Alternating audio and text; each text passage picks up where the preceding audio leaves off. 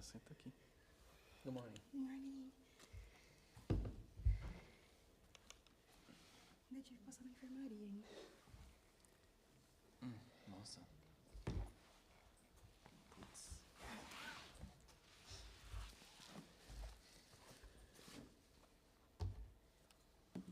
Então aí eu pensei que a gente pode cada um falar entre 5 e 10 minutos. E depois a gente abre para perguntas e tal.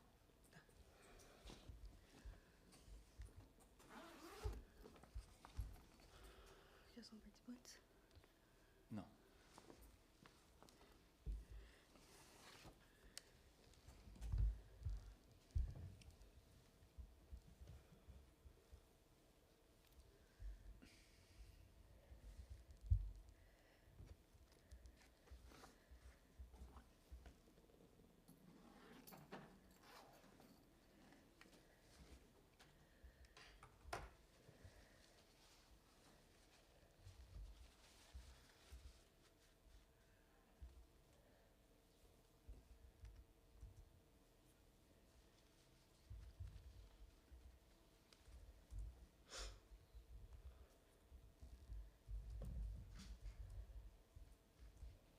A gente espera quanto tempo pra chegar aos participantes? Acho que a gente começa mais ou menos na hora, um pouquinho, espera uns 2 minutos.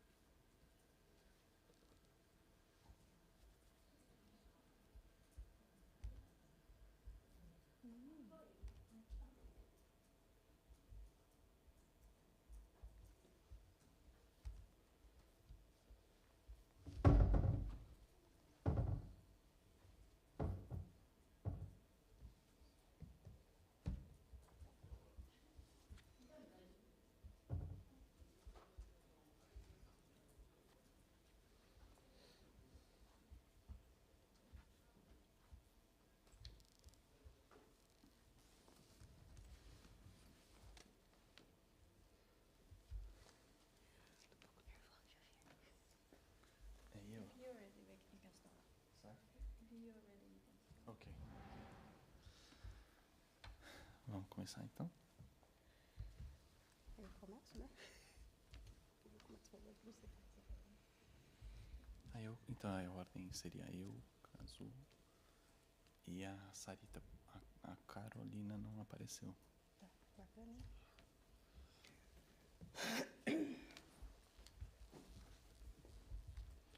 Okay, so you're going to start? Okay. Peraí, você tem... Manda o nome certinho do workshop pra mim, por favor. O nome certinho do workshop pra mim, por favor.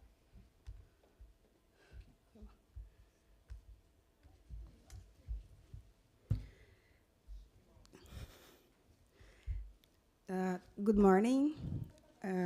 My name is Ana.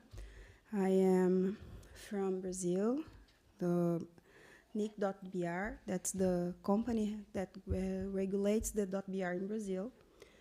And today we will start the network session that's called, Advancing Open Science Globally, Challenges and Opportunities. And the first one to talk is Henrique Xavier, who works with me. And he holds a doctorate in physics from the University of São Paulo. And he was a visiting scholar at the University of Pennsylvania in the United States. And he has a postdoc. He is a postdoc researcher at the University College of London. And currently, as I said, he serves as a researcher specializing in web science at NIC.br. And he is actively engages in open science practice. So, Henrique, please. Okay, thank you. So I'll start with a brief overview of open science, and I'll share some of my thoughts on the challenges, more from the practitioner point of view. Then I'll leave for the actual researchers on open science to talk more about it. So open science in a short sentence would be to make the science process and the science products available for everybody, regardless of nationalities, institution affiliations, levels of expertise, and economic condition, and other stuff as gender and so on. The idea is that with open science, we can improve efficiency by sharing knowledge and sharing resources. We can reduce costs as well. There is also, it may be a way to improve reproducibility in science, as you allow people first to see the data you used and what the analysis in principle, well, at least if you adopt the good practices in open science, allows you to see people to see the analysis you did. So this in principle should help with reproducibility as well. It should also improve the social impact of science. For instance, during the COVID pandemic, there was a large increase in open access to publications due to the need of timely information regarding the pandemic. And also, making a connection to points that have been discussed here in the forum, open science, for instance, in health, could be an important asset for fighting misinformation online. So especially through one of its let's say, channels, which is science, citizen science and public outreach. UNESCO actually published a document, a recommendation for open science, which was published in 2021 and was accepted by 192 countries. So I think that's a good landmark, yeah, well, a good event that happened, right? And it describes what open science is, and it separates in basically four topics. I'll emphasize three of them, which is the open science, the open access itself, for instance, so everybody has access to scientific publication, scientific knowledge, training material, and so on. Also, open access, you can also expand that to open access to data and also to the analysis made. You also have a second part of the open science, which would be open infrastructure. So both having infrastructure for sharing all this knowledge, like repositories and web journals, but also sharing the resources and infrastructure needed to perform science, right, to conduct science. Coming from the astrophysics field, there was one thing that I think serves as an example, is that telescopes are nowadays very expensive machines, and they are usually paid by a consortium of countries, but many projects also open sometimes some observing time for the community as a whole, even if the country didn't contribute to that project. So it's a way of sharing some of the, at least part of the resources needed for doing research. And a third part of that I would like to emphasize is the citizen science, which can has a few, let's say, ways that are implemented, right? So one of these ways is the crowdsourcing. So getting help from the public, from the general public, to do science. Also, that you can use crowdfunding for science, and a public outreach is also something that is important. So making the science more intelligible and accessible to people that are not experts in the field. Another point in citizen science is about making amateur scientists, and not necessarily professional ones, to be able to contribute better to science. And of course, open science, I'm not sure if it would be impossible, but certainly would be very difficult without the internet. So the internet actually enables and fully enables the creation of open science, right? So I think that already raises some. Of course, there are some regions that still needs infrastructure, but it seems to me, then I'll also like to hear from the other speakers and the audience, that the main challenges to open science are more social and political, because the technical part, apart from the access in certain regions of the world, it's basically solved, I guess. Okay, so from the challenges, I would, for me as a practitioner, I think the access to publications is still, although it's an old topic, I guess, but it's still an issue that should be addressed. The majority of scientific publications are still behind paywalls nowadays, and that might be a challenge, especially for countries that don't have as much funding to pay for the subscriptions. Another thing that we could,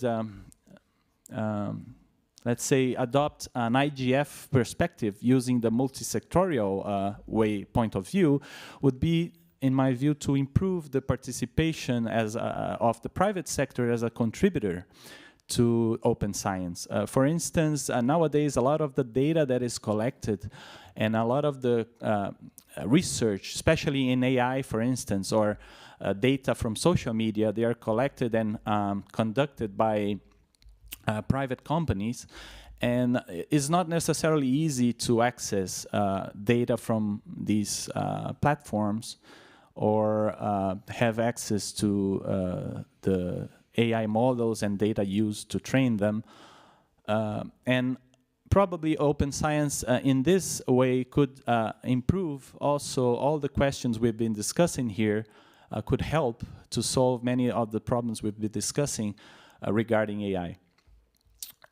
And finally, let me see.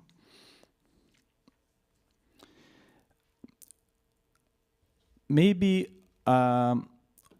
open science also, I'll leave it for the speakers to complement, and I'll like I'll leave for Anna to conduct the next part of the talk. Okay. Thank you, Henrique. As the next to talk about open science here is Mr. Kazuhiro Hayashi. He holds a master's degree in chemistry from the University of Tokyo, and he is recognized as a prominent figure in the field of open science. He has served as an expert member for various institutions, including UNESCO, G7, and OECD. And additionally, he co-founded the Japan Open Science Summit. And currently, he serves as a director of the Research Unity for Data Application at the National Institute of Science and Technology Policy in Japan. Please, Mr. Kazuhiro. Thank you for kind introduction. I'm Kazu Hayashi from the National Institute of Science and Technology Policy in Japan, so-called NICEP. Our institution is a kind of a think tank research institution for the government to provide evidence for the science technology policy. And I'm supposed to be the expert of open science. And today I would like to introduce the current background of the open science from the viewpoint of Japan's open science policy. And here is a cheat sheet of the kind of a digital transformation since 1990s.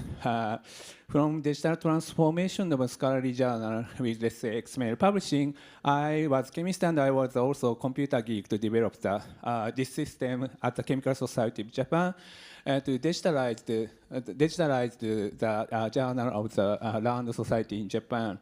And afterwards, the open access movement came, and in 2005, we implemented open access.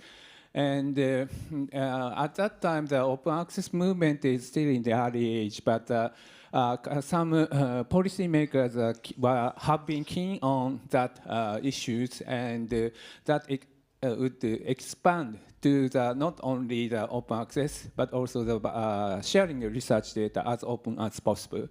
And after COVID-19, we are entering a kind of a reopenness of science itself. Let's say the citizen science, as Henrique introduced, or virtual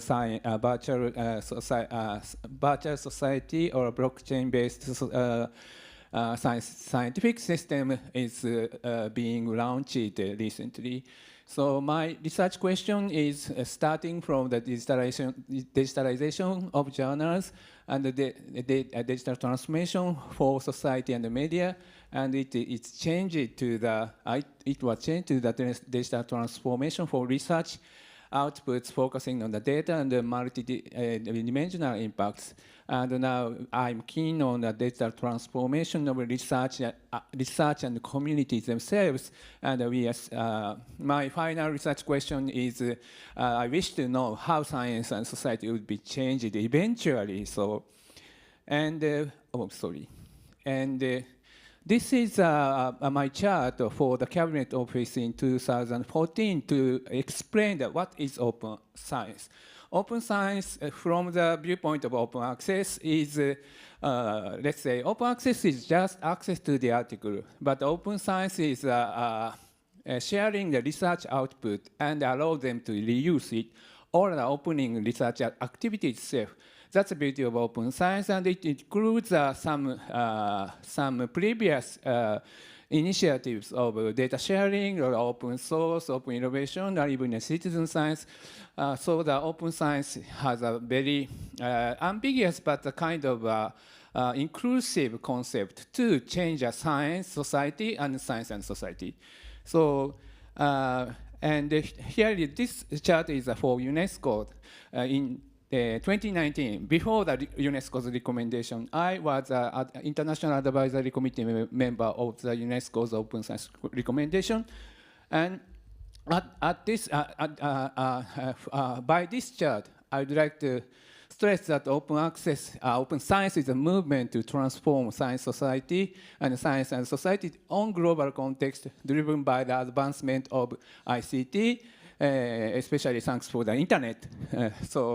And we are entering from the publish or perish world to the share or perish world. And we are still in a transition state because we are still based on the legacy based framework, legal society framework, or any other social system is still based on the printed based or something robust but legacy, established but legacy one. So we are going into the kind of a somewhat chaotic phase or transition state to transform to the new order.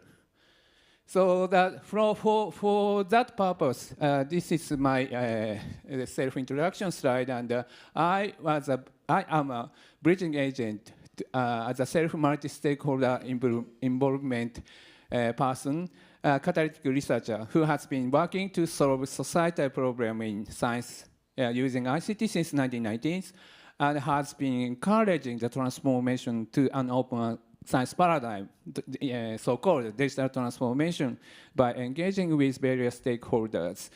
And I'm in the policy side now as an expert member of the UNESCO, G7, OECD, Cabinet Office, and so on.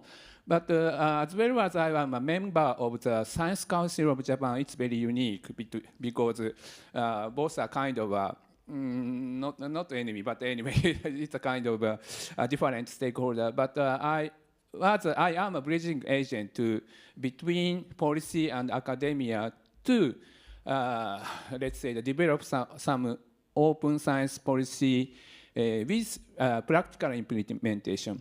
And those bridging activities have been based on my real experience of the transsectoral practice-based dialogue and awareness raising, let's say that as a scientist or as a e-journal or as a publisher with e-journals or a foresight with librarians and others, or any other research data sharing practice, let's say the research data alliance, I have a lot of acquaintances to discuss. And here I'm very happy to have a connection of IGF to discuss this matter.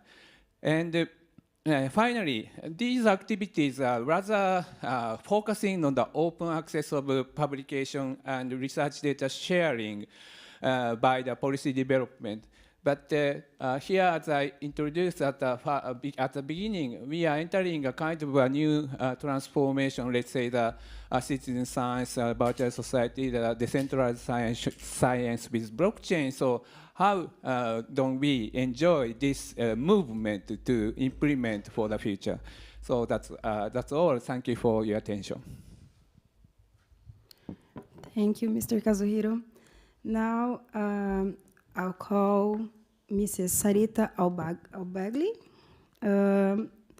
She earned her doctorate in geography from the Federal University of Rio de Janeiro and pursued her postdoctoral research at the London School of Economics and Political Science, with considerable expertise in journal editing. She currently serves as a coordinator of the Open Science and Citizen Innovation Laboratory at the Brazilian Institute of Information Science and Technology. So please, Sarita.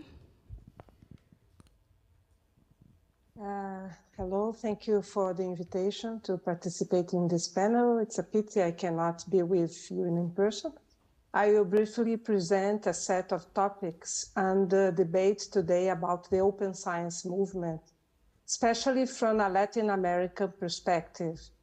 Although open science is an international movement, it involves local and regional specificities, views, and issues. I will organize my presentation into 5 groups of questions or issues. The first question is, which openness? This question refers to the very meaning and scope of the idea of opening science. The open science movement was initially driven by the open access movement for scientific publications since the last decade of the 20th century, as a reaction of the high prices charged by some international commercial publishers.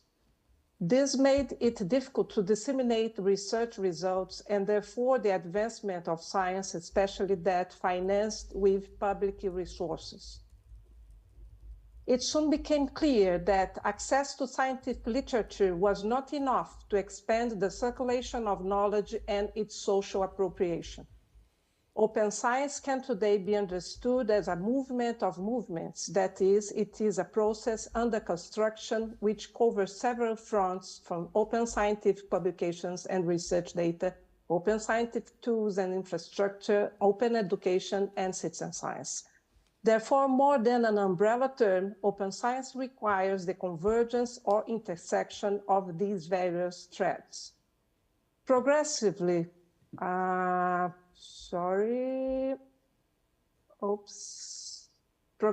the notion of openness moves from a pragmatic vision, increasing volume, speed, and quality, towards a democratic vision, or at least a combination of these two perspectives, the pragmatic and the democratic ones.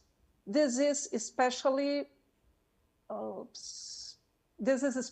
relevant for countries in the Global South and Latin America in particular. The second question is, what science? Open science for what? This question implies, once again, that what is at stake is not only the quantitative dimension of openness, but also the type of science and knowledge that we will need to produce. Many point out that the dominant scientific paradigms have promoted invisibility and have created obstacles to the advance and recognition of other and more diverse scientific trajectories and types of knowledge that could give way to more sustainable development paths. There is also a geopolitical dimension here. On the one hand, the consequences of the present social environmental crisis are global. The entire world is under threat and therefore require articulated efforts on a planetary scale. On the other hand, the impacts of the crisis and the conditions to confront it are not equally distributed.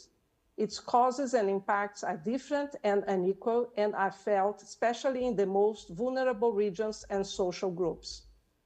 The third question is open science for whom? Who counts?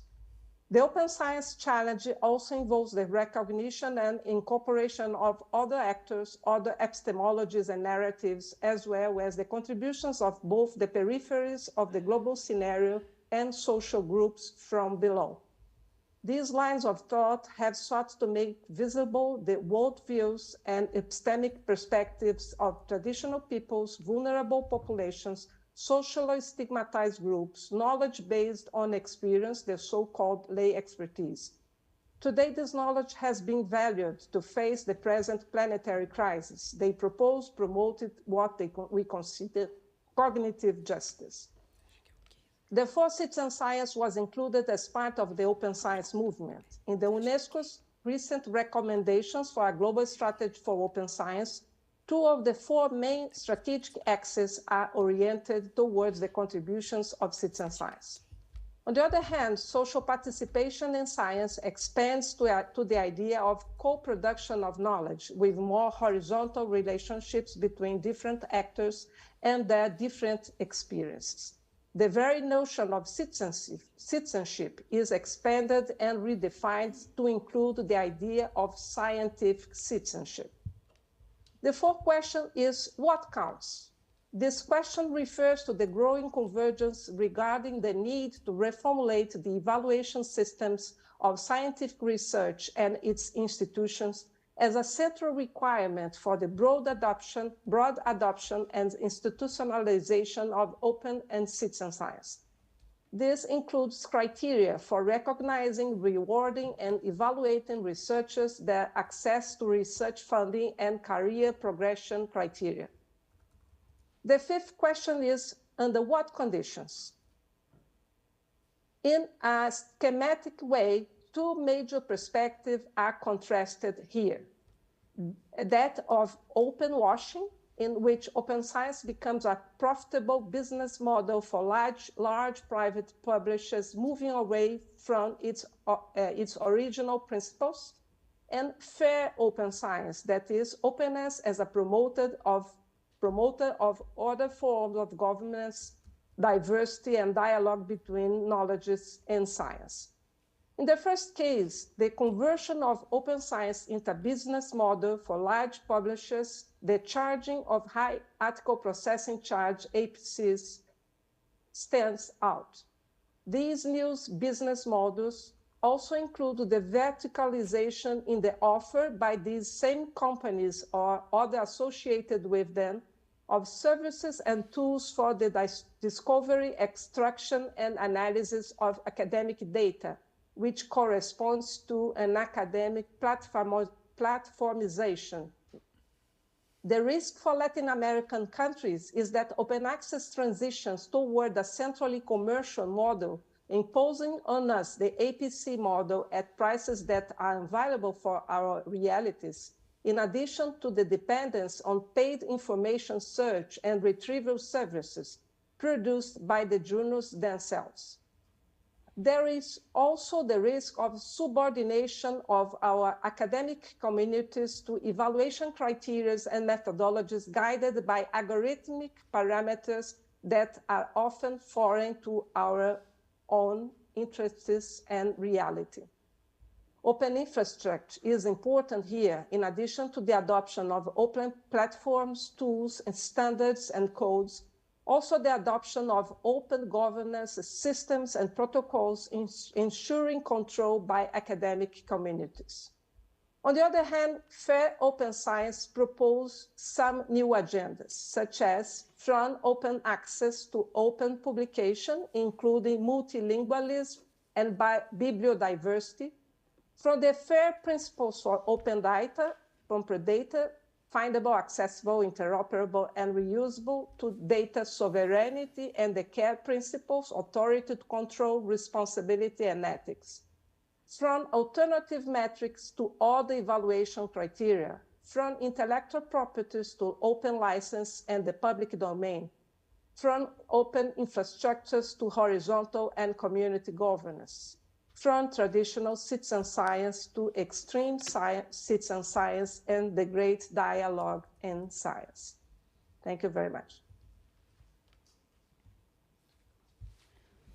Thank you, Sarita. Now I will ask a moment. Carolina Botelho. She is the director of Charisma Foundation and serves as a columnist for both El Espectador and La Cia Vacia. With a background in law, she holds a master's degree in international and cooperation law, as well as in trade and contract law. She's a member of the board of directors for Creativity Commons and of CSISAC, the Civil Society Observer Group of the OECD. Please, Carolina. Thank you very much, and good evening.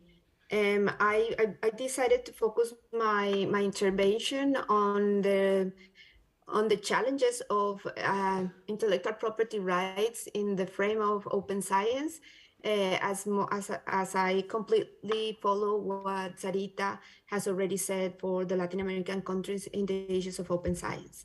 So I would like to remember that during the pandemic, while during 2021, the countries lived their very own drama and were not able to provide vaccines, some even during many more months, The question was no longer, how do we keep the current status quo of intellectual property? It was, how can open science reduce harm? And it is, why did we allow the collaboration that boosts the production of a vaccine not to be the rule for its deployment, but instead it turned out into another way of increasing profits for few? These questions continue to be the case because the truth is that not even the pandemic allowed us to change the power relations. So analysis of open science and other open collaborations efforts show that flexibilities and open licenses mechanisms favors innovation and creativity, allowing a faster pace of problem solving and adaptation of technical solutions to local realities. It is a great tool for collective intelligence. Moreover, focusing on public health, the frustration that we now face on the fact that we were not able to shift the power relation is because this situation is also lived by millions of people in the world that live with orphan diseases. The health emergencies that we live during the pandemic is their day-to-day. For those people, open science is not new. For them, it is what potentiates experiments that are already under development. For many of them, open science is the road to take because there will never be a market.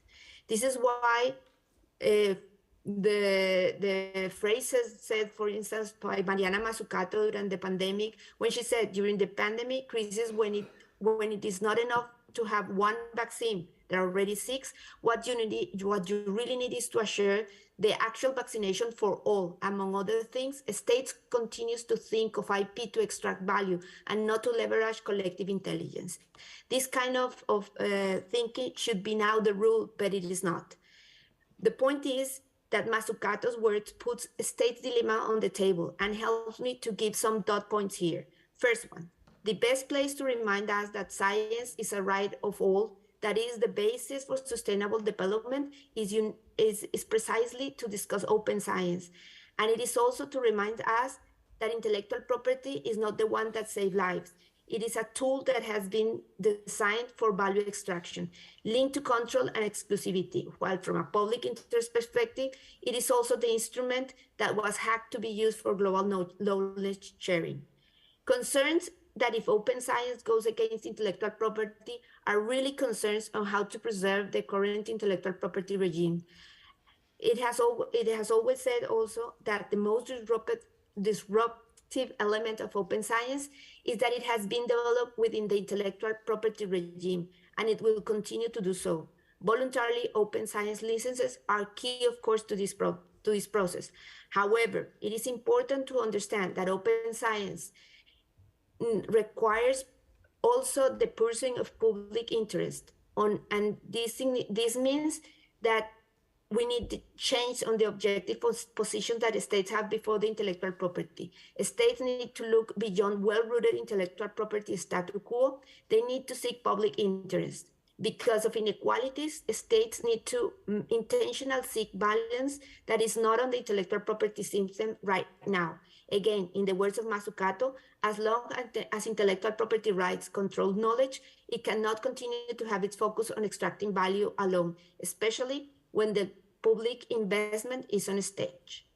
So finally, I would like to recall here the draft, the UNESCO recommendations on open science that has already been mentioned a couple of times to highlight that it needs to recognize that the intellectual property regime needs to recognize the flexibility because the protection is not enough. Under the current discussion that continues about the patents and its role on the public health system, we require to acknowledge and promote open science. We have to deal with intellectual property regimes, not only in patents, but also in copyright. It is necessary that the value extraction model creates uniformity in protection, but also to bring it to the flexibilities. Recent work, for instance, at American University conclude that fewer than 25% of countries have copyright systems that permit the text and data mining research that is key for health. It was the key, at least, to identify and predict the COVID pandemic.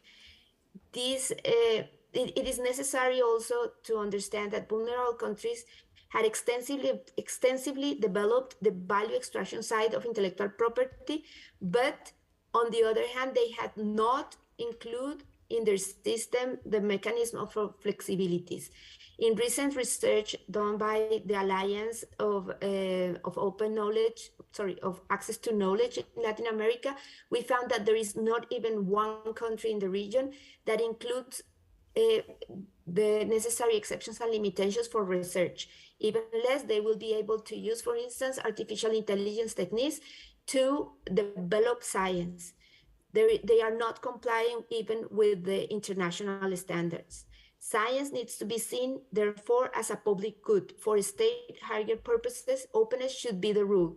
And under this logic, not only intellectual property, but other considerations, such as privacy concerns, for instance, need to be pushed to consider openness and as possible, and to push for open as the most possible, and close only as needed. So the questions have dramatically changed after the pandemic, but we are still trapped with the same official answers. We need to change, and open science is one way.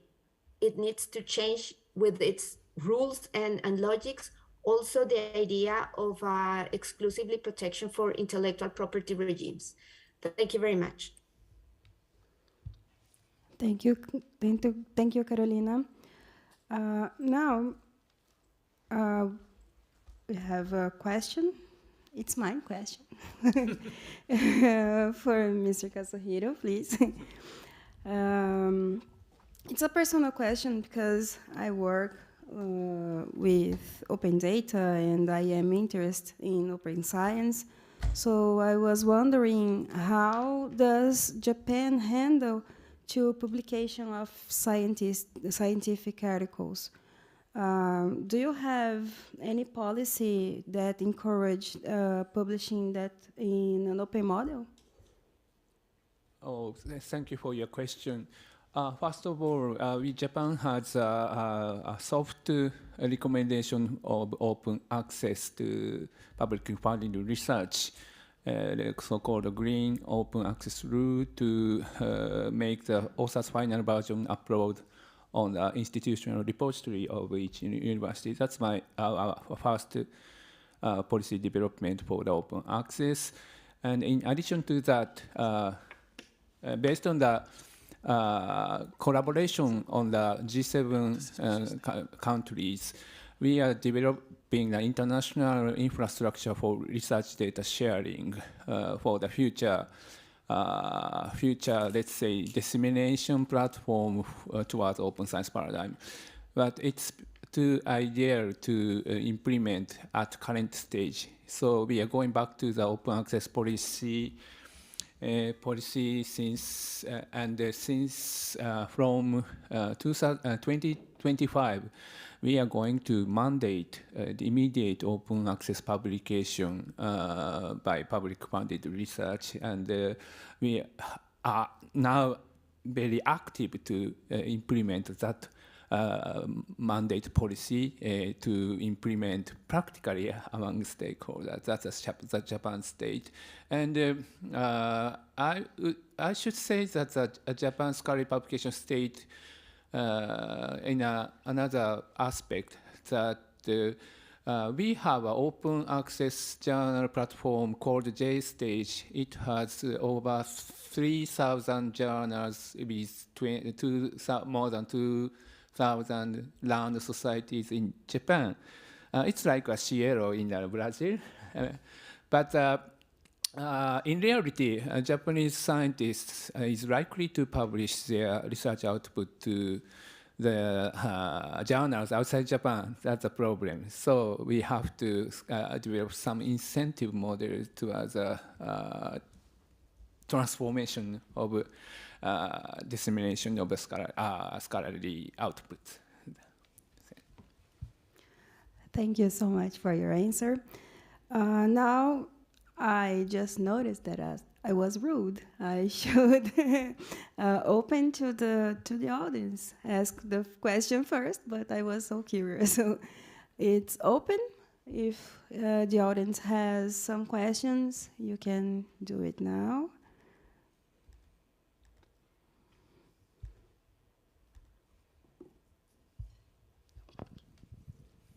Are you looking for open questions? Oh, yeah. It's Vint Cerf. I have just an incredible pile of questions, and I'm trying to put down a list of the desirable properties of an open science environment. What's the ecosystem look like? And so some of the questions that we have to answer, I think, are, first of all, discovery. How do I discover publications, experiments, databases related to science? Google tries to contribute with Google Scholar, but it doesn't cover 100% of everything. So we need to answer the question, how will scientific results be discovered? The second one has to do with, after you've discovered them, will they have standardized formats so that the documents that document the science and the databases that contain the information are manageable? So where will those standard formats come from? Some of you are familiar with something called schema.org, which was set up by Google and others in order to document the formats of the various data that we might find. Another thing that we would be looking for in this desirable properties list is the design of the experiments themselves. We documented the experiments, the instruments that were used, calibration methods, and so on. This is all aimed at reproducibility of the experiments. A big problem is which software might have been used to analyze the results. Is that software available, and will it be available in the future? And how does it get paid for? Unfortunately, open source software may not be the perfect solution either, because we all know that often it doesn't get adequate attention in terms of maintenance. And to make matters worse, sometimes open software has bugs that are exploitable and that lead to vulnerabilities, potentially also leading to loss of integrity of the scientific data that you hope would be helpful in reproducing the experiments. And then there's the really hard problem is who pays for all this? And how do we pay for it long enough that the science is usefully accessible over time? I won't go on and on. I mean, I could, but the point I want to make is that if we are trying to promote open science, I think we need to collectively answer a lot of these questions. The hardest one, I think, still is funding. Archive, for instance, is essentially a sponsored database. Someone pays for that for all of our benefit as a result. Is that the only successful model, or can there be others? I'll suggest one or two others that might be of interest. One of them is the Research Data Alliance that was sponsored by the National Science Foundation, which continues as far as I know. Another, we talked a little bit in several of the presentations about open source, open access methods, where the parties who are publishing basically pay to make the information openly accessible. Once again, we have the problem that not everyone is in a position to pay for that kind of open access. So we need to find funding models that will work. We look for the beneficiaries of the open source and open science data. The private sector may benefit from that. We might turn to the private sector and ask for their help as well. But you have to sell the model to them. So I'll stop there. That may not be exactly a set of questions, but I do wonder if we've documented answers to these things. Could an output of the IGF include an essay called Desirable Properties of an Open Science System, and then list what those properties are, and then ask the questions, if we don't answer them, about how to achieve those properties? So I'll stop there, but thank you.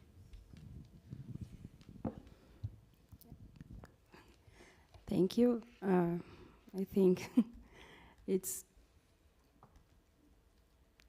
too difficult to answer these questions. But Henrique. Yeah. Well, I don't know if anyone wants to comment on Windsurf's comments. Okay. After you. Go ahead. Go ahead. Yep. From policy side, I'd like to introduce the current situation to implement the open science, including their questions. So, from my point of view, we use a kind of hybrid pathway. One is practical but short vision, practical methodology with short vision. Let's say that we mandated open access to the public scholarly journals, and it is now being associated with sharing the data of the publication. So it is closely related to the incentive to share research data for researchers. You know that our current ecosystem of scholarly publication with evaluation is too robust to change rapidly. So within a reputation model or the evaluation model of the scholarly ecosystem based on the journal articles, we encourage researchers to share their research data with open access articles.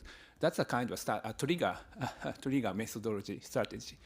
And on the contrary, we are aiming a kind of a totally new, develop a totally new ecosystem with research data sharing. Let's say the European Open Science Cloud is seeking a way to develop a platform for research data sharing without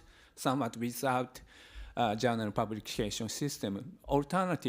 Let's say alternative route to the journal publication or to disseminate the research output. So, but as I introduced in my talk, so it's very hard for them to incentivize to move to, let's say, enjoy on the new platform. So we are thinking a kind of intermediate methodology or a strategy, and it includes the standardization of data format for easier dissemination of research data sharing, or any other development of software for make researchers comfortable for research activity itself. So it's kind of a pre-competitive situation among even in G7 country or any other UNESCO's 193 countries. So we are, let's say, on the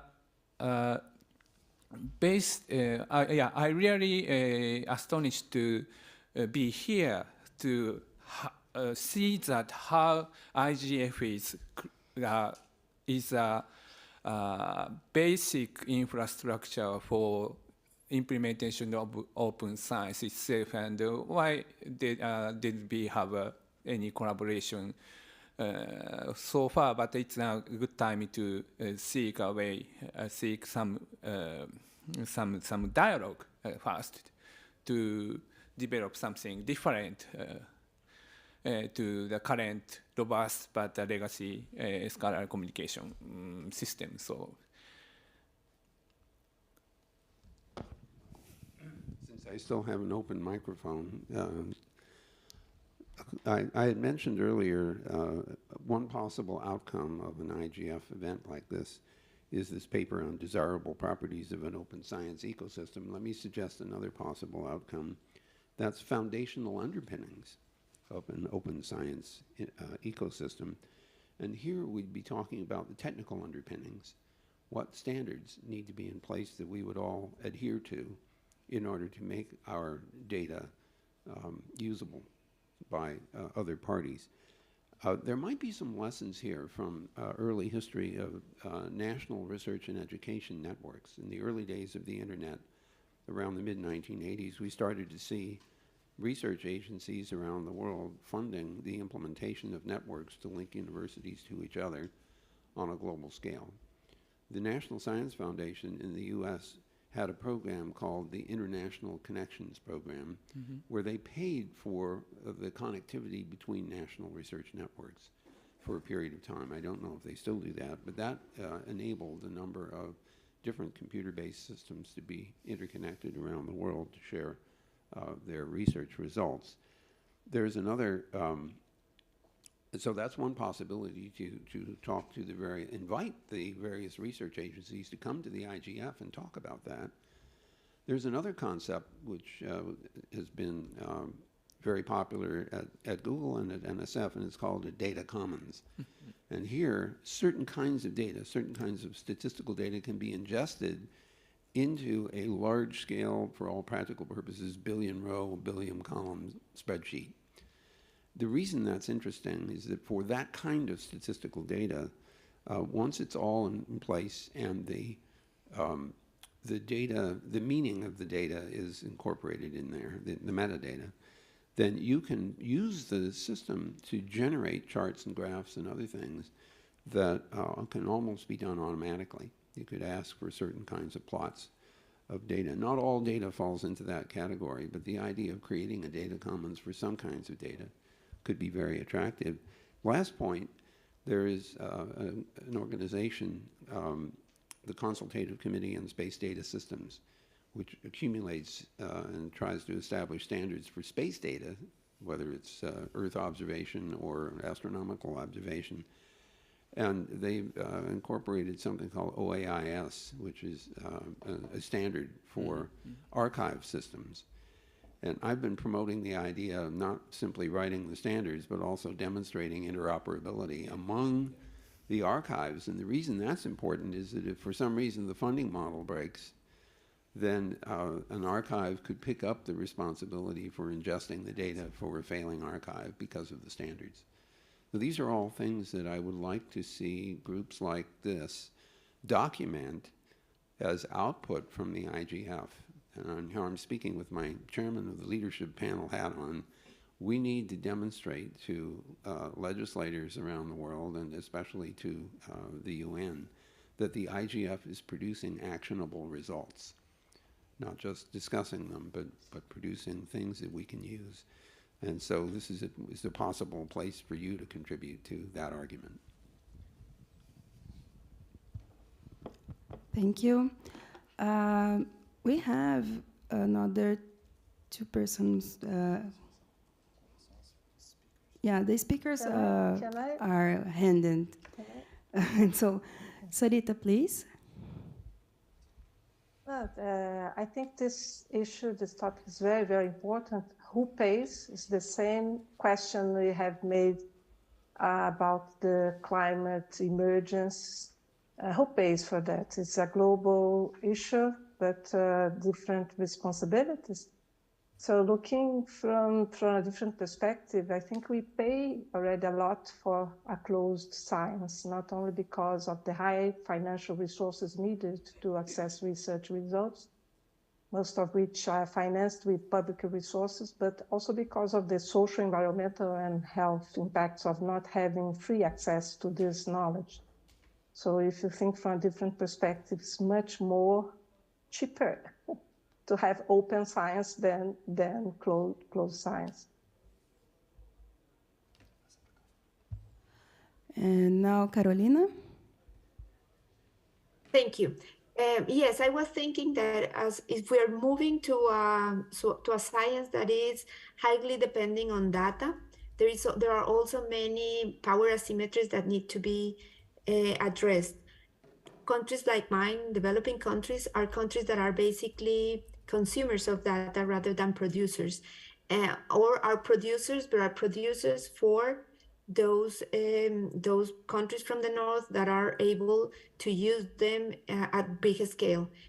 In order to try and achieve this and allow also developing countries to be participants of a science that is based on data, we really need to also speak about the change on the legal framework for research. And this is something that is highly dependent on the forms such as WIPO. Then there is a need to discuss these topics and leverage, level the field for all the countries to be able to use data for research purposes.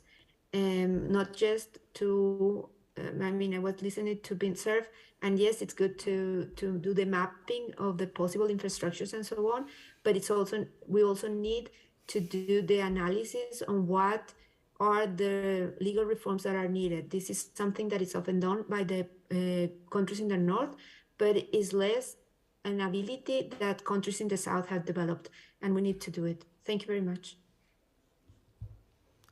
Thank you, Carolina. Now we have another question from Henrique. Please, Henrique. Okay.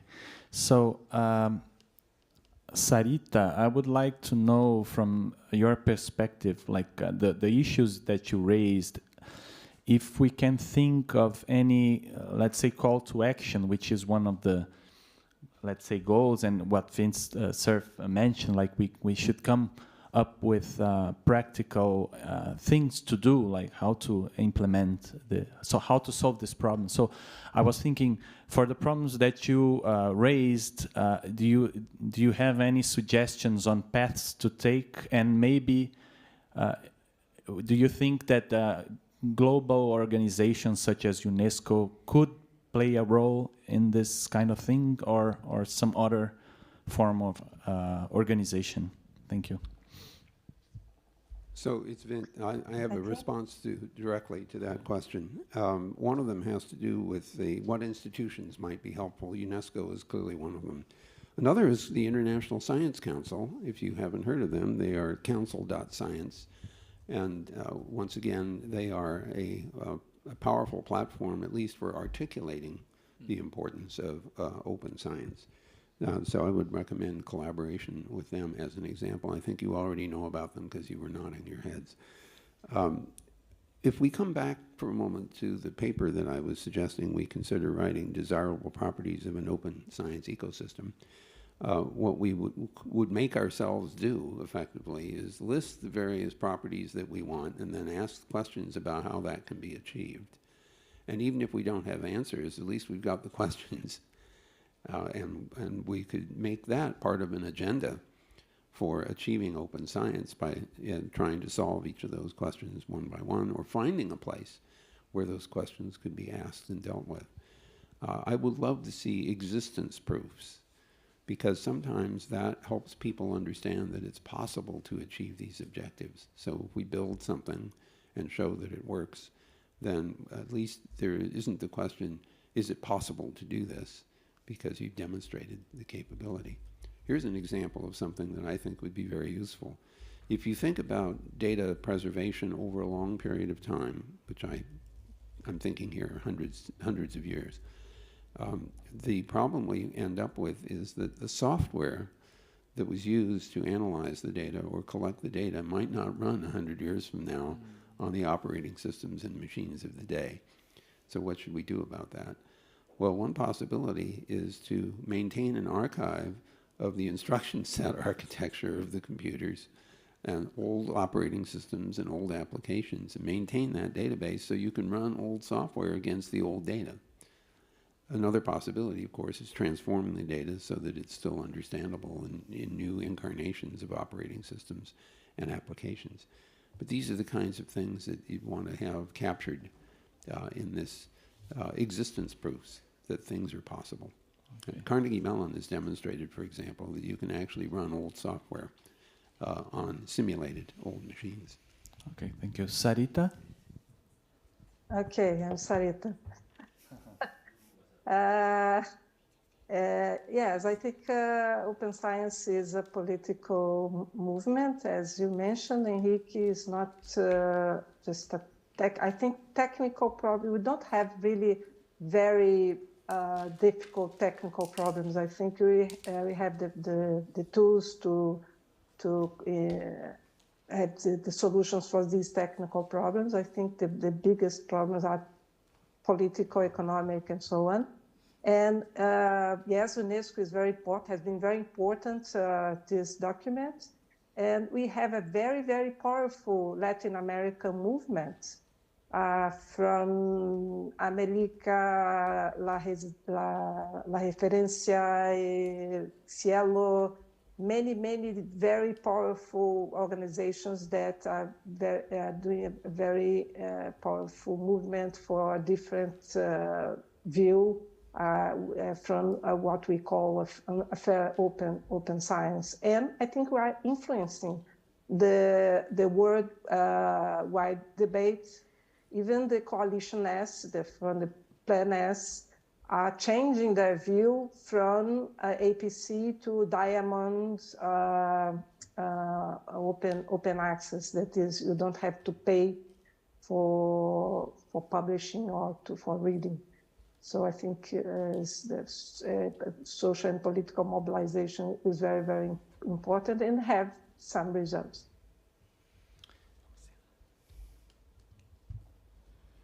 So thank you for so much, everyone. Oh, we have another question. I'm Michael Nelson with the Carnegie Endowment for International Peace.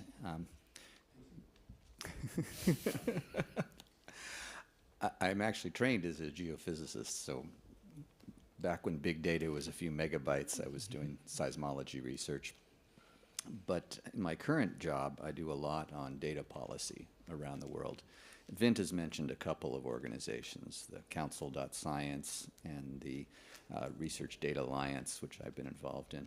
I'm curious what the panelists and others think are the groups that are doing the most innovative things to answer the questions that Vint laid out there. I work with the National Academies of Sciences in Washington. We have a committee, a national committee for co-data, which I'm on, and that's a wonderful global network, but I don't think it's realizing its potential. Part of it is funding. Part of it is the very different needs of different disciplines. Mm-hmm. Health data has to contend with private data protection laws. If you're doing agricultural research or designing sewage treatment plants, you don't have that problem. So if people could point to the international groups that you think are fostering the sharing of lessons learned, I'd be very happy to hear that. And then I have a follow-up question as well.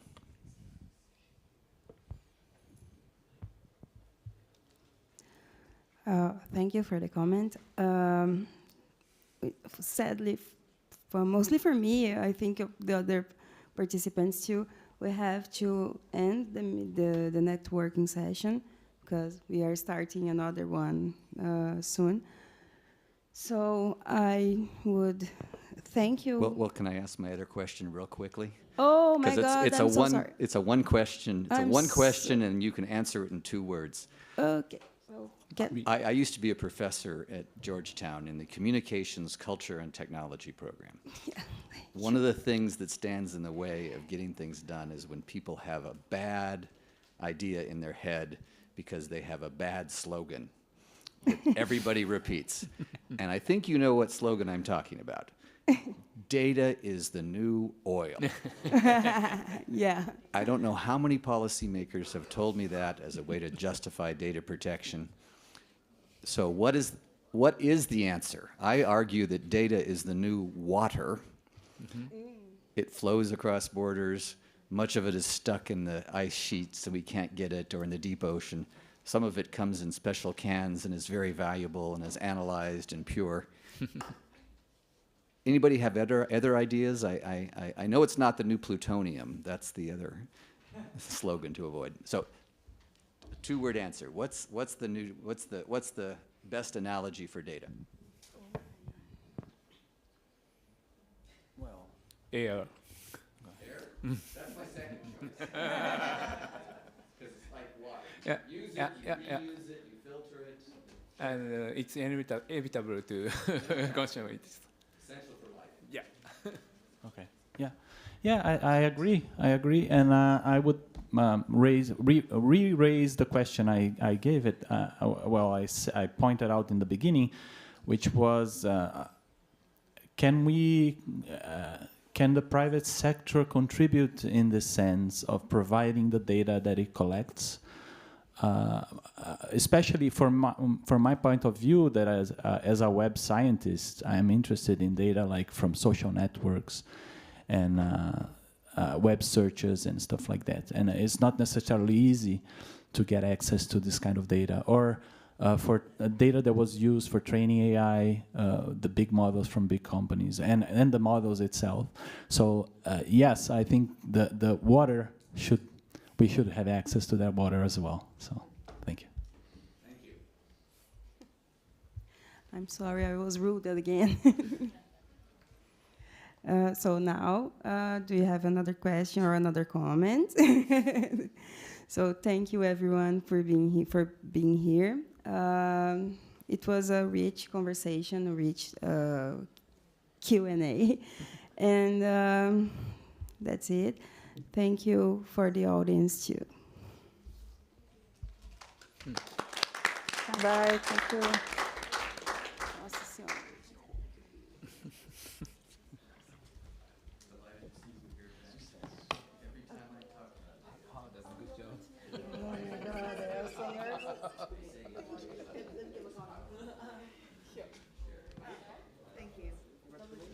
Thank you very much. No, I was nervous. Quem estava fazendo o relatório? Ah, ninguém. Eu que vou fazer. Puta que pariu. Não, mas é só, não precisa fazer na hora. Você faz o quê? Por terra. Ele aí, ó. Ele é o online moderator. Ah, online moderator. Depois tem 24 horas pra fazer. Não, é até as 9 horas do dia seguinte. Você vai ter 24 horas, é até as 9 horas do dia seguinte. Eu tô como reporter de alguém, sua, né? E sua, não é? O quê? Eu tô como. Vou participar de alguma coisa sua. Online moderator. Online moderator? Graças a Deus. Só vou. Quer dizer que Não fazer nada. Graças a Deus. Tudo bem, eu quero dizer que Okay. No, I got it. Okay, excuse me, we have the next session here, so... Okay. Sorry. No problem. That's it. No, that's the main thing. Mano, fica muito feio ela pedir uma foto pro 20. Acabou de sair, ele ainda deu tchauzinho pra mim.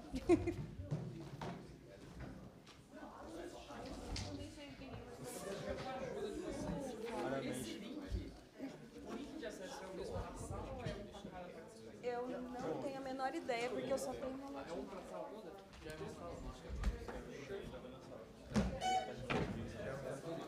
Xavier.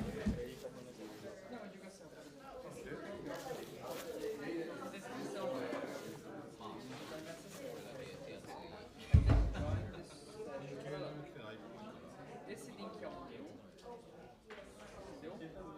Se eu compartilhar, eu posso compartilhar com a pessoa? Ou é um individual? Esse link é individual? Não, é geral. É um da sala. Tem certeza? Então, mas é... Inclusive, confere se a sala está certa. Não, então, mas eu quero dizer assim, porque o ano passado é para a sala, para cada usuário. Não, mas eu entrei nesse link, todo mundo tinha pegado essa. Então, mas nesse mesmo link, ou cada um recebeu o link na sua página? Não, você entendeu o que eu quero dizer? Você clicou no que Aparece isso aqui, você preenche isso aqui, e aí você clica registro, ele vai te dar um...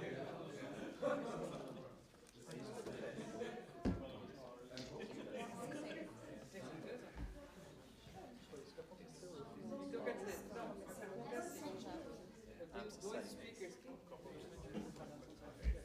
Será que eu posso? Acho que sim, porque eu vi patrocínias lá passado, ela falou assim, não fiz registro, blá blá blá blá blá, aí eu falei com ela, não, só com o link do negócio você consegue fazer só com esse link. Mas pede pro pessoal fazer registro agora, no dia das dúvidas, que ainda dá pra fazer. Mas o pessoal prova. A Sarita teve esse problema. E aí você mandou esse link pra ela? No, not like this with the paper properly. Serious hard work. Parabéns, Xavier. Yes.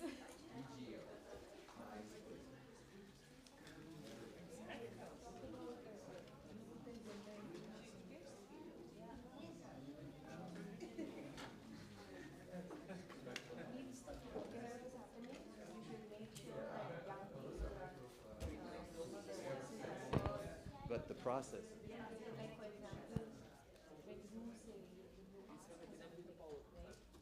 Hello. Professor Michael Best, can you hear us? I can. Can you hear me? So because we are trying to testing if the sound is good.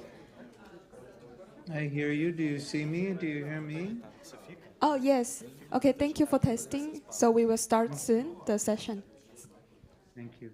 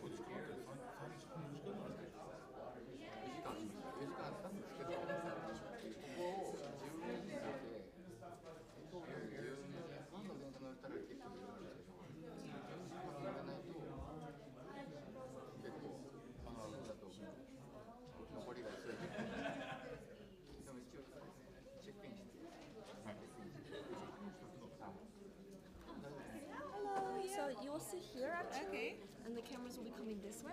Okay. So you and Miss Sa is over there, and Professor Lee, and then this will be the clicker for all of you. Okay. And you just pass it down. So maybe Professor Dasomli sit here. Yeah. 아까 전에 저희 저분한테 소개시켜줬어요. 저랑 카네기에서 같이 일하시는 분이에요. 그래요? 네. 소개시켜주셨던 네. 그거 해서 갑자기 깜짝 놀랐는데 소개시켜드리겠어요. 아, 네. 근데 지금 저희 시간이 지금 할 수 있을 것 같은데. 아, 네. 오늘 발표자가 그러면은 그 인펄스는 교수님하고 저밖에 없나요? 네, 오늘 그럴 것 나머지는 다 온라인인가요? Do you Yeah, so think? Michael Best is here online. And Tamara is on. Tomorrow is a video. Okay. In But within the 60 presentation. minutes. I edited it. Ah, and okay. I cut and I speed her up slightly. It's 5 minutes. Okay.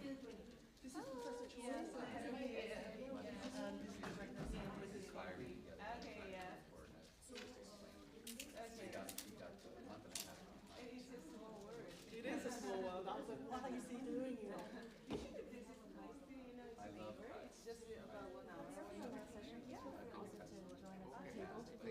like, since we're free, right at the table, if you like, I may have, I was in this building in 1986, the ITU plenipotentiary. I was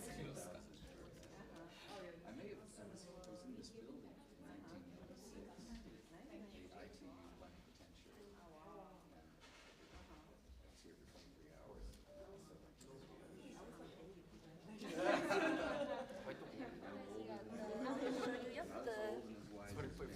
here's the clicker, so y'all will just pass it down as it's your turn, and it's just this to go to the next slide and to go to the previous slide. Excellent.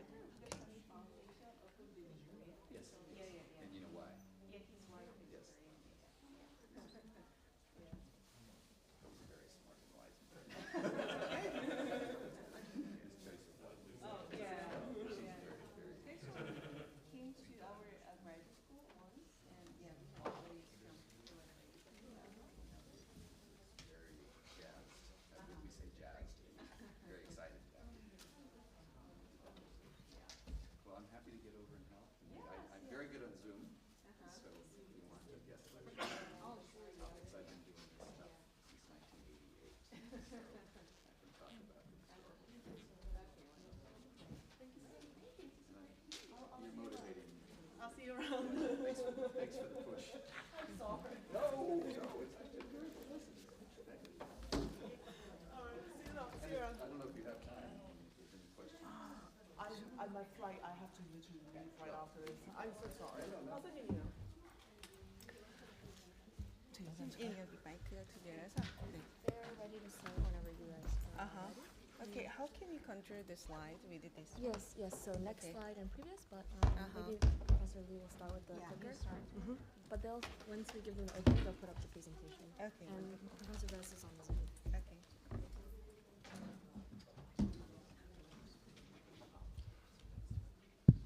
Hi. I'm Gitanjali from Okay. ITU. Yes. Nice to see you. Yeah, you're the person who's going to give a talk.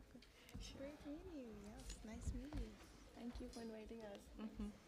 Your son? Yeah, I used to have a son, a little He's bit here? younger than. No, he's not here. I brought a youth delegate to your meeting.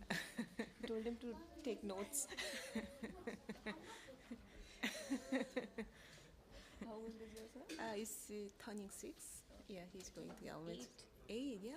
That he loves Pokemon and I see. Nintendo. Oh, and yeah. all that. So,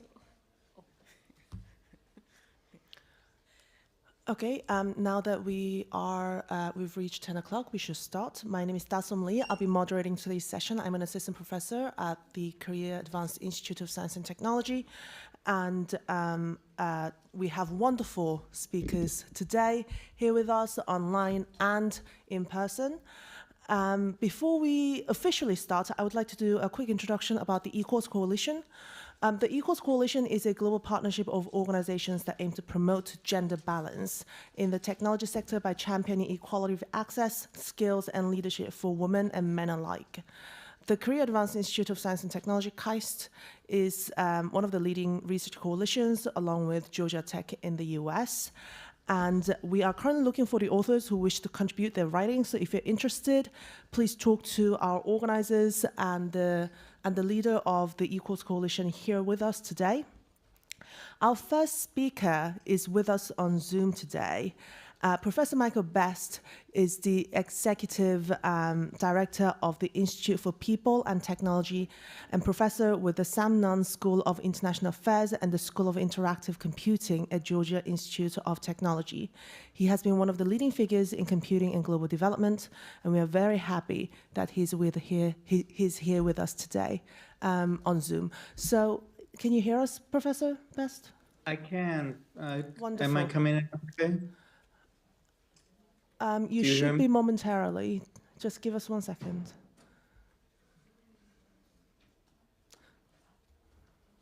Do you hear me now? Yes, we can see you and then we can hear you. Perfect. Okay, awesome. Thank you, Professor Lee, and good morning to all you.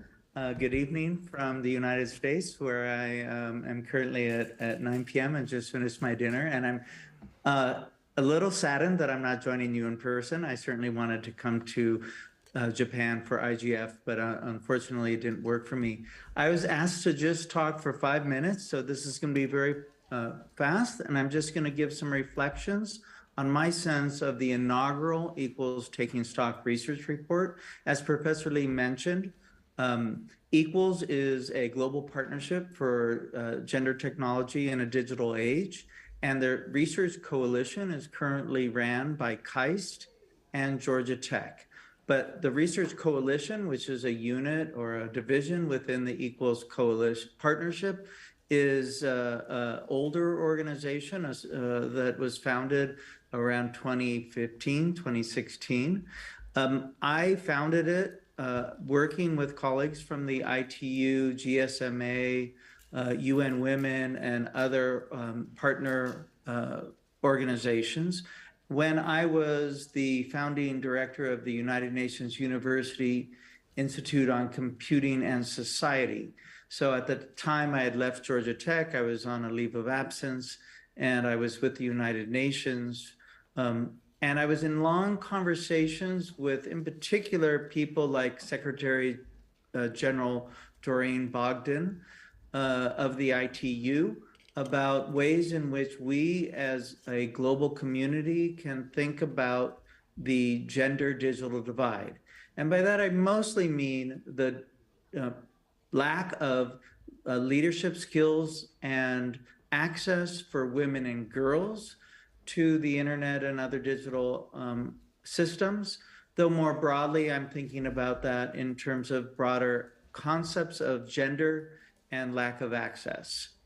So in 2017, I had the good fortune, while I was still with the United Nations, to bring on board as the leader of our gender technology lab at the UNU Computing and Society Institute, a wonderful scholar named Dr. Ara Bassay. She unfortunately is not able to meet us or join us right now because she actually has a competing meeting she's having. But she joined me as my director for the Gender Technology Lab. And we started talking about what it would mean to be a research coalition within the Equals Partnership and what it would mean for us to create a sort of tent post research report that would synthesize the existing status of the gender digital divide and help to drive the conversation going forward. And so I, I think as is my sort of my standard situation, had a completely unrealistic and somewhat idiotic vision for this report. And I put to Araba something like, what if we do like the Human Development Report, but for digital gender issues? So we'll have a complete global overview of the gender digital divide. We'll create new indices. We'll do a country by country review. And then we'll do some sort of synthesis and analysis. And of course, my good friend Arba was like, are you kidding me? That's ridiculous. Why are you not able to live in reality? And she instead, as the leader and ultimately the editor of this inaugural report, articulated an achievable, ambitious, and I think at the time, but also in reflection, quite thrilling vision of a report that we could do in 2 years' time that would begin to articulate a synthetic overview of gender digital divide issues, but would set the stage really for what should and hopefully still will be a ongoing research enterprise focused upon issues of women and girls empowerment, leadership, and access to digital systems. And I should say that this sort of vision, but also research enterprise, data-driven enterprise, was at the very founding interests of the Equals Global Partnership, including, and I remember this very clearly going back more than 10 years, including in the very kind of DNA articulated by Secretary General Bogdan of the ITU. She always, as did her ITU colleagues, who some of which I think might have recorded interventions in this meeting or might even be there with you in Japan, made it very clear that driving by data, which to some degree means driving with research, is fundamental to our both consideration of a global gender digital divide, but also our ability to respond to it. So in 2019, we released the Taking Stock report, and I hope other interlocutors tonight or this morning will speak to this, and that many of you in the room or online have read this report. But this report, edited by Ara Bassay and also by Nancy Hafkin and some other editorial committee members, and contributed to by 53 researchers across the globe. In other words, a truly global enterprise with many, many contributions, really set the standard for what this kind of global synthetic report might look like. I want to take a second to pause and think about Nancy Hafkin. I'm not sure if she's able to join us at IGF this year, but she really is the Dean of Gender and ICTs. She has published many of the seminal documents in this area. The Global Prize for work in gender and digital divide issues is named the Hafkin Prize after Nancy Hafkin. She published her first research report on gender issues and digital divide in 1976. So I just want to appreciate somebody of that caliber serving as co-editor for our inaugural Equals Research Synthetic Report, along with Arbase, who I think if she was here would immediately say that she is, oh, I'm seeing a note. Am I to read this right now? I'm afraid we are running out of time, so we do have to move on, Professor Best. Are there any last comments that you wish to make? Oh, okay. I thought I had 5 minutes and I've taken 6 or 7. Is that right? Yes. No, I think I'm done. Thank you. Thank you so much for your wonderful talk. Our second speaker is Tamara Dancheva, who is the Senior International Relations Manager with the Digital Gender Inclusion Task Force for the GSMA. She's a member of the European Union delegation to the W20 Engagement Group of G20, and she has extensive experience in political party systems and democracy stemming from her previous roles as head of the Human Rights Program for the Liberal International. Tamara has prepared a pre-recorded video for us. Yes, next one. Esteemed colleagues and delegates, it's a pleasure to be with you here today, albeit virtually. My name is Tamara Dancheva and I represent the GSMA, which is the trade association representing the global mobile industry. I also happen to represent the Equals Global Partnership for Gender Equality in the Digital Age as co-chair of the Equals Skills Coalition. So with those two hats on, I'm very pleased to be able to share with you some insights and key findings from a 3-year project that GSMA had the privilege to co-lead as part of the Equals Global Partnership and as funded by the EU Horizon 2020 program. I think you'll find the key findings and theme for this project very fitting for the topic we are discussing today, which is empowering women in tech. The project is structured around a single impact area, and that is to create smart, sustainable, and inclusive innovation ecosystems by building capacity and expanding networks for women and girls in social innovation and entrepreneurship. It is anchored in the gendered innovations process and provides a key opportunity to fulfill EU member states' declaration of commitment to women in the digital space. It has formulated a strategic and ambitious work program to bridge the so-called valley of death for girls and women in social innovation and entrepreneurship. As you can see from the graph on your screen, the project actually aims to bridge this particular gap. And of course, it has 4 main objectives. The first one is to raise awareness of the gender gap in innovation, both social innovation and of course entrepreneurship. The second goal is to encourage sustainable collaboration among public and private sectors. The third is to involve young people in the design of innovation ecosystems. And the fourth, of course, is to contribute to better opportunities for women and girls in the field, not least when it comes to education and jobs. The project is a 3-year project due to be ending in December of this year. And as such, as we are near completion, it will be important to share with all of you what the findings from this 3-year project delivered. And before I do that, I also want to emphasize that the project is as much about research as it is about capacity building, and I'll speak to that in a second.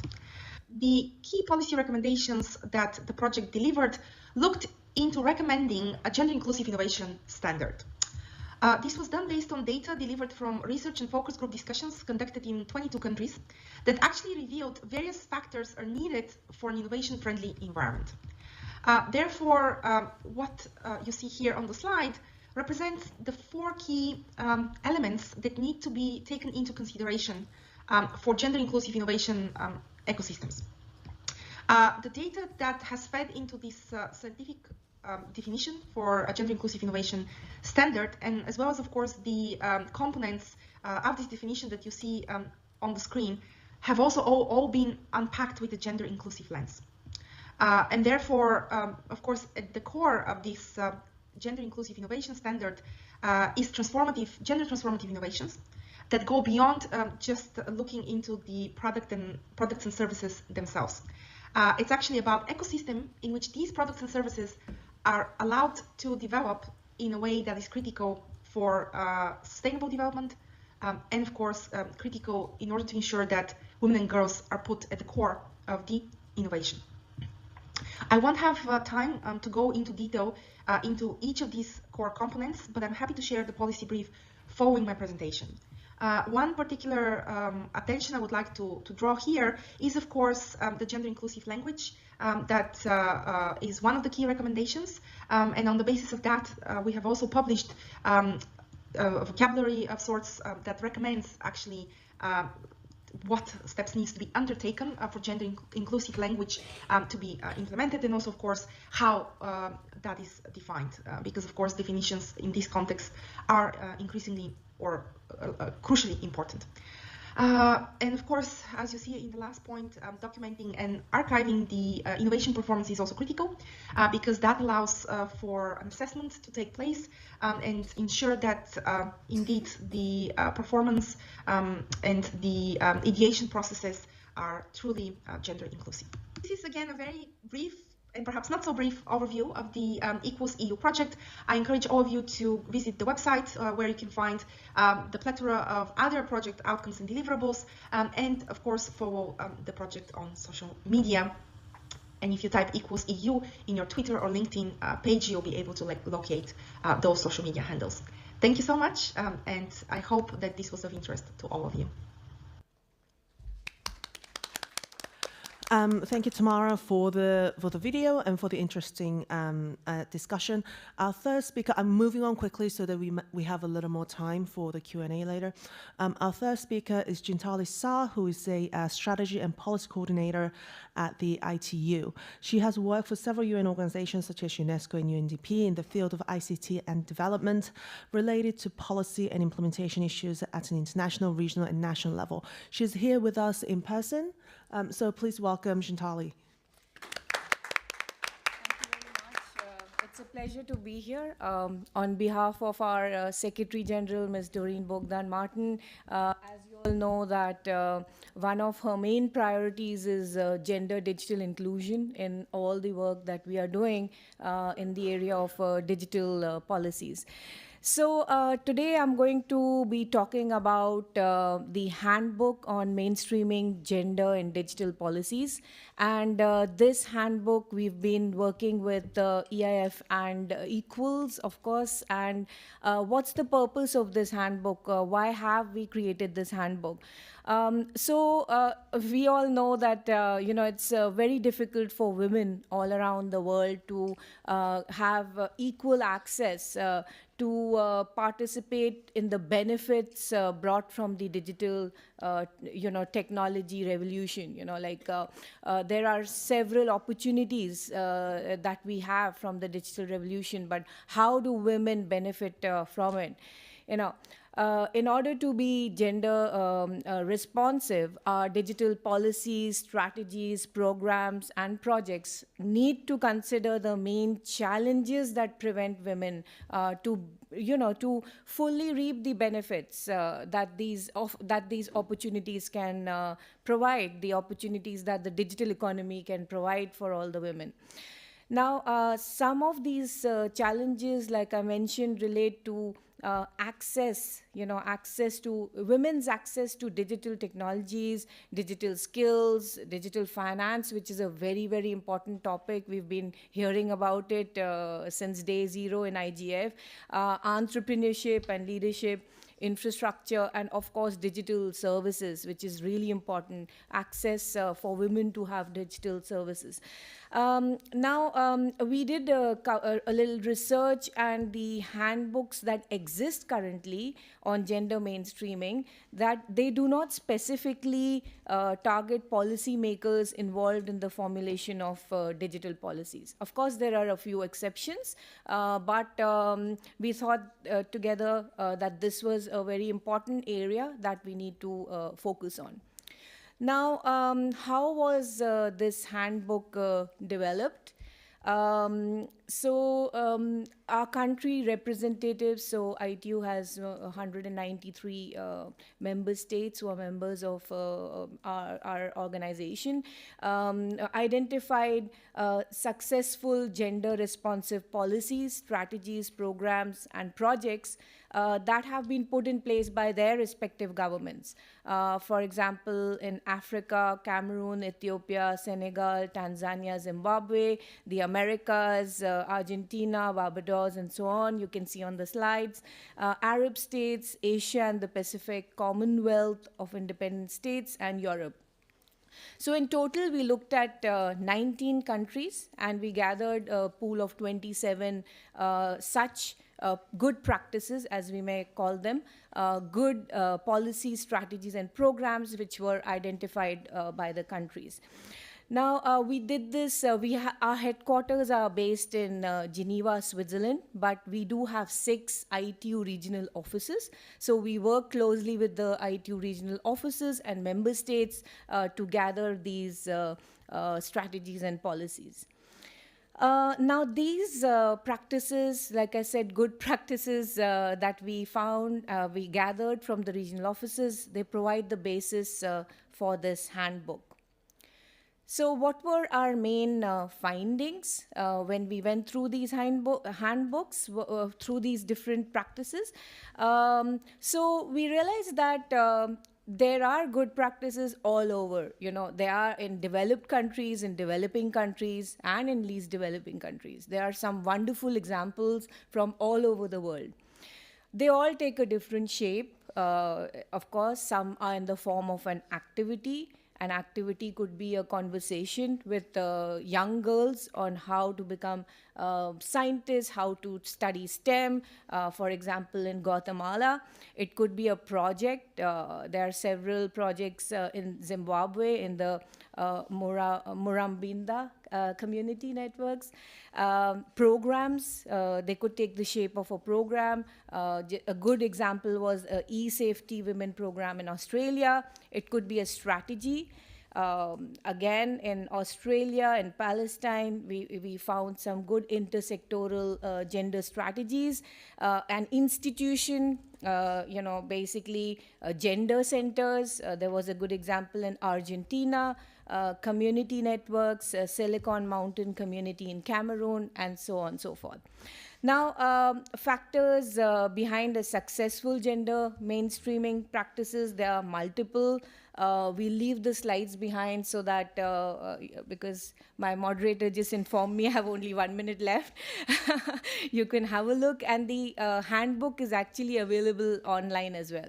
So what are the main findings? Again, government support practices by providing technology, for example, providing laptops, mobile phones, facilitating physical infrastructure, or by offering free internet.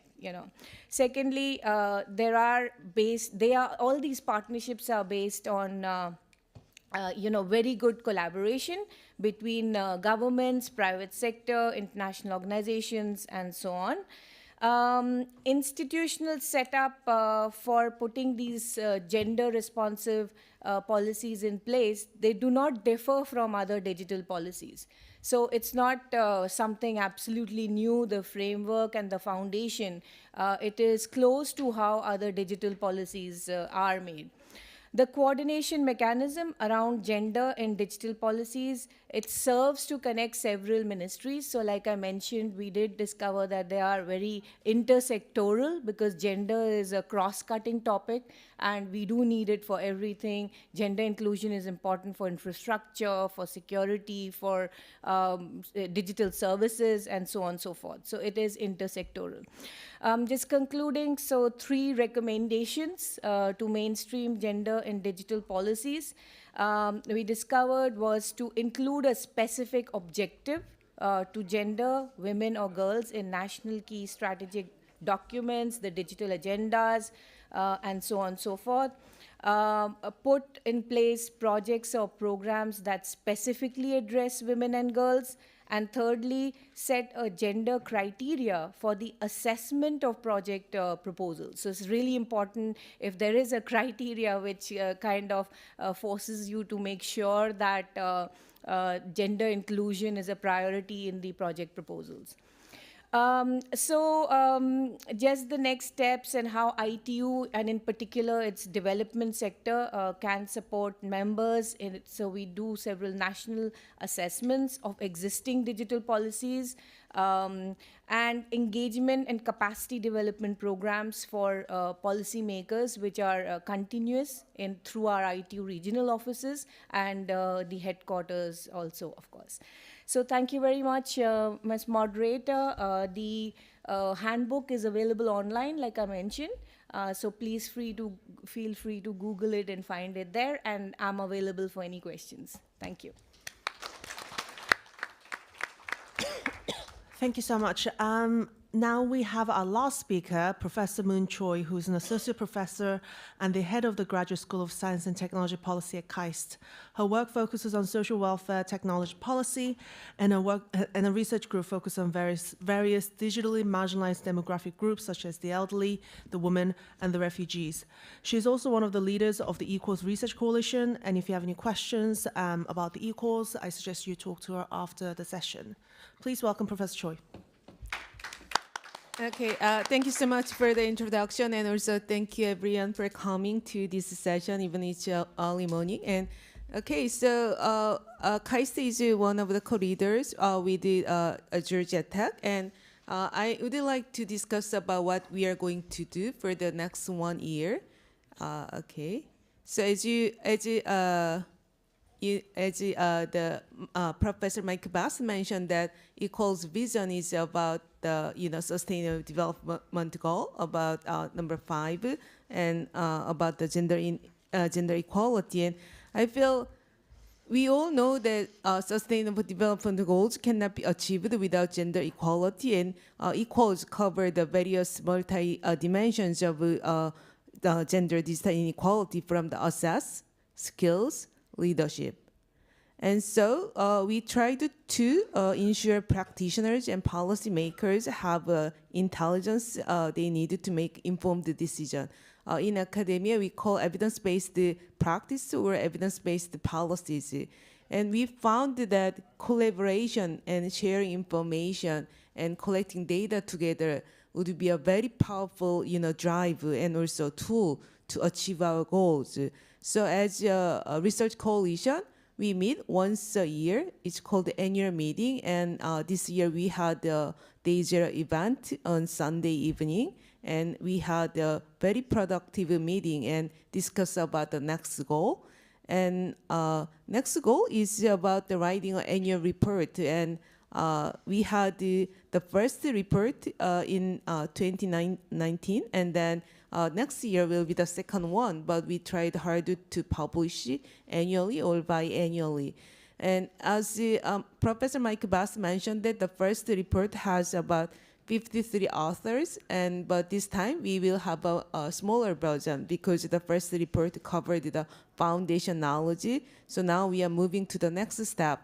So we have discussed what we are going to do for the annual report, and then we decided to have 3 themes following the structure of Equals. It's assess, leadership, skills. So we are going to announce a call for authors, and all of you in this room are invited. And there are 2 options. One is writing a chapter that's between the 4,000 and 6,000 words, and then there's another one.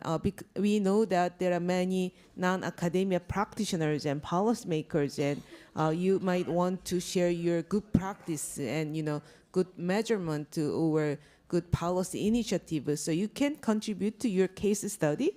For example, the ITU has several initiatives, and we can include that between 1,000 and 1,500 words. So the deadline for the statement of interest, that's the title of your manuscript, and also your name, and also 2-3 sentences about what it is about. That would be the December 1st. And we aim to publish this annual report next year, mid-October. And then we aim to have our annual meeting on that time. So annual meeting will be to celebrate the publication of annual report, and also we will discuss the next theme of the report of 2025 annual report. We probably hosted that annual meeting in Kaise, South Korea, and then all the authors will be invited, and we will do our best to provide accommodation and meals. So author opportunities, and also disseminate your the practice would be a good way to work with our group. Okay, thank you so much. Thank you so much, Professor Choi. We have 30 seconds left. Actually 20. So I think we can take one question, and maybe we can focus on the Q&A after the session ends. Does anyone have a question? Okay then, I guess we're finishing 2 seconds early now. So thank you so much. Please.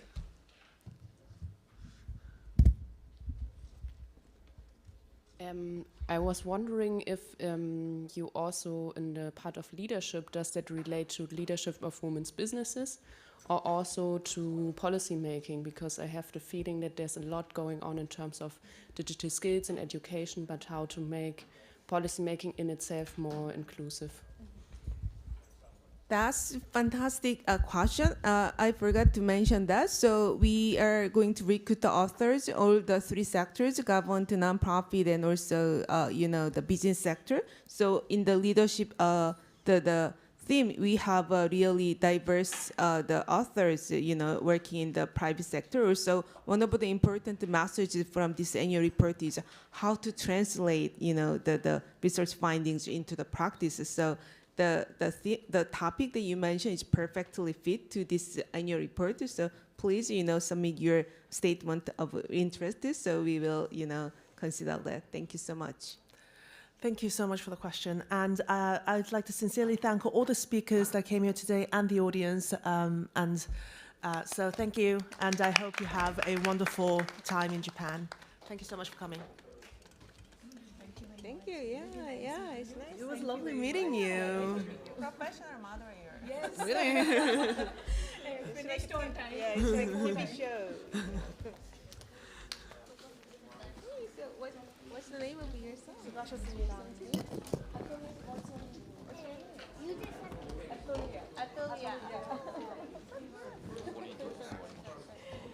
do you like to sing Chaka? So you are in Canada? Yes. Okay, I see. And he's off for 1 week from school? That's nice. How are you?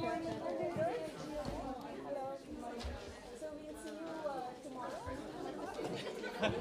So we'll see you tomorrow? Yes, I am. I'm working for the government in Portugal, but I also do my PhD now in women in tech. So probably I will send my. Okay. Okay. Yeah. I have my card. You're focusing on more like South America or over? What's your research topic? I work for the government for digital skills. Okay, I see. And women and digital skills for empowering women. Yes, in Portugal we are above the average in the EU. Right. With women in jobs, ICT jobs, but not in ICT studies. I see. Interesting. Yes, yes, because we just have 12% of women choosing ICT in university. It's my study in PhD. I see. So This is my card. okay, I will send you an email with my contacts. Okay, and probably I will send something to you. Thank you. Thank you.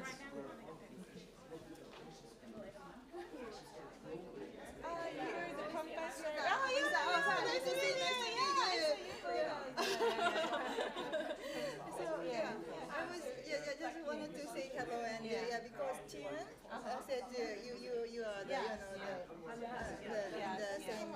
department, and yeah, so since we are doing like the AI things, so I think so he's right now at the University of Tokyo.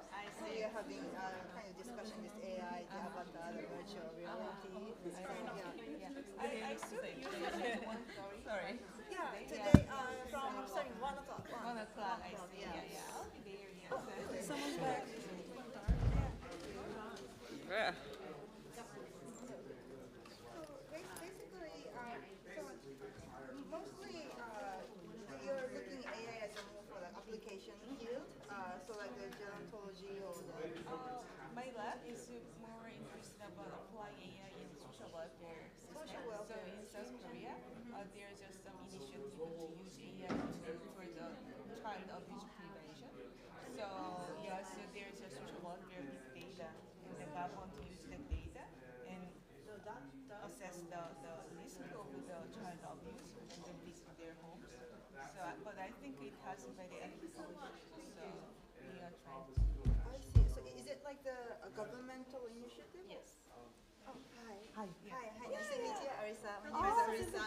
Yes. She went to school at the Kyoto University. Oh, really? She speaks My Japanese is horrible. Maybe. Yeah, I think we need to go outside. Session will start maybe. So can we just talk a little bit outside? Yeah, that would be great.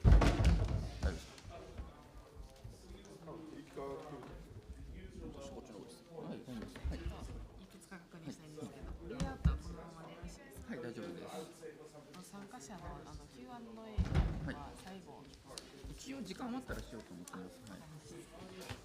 照明はこのままでいいですか？照明もこのままでいいです。ズームリンクがわからない。担当がいないっていう。はい。そうなんです。ズームのリンクは今一人ちょっとこのコーリーさんという方がオンラインから入るんですけど。すでに入られてる。あ、本当ですか。大丈夫ですかね。じゃあ私から彼に振ればよろしいですか。完璧ですね。共同ホスト。はい。これでクリッカーで、送る戻しできますので、ちょっともし映せれば。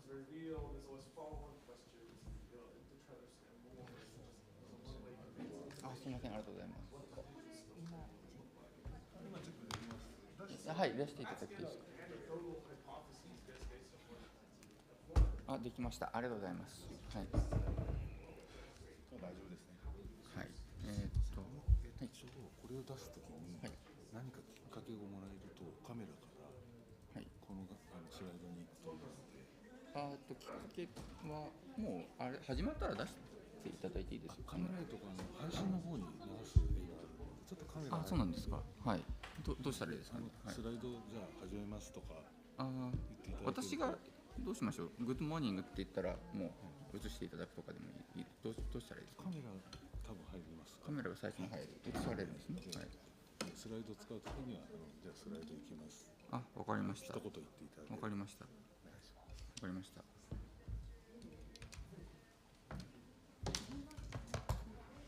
最初カメラからなんで笑顔で。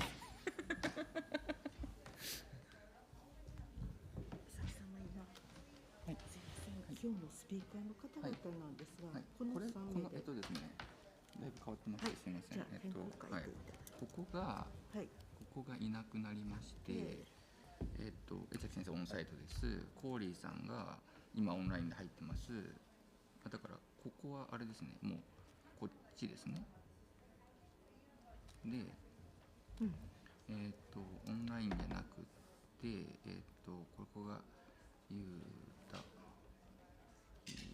山でこれですね。で、オンライン。いや今ここにいます。オンサイトの方ですね。はい。で、まさみ石山さんが彼ですね。はい。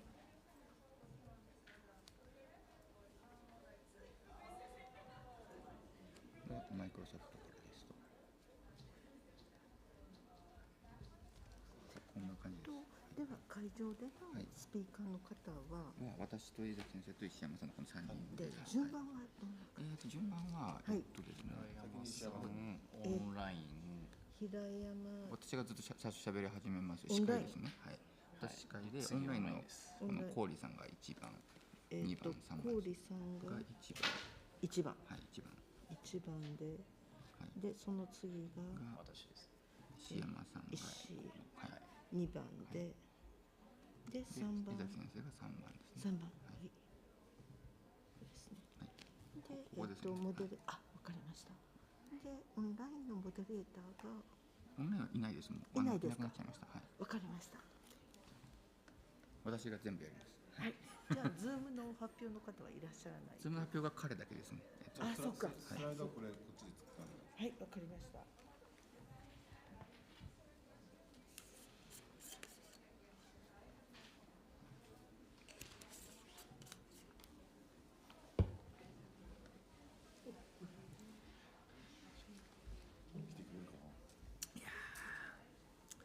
どうですかね、あんまり宣伝がね、してないですからね、ひっそりやってますからね。やったという事実がそうですよね。僕もそうか。Q&A 一番最後に5分10分入れてますけど、まああんまり人がいなければ状況を見てっていう感じで。はい、かしこまりました。みんな SNS とかで告知してるんですかね。まあこれでも毎年やってるとだんだんコミュニティができてきて、お友達がっていうところだと思うんですよね。だから本当は全社に紐づいて。スマートシティアライアンスだよね。そうですよね。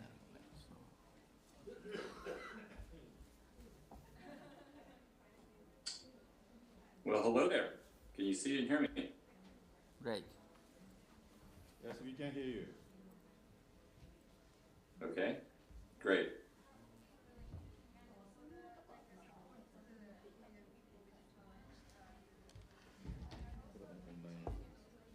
Mm-hmm.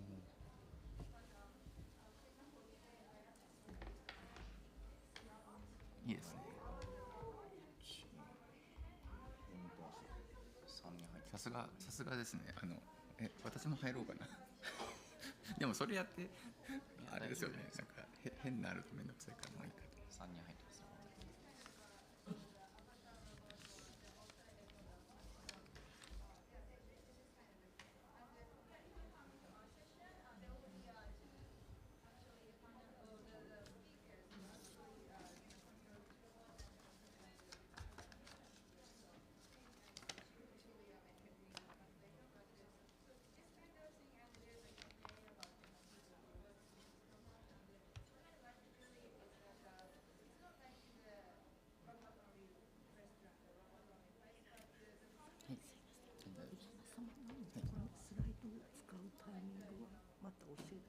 はい、まあもう始まってすぐ多分出していただいて、出してくださいって言っちゃいますけど。はい、わかりました。モデレーターではなく、私がモデレーター。わかりました。私がモデレーターとします。はい。まあちょっと喋りますけど冒頭。かしこまりました。はい。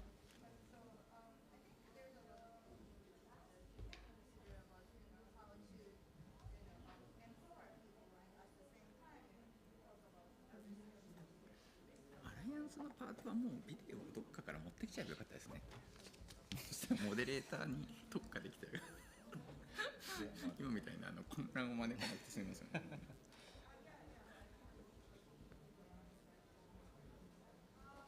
来年はどこでやるんですか、ちなみに。決まってるんですか。来年はどこでやるかって決まってるんですか。まだアナウンスしてないじゃないですか。去年はどこですか。いや、でかしい。無理やり。座りづらいですよね、なかなかね。僕らもそんな方も人のこと言えない。女性のね、あれだったからね、俺たちが何を言うっていう話だよね。面白い。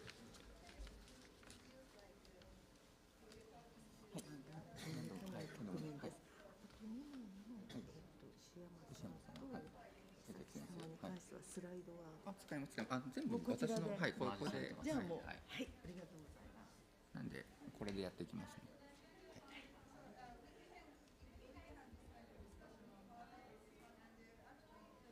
その意味ではコーリーもだな。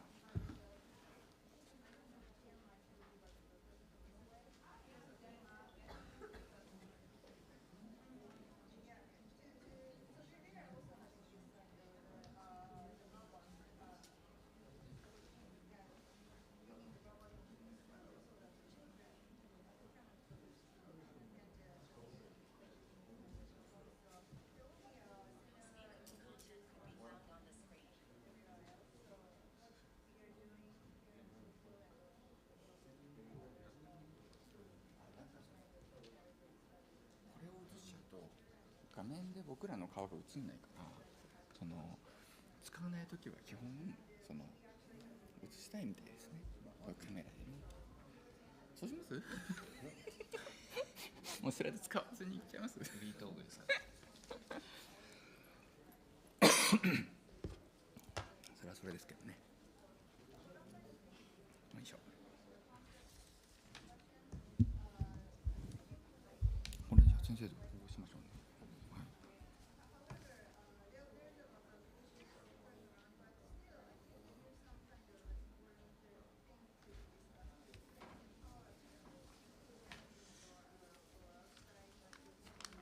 もう始めてよろしいですかね。はい。So good morning, everyone. I'd like to warmly welcome all of you to this vital session where we delve into the concept of smart campuses and their potential to revolutionize the way our universities operate, not just technologically, but also with a perspective of social, economic, and environmental responsibility.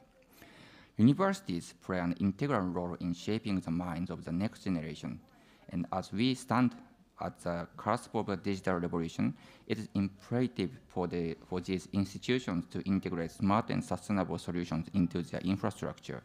Today's session will unveil the intricacies of creating campuses that are both state-of-the-art and sustainable. So today, we are honored to have with us sorry for that. Today we are honored to have with us Mr. Corey Kriegman, task force member from the G20 Global Smart Alliance, and Mr. Masami Ishiyama from the Microsoft Japan, and Dr. Hiroshi Ezaki from the University of Tokyo. And I'm Yuta Hirayama as a moderator, advisor to G20 Global Smart Alliance. Okay, this is a session overview. So we'll also shed light on the inspiring new public-private partnership, or PPP, led by esteemed institutions and corporations. A notable highlight of this initiative is the collaboration between the University of Tokyo and Microsoft, alongside other key players. This initiative is facilitated by the G20 Global Smart Alliance, which I belong to, and aims to build a global campus network. The essence of this network is to harness the potential of IT, networking, data security, and governance practices to foster cutting-edge research on sustainable design and emerging technologies. We'll also explore the pathway to achieving a net zero footprint through pioneering digital infrastructures that leverage IT, IoT, generative AI, and more. The focus is not just on creating new green designs, but also on retrofitting existing structures to make them energy efficient, aligning with global standards and supporting the green economy. Okay, this is a session overview, and I'm opening and introducing now. And after this, I try to explain about what the G20 Global Smart Alliance is, and then I will move to the another speakers. Good. So maybe you may not know what the G20 Global Smart Alliance is, and this activity was born in 2019. So at that time, Japan government was the G20 presidency, and we tried to put the smart city, the word smart city, it be kind of the topic in G20 discussions. And 2020 is also Saudi Arabia government is also pushed to discuss about what the importance of the smart city. 2019, 2020, there are so many smart city project is built in all over the world. On the other hand, technology governance is the issue. For example, the privacy issue or vendor lock-in issue, or so fragmented business model is also very difficult. So we try to our mandate is sorry for that. Our mandate was to bring together global stakeholders to establish and advance a set of global norms for the ethical and responsible use of smart technologies in cities. So that is what we wanted to do. After that, Actually, from 2019 to 2022, we developed 5 principles for responsible and ethical smart cities, and also we developed some model policies. Model policy is like, there are so many technology governance issues over there. However, we gather many experts from all over the world, and like Ezaki Sensei and Corey is one of the task force member, but we discussed what the issue in the city and what policy should be more like prioritized to adapt to the cities. And we discuss a lot, and then we are developing some policies. For example, one of that is the accessibility policy.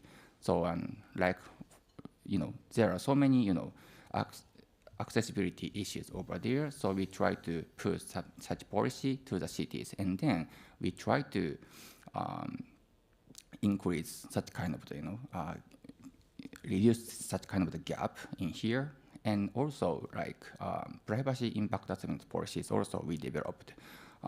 This is very important policy for many cities, and in Japan, this policy it was introduced by the cabinet office, and then now gradually implementing to some cities. For example, the Tsukuba city, one of the super city, is implementing this policy to their cities. On the other hand, and also open data policy is also very important, but our project was not only developing the policy, but how to implement this kind of the policy to the cities. And then we try to develop some, city network here. And then now, globally, we have more than 36 pioneer cities. And also we have some, local cities, local kind of the regional alliances is over there. And like Japan, we have more than 8 cities in Japanese community. And also now we are developing Latin America or ASEAN network. So we are developing such kind of regional alliances. And in 2021, the Global Smart City Alliance was received the Governance and Economy Award in Smart City Expo World Congress. So our project was kind of popular these days, but I know many people doesn't know this. So today I'm very honored to introduce our project.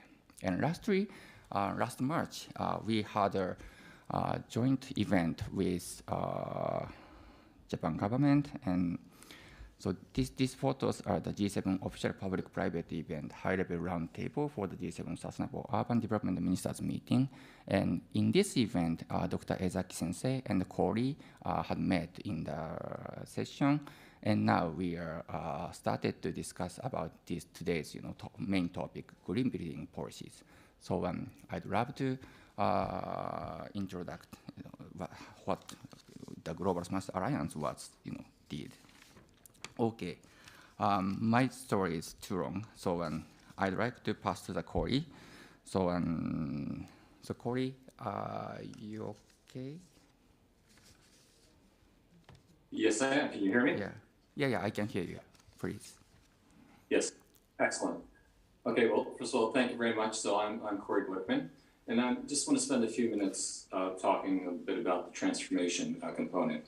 So the first part is talk about the overview of the transformation of the built environment for wellness across multiple sectors. And that would include the idea of residents, agriculture, administration, industry and commerce, education and research, infrastructure services, and transportation and communication. And these components make up the diverse community activities that we all experience in our urban environments.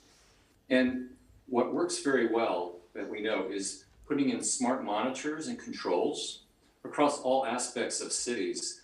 We would focus on areas of transport, buildings, environment, life events, infrastructure and utilities.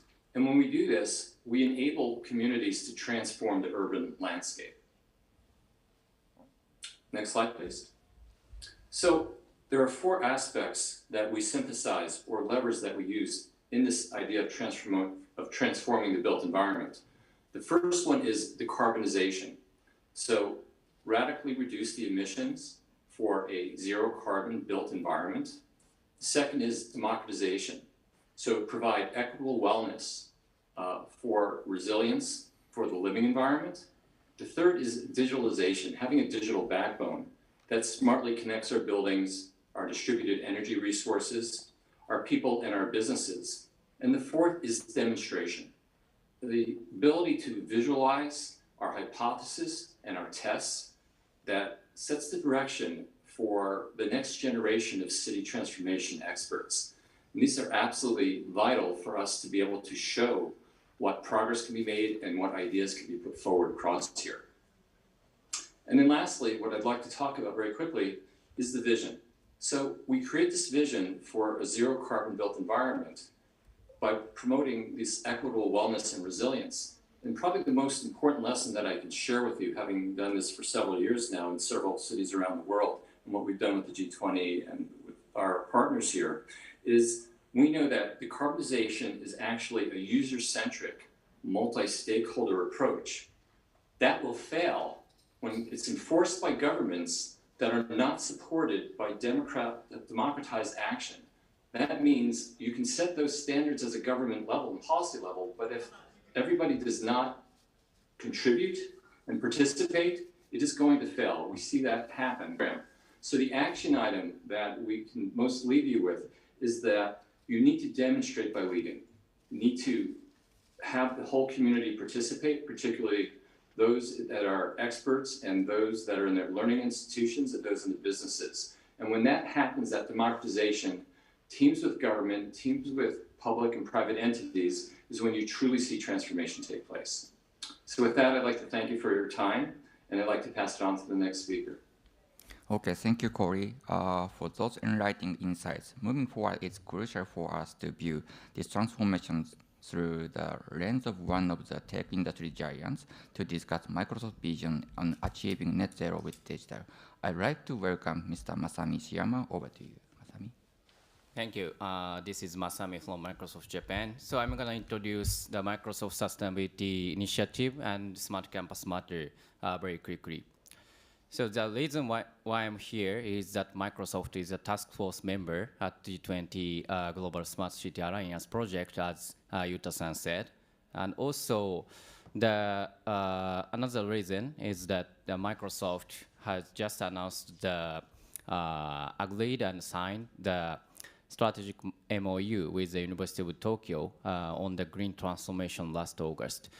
In this agreement, Microsoft is exploring a way to support the University of Tokyo's effort to achieve net zero emission through the use of our technology. So I will touch on those details later on this session.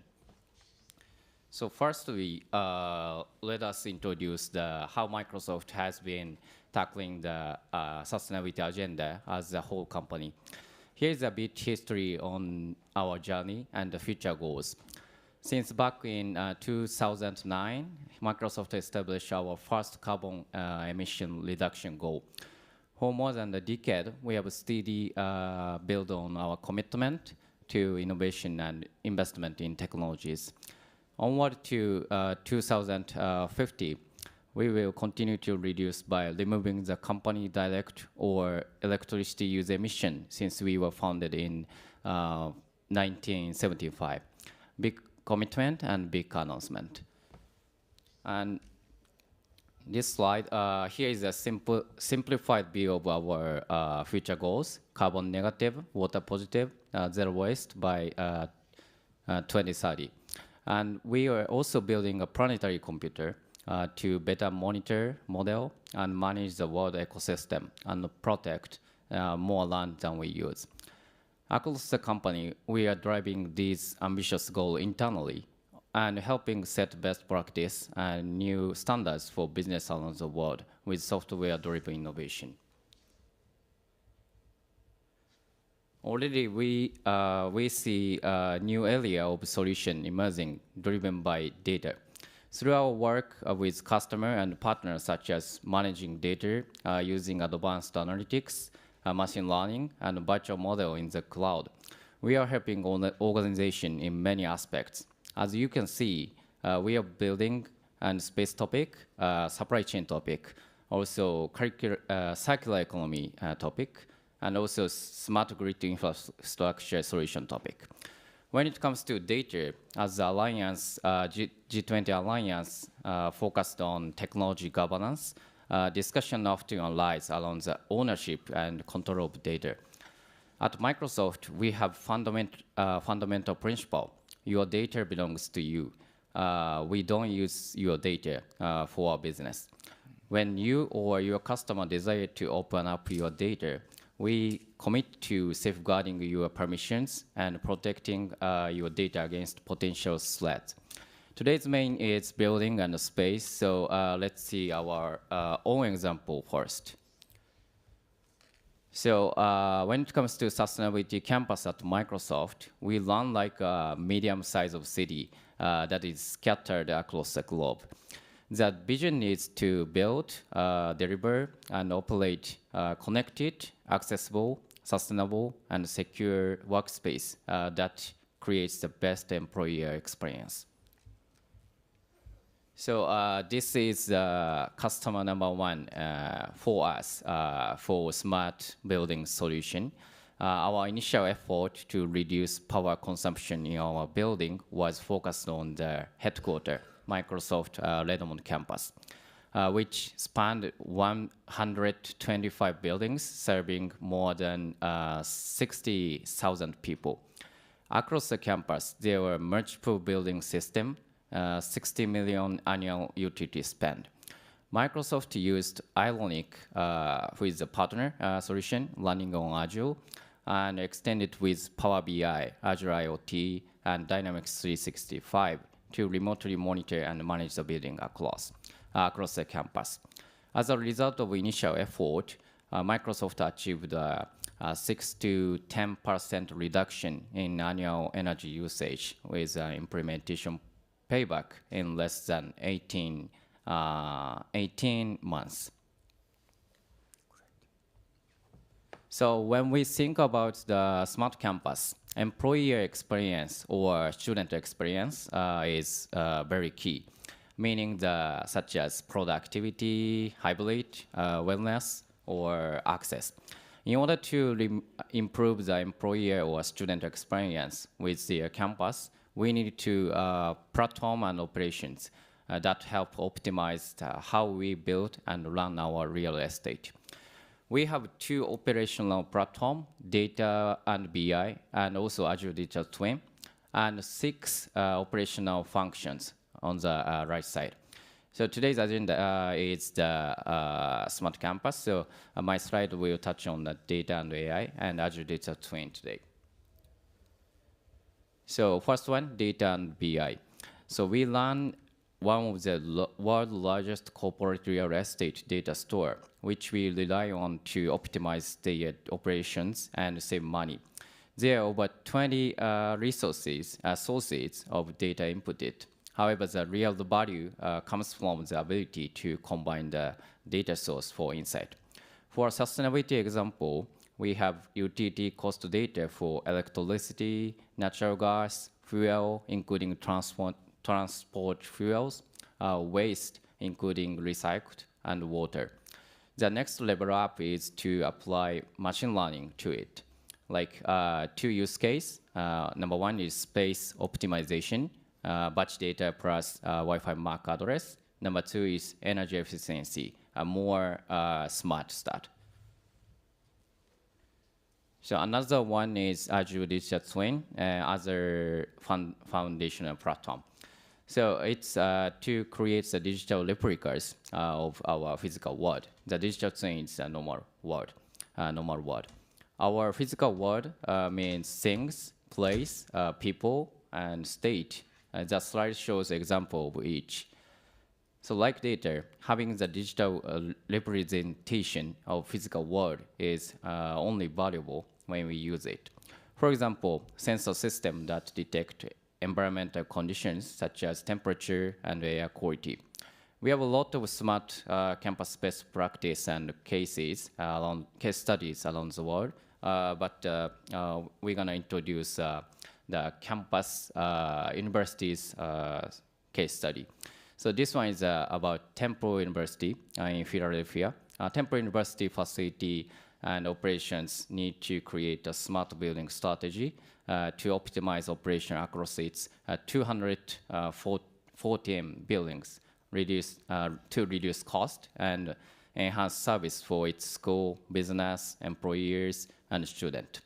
So Microsoft partner eMagic utilized Microsoft Azure Digital Twin solution in 5 buildings on Temple's Philadelphia campus as the initial phase of the integrated facility management solution. This solution enables the university to cut costs, optimize energy and resources, and improving service level on the campus. So as I mentioned at the beginning, based on those technology component and case studies, as I said, we are exploring a way to support the University of Tokyo's effort as a first step to achieve net zero emissions through our technologies. Of course, the University of Tokyo have been the various activities about green transformation so far, such as the sustainable campus project starting the 2008, and also participation in the net zero race to zero campaign, and also publication of the U-Tokyo climate action starting last year. The goal of our first campus GX project is to help them improve energy efficiency from sustainability perspective. This has both environmental impact, and its technology architecture could apply to other smart campus scenarios outside of the University of Tokyo, not in Japan, not to all over the world. So as we mentioned, the G20 Smart City Alliance focus on the technology governance. Microsoft stick to a basic rule, as I said. Your data is yours. As I stated in the bottom right corner of the slide, open data environment. This one, yeah. And we started the Campus GX project as a pilot, which aimed to reduce energy through smart campus technology, and have been discussing the architecture and how to adapt the technology. With that, we will expand the current smart campus pilot project, which aims to reduce energy consumption with Microsoft technology, collaborating with GUTP, Green University of Tokyo project, which Esaki Sensei is leading to create smart building reference architecture, which would influence other smart building policy and the entire industry. So this is last slide of my session. I'll end by mentioning some learning that Microsoft about the smart campus. Number one, starting with data. Begin by collecting and analyzing data from sensor and system to identify the campus issue and opportunities. The data insight from the forms a foundation for effective strategy. Number two, optimize process. Before introducing the new technology, optimize the existing process for effective strategy. So number three is define IoT use case. So let's specify a clear use case for IoT device, such as monitoring energy consumption or improving security. Number four, importance of the floor plan. So it is critical for smart campus implementation. So let's have an accurate floor plan. So that's a key. Number five, lastly, the construction schedule. So properly manage construction schedule for new infrastructure and technology, meeting the budget and deadline requirement. So thank you for listening, and hand over to the Dr. Esaki-san. Yeah. Thank you, Ishiyama-san. So could you start? Okay. Thank you for introduction. I want to share with you a concrete number or concrete action based on the vision the Microsoft or Hirayama-san or WEF are having. The important thing is we should show what we can do using digital technology or using the internet. First one is the many of you may not know about EP 100. That's the electrical, energy productivity 100%, which means using the digital technology, you want to improve the efficiency, especially energy efficiency, by double. Meaning the same work can be done by a half of energy. That is relatively quite easy in the case of digital. For example, when we use Google or Microsoft regarding their application, when we have the cloud computing, more than 80% of energy saving be able to do. That is not a full number. That's a very we can do. This is the footprint of the in 2022. How many carbon footprint each country has. The important thing is this is the how many or high percentage of how many ratio of the renewable energy introduction in each countries. Some of the country already 90% or 80%. Most of the developed country probably 30 or 20%.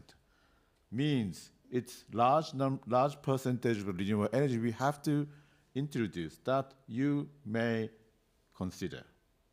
Though when you think about EP 100, the number you have to introduce into your world about renewable energy going to half. That's the real number. So this is, for example, about Germany or UK or Spain or Ireland. When you have every single industry, every single factory or campus went to a EP 100, we can reduce the power energy consumption into 50%. Then only 25% of the increase in the renewable energy. That's in the case of Germany or UK or Spain. Right? You can think about this as a practical number you can do. This is India, USA, and Japan. We need just a plus 150% renewable energy increase. That would be possible to do, right? Not the 5 times, not the 10 times larger renewable energy. So that is the power of digital or the internet, you can realize. And also, I want to put in front of you 3 techniques for decarbonization. First one is going to already built system that's as-is system solution. Important thing is the energy, grasped by the digital twin for the system operation. That means there are many opportunities to apply data-centric operation or artificial intelligence that this IGF team, that's going to be applied to quite easily when we have accurate data. Second one is to be for the future, infrastructure design. That is quite important for developing countries or emerging countries, even for developed countries. So in the case of design, we must reduce the number of physical resources using digital technology. And also we design the system by design, the construction and operation, how we use the digital technologies.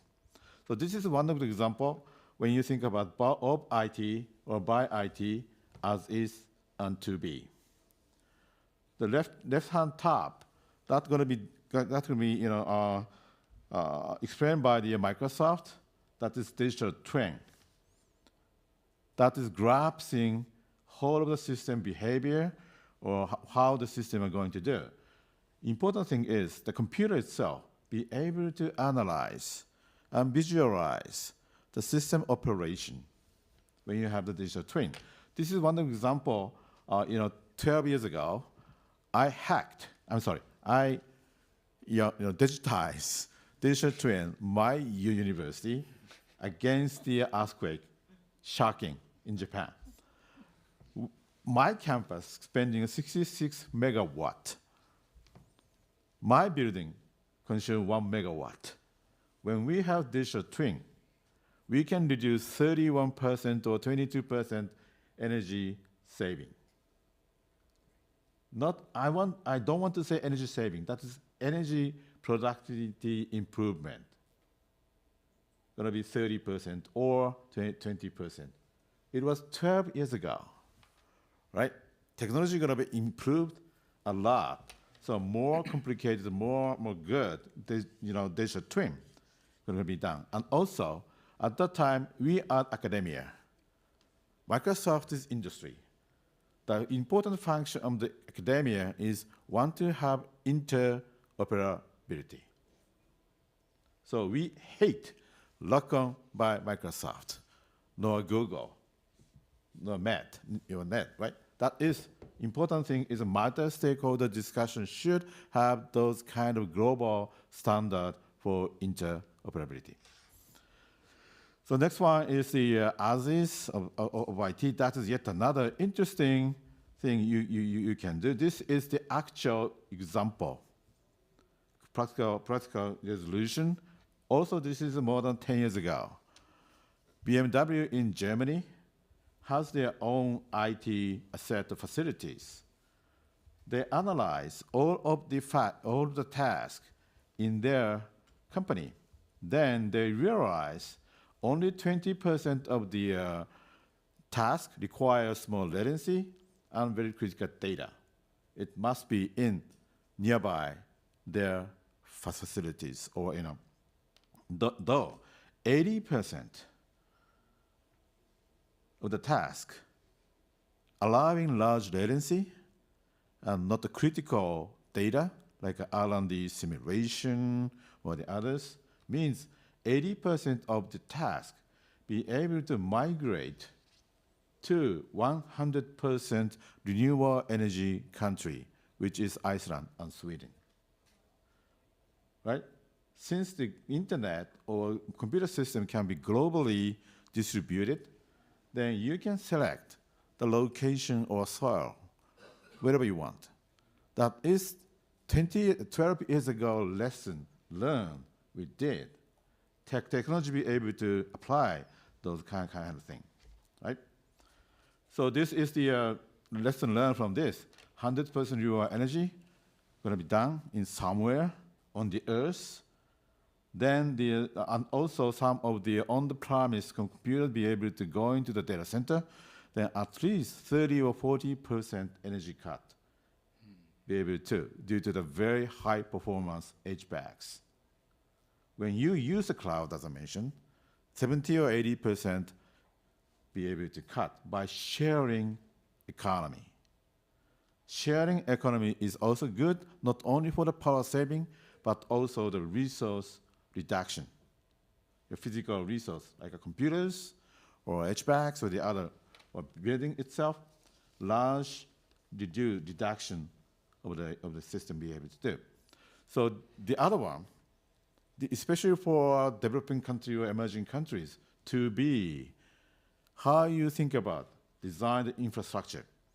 This is the cyber first I mentioned by IT for the 2B environment. Think about assuming you have sophisticated, good digital technology. So this is the one of the example. This is the logistics in about 200 years ago. It was exclusive logistics system every single industry, every single company has.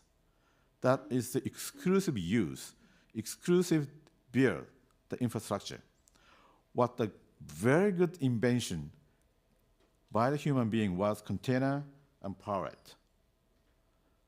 This went to sharing economy in physical package transportation, right? When you have a container or a pallet, every single material be able to put into the same package. The package be able to transfer by airplane, train, ship, or car, whatever you have, which is a completely perfect sharing economy for existing material or merchandise as well as future materials. One of the examples using this particular infrastructure was Amazon. right? So this is before the internet. What the internet did was exactly the same thing as container and pallet. Digital information is going to be transferred for everywhere on any technology like a Wi-Fi, glass fibers or copper fibers, and also any material digitized thing going to be able to transfer everywhere on the earth, like a text, video, or voice, whatever you have, or program as well, or recipe for the 3D printer as well. One of the other thing I want to share is the cost or carbon footprint regarding the physical object transformation versus digital object transformation. The huge cost going to be different. Huge energy productivity improvement can be done. Replace the physical transportation to digital transportation going to be done.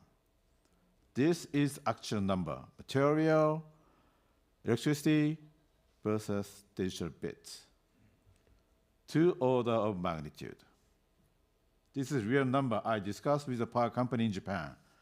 How the difference cost and operational cost, the investment cost install and operation and replacement, then digital bit going to be 100 once compared to electricity.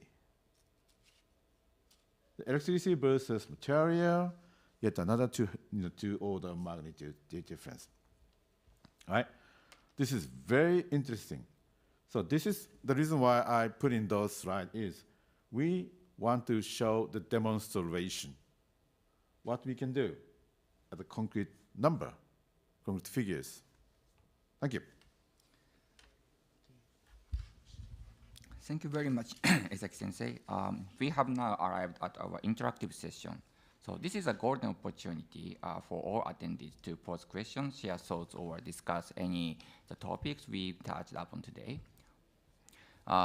So does anyone who have any questions here? Maybe at first no. So I think Corey. So are you there? Maybe you wanted to introduce one video, right? Certainly. So could you introduce one shortly about the video, and I will ask to the IT operator to start the video. So on. Absolutely. So this video represents a program that I had worked on with Berkeley University, with India, and with the US government, looking at the transformation of cities in the use of the technologies of the areas that we've discussed. So the way to view this video is a program that ran for 7 years and went across 3 countries. And it's sharing some of the lessons and some of the activities that took place. If you would like to run the video, that would be great. Yeah, okay. そしたらすいません、ビデオを流していただけますか。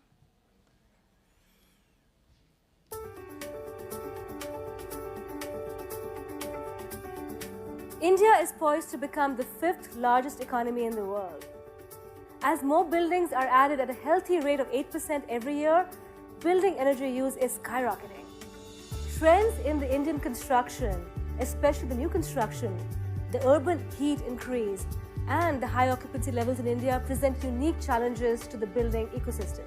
India enjoys many advantages, including a strong tradition of passively cooled buildings, a wide occupant tolerance to heat, a ready supply of local sustainable construction materials, inexpensive labor and craft costs, and careful use of resources. At Lawrence Berkeley National Laboratory, we are committed to working with the Indian research community, industry, and government to develop building technologies that enhance building comfort, push the envelope for efficiency, and improve the health, safety, and life of building occupants in both countries. The United States and India have been collaborating on a U.S.-India Joint Center for Building Energy Research and Development called CBIRD. Seabird is a dynamic public-private partnership that involves academic research institutions and partners in both countries that do collaborative research to bring new energy efficiency technology to both US and India. In Seabird, we deploy what we call a 3x3 model. The first 3 is make sure that we advance government policies, industrial practice, and research findings about energy efficient buildings. And the second 3 is making sure that we understand how to design them right, how to build them right, and how to operate them right. Only when this happens, we are able to implement on a wide scale throughout the economy energy efficient buildings with technologies that are highly cost effective and are able to reduce energy consumption per square foot by about a factor of 5 below what is the norm.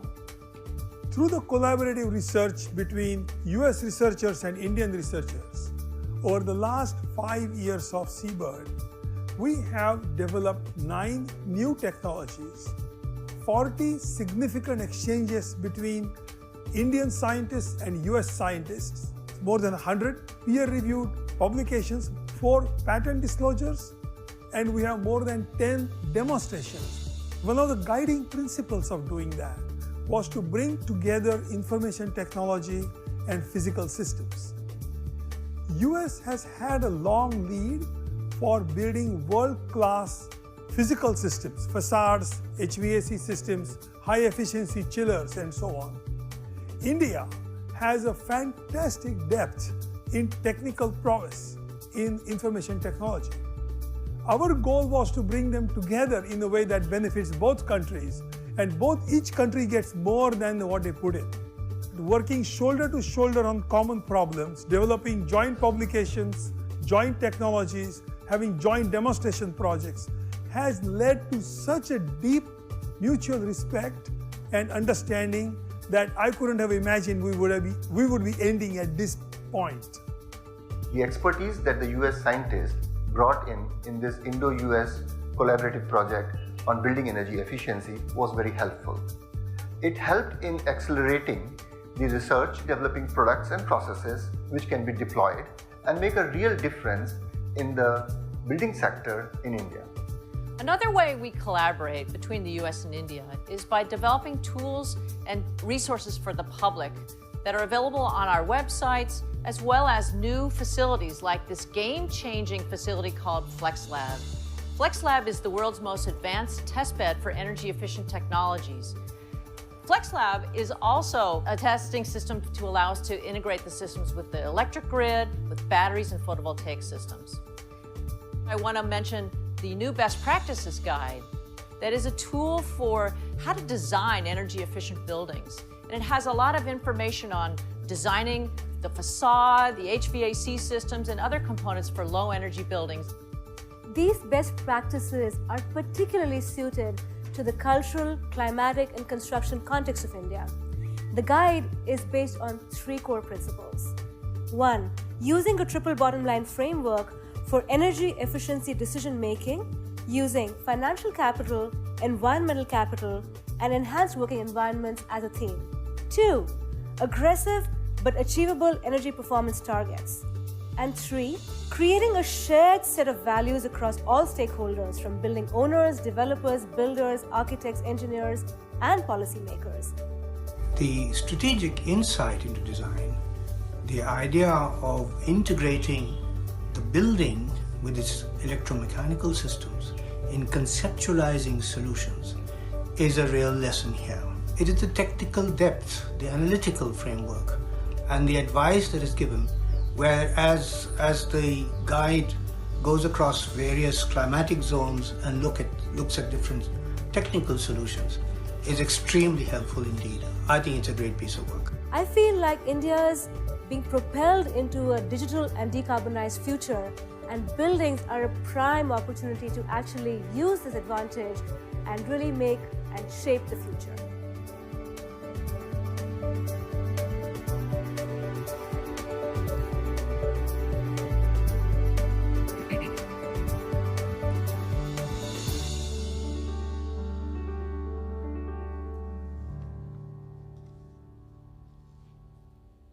So Corey, thank you for introducing the video.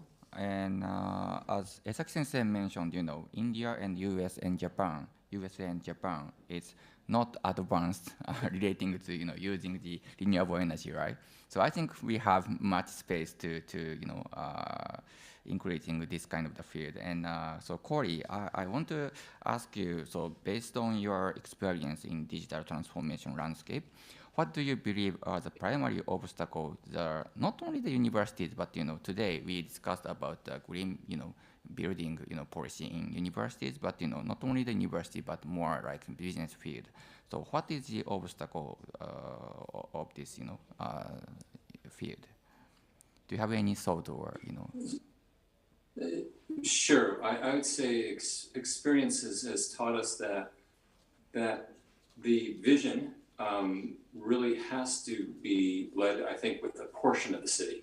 So just as you're talking about the University of Tokyo teaming with Microsoft, that is a great place to start.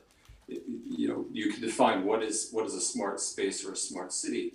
And so an obstacle would be, although you have to have very large ambitions, you need to choose a section, right? That is doable, and you need to start fast, actually. And many of these technologies, these digital twins and these ideas of IoT devices, they exist, right? So I would start with tried and true technologies. If you think too far out that only technologies you can depend on 5 years, 10 years from now being discovered, you're not going to move very fast.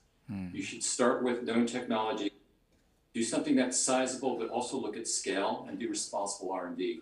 And I think the biggest obstacle is ultimately aligning the visionary leadership to the actual implementers, right? It goes back to that democratization and getting people on the ground to do this. Ideas of digital twins and visualization is a huge way of overcoming this and really having success. Great, thank you. So I think you are developing the green building model policy in the G20 Global Smart Alliance, right? So if possible, could you introduce some point about the you are developing the policy? Certainly. So one of the programs that we are leading is looking at what we call the Green Sustainability City Alliance right now. And it's about taking policies that, of course, would make sense for cities, but there's a lot out there, right? Many organizations doing things. So what we looked at was saying, let's look at existing policies and start with areas that would have the most impact and build upon others' work already versus reinventing or going in a different direction. So our first policy is actually embodied carbon. And we said embodied carbon for existing buildings. We're going to do new buildings eventually, but we take existing structures first. And then the second part that we're going to be looking at for policy is actually procurement. So the idea of sustainable procurement. How do you choose the right materials? How do you get to the right economics coming across there? And then the third area, we're still exploring. It takes about 6 to 8 months to do a policy. And we're just finishing the embodied carbon one. And we're starting the sustainable procurement. Will likely be zoning. And zoning is so important, but it's a very complex government issue, locality issue. And I would say the lesson that we've learned over and over again that we hear from everybody, it's about contextualization or localization. You can take a great policy that works in London or that works in Tokyo, and does that translate to Kyoto? Or does that translate to another city? You probably have to do something upstream or downstream in order for that policy to make sense, right? And I would say the other one is that when you ask other policy leaders who are working on these programs, they're very open to discussing and to sharing their networks. And that's another very powerful thing. And I think often policy groups try to work in their own silos and they don't reach out enough. And when they do, you can quickly accelerate what's taking place. So that's really what we're looking at right now. Great, so thank you. So what role do you see for global IT companies shaping the future of smart campuses or smart buildings? Or I mean, so now. So they're going to play. They play a very key role because ultimately, these systems have to live in a digital backbone, right? They have to be digitalized for this to work. So that's the hyperscalers. This is the Microsofts, right? This is these tool sets that come across there. So IT Global, even as we talk about whether it's generative AI or other areas that are more traditional about running systems, think of this, all buildings already run off of systems. We already have systems that look at our economics, that look at our energy, that look at our mobility. However, as we look at sustainability and we look for these efficiencies that Dr. Zaki was talking about, we have to build things upstream and downstream connectors to those backbones. When you talked about BMW, unless it works in their centralized system, they're building attachments. They're not rebuilding things from scratch. And that's what's important for this consistency, because it's this specialized factory approach combined with academic R&D leadership, I think is really what does very well. And I will say that the winning formula that I see right now is what I'm seeing taking place at this point, at this table. And what it means is this: if you can take a university academic-led project and look at something like an airport or a controlled part of the city, and you can get a major IT global service provider with that, and with the policymakers, you have a chance to have that winning formula. Thank you very much. Yeah. So back to the Tokyo University's cases. So Ezaki-sensei, so I think you already realized more than 30% decreasing of the energy consumption, right? So what is the key point? I think you have more key kind of the issue to implementing such kind of the decarbonized decision. So do you have any thoughts about it? Well, simple thing is we love technology, we love Earth, and we love globe. So and also we really love the students. They're working together, and also their future power to change the world. So that's an important thing when we have a collaboration with industry and academia. In the case of academia, not only the senior professors, they don't have any power anymore, right? The younger people has a lot of powers and experience to the future. So when I talk with a colleague, he initiated, leading universities' collaboration about the such a technological hackathon or demonstrations. In his slide, there is a demonstration is quite important, right? How we show the fact or knowledge, experience, sharing those things is quite important, not only by document, by real experience, but touching to the computer system in a living building or a campus. That is quite important. So that is the we share with the Microsoft when we went to the Redmond headquarters office. We really share. Engineers or executives should touch on real system. They realize what's going on. Then think about the real solution or concrete solution, not the politician. We are. That's the colleague firstly mentioned. The mistake of the smart city at this moment of time is government initiated, not a multi-stakeholder action. We didn't. So we must have multi-stakeholder, agile approach with the academia and industry, with supporting by government. That is the important model we want to share based on the practical experience. That is the IGF should do.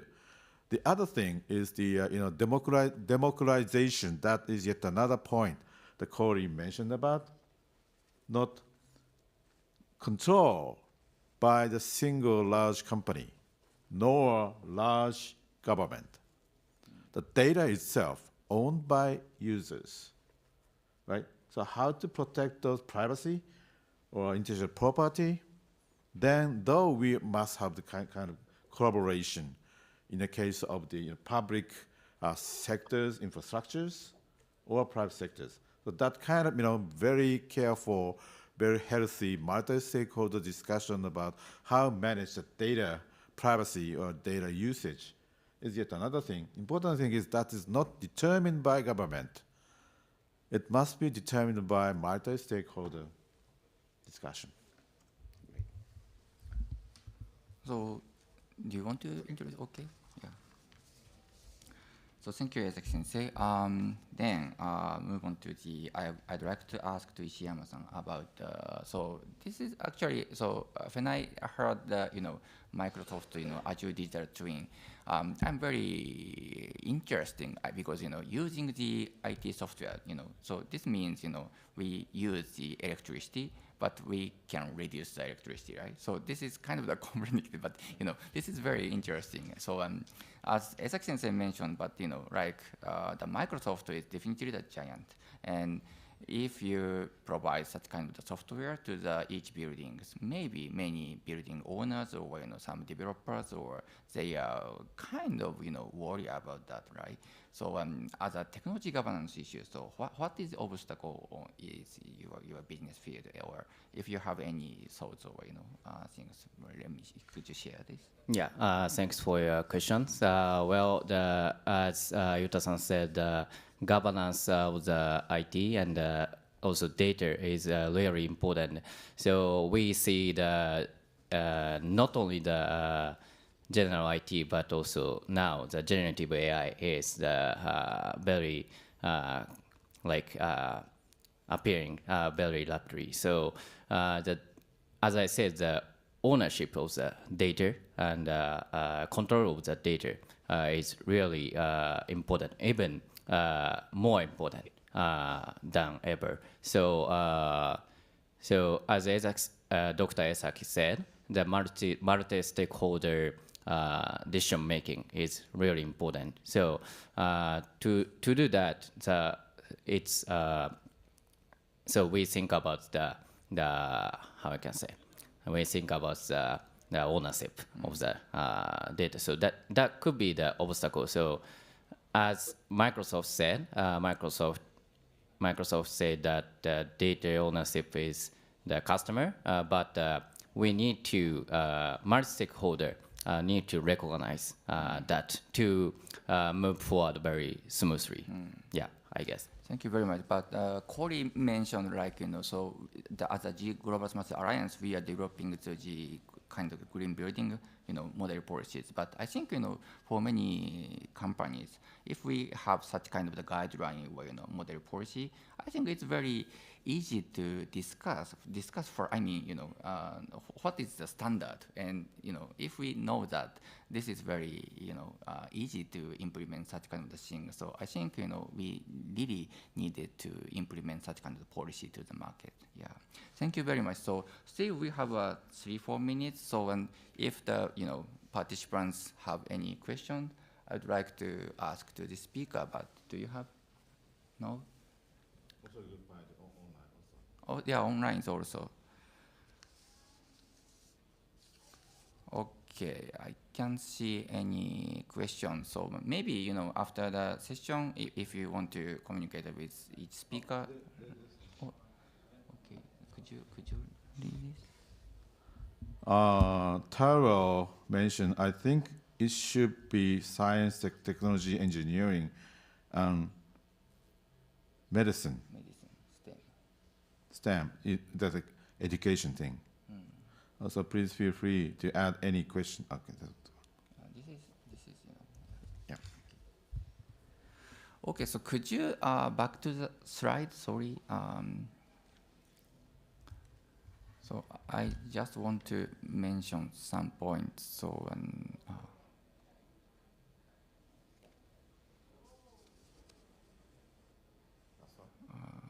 wait.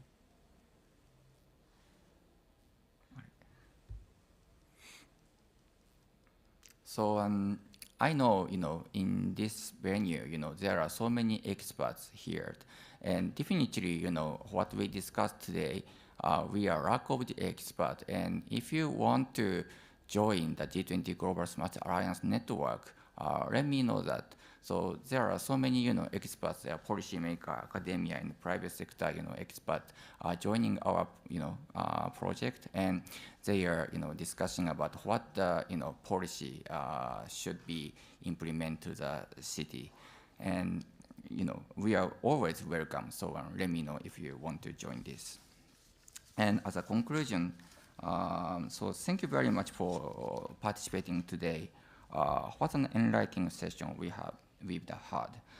From understanding the smart campus blueprint to discussing cutting-edge technologies role, it's clear that the future of education infrastructure is on a promising path. A special thank you to our esteemed speakers for sharing their knowledge and to all attendees for their active participation. We don't have any questions. Let's carry forward these learnings and insights to make our campus smarter and our world a better place. Thank you and see you in the next session of IGF. Thank you very much. Thank you.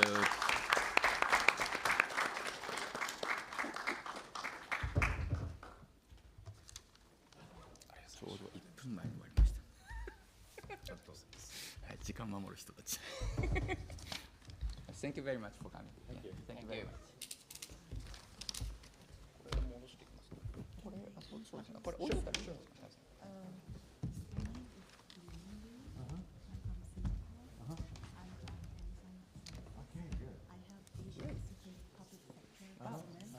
And smart city and smart nation and smart campus is my focus.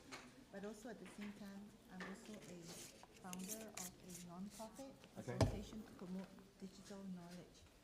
My key point I like to ask before you advise is, as I have this non-profit to promote knowledge on digital, is focusing on Asia Pacific and Europe. A lot of students, I focus on students. Is there any way you feel that in a university that can be considered as a collaboration party, and what is the best way? Probably Digital for sustainability and smart city. Yeah, you know, there's the vice president who working on this in this particular area. Vice president in Tokyo By University. university, yeah. Which department may I ask? Well, you know, we were in university so a lot of things. So myself belonging to the computer science Yes. department. Yes. So that really depends on which particular. Edge technology and digital twin. Mainly. That's ours.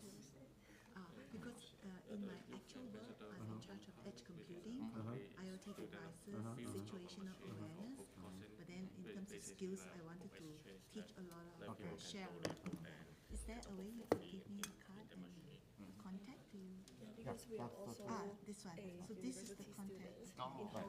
Yeah, we are also using microprocessors. We are interested. Thank you. But in our university, there is not many sustainable. Sorry, there's no many measure of sustainability. So I think it's very advanced in Japan. You are the the first adapter in Japan.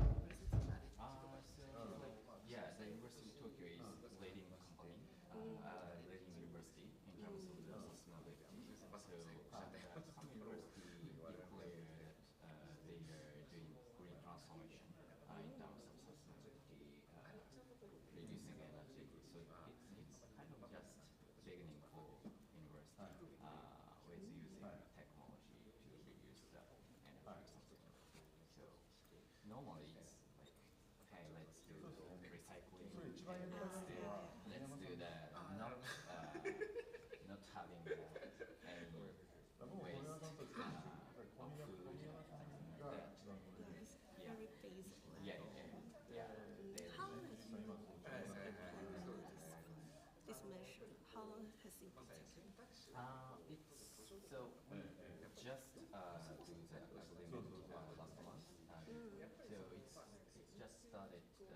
It's one building to like putting the sensor and creating the and creating the cloud environment with Azure to analyze the data and create the application for students to like green transformation application. So it's just planning and just beginning. How does it take? So to collect all the data, it's like half a year, I guess. Yeah. It's pretty. Yeah, it's kind of big project. There are more than 100 students in the university, so it's like a 5 year or 10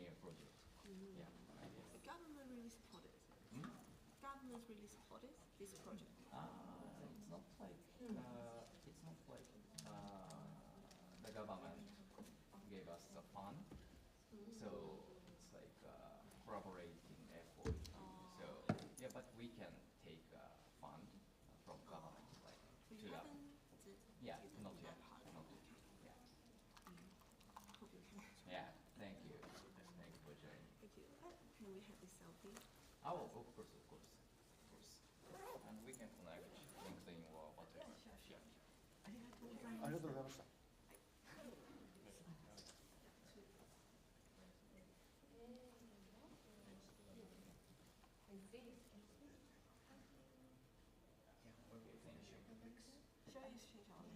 Yeah, of course. Okay. You are also in Zoom. Yes, I already connected to Zoom. And also here. Yes. Thank you very much. Zoom no kata? And actually the moderators should be coming as well. Right. So I have to support. Do you have it? Okay. Yes. Yes, we do. Thank you. That our colleague remotely is going to. Yeah, we are talking about digital inclusion and also sustainability education in Hong Kong. Because actually sustainability, this kind of topic is not very known in Hong Kong. And we are doing something like it starting from now. Yeah. So feel free to listen to us. Yeah. Also, when it comes to digital inclusion, I am partnering with Yeah, it's open. It's open. Yes. Oh, right. Yes. So people is going to come hopefully soon. So let me just share with you the presentation that we have. But I can also do it from here, right? If I have it or. If you are in Zoom, yes, you can share the information. Great. Great. That'll be fantastic. You just let me see if I have the presentation.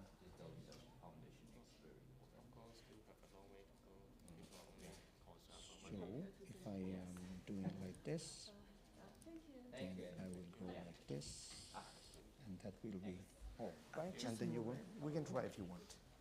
Okay, let's test that, yeah.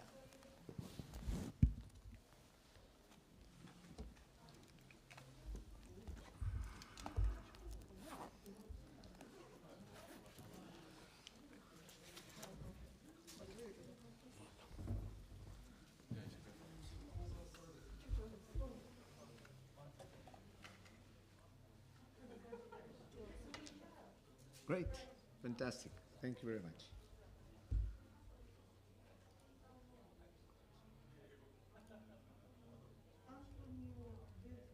Yes, you can give him co-host, please. To Antoine, yeah.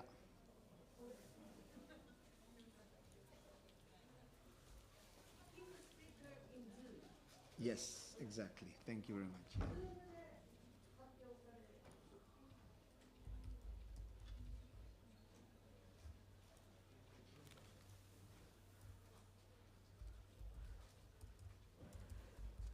So I better confirm everything with moderator or.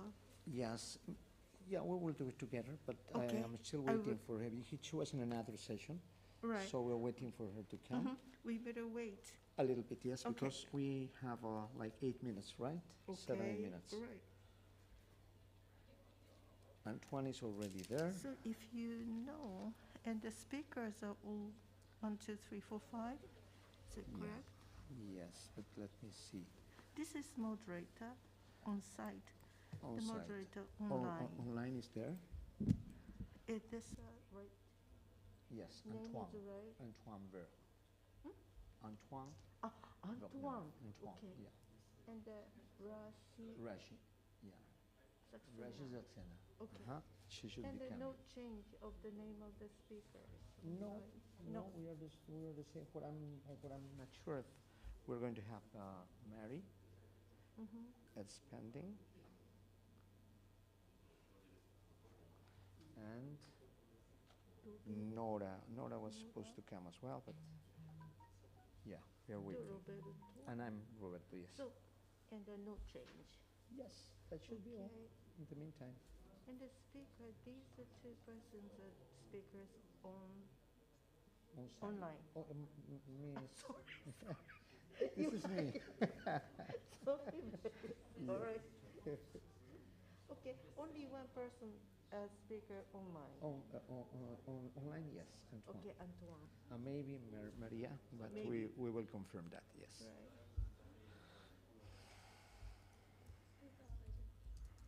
データは Zoom から共有する。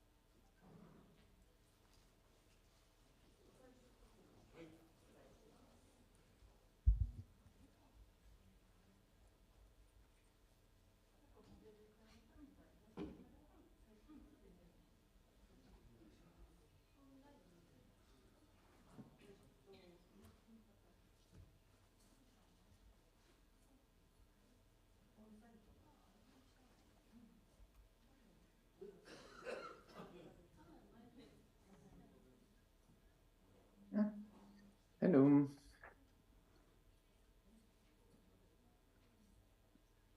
Roberto, can you hear me? Yes, Antoine. Can you hear me? Yes, I can hear you, Roberto. That's great. We're just waiting for Rasha to come. She was in another session, I think. Okay. We still have some minutes. Yes. How are you? Great. Can you try your rights to share? You're going to share the screen, right? Yes. Great. Fantastic. And I will ask for some comments, of course, from you and Rashi. Excellent. Antoine.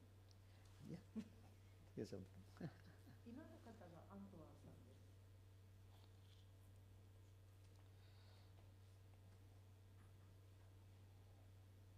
This time, Roberto, it's me to be early in the morning. Normally, you are the one. Yeah, I think we're prepared. Is Maria going to join as well? No. Okay. So Maria, no, she's not going to join. All right, so cancel. Yeah, cancel Maria. All right. Maria-san, cancel.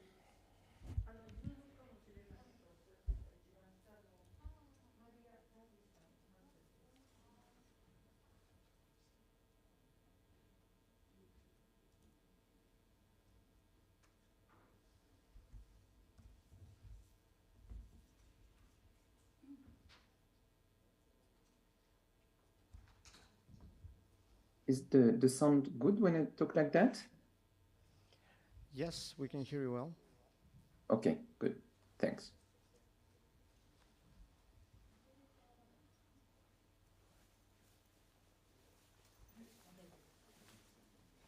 You can see us, right? Now.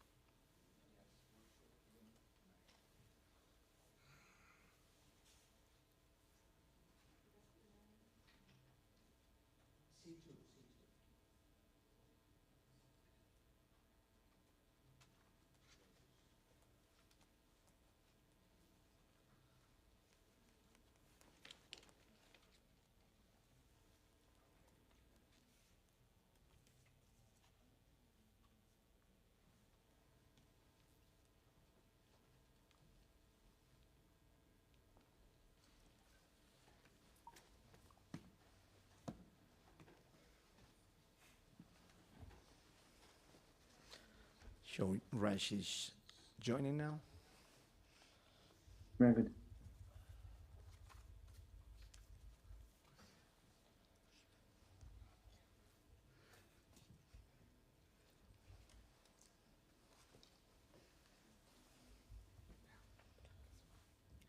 Hi, Rashi.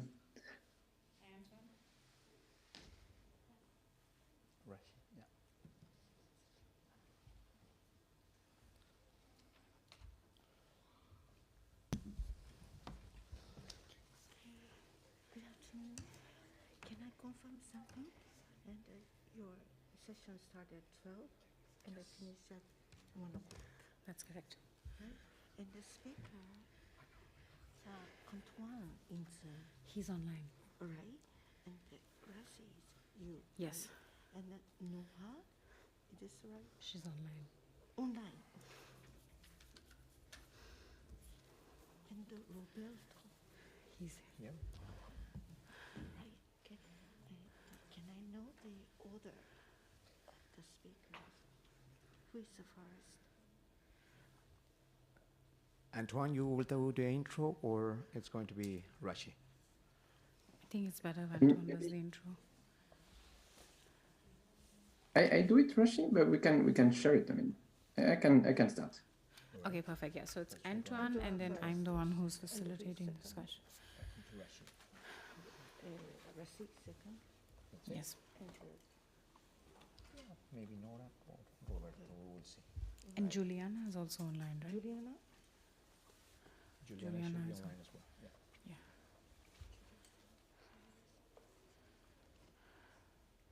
Any other, you don't have any other slide? No, Okay. those are going to be shared by Antoine. Okay, so you we can can start. Okay, Antoine, you have the floor now. We're starting. Okay, thank you. So hello everyone. My name is Antoine Vergne. I am working at Mission Publique, and we are working on citizen participation. It's my pleasure today to be with Rashi and Roberto in that town hall to talk about citizens' engagement and artificial intelligence and the future of it. So maybe Rashi, you want to say a word on yourself, and Roberto too, and then we can give you some input, and then we will have a discussion, and then we can try to understand what could be the next step of such an initiative. Thank you, Antoine. Hi, everyone. My name is Rashi Saxena. I'm from Bangalore, India. I was deeply involved in organizing the Global Dialogue back in 2020 on behalf of my country in India. I'm also a member of the scientific committee for the We the Internet project, which we will be discussing further. And I'm really happy to be here, and I'm going to pass it on to my colleague, Roberto. Thank you very much, Rashi. I want to welcome as well to all the attendants to this session. It's going to be very insightful. My name is Roberto Zambrana. I come from Bolivia. I was also involved in the dialogue in Bolivia a couple of years ago, and happy also to be part of the scientific committee of With the Internet initiative. And well, with that, I think we can go. Yes, moving on to you, Antoine. Yes. So maybe Roberto, you can share your screen, and so we can have the kind of short presentation on looking back at what we've done together, and then looking ahead at what we could do together. So it's about the global dialogue on AI and metaverses. Maybe you can put the next slide. So that was for the program today. And we can start with a short icebreaker. That's always a nice way to get together. And maybe we can think about next question. That question is if you were able to ask an artificial general intelligence or something very, very advanced, one question, what would that question be? Maybe we can take 10, 15 seconds, and some of you in the room want to share with us or online what that question would be.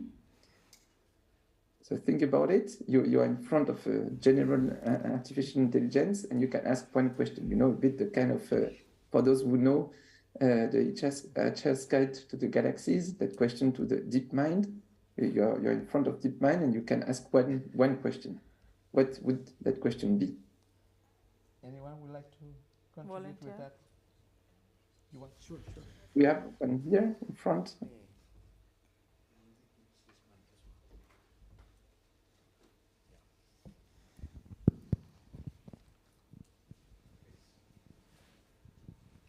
Okay, good morning, everybody. I'm Jane Mananiso, a Member of Parliament from South Africa. I'm part of the ICT group in Parliament, and as well, I'm the whip of Department of Higher Education and Training, Science, Innovation and Technology. One of my worries with regards to anything that has to do with ICT and AI, it's the issue of forever perpetual inequalities in terms of those who are at the peri-rurals and as well those who are illiterate.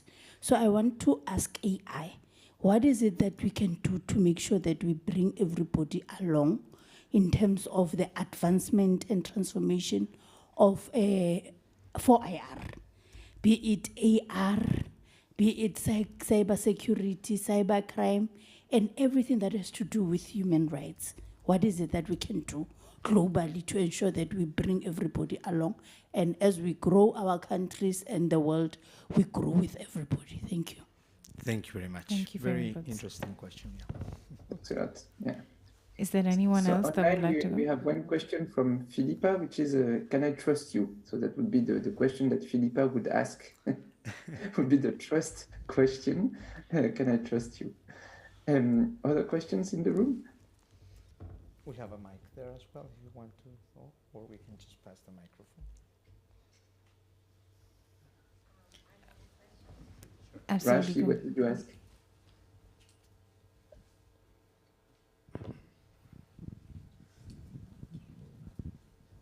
Thank you very much. Good afternoon. I'm Amy Tsuraka from Japan. I am working at a company called OSINTech. We use OSINT. We collect a lot of governmental press release in different languages into one language using AI.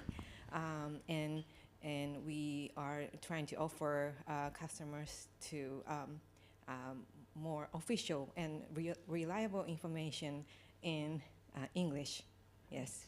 And my question and my what do you say, question is that when you say design, let's design the next global dialogue on AI and metaverses, and designing is very, very tricky, if we try to avoid a lot of problems.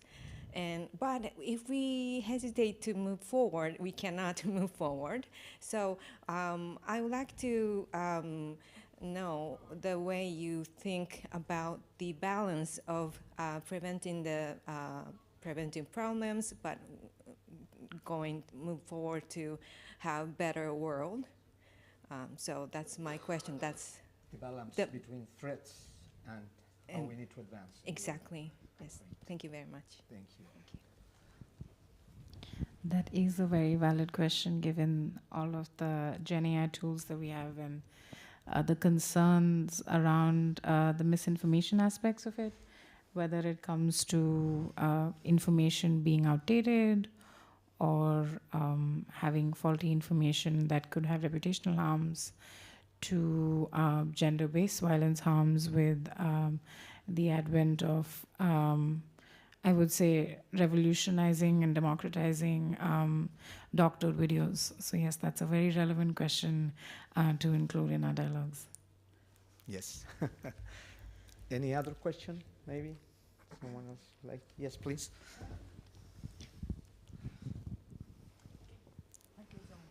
Thank you. And hello, everybody. I'm a high school teacher at a high school called Jiyugaoka Gakuen in Tokyo.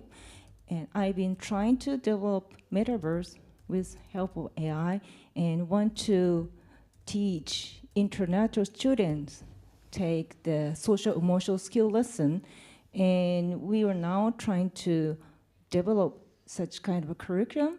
But now I'm only using the standard meeting system, and I wonder how we can ask support for the AI developers or the metaverse researchers.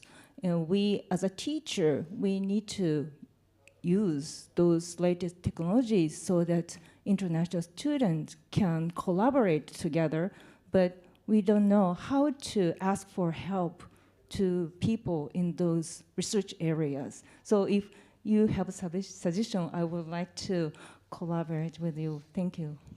Thank you very much. I'm not sure if we have a solution, but we could ask the general AI to give us one. That would be one question to ask. Rashi, Roberto, what would you ask that?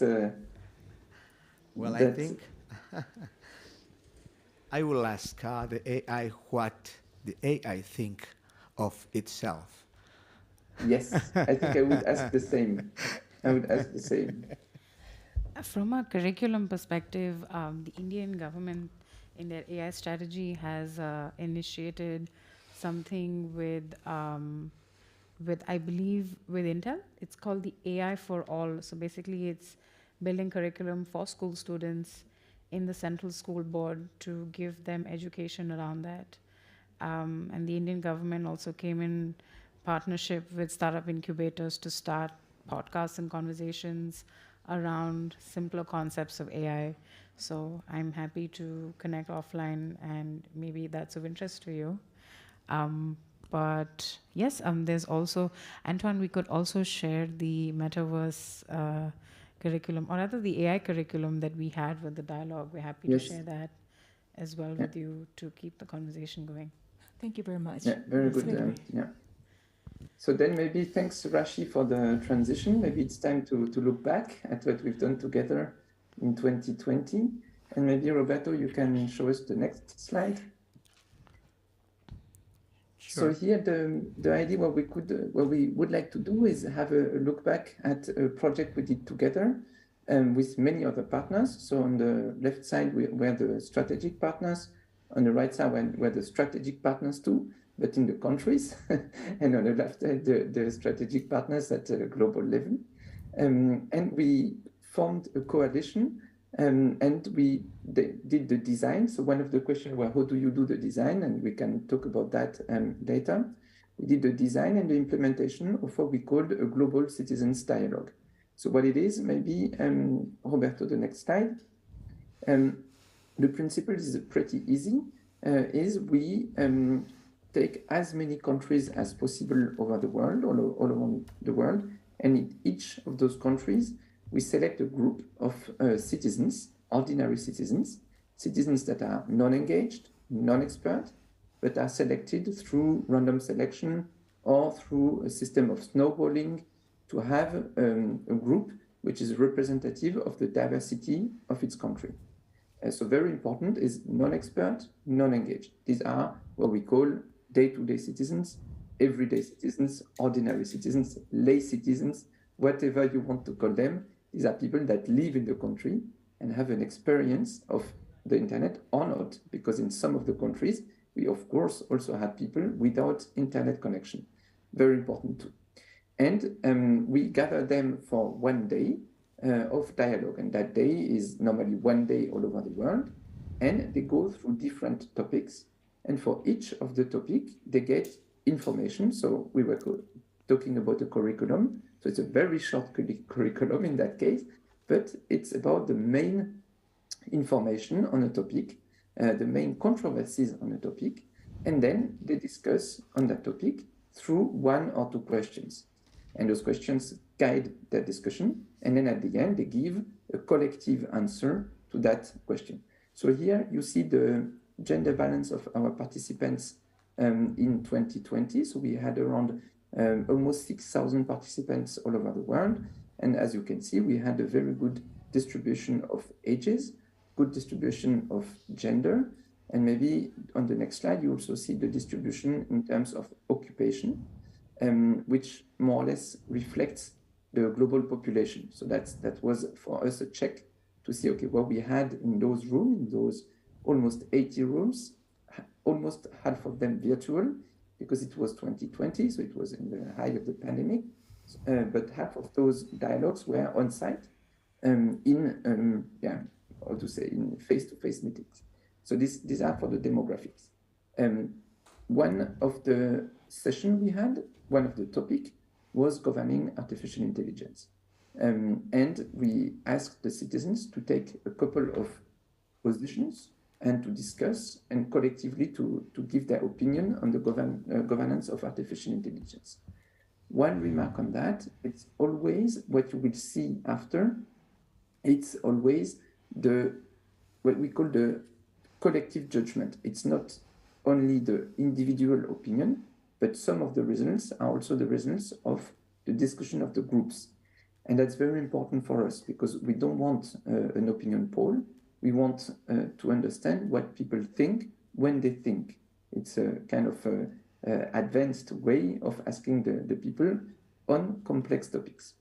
So, and one of the questions we asked, and I'm sorry for the numbers below because normally it should be 0, 10, 20, 30, but there was a glitch in the numbers, so it's percentage. One of the things we asked the group was to reflect on if they thought that artificial intelligence was more a threat or an opportunity or equally. And as you say, at the end of the day, when they had discussed, the people said, okay, it's equally an opportunity and a threat, almost half of the groups. And on top of that, a couple of, around 30% of the groups also felt that it was more an opportunity than a threat. So the first results we had was that generally people didn't see AI as something very, very bad in itself. And it was rather a neutral or positive view on artificial intelligence. So next slide. Then we asked them, and that's the big advantage of such dialogues is that you can have qualitative work. So we asked them to work on the priorities, which should be the priorities in developing AI systems and AI governance. And as you can see, it was the highest one was it should be aligned with human rights. Then we asked them some questions which were closed questions, so that's more individual questions in that sense. And here you can see also about the question of ethics and AI, and they had the feeling that, of course, there should be ethicists involved in all that work in all of the different organizations. Maybe the next one. And that is hard to read, but just I wanted to give you the general impression of that. On that question, we asked the people to tell us as a group if they saw more an opportunity or a threat in different fields of AI.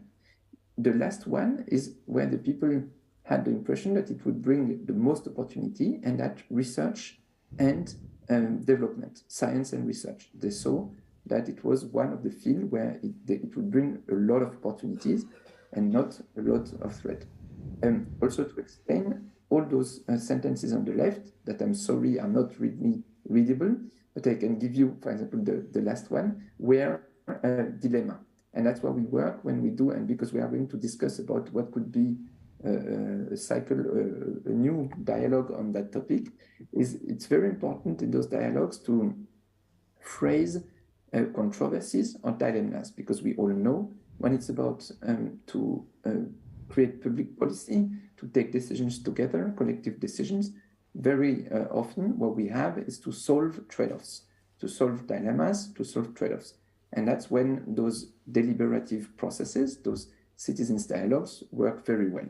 So if I take the last one, for example, or maybe, Roberto, you can stay on the one before. Can you, yeah, no, no, yes.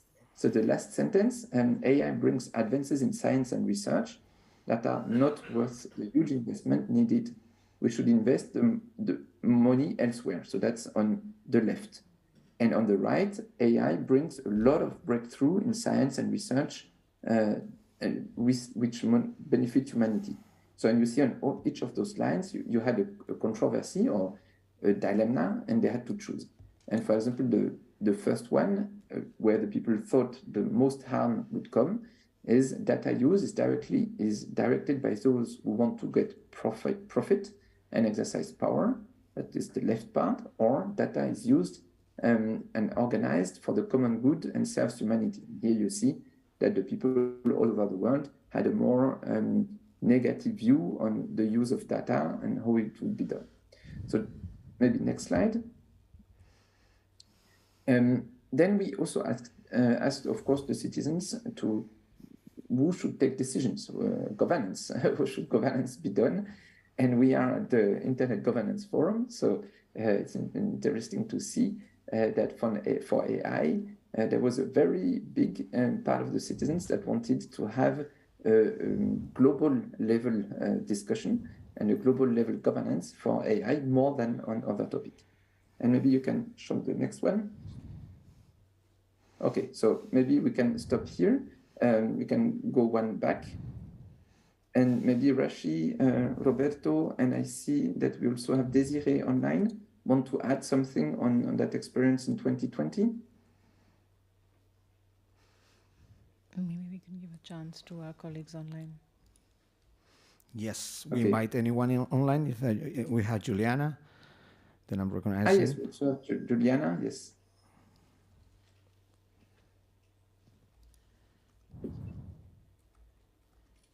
Hello everybody, my name is Juliana from Indonesia. Happy to meet all the participants too interested in AI and global dialogue organized by Mission Public. I think what Antoine presentation is quite clear about what the global dialogue on internet is happen. From my experience from 2020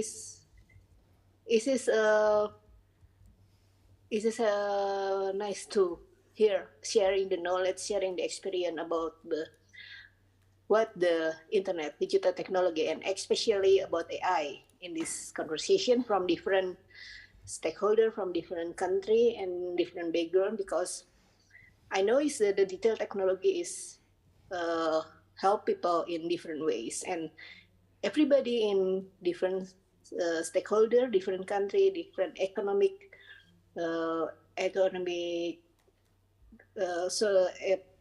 economic situation has different experience about the digital technology and especially AI. Then I think what the different experience will bring to the inclusion policy and inclusion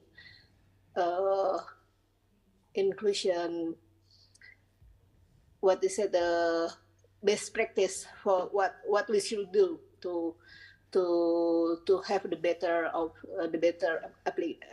application of AI in our life. I think it's enough for me, Antoine. Thanks, Juliana.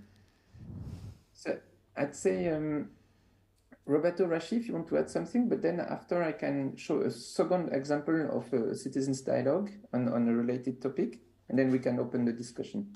I wanted to check if Noah is online. I'm not sure if Noah is online.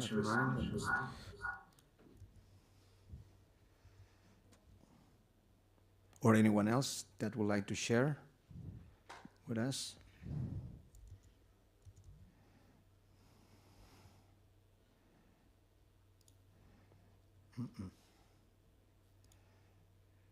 Okay, so maybe Roberto, you can share again the presentation. I can do the second part of the input. Sure. So in here, I will share another experience. This time it was more done by Mission Publique and less by the coalition. But it's in a way it's a direct, let's say, child of that dialogue. And of developments in Europe around citizen participation. And these were the European citizens panels. Maybe you can show the next slide. So the context in 21 and 22, we had in Europe a huge process which was called the Conference on the Future of Europe. And this conference was launched by the European Parliament, the European Commission and the Council. And it was about asking citizens of Europe about their views and wishes and recommendations for the future of Europe. And this process was both at national and European level. It was both online and on-site. And one of the key pieces of that process were so-called European citizens panels. And those panels worked on the same principle as the dialogue with the internet, meaning we had a group of randomly selected Europeans coming from all EU countries, representing the diversity of Europe, each talking their own language, but that process was a bit different because it was not one day, it was 3 weekends, so a much deeper process of discussion, but with a smaller group of people because it was 200 in each citizens panel. And in 22-23, we had a new cycle of those panels with 3 topics, which were policies being prepared by the European Commission. The first topic was food waste, because the Commission was preparing a directive on food waste. The third topic was learning mobilities, so the fact that you go abroad to learn and go back to your country, because the European Commission was preparing a text on it, a program. And the second, you see it, it was about virtual worlds, because the Commission was preparing a non-legislative text, an initiative on virtual worlds. Maybe you can show the next slide. So the next, basic facts, we had 150 randomly selected citizens with stratification from all over the countries in Europe, 3 weekends, we had those citizens discuss with another. So it's the photo you see on the links, and on the left side, maybe you can show the next slide, Roberto. Actually, in between that, Antoine, Desiree wanted to make a few comments. Yes. If Desiree is still online. Hi.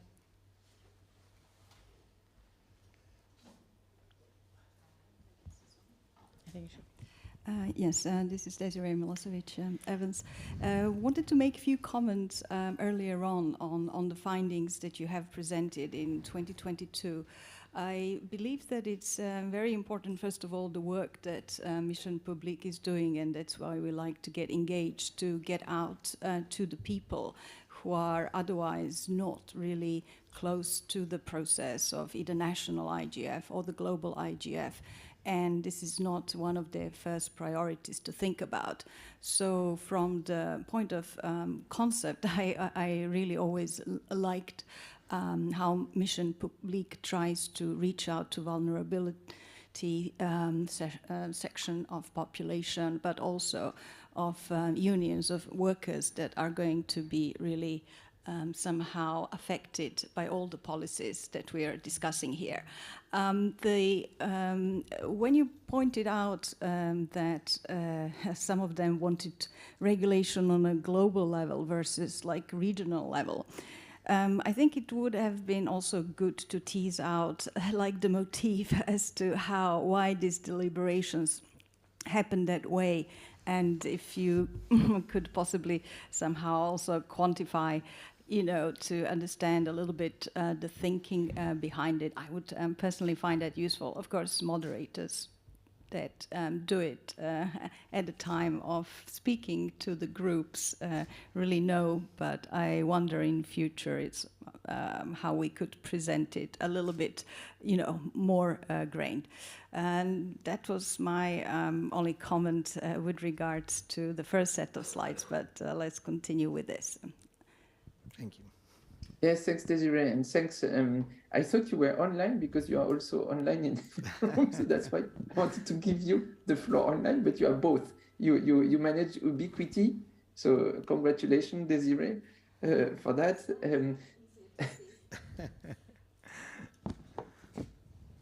No, yes, maybe let me finish that round, and then I'll go back to the question you had, and I think it's a very important one for the future, because indeed there is a lot of feedback on that we had. So on the European level, the question we had, and the Commission asked to the citizens what visions, principles, and actions should guide the development of desirable and fair virtual worlds. And we had them work a couple of weekends. and give some recommendation to the commission. And if yes, and then at the end, the output of that process was a communication from the commission about what they called Web 4. So Desiree, you wanted to talk about Web 3. We are with the commission. We are already at Web 4 about virtual worlds. And this is very long, so you don't need to read it, but it's part of the official communication of the communication. And what is interesting is that they specifically mention the citizens panel as being the inspiration for their legislation. So here, in terms of impact of such a citizen dialogue and the continuation of it, we can see what it can become. If you look at the last paragraph, the European Commission says the citizens panel specified a set of guiding principles for desirable virtual worlds. And then they just list the values that the citizens had developed during the citizens panel. What I want to say with that is in 2020, we had a more bottom-up open approach trying to have impact on policymaking. The example I just showed here in 2022, 2023 was more top-down approach from a policy making body asking citizens, ordinary citizens. So you have really to imagine that the people that came to Brussels to take part to that panel were not expert, not stakeholder of internet. They had no clue about what metaverse is. They didn't know the word. They didn't know about virtual worlds. But they took the time, they were guided, and were able to give recommendations and give the guiding principles they saw as important for the development of such a world. And with that, I would like to close the presentation saying, okay, what now? Yes, maybe the next one. So now, when you have heard that, but we first can have a discussion, or we can have an open discussion in the time we have, but our motivation also to have that town hall meeting with all the partners is to imagine what could be the future of such a dialogue. What could be a new version of it? Because we are still convinced, and I look at Rashi, Roberto, and other partners, I think we are still convinced that we need that input from ordinary citizens for the global discussion on those topics. So what could be the topic? And here I also would like to connect back to Desiree what you were commenting, is because what you said indeed, we asked in 2020, we asked them what should be the level of governance. So that was a framing to understand if they saw more global governance or local governance. And now if we want to be more granular, as you said, we also should be able to understand should the topic be the same at global level or adapted to the context. So I think it's exactly what you were starting to explore, Desiree, is if we were to talk about a global dialogue on AI and metaverses, how should the topic be done, and should it be a common topic for everyone or more a local topic? And that's the discussion we wanted to have with you. But I give the floor to Roberto, to Rashi, to first comment on the presentation and introduce that discussion. Excellent, Antoine. We will manage to receive participants' participation now. If you agree, now we are asking you if you can have an answer for these questions about first the topic that you think will be relevant to discuss regarding AI, artificial intelligence, and then if it needs to be to have a context in the country that we develop the dialogue. So those are the two questions, please. I can reflect on a bit on the dialogue that we had in India. We did have a very interesting discussion, and although a lot of people were not particularly subject matter expertise, I liked how we were looking at a very diverse age group. So we had participation from a Buddhist monk to housewives among the 50s. We also picked up participants from places where there is a lot of turmoil and angst. And I mean, I also come from a country which historically has the largest number of internet shutdowns. So internet connectivity is sparse, or there has been internet shutdown for political reasons or otherwise. So what came out from those conversations is that people do have a lot to say, and if you provide them with information that is concrete, that has the right data, we need to give them agency to be able to make their own decisions. But in short, it was a very good educational exercise for people to understand, and people are, no matter what age, people are always going to be keen to participate and say what they have to say. So Yes, from that point of view, and I thoroughly enjoyed the discussion, as it was more of a literacy exercise, which is something we all need. Great. We do have some participation now for the audience, please. Thank you. Good afternoon, everyone. My name is Katarzyna Steciwa. I represent the Polish National Research Institute. And in terms of global dialogue on AI and what should be the main topics, I would definitely recommend child protection, child online safety, because it's a global both phenomenon and problem that there are many harms to children caused in the online environment. And digital artifacts are also stored online of what what has happened to children. So AI can serve both as a tool to help in terms of, for example, finding child abusive materials in a big pile of either photos or videos, and it can do a lot of harm. If you imagine digitally created material, such as child sexual abuse material, including visual appearance of an existing child. So we have different sides of the problem, but I believe that this is the topic that should be discussed both at the global and at the local level. Thank you. Thank you very much. No, that makes a lot of sense when it comes to talking about AI being used for, you said, content related to harms, because it's easier given that content moderators and the way they've been treated when it comes to their living wages, or when it comes to looking at heinous content, kind of, I would say, contracting that to AI that could be more precise, could also help in sifting through large volumes of data, given that so many people have come in online after COVID. So yes, definitely AI would be a good application and tool there. Next question. Yes, please. Morton, UNU, eGov, just to follow on that note, I agree with that, but it comes back to also some of the survey results earlier, to a classical theme. It depends on the type of AI we're talking about. Is it AI like ChatGPT that students are using or we're using for research, or is used by students to, cheat the teacher and skip learning experiences? Is it fake imagery? Is it fake news? So it comes back to this classical skill of not just having access, but also the critical skills and thinking about what you consume online, particularly when we're looking at deep fakes and the like. ChatGPT, there was an interesting study done, I think it was Oxford or MIT, on law students.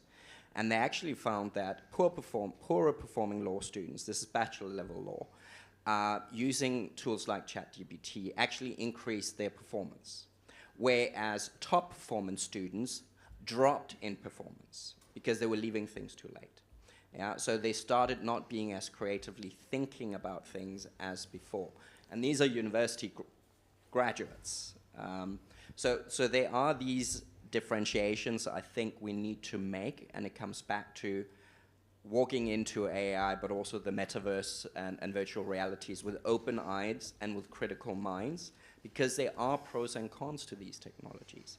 ChatGPT scrapes the internet and makes a proposal based on what are the loudest voices there, and if those loud voices are fake news or false information, well, that's the output.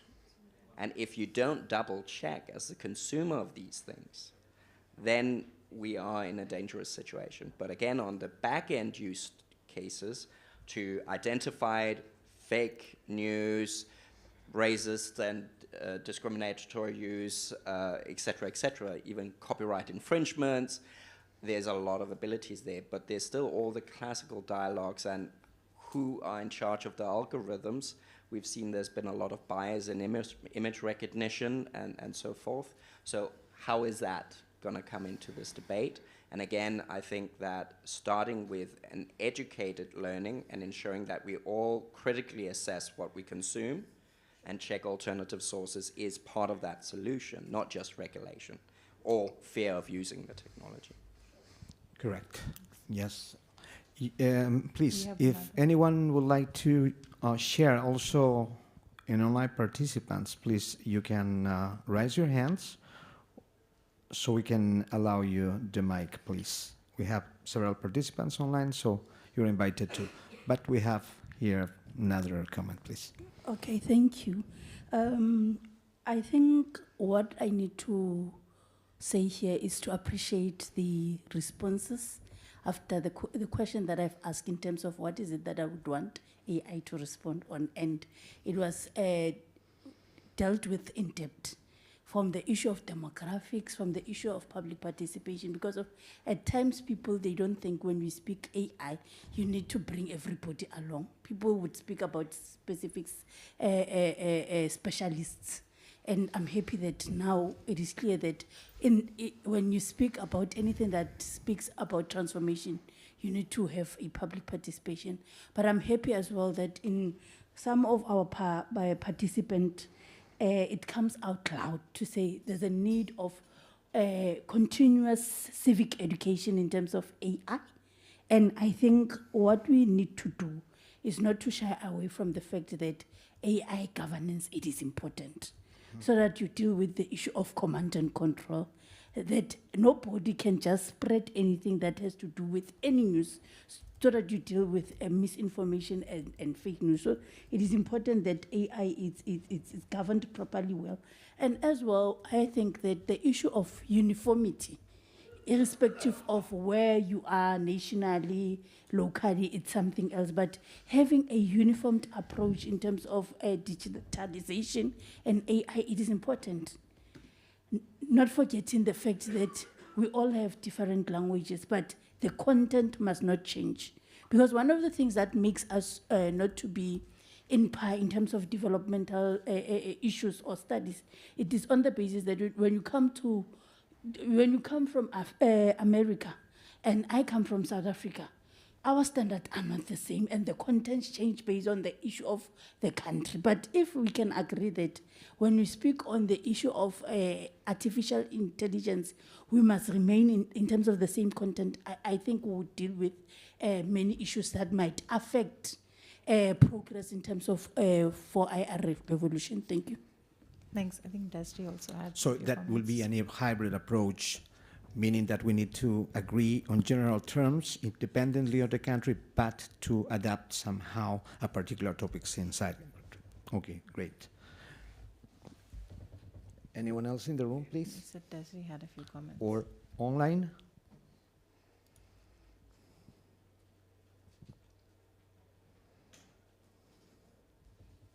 So I have no question there, no feedback online. So for the moment, no. Maybe we have another comment, please. Is that okay. So I wanted to follow up on what the previous participant commented on the number of solutions. Perhaps it led to that as well. Whether one of the questions one should be asking is what kind of AI implementation should it be? And as it's been mentioned earlier on, at the moment there's like a plethora of many models of AI being developed, not just the ChatGPT, but also the training data sets are being developed. And there is, different kind of open source AI models, as we have heard in the main session, the father of internet supporting the open source open sourcing some of these models, AI models that are being developed. But in that light, I also wanted to say that it's important when we present these choices to people who are not expert in the fields to also always give them some kind of understanding and trade-offs. So, for example, maybe one example would be, there could be an offset if only too few companies end up being the owners of the best data sets and having the more powerful AI algorithms. And on the other hand, open source could make many more models, but it comes down to many other things like the size of the data set, whether it's biased. If you do a search for who are the CEOs of hospitals in the world, it's always a man. Is it true? No, it's the wrong data set. And it's not easy to fix that code in a line to say there are CEOs of hospitals in the world that are not only men. Just a plastic example. But with the thought of whether it should be proprietary or open source AI models or training data sets, which are now more and more available, I think it's also important to think about the guardrails that are built into some of these big proprietary models. That means there should be not allowed hate speech, or, they have these kind of constraints that are built in that are good in these, so you can control, maybe easier, regulate fewer of these instances of AI, whether they ChatGPT or something else. And on the other hand, open source, we think we would not be bound to just use a couple of these models. So there are these certain trade-offs that in open source, it's not open source unless you can modify. So you can, for example, modify that you allow hate speech. And then we ask ourselves, is this really artificial intelligence that is simulating human intelligence? If it's intelligent, it should not be really suggesting propagation of hate speech and so on. And then there's a set of copyright issues as well.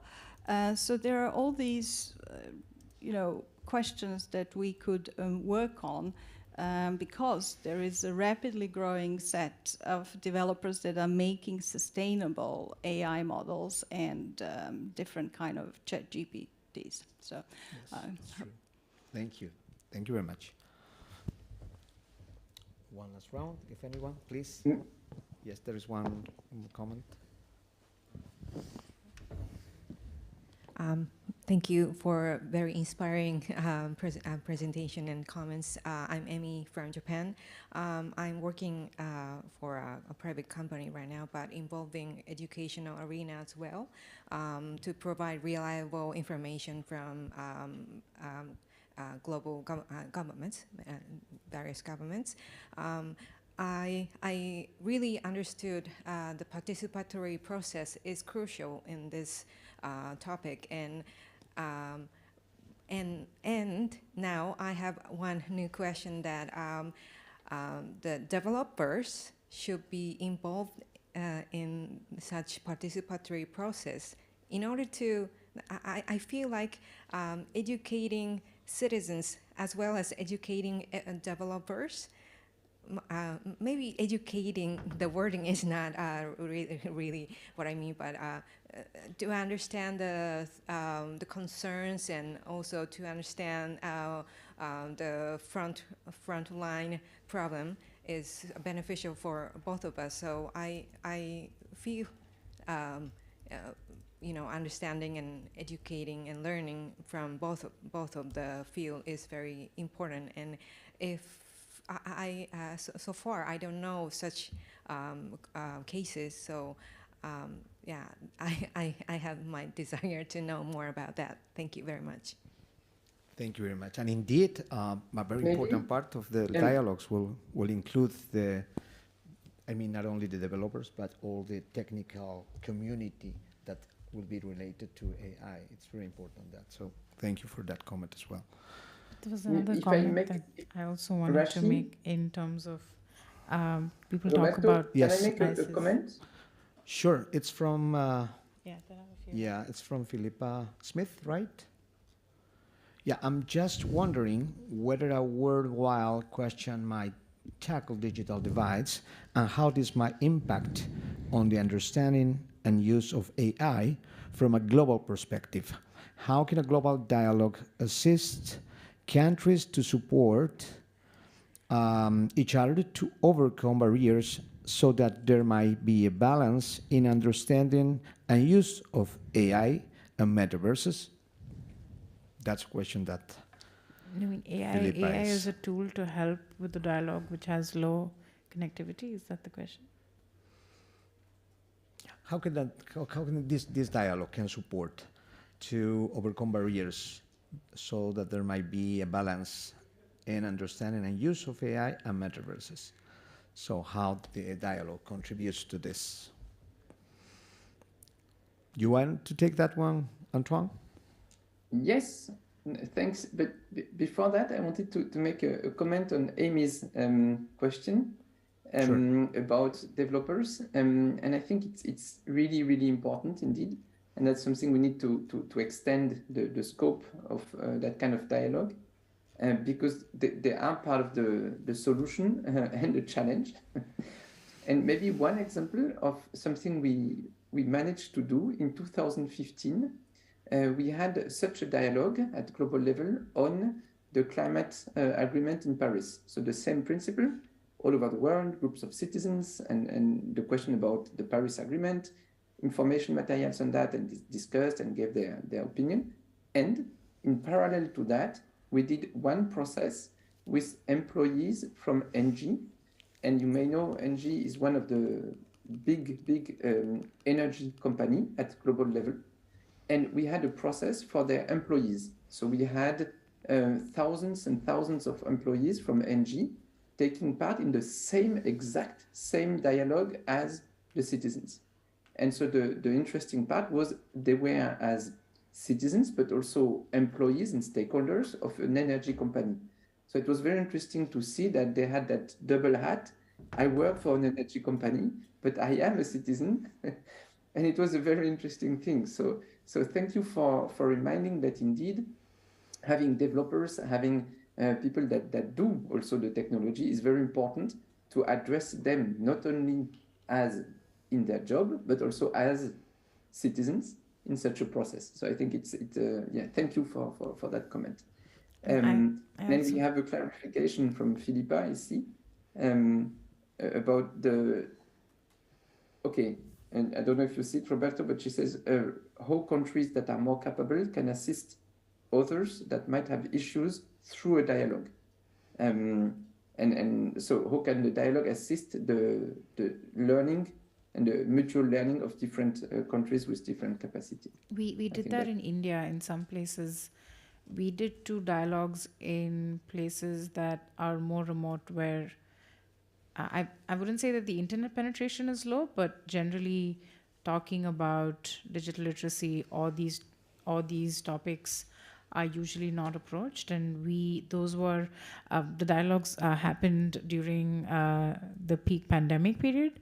So we did have 2 in-person dialogues in small village settings where we trained a lot of journalists to be able to liaise with and get outputs.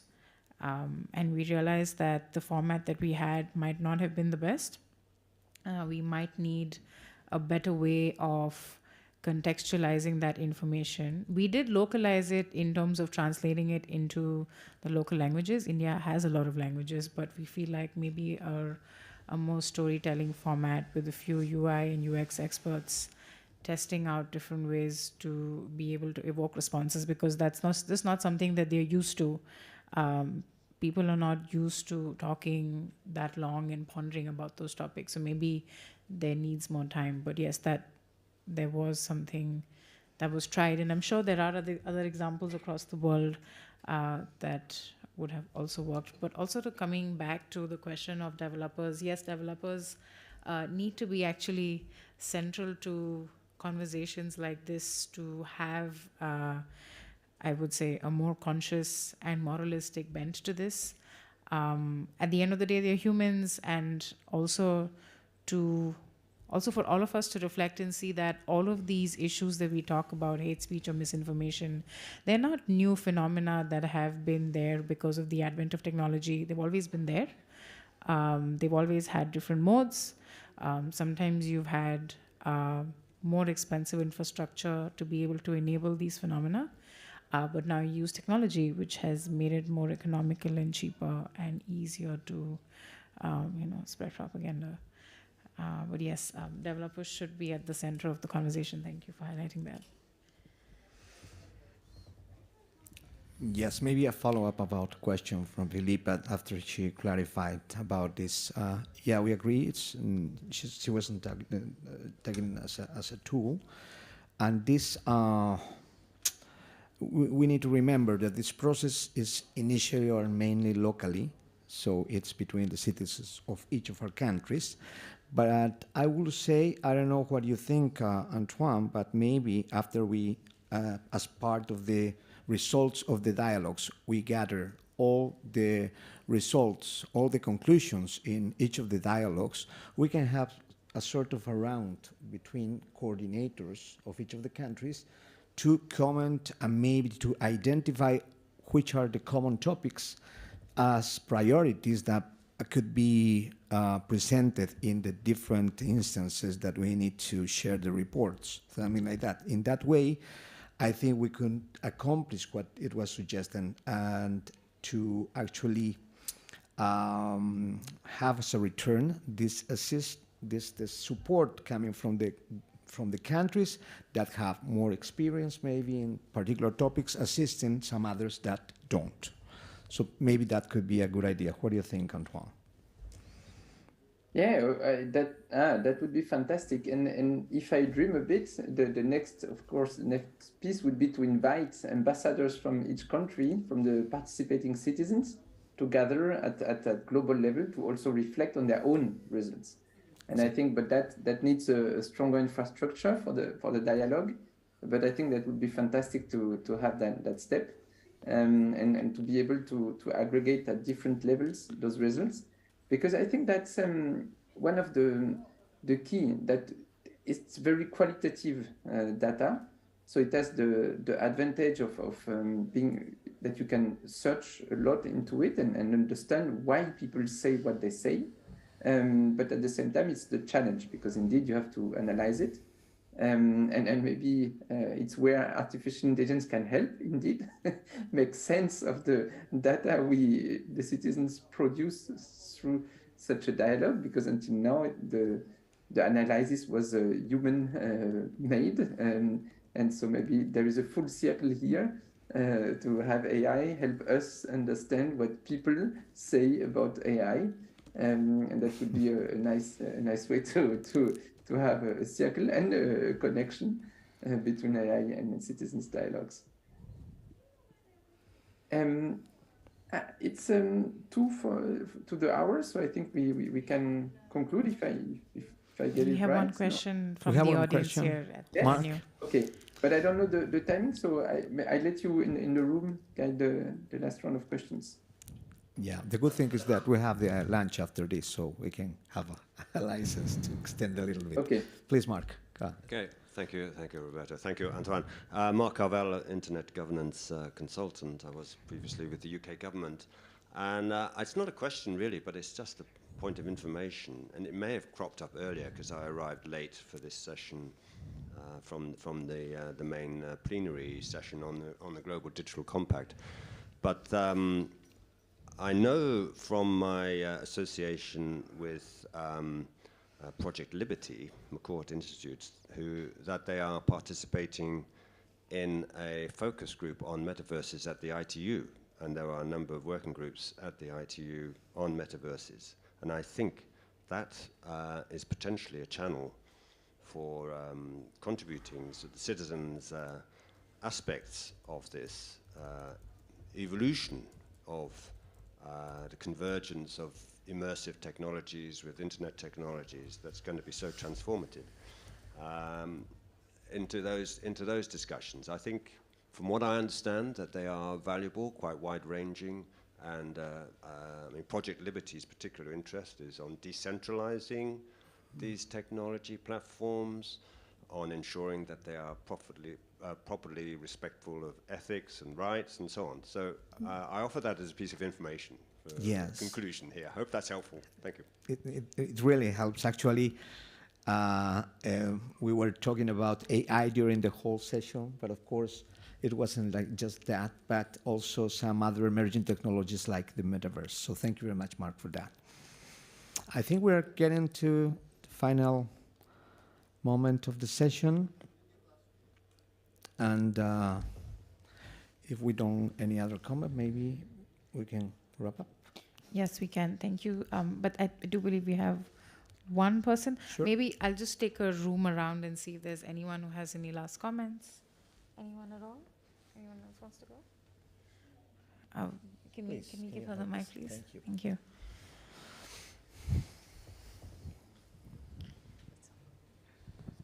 Thank you for giving me this opportunity to to provide you with a final comment. A lot has been said on inclusion of developers and society and so on, but I do believe that it's a strongly interdisciplinary issue. So there must be a place for every single specialist who has something to say. And by this, I'm relating to the metaverse and instances of, because, you know, I originate from child protection environment. So we have to benefit from what we know from the past and the research, and we have to check what is going on now. So we need to make a bridge between the past, the present, and we need to listen to experts and specialists such as, again, developers, sexologists, practitioners, policymakers. So it's a common responsibility, I would say. And by not including an expert of a particular field, we may simply overlook an important contribution. So there is really, I think this room is a good example that there are many people from different environments, different angles, and we learn from each other. And this is the only way to proceed. Thank you. Correct, correct, yes. And of course the learners, the teachers, and also not necessarily experts in a field, but also users of the technology.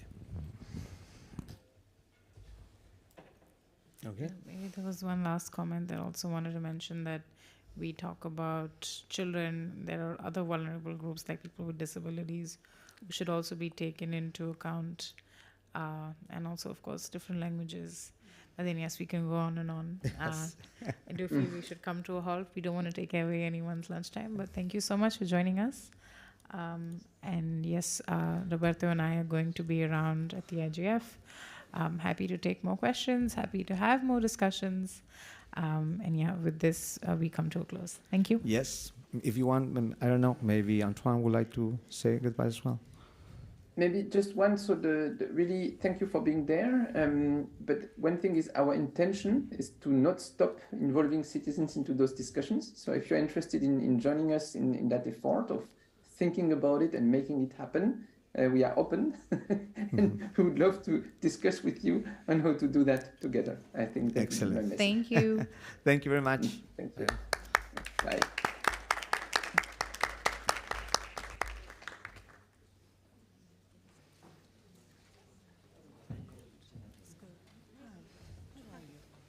Good, how are you? I'm all right. My name is Rosemary. I'm from Kenya. Nice to meet you. Nice to meet you. I was just thinking, when you said about the digital, had you thought of doing like snippets of videos to educate the rural population? Yeah, we did that as well. I don't think it particularly worked too much because it didn't. I felt like it was a very global audience. There were snippets of videos, there were different ways, but I feel like we need to have a better way to explain technology, giving them case studies. I think there needs to be some testing done as to what format would work for them to evoke a response, because not everyone likes to speak. Yes. You know what I mean? Yeah. And not everyone will open up because they don't.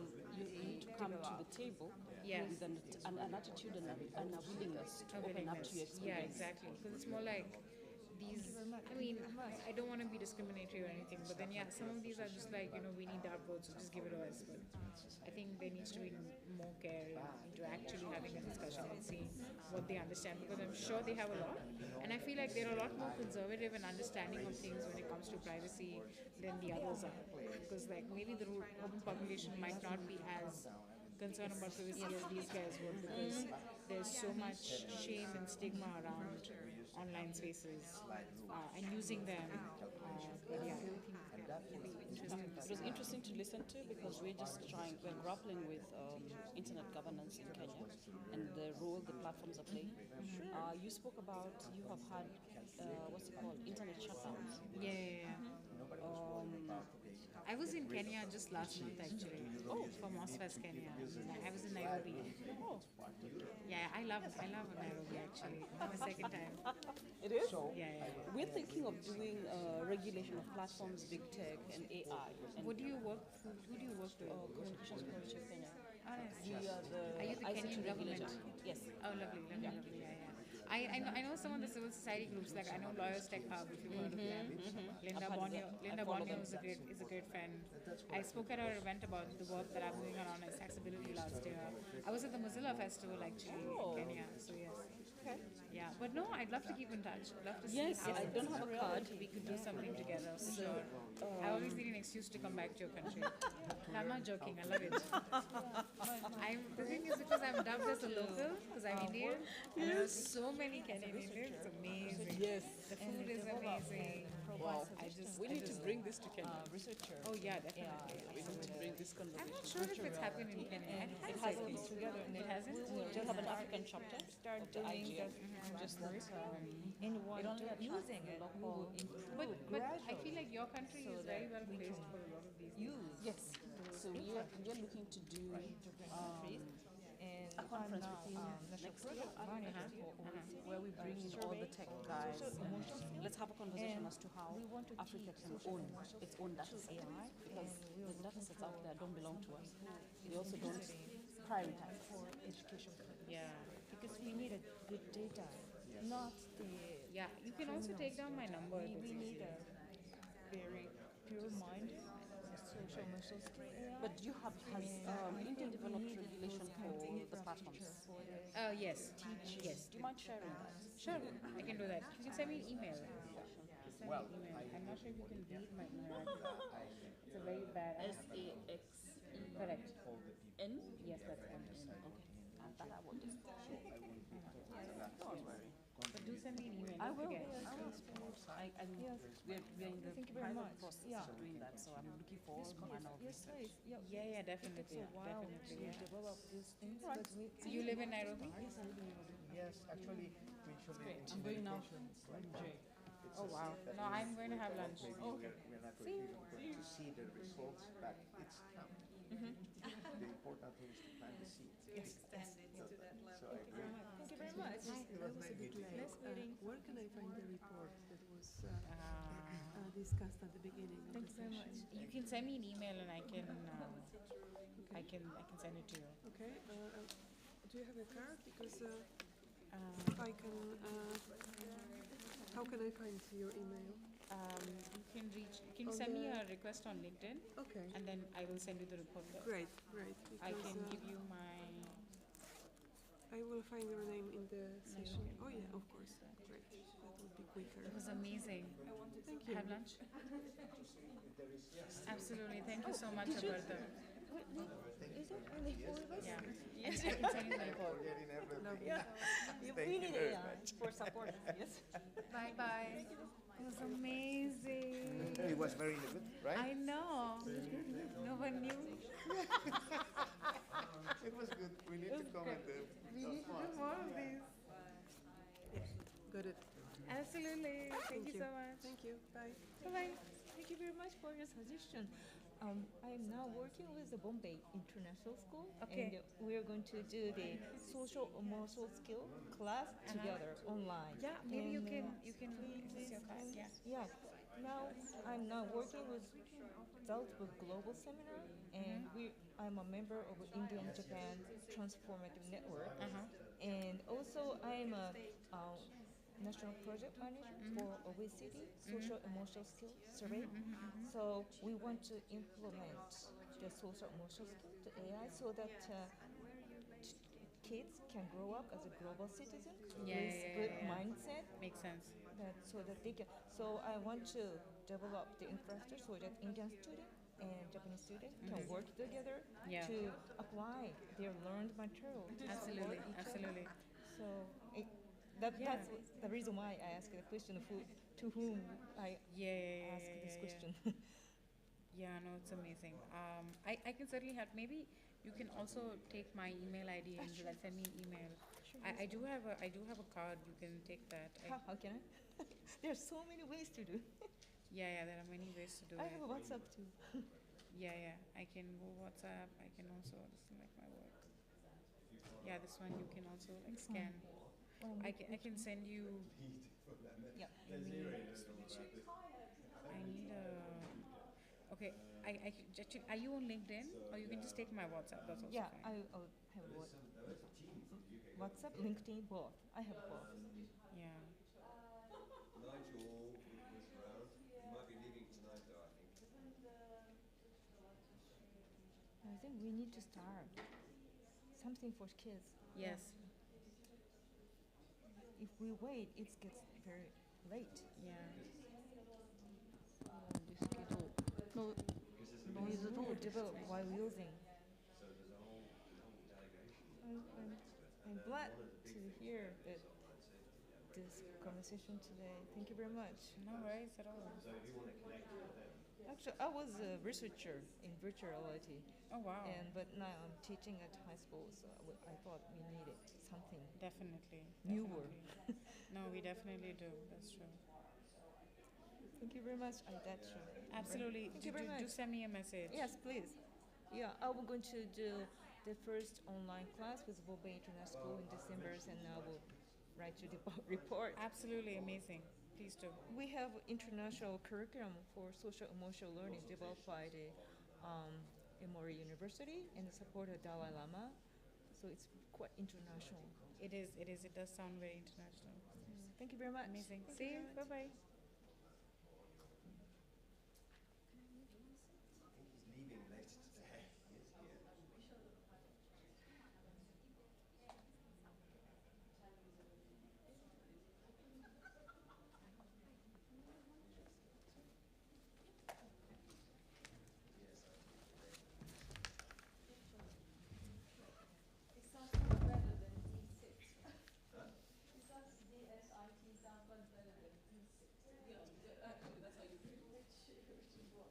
He's here.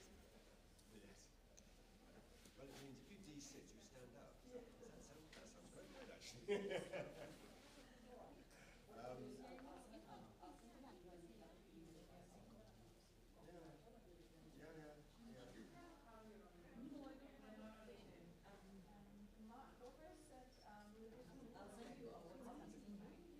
Well, Project Liberty is associated with the Constance Institute. Constance, of course, she even switched from ISOP to Project Liberty. She's not here, but she is online, and then there's Paul Failing there. Okay, I hope that's helpful. Yes, it is. Yeah. Yeah, I hope you see when Constance left ISOP, I did some contract work for Constance.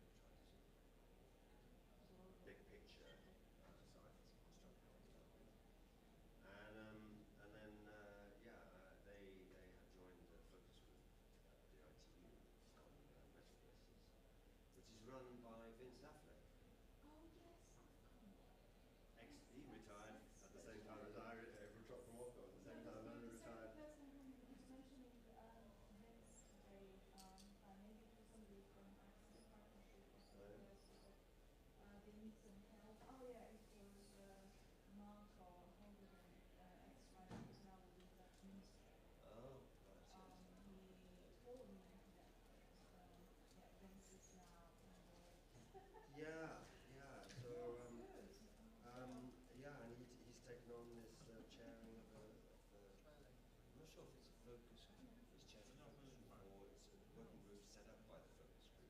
But anyway, definitely involved in this metaverse work at the ITU. Were you there for the AI for Good conference? No, I don't have any money to travel. I'm here because, actually, fortuitously, because my family is half Japanese, and my wife is Japanese, and she's here in Kyoto, but we were staying over in Tokyo, and I said, oh, well, let's tie in the IGF. But I'm helping Sandra using on GDC, basically. So I've done the consultations for years. Huh?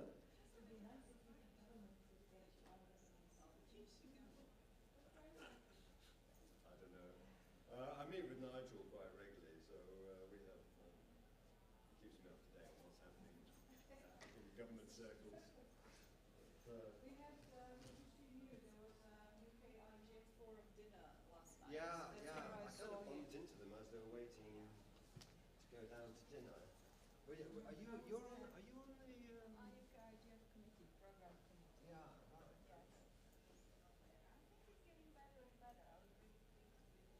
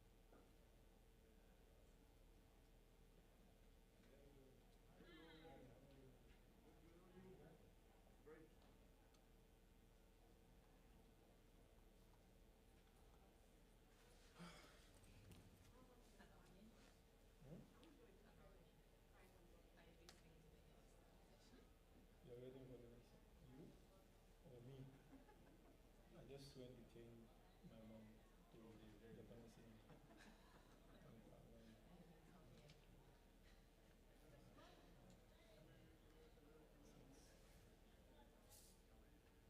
I went today. We close, we go to that place. The electronic, the electronic store. Hmm? No, later when you close. Hmm? It's okay.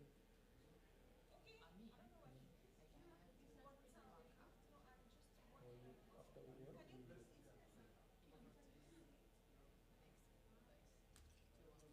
Oh, you at that work? Hmm? Huh? What is from school? Oh.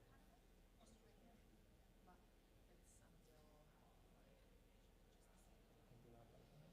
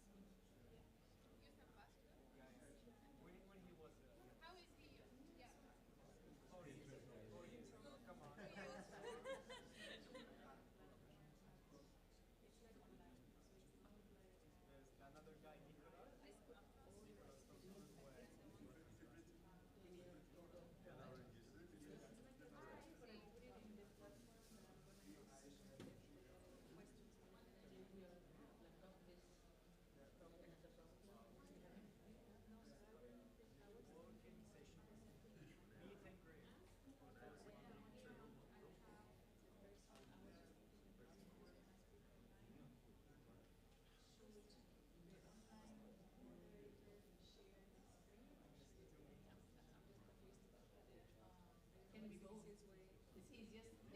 She presented one. Yeah, it's easier than you. It's for Trish, right? Yeah, it's for Trish. Yeah, Trish is very good. She shared the slides. That's easier. Because, yeah, because if you do that, then you have to do next, and it's better. For me, it's easier. Yeah? What do you think?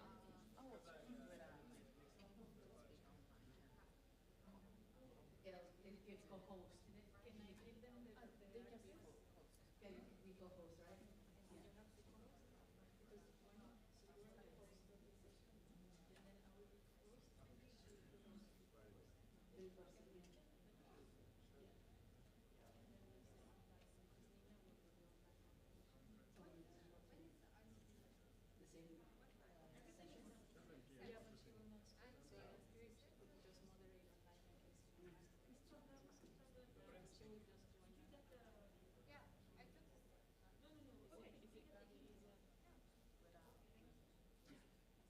All the materials yet? If you want to share the material now, do you have the link? Yeah, I went to the board and they told me like. Yes, I can show you. Yeah, you can open it. Oh, that was right in the room. I know you can go into the room.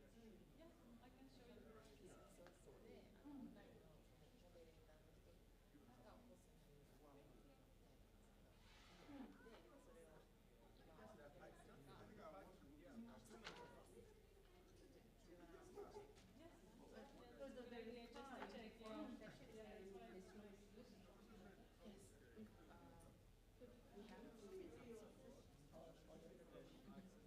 everybody's prepared for sessions before 15 minutes. But since I communicate more than everybody. She wasn't that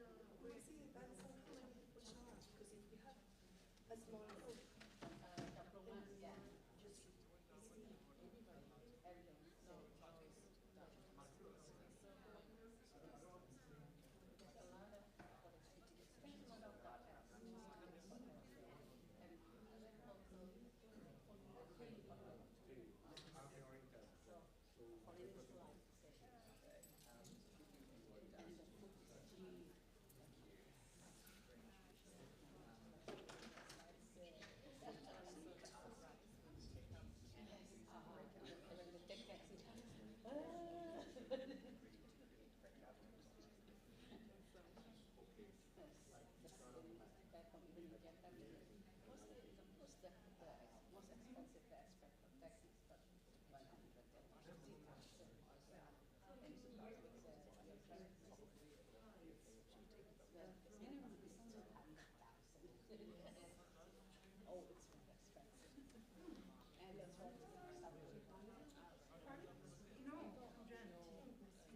Yeah, I have to stop waiting. Oh no. Yes, they went. I just arrived. Yeah, we work for the Internet Society. And then the kid and I take text. Good. Yeah,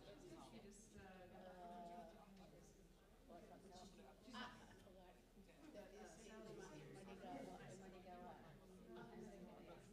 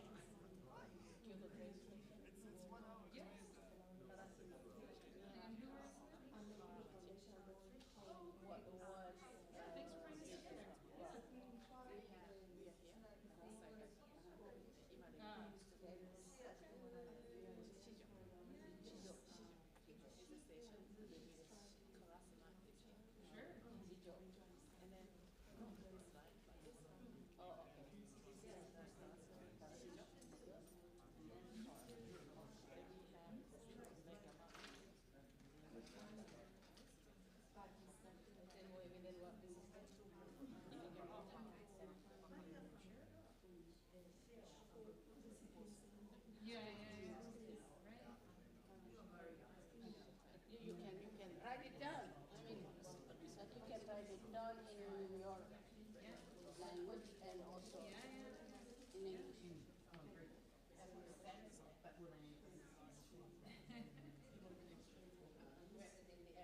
is also if I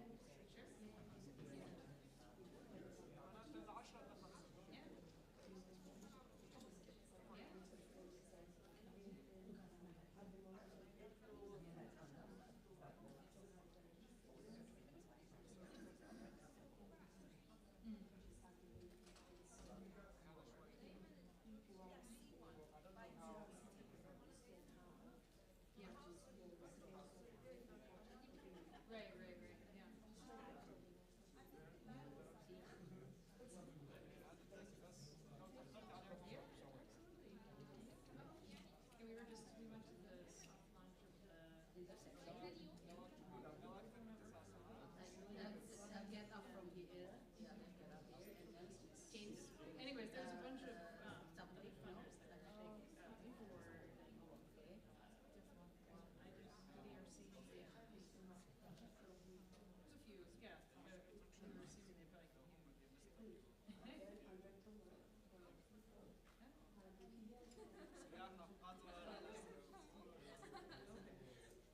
I didn't know there was a RSVP situation.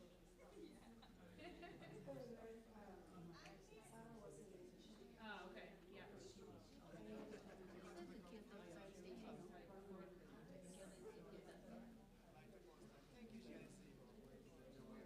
Well, it would have been 2019 because the foundation didn't start until this year.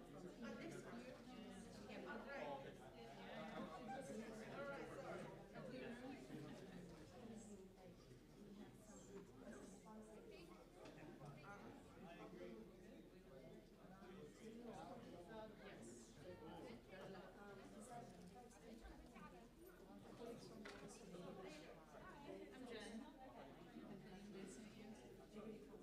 Nice to meet you. Sorry. Dave.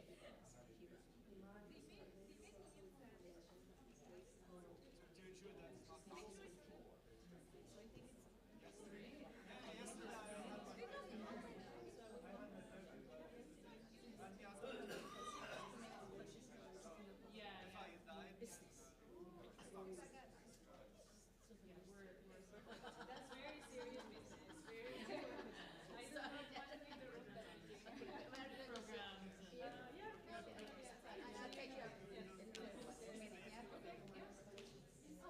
I also worked on managed services. Writing down in your. It was on our team for a while.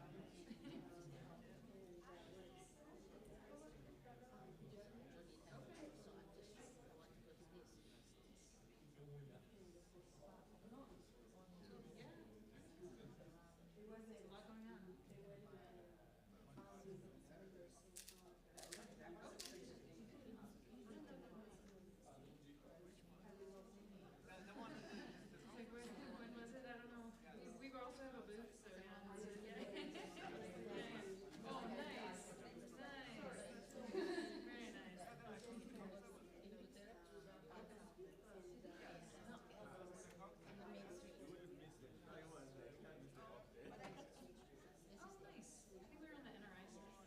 yesterday I went here and I got confused myself. And then I go home, take taxi to here.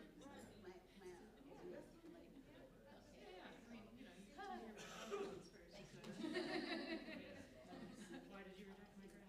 It happens. Oh yeah. It's much more fun in person. We're like, oh, hello. Right. Yeah. Yes.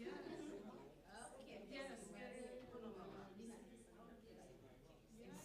Thank you. Then I have to catch up my friends. Yeah. Okay, see you around right now. Hi. It's lovely to meet you.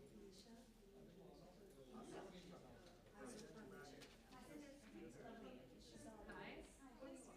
I'm Jen. Hi, Jen.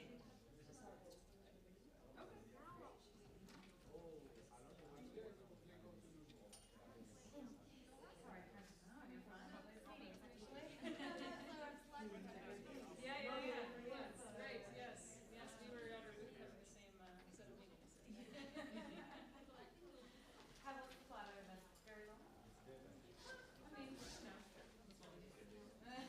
closer than Bangladesh, but yeah. Oh, fair enough. That's just me over the Middle East. I took Atlantic the long way, right? Well, it's for Bangladesh. For here, it's just 12 hours from San Francisco when I was in Kansas City.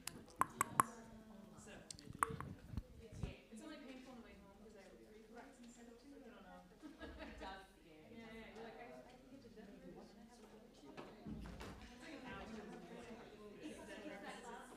those are the ones that I miss.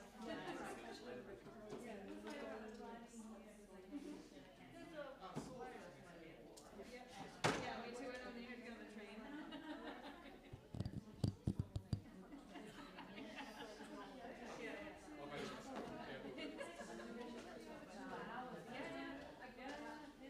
I know. And you're like super jet lagged. And you're like, oh my god, I'm getting on the wrong train.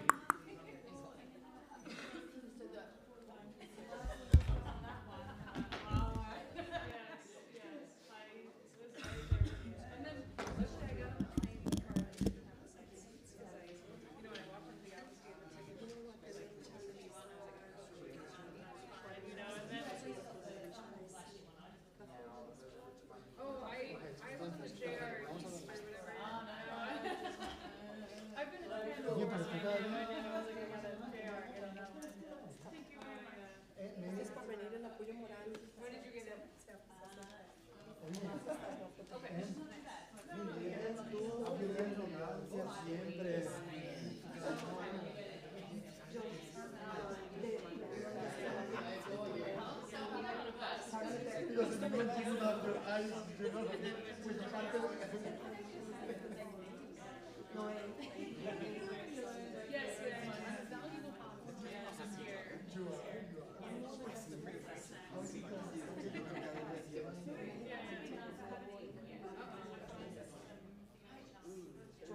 Yes. Then you're trying to talk to someone. We were just kind of meeting during our meeting. Being like, oh, sorry to interrupt you. They were still in our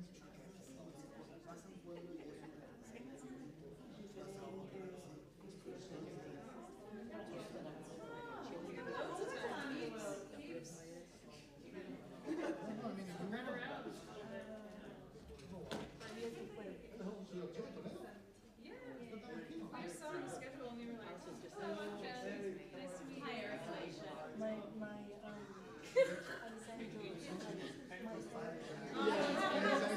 One of our teammates is maybe Brazil, so he's always got Portuguese, French, and Spanish, and English.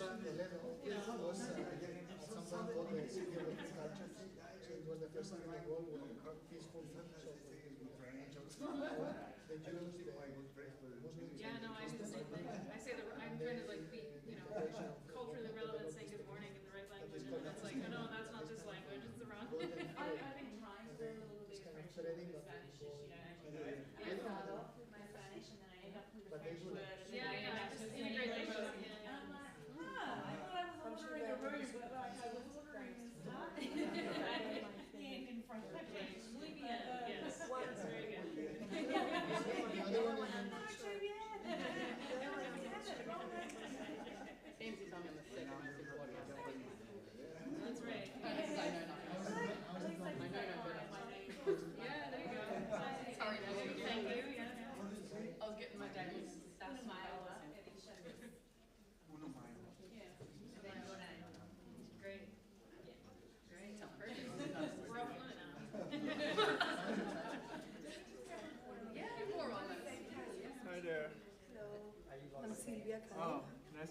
Kandar. Oh, so nice to meet you. Hi. Oh, sorry. Hi, how are you? I'm Yoshiki. Nice to meet Nice you. to meet you. How are you doing? Fine. Thank you so much for joining us. Elisha Hekler. Nice to meet you. Nice to meet you. Nice to meet you. So nice of you to join us. Really appreciate it. Unfortunately, Keiko-san cannot come to. It's fine. She has a lecture. Lots of commitments, I'm sure. But you know, we are expecting here a few organizations that invest in what we are all investing in. So hopefully we will try to find opportunities for collaboration. Donors and depends on how we. I have one. Thank you. So it depends how it all goes, but it's more on collaboration. But please have a seat. It's going to be very important. But everybody will be asked to share what you want. So please come along. Please sit at the table. Sit at the table. Hi, how are you?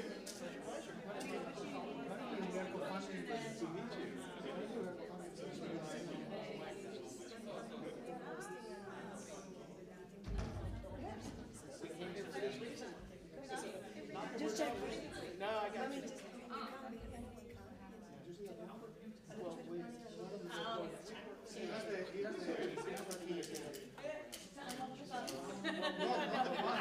Was my presence. I said, do we get you for another year? What do we need to do to make sure that we can keep him a little longer? He can say. Apparently it's your decision. He's told us that. I think he's sick of it. I think he's sick of Kathleen and I. He's sneaking me and he's me. Yeah, I think so. He just doesn't want to admit that Kathleen and I are a bit too much for him in the office.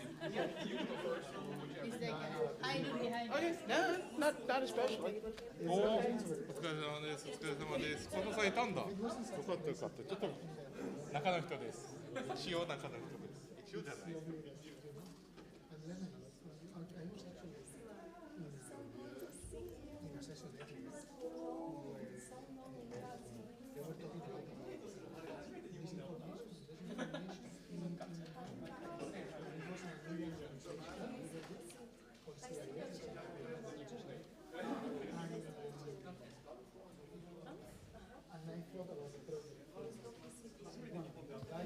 あ、本当だ。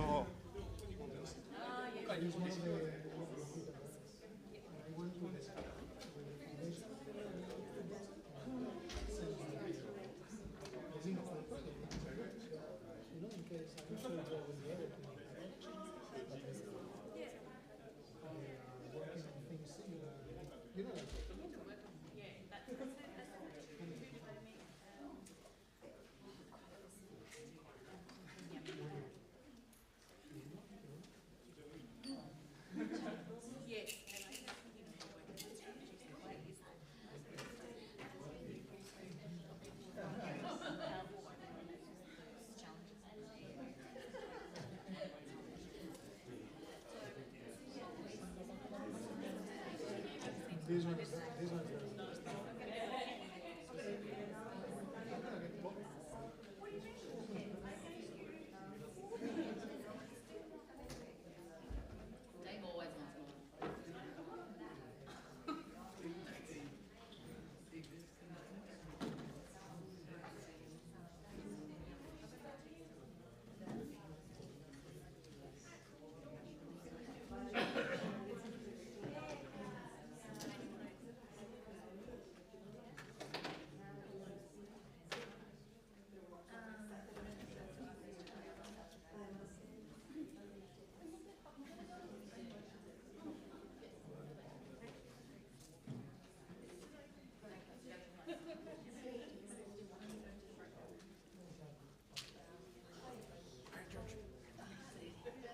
straight out the door and down the little half stairs and on the left. Cool, thank you.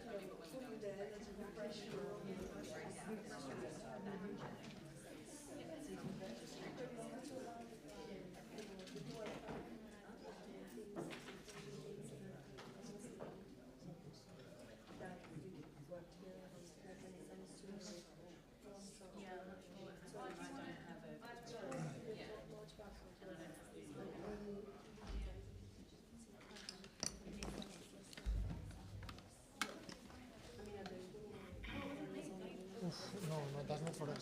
Yeah, there are no chairs. Address this crowd whenever it is that we start. We still have a few minutes. Exactly to now. And how are you? Yeah, I'm fine. Good. Great. How was your flight? Yeah, well, it was tiring. It's a long flight now because can't fly over Russia anymore. Yeah. So just I mean, stop and in now who Korea. knows with Israel also. Yeah, maybe. Well, I hope not. I mean, I mean the route will change because it was they moved airspace a little bit. Well, I mean, it's only an hour of difference, but it took us like 20 hours to get here between trains and two trains, long flight overnight from Tokyo. So it was really long to get here. Yeah. So exhausting. Yeah, it's exhausting. But I don't suffer very much from jet lag usually, so You are blessed. I'm fine. Yeah, I'm blessed so far.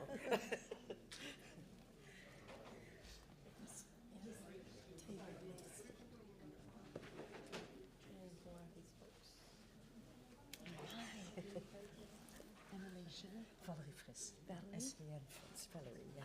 Nice to meet you, Valerie. I'm ABNIC Foundation. So I'm yes, working, too. working under Sylvia with and I have a portfolio for one of the grants. So it's one of the bigger grants. So I think I have Nice to meet you. Nice to meet you. I have about 68 projects. I have about 68 projects that that are under my portfolio that we fund, and I'm responsible for making them a little bit accountable for working through their initiatives. So And you often come to the IGF? Look, I've only just joined the organisation. I used to do project management before that, actually, international development. Yeah, and so at now, the development. yeah, at the development, and before that, private and government sector. But it's nice for a while. I think I've been doing too much international development where I'm tired of begging for money and writing proposals. So it's kind of refreshing to be on the other side of the fence. Where I'm like, oh, that's so refreshing.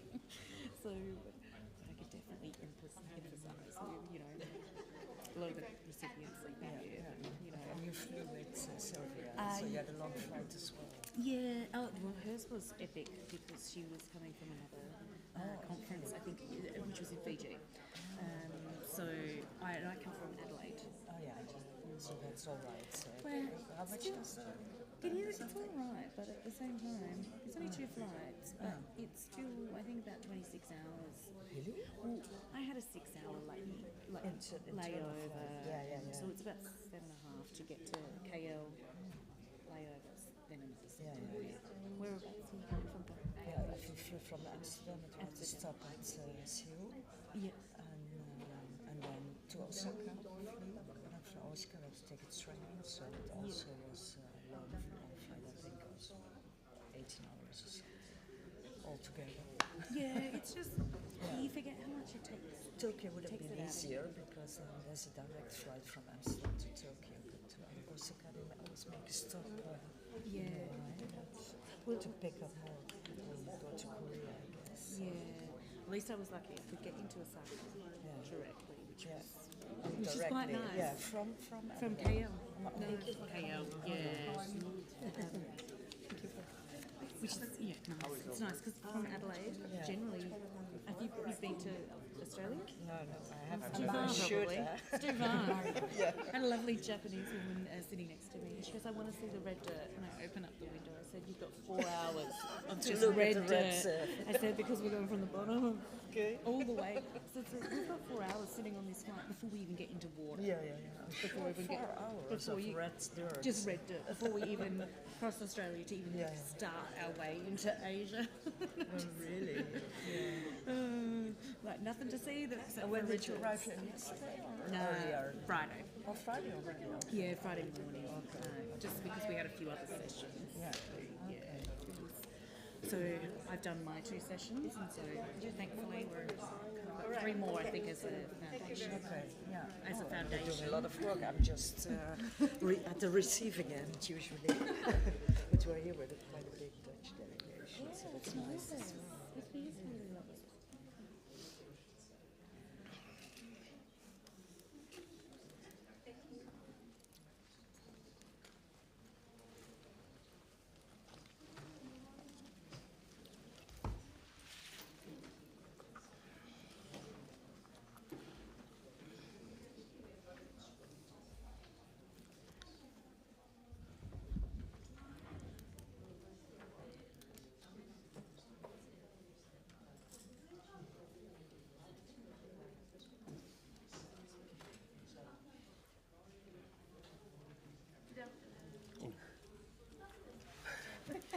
I'm waiting for her to tell me it's okay to start. Sorry, So, no, not okay. that she's waiting for you. She's waiting for you. Sorry to make you confused. We can wait a long time. She needs to keep me there. Do you need me to get my phone out? Sorry?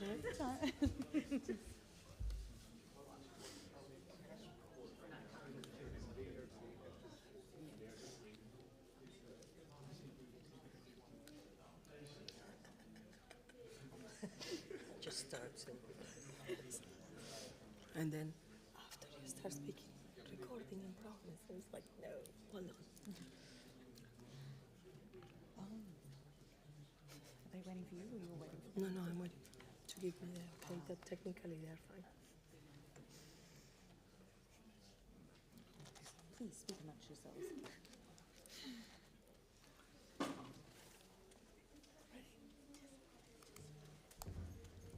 She's confirming about the Zoom. Okay.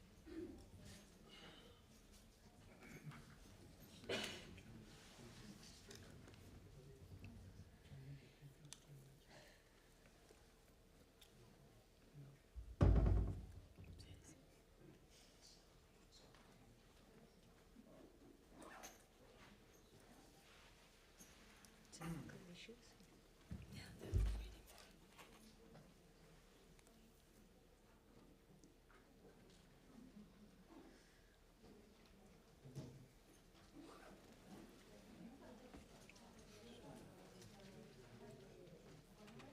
Are you staying for the whole week? Yeah, I'll fly back on Saturday. Any time in for a little bit of This sightseeing? morning I went to the markets. It's really Yes, we need Yeah. to do that. We went to, we thought we'd just do 1 hour shopping at the Kyoto station. No need to Okay. go. Didn't open until 10. Oh, we're there at 9. We're like, we've got to get I don't know how late the market opens, but I guess we'll be earlier. That's really nice because it's very, it's sort of a covered market of food. Whereabouts was that? It's got nishiki yogurt. We're Hyatt, so we're in the middle. Place. Yeah. You can walk. It's like 20 minutes walk. Hi everyone. Just we have the okay? Okay. Thank you. I was just going to say we are having some technical issues, but apparently they've been resolved. Good afternoon, everyone. My name is Silvia Caena. I am the acting CEO of the APNIC Foundation. APNIC is really proud, and the foundation is really proud to host this event again after COVID and a few ones that we missed. But before COVID, we used to try and do these soirees with organizations that were investing in internet development to try and find some common ground and try to get to know each other, what our priorities are, and how can we find ways to collaborate, or at least don't feel that alone in the field when we are supporting our communities. So we are very happy to host you today. It is going to be a very informal conversation where we hope that organizations that are across the room, that are some that we know and someone that we don't know, will take the microphone and share about the projects that they are investing in. For those of you that are receiving funding from others, I would appreciate if you let the people that are investing to talk first, and we will see how we can talk about the ones that are receiving funds at a different time, I would say. I am also very happy to have with me Valerie Friesen here, who has been also spearheading a similar approach to those that have been investing in,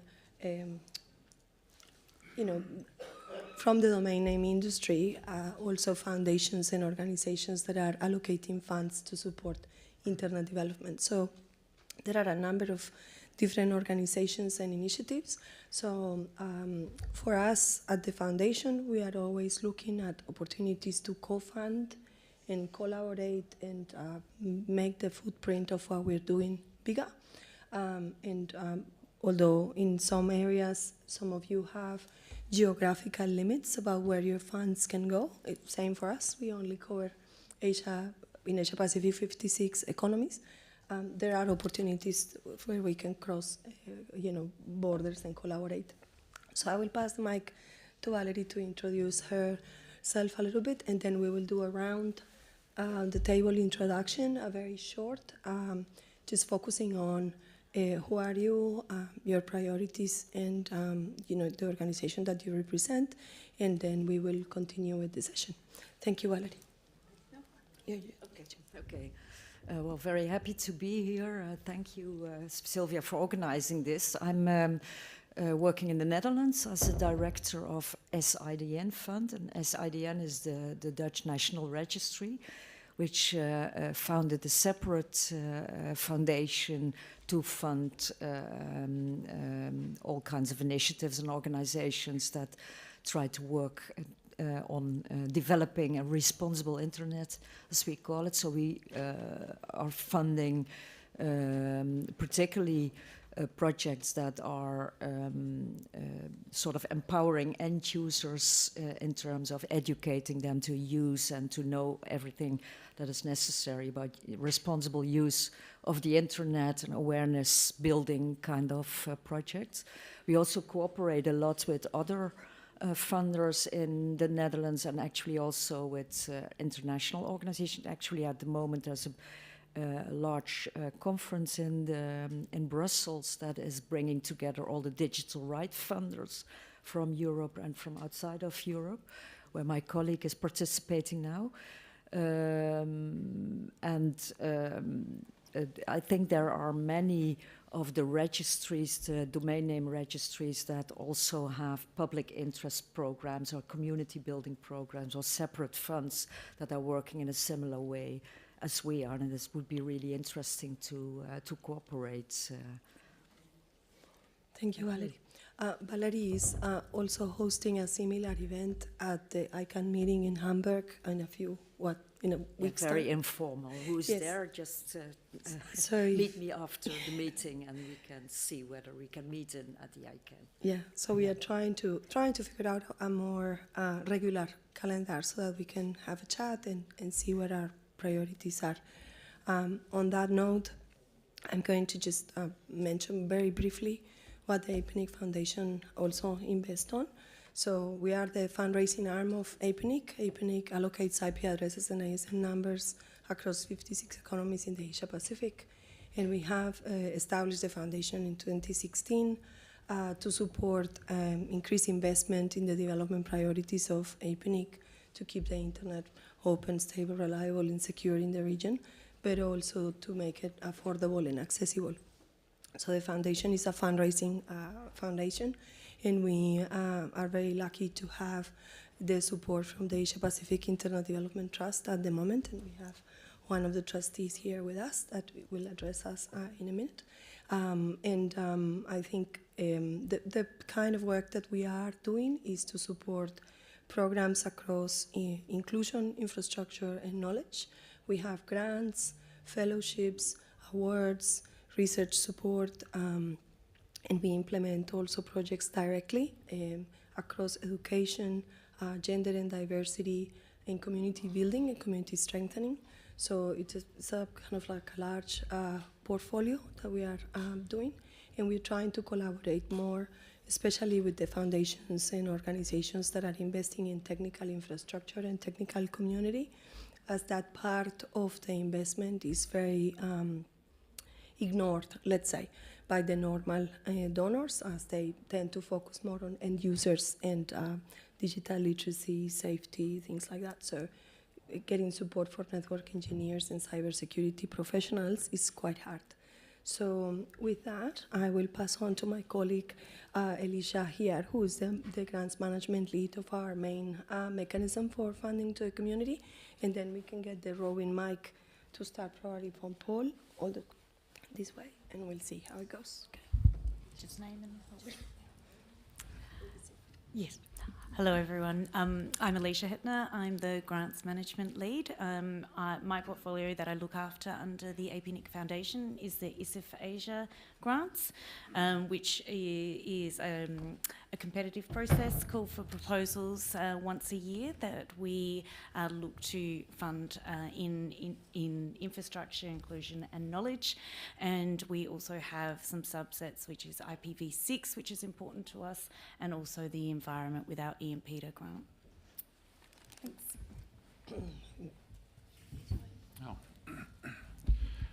Thanks, Sylvia. Hi, everyone. I'm Paul Wilson. I'm the head of APNIC, which I think Sylvia has already described very well. We also are trustees in an internet development trust, which is funding projects of the APNIC Foundation and also some an academic networking backbone in the Pacific that's called ArenaPac, and it's establishing high bandwidth connections to create a research and academic research and education network backbone around the Pacific at the moment. Thanks. Hey everyone, my name is Brian Horlick-Cruz. I'm a grants manager at the Internet Society Foundation. We run a whole big set of different grant programs funding many different kinds of initiatives. I work on a portfolio that mainly consists of sort of community-oriented grant funding programs. So running a program for chapters of the Internet Society, or running a program for the NRIs, so national and regional internet governance forums, as well as a whole variety of different technical communities, including things like network operator groups, national research and education networks, things of that sort. And I'll pass it on to our program officer, Jen Beard. Thanks. My name is Jen Beard. I'm also at the ISOC Foundation, working on the things that Brian described, but also our full portfolio deals with building a stronger internet, growing the internet, and defending the internet. So all of those different things. We run about 15 grant programs that range from connectivity all the way to digital skills, digital learning, and yeah, it's great to be here with you all. Hello, I'm Chat Garcia Ramilo. I'm from the Association for Progressive Communications. We're a membership network, and we are in about 40 countries with our members. The grants, we're not a grantee, we're not a donor, we're not a funding organization, but we do share resources. And the way we do this is through in many different ways. So we do re-grant, and the re-granting really goes to the priorities of the network. So one of them, it ranges from human rights related to connectivity, community-centered connectivity, and Carlos can speak more about that, and also Eric. One of the things, we do different things. It can be about capacity building, it can be about research, and much of it, about half of it, I'd say, maybe, would go to our members, but the 50% then goes to different partners. And sometimes it's through open calls, sometimes it's through really working with a group of members or partners to collaborate on sharing the resources. Hello, everyone. My name is Alessia Zucchetti. I am the coordinator of research and cooperation at LACNIC, which is the Latin American and the Caribbean registry. And in the case of LACNIC, we also have, the main grant is called FRIDA. It's the Fund for Innovation, Digital Innovation in Latin America and the Caribbean, which has existed since, for the past almost 20 years. So as long as LACNIC almost.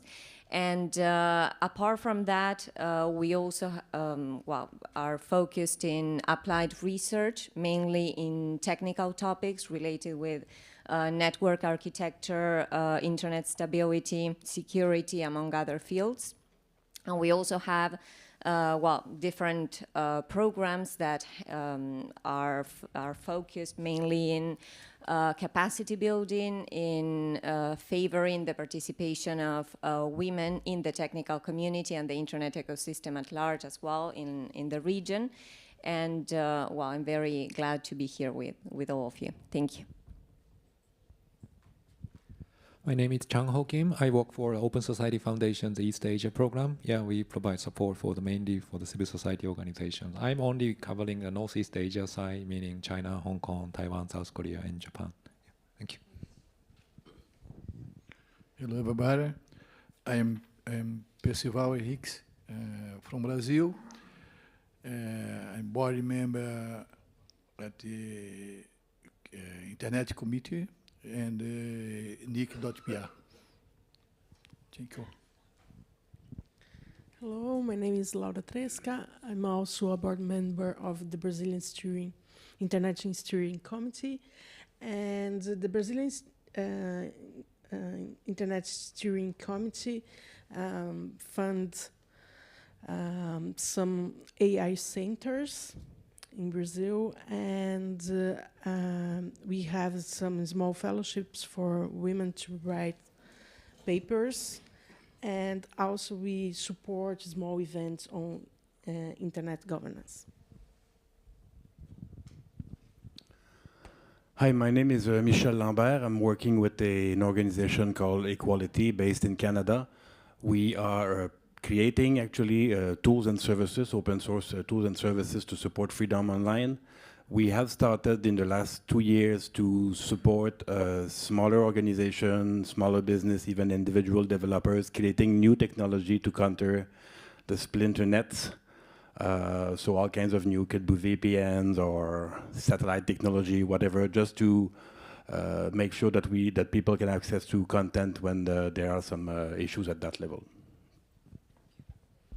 Can we continue with the gentleman over there? Thank you so much for doing the roving microphone yourselves.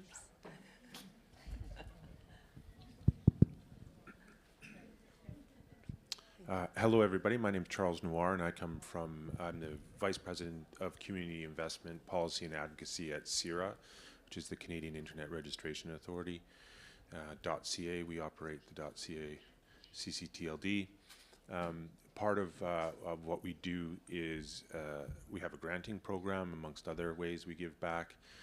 We're focused on nonprofits, registered charities, academics, universities, colleges, and Indigenous communities, with a particular focus on northern, remote, and Indigenous as of late.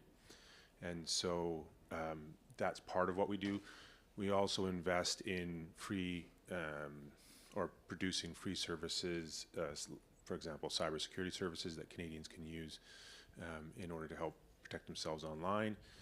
We also provide and build some services so they can test their online internet performance in a way that is third-party and neutral, so they can hold telcos to account for the speeds they're getting. But that's about that. Thank you, Charles. Hello, my name is Janne Hirvonen. I'm representing the Finnish Ministry for Foreign Affairs. I took the seat on the table as all the others also. Certainly our focus here is on IGF and funding the IGF. Ever since 2006 we've been funding IGF, altogether worth some 2 million euros, US dollars actually, as they count it.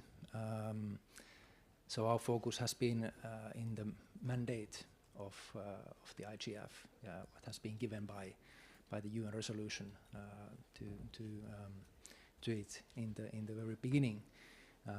Certainly we are open for suggestions also beyond IGF. What I've been hearing, what sort of discussions we've been having during this time here in Kyoto, I'm a bit concerned, I must admit, regarding the financing of the IGF. I hope that all the participants in these discussions take this concern seriously. I think it's about time for us all to step up our efforts in this regard and ensure that the IGF has enough resources to fulfill its mandate. Thanks.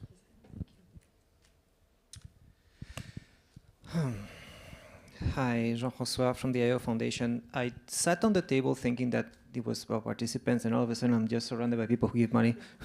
And I cannot give money, I'm sorry. So our organization works on data-centric digital rights, and part of the project we've been involved has been formulating this data-centric digital rights framework, and as well as other projects to support the technical community in what we regard as their role as next generation of rights defenders. Thank you. Thank you very much. Here with Eric Huerta from Rhizomatica. My name is Carlos Rey Moreno from APC, and together we coordinate the LogNet initiative. And we do a lot of re-granting, as Chad was mentioning before, in particular in relation to community-centered connectivity initiatives and creating an enabling environment that goes from strengthening organizations that are involved in the topic, building their capacity through national schools of community networks, and supporting policy and regulatory analysis or research on the topic to organizations at the national level, technology development, as well as creating skills or building skills and creating safe spaces for women to upskill their knowledge in technology as well as in regulation that has to do with the internet. Thank you. Well, I pass it. So, good afternoon, everybody. I'm Hirochika Asai from White Project. Everyone calls me Panda because it's easier to pronounce. So, yeah, so I'm from White Project. White Project is was founded 37 years ago, so by Professor Jun Rai. So the White Project is kind of research consortium among the research, the industry and the academia. So we are more focusing on the research and educational activities. So we are now operating the Arena Pack that is mentioned by the Paul. That is their high capacity submarine cable infrastructure for the research and education. So I think the research and the education is more important. Becoming more important for the future global, how do you say, acceleration for the human activities, including the scientific research. So I want to contribute to that activity. So thank you very much. Nice to meet you. Hello everyone. I'm Yoshiki Uchiha. People call me the Uchiyoshi, so please call me Uchiyoshi. So I'm studying the internet at the Keio University and the White Project. So I'm interested in the Epinic Foundation. So I want to support the Epinic Foundation in the near future. Thank you. Thank you.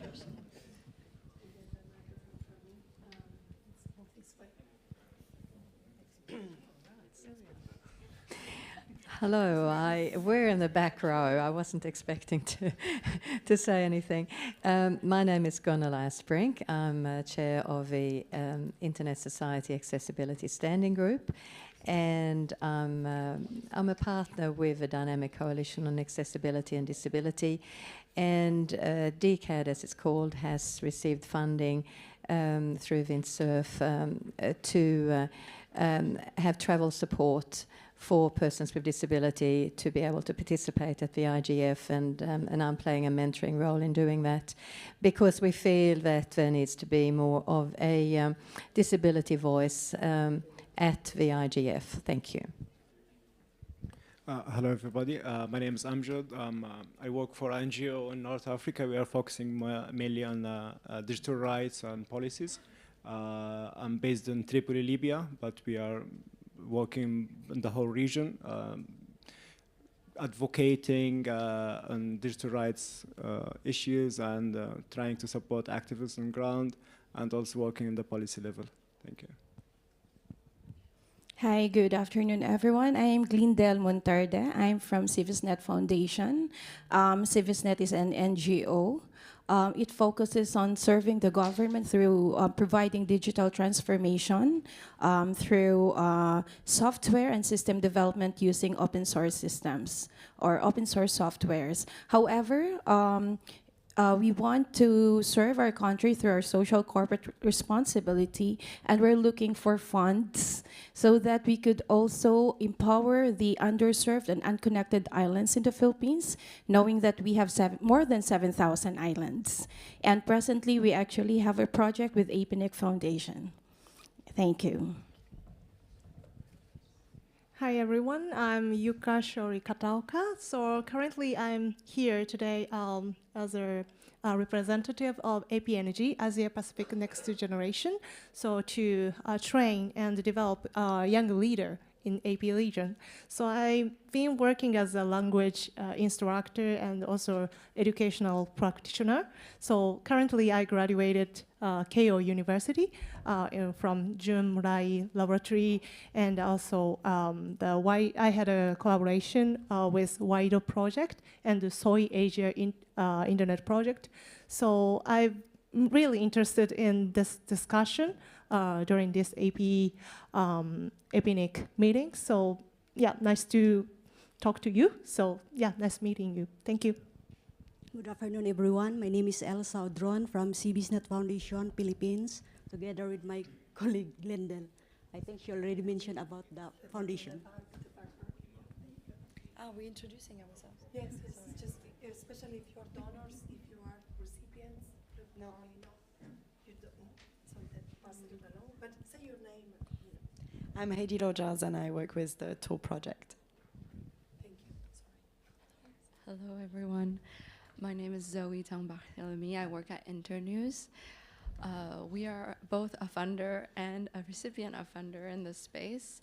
I am on the platform accountabilities team, and this year we actually launched a very small grant pool that I'm overseeing called the Platform Impacts Fund, where we're funding micro grants to independent researchers based in the majority world, researching and mostly evidence-based collections on platform impacts within their communities.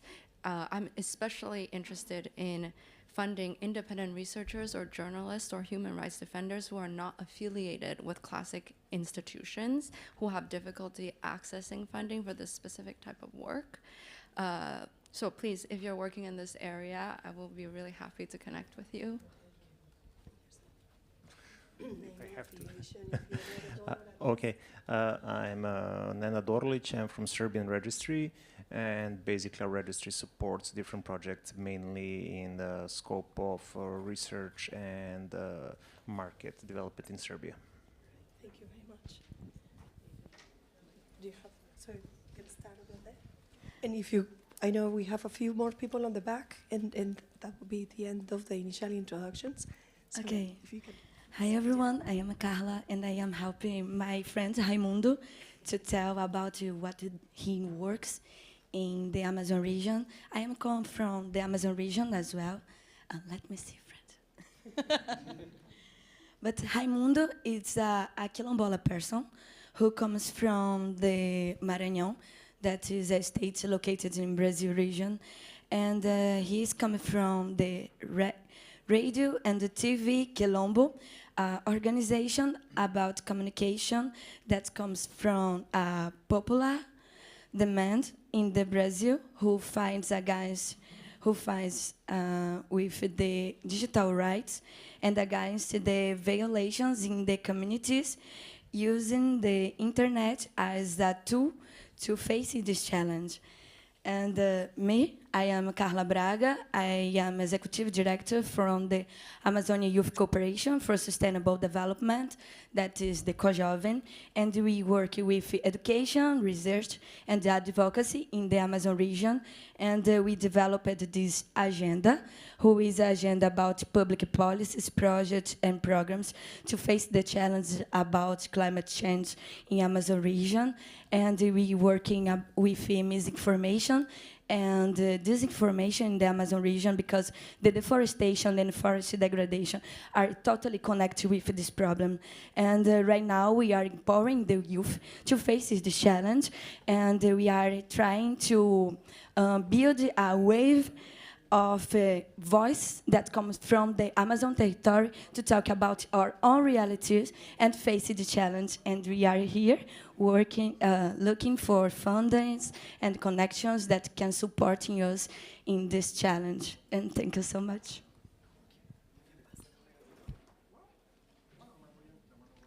Thank you. I'm Rebecca Papillo. I'm from AUDA, the .au domain administration. So we run the .au in Australia. Through the AUDA Foundation, we run a community grants program. And so the objective of the program is to deliver grants to community programs that promote digital inclusion and digital innovation and drive benefits through the internet for particular groups of people, including regional and remote Australians, Australians living with disabilities, and Australia's First Nations people. We're also working on a broader grants program that we're hoping to launch next year with longer term partnerships. So yeah, interested to hear what everyone else is doing. Thank you. You're very new to your job, so welcome very much. Welcome to this community. No, I'm a communications manager at ADA, so yeah, just here in a capacity to learn and take it back. Thank you. Good afternoon, everybody. My name is Cristian Leon. I'm the Secretariat of Al-Sur, that is a consortium of 11 organizations working in digital rights in Latin America. And I'm also the Executive Director of Internet Bolivia Foundation that works in data protection, digital violences, and digital inclusion. Hi, my name is Al Smith. I'm with the Tor project. We build privacy and anti-censorship tech. Hi, I'm Brett Solomon. I'm the Executive Director of Access Now. Hi, everyone. My name is Carolyn Tackett. I'm the Director of Campaigns and Rapid Response at Access Now. So Access Now is an organization focusing on defending and extending digital rights for people and communities at risk around the world. As part of that body of work, we have the Access Now Grants Program, which over the last 5 years has been able to deliver about $8 million to 120 organizations working at the very grassroots level. I think a really important aspect of that is supporting organizations that are working in digital rights, but also at the intersection of other human rights issues, whether that be gender, LGBTQ, indigenous, environmental issues. And that is a sub-granting program. So our primary funder for that grants program is SIDA, the Swedish Development Organization, but we're also open to conversations about other donors that are interested in talking about sub-granting and have the opportunity to channel those resources to grassroots organizations. So yeah, nice to meet you all, and we're happy to talk more. Yeah, good afternoon. My name's Chuck Brackett. I work for a USAID program, so I don't give money and I can't take your money, but if you're interested in working with USAID and you're not sure how to get started, my colleague and I can talk with you about that. So if there's anybody who doesn't know how to approach AID. So. Good afternoon, everyone. I'm George Washington, also with Vistant. We're a private US-based firm that has this contract with USAID called Digital Apex. So looking forward to speaking with you all, and we can sort of explain how the mechanism works. Thank you. Catherine Townsend, wearing two hats. I work with the World Wide Web Foundation on human rights, preventing and countering online gender-based violence. Joining the session today representing Measurement Lab, which measures the speed and quality of the internet around the world and provides the largest open data set about that. I think so we do provide grants for both those organizations. My question also for this group and for those who are supporting the development of the internet is the role that Measurement Lab provides is an independent assessment of how the internet is performing and makes that public. How do we sustain that, and how do we expand that more widely? Is that a service that a nonprofit chasing funds and chasing private donations from tech platforms should be pursuing? Or is that a role that a coalition of governments should be setting up who actually gets to monitor the internet? Thank you. Hello, everyone. I'm Pranav. I work with the Internet Society Foundation, and I oversee the empowerment work. And here we train youth ambassadors, early and mid-career professionals, and many of them are also at this IGF, so you can also engage with them and hear more about our work and how we do it. And we also have our training and e-learning courses, where multiple courses on aspects of technical aspects of the internet and policy are available for free, and we also train them in person as well. So happy to engage with you, understand how we can collaborate and work together. Hi everybody, my name is Jarong. I look after the Asia Pacific region for this organization called ICANN. We are a platform that discusses domain name policy. And we do have a grant program which we just launched, and we're working on the implementation. So more to come for that. As for the Asia Pacific region, we fund some initiatives. Most of them are related to domain name related items like network operators groups, schools of internet governance. So we fund these initiatives. As a global organization, we actually also fund the IGF. Thank you. Thank you. Good afternoon. Pleased to meet you all. Didier Scaillet. I also work for the Internet Society Foundation, and I have 3 of my colleagues in the room, so I think they've introduced what we do as an organization as well. My role is as Senior Director of Corporate Fundraising. So it's essentially going around outside of the internet ecosystem in itself and kind of going after, you know, the healthcare industry and you know, online travel agencies and going through, you know, the automotive industry. I mean, everyone basically relies on the internet nowadays. Yet, we do have some risks that I'm sure we've identified in terms of splinternet, in terms of fragmentation, encryption, and all of these issues. So it's how do we rally, you know, people that are depending for their business on the internet. Gaming industry is another one of those. And how do we rally them to what we're defending? So. Namaste everyone, I'm Ashirwad Tripathi from Educating Nepal. I'm the co-founder and president of that organization where we work on bridging the socioeconomic and digital divide. Besides that, I also chair Internet Society's special interest group on Internet for Education, and I'm vice chair of APR IGF, which is very much supported by APNIC and APNIC Foundation. So thank you, Paul, Sylvia, Eliza, everybody for that. Thank you very much, everyone, for doing such a quick round of introductions. I think that, you know, I guess I'm not alone in identifying that there are many areas in which our work overlaps, and that, you know, for organizations like in our case that we are intermediaries, we fundraise and we give funding.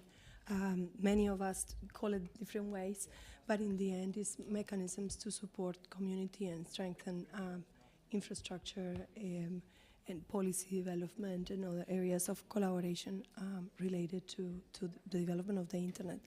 Some with very new programs like ICANN coming up, hopefully soon. I have to reinforce that. Yeah, wrong, I'm looking at you. So you know, those big programs that the community are expecting.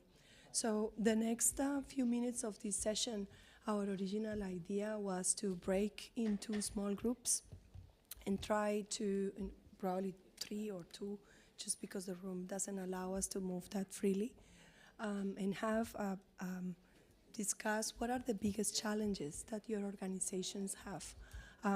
We are trying, the great team of the APNIC Foundation is here, and if you guys can raise your hands so people can identify you. We are collecting the information of those of you here in the room, and we will try to take notes of those breakout rooms to see what are the options and the opportunities for us to look at potential solutions for collaboration.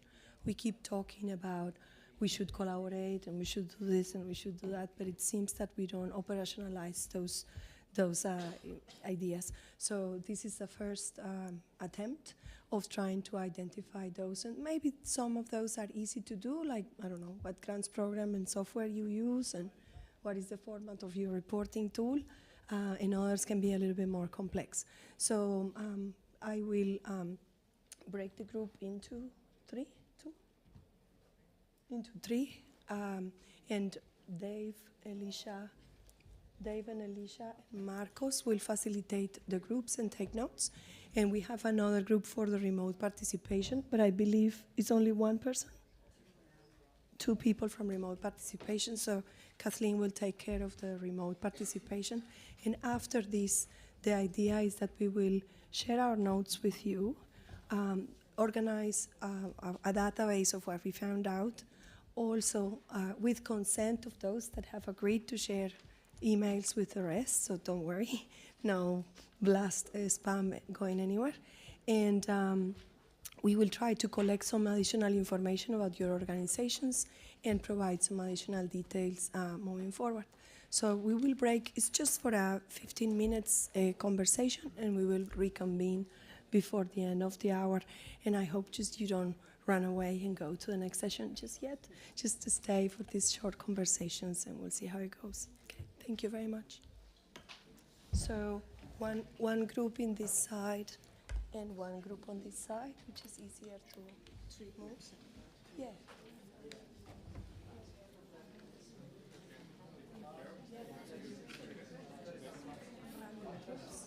And Valerie, if you want to stay with Alicia, yeah. I can do this. You have more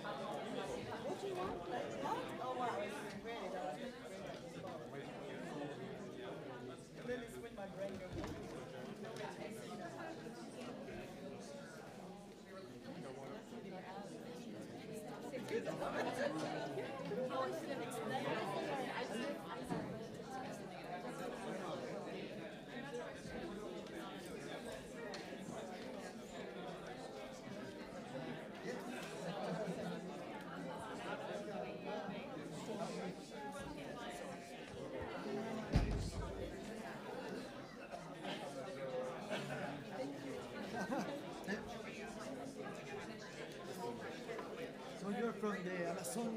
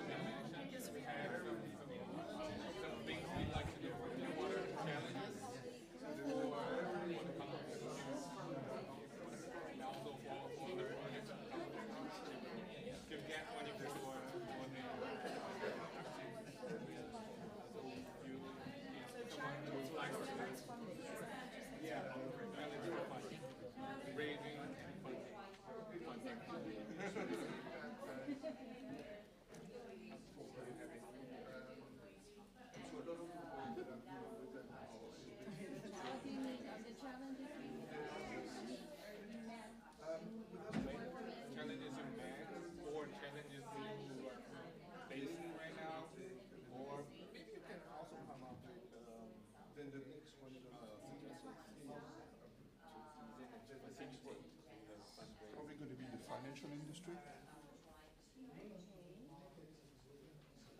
Currently, I'm Yuka from APNG, Asia Pacific Next Generation. So this is a volunteer community to develop and train the young leaders in AP region, Asia Pacific region.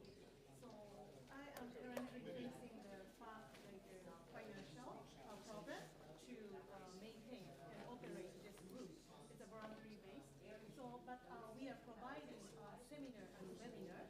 So throughout the year to provide some opportunity, educational opportunity to young generation people, and including, of course, senior people are also allowed to join this group seminar and webinar.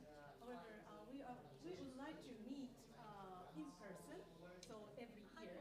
So we would like to provide some more interactive sessions such as idea song and hackathon for young generation people. So we need a certain amount of budget so to have the in-person meeting. So webinar seminar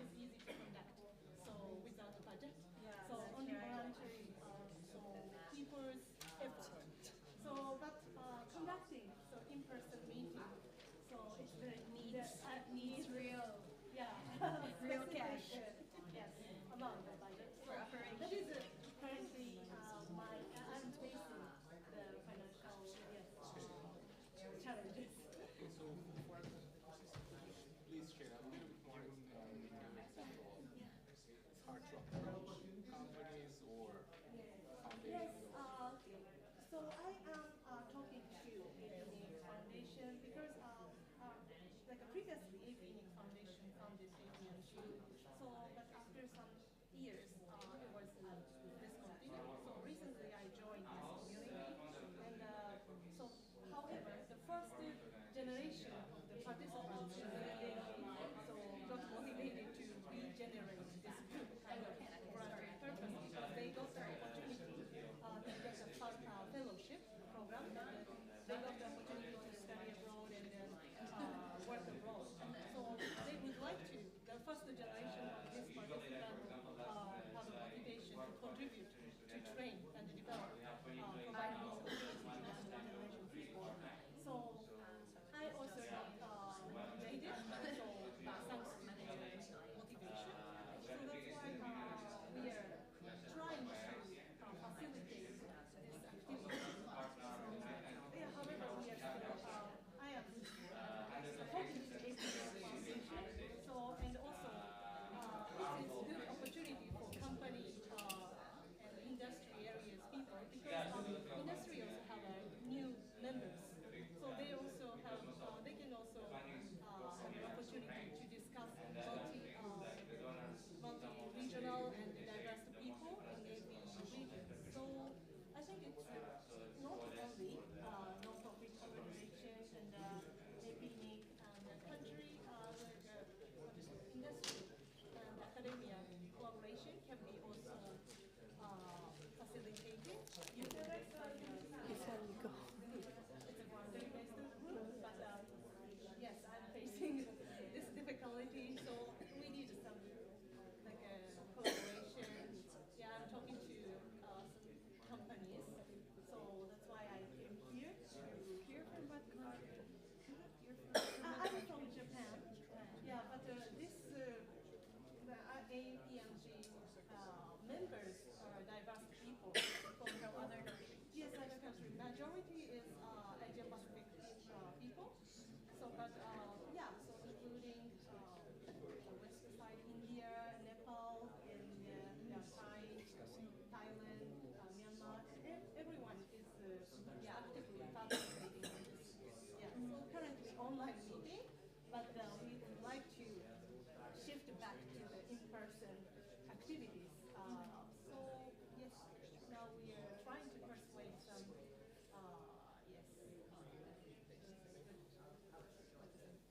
good points in in-person meeting. Thank you so much for sharing that. Is there any other teams who would like to share the challenges maybe related to what you already said? Let me just share. I'm Michelle. I'm here from CBSNet Foundation in the Philippines. So since we are working as a non-stop non-profit organization, the main problem we have since we are employing 12 to 15 employees are of course our monetary or for operational purposes. So right now, since we actually have we presently have a grant from IGF Foundation, which is we run it for 12 months, 1 year project. We cannot just wait for that 1 year to finish without having simultaneously find another project that we collaborate with. So right now our company are into giving internet connection to underserved islands or islands in the Philippines. Just mostly those islands don't even have utilities. So what we provide in our present project is we provide internet connection, and of course it should be solar powered. So we want to duplicate initiative to other diverse islands or islands. We are still looking for additional funds so that can be realized. So that's it. And we are also providing, we plan to provide education and training to out of the school youth who did not finish even high school, and we want to give them the opportunity to learn system administration work so that they can land better jobs. And to operate their project, we also do interviews. So there are many initiatives that we're thinking of, and yeah, same as her problem. Yeah, I think that's most of the problems for non-staff nonprofit organizations.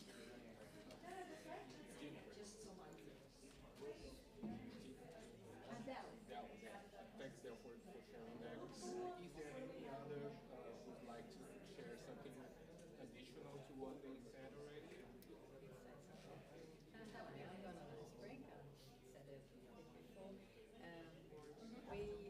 When I say we, the Internet Society Accessibility Standing Group, are focusing on disability training for in internet governance and digital rights. And so we are planning an online course in the syllabus. We want to run some further face-to-face workshops. We started a pilot last year in Bangladesh, and we want to continue that in other regions as well. As we talked about, we have a partnership with the Asia Pacific School of Internet Governance, and that will be held in Manila end of November. And we're keen to involve persons with disability there. So after this, I'm very interested in any contacts with disability organizations in the Philippines, so we can continue but it's basically building that voice in disability, because we know that 50 to 80% of the youth population have a disability, and we are totally underrepresented in forums like the IGF, and so we want to strengthen that voice, and so we are looking at very exciting options to be able to do that.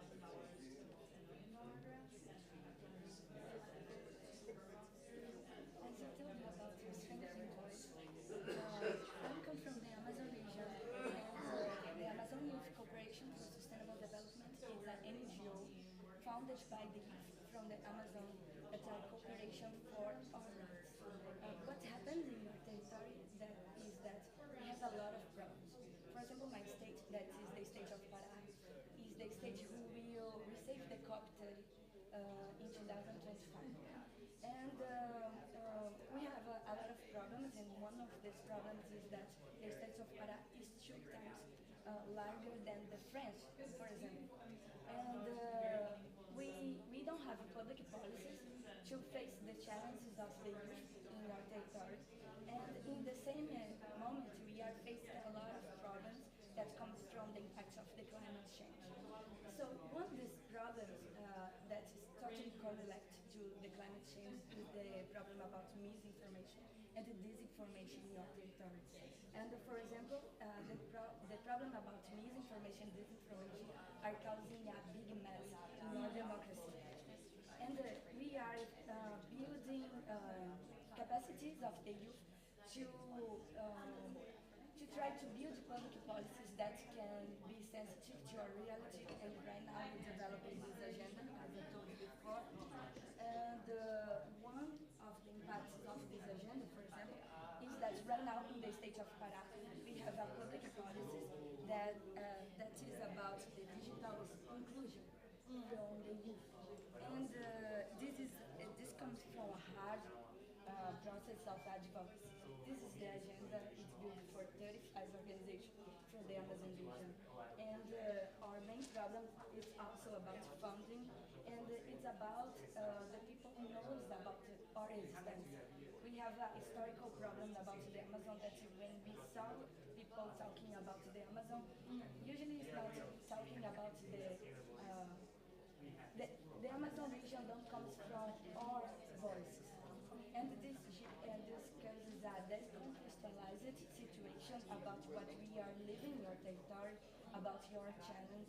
And right now we are empowering this voice from the youth to build this challenge and to to try to build consciousness to the people about what we are living, and that we need to work public policies and projects about education to bring us here, like I'm here right now, telling to everybody about the problems that we are facing, and this is what I'm sorry for the bad English, for the voice, my voice is like a mess. It's very well explained. So, is there anyone from the industry, from donor or So the principal funders? Yeah, I'd like to hear a little bit about first of all, how what kind of opportunities you may have, or what kind of approach people who are looking for grants, what kind of, what do they need to maybe apply or at least know about more about those challenges? I think it depends on what kind of foundation or organization you work for. Some organizations are kind of more open for the application process. Through the intermediary nodes directly, they are just like receiving application, let's say like once every year, and just go through and decide it based on their priority. But I think in many other foundations, like us, is also having our own like strategic priority. And in many cases we kind of already have an understanding for it, and we just approach them, and or we know that they are the organization doing having very interesting ideas and important impact. So in many occasions we just approach from of course, in some cases, like conference like this, and to have a very interesting conversation with many of the companies or the organization, and naturally kind of develop into an opportunity. But yeah, I think it's quite rare for the organization which we do not know. Yeah, like just approach us and just materialize into funding decisions. That's kind of fine. So, yeah. And my challenges I'm kind of facing for, especially because Asia Pacific, this is a conference in a global scale. So yeah, and you're also from a very variety of countries, but I'm mainly working on like authoritarian regimes. So we can, let's say, after making this funding decision, we can just actually transfer funds to the channel the resources for the organization. I think that these are like very practical issues which organization like us are facing. And also, the other thing is, I'm not criticizing my organization, but many donor organizations are also kind of now increasingly focusing on the impact or the visible outcome. So that makes it quite difficult to work on the authoritarian regime. And actually many groups decided to leave the authoritarian regime. So let's say take my example, like China, because they are restricting all the funding from foreign donors and so on. And now this kind of legislation is happening in all over the world, in India now and also Thailand as well. So it's a really difficult decision whether in that kind of circumstances donors should be remain and should be committed to continuing their support because they are now in a more difficult situation. But at the same time, donors also want to show. It's more like the ego of the donor organization that shows the impact or what kind of the outcome you can make through this kind of fund. And it's actually very difficult to show the kind of outcome in authoritarian regime. So that may be one too difficult to like. So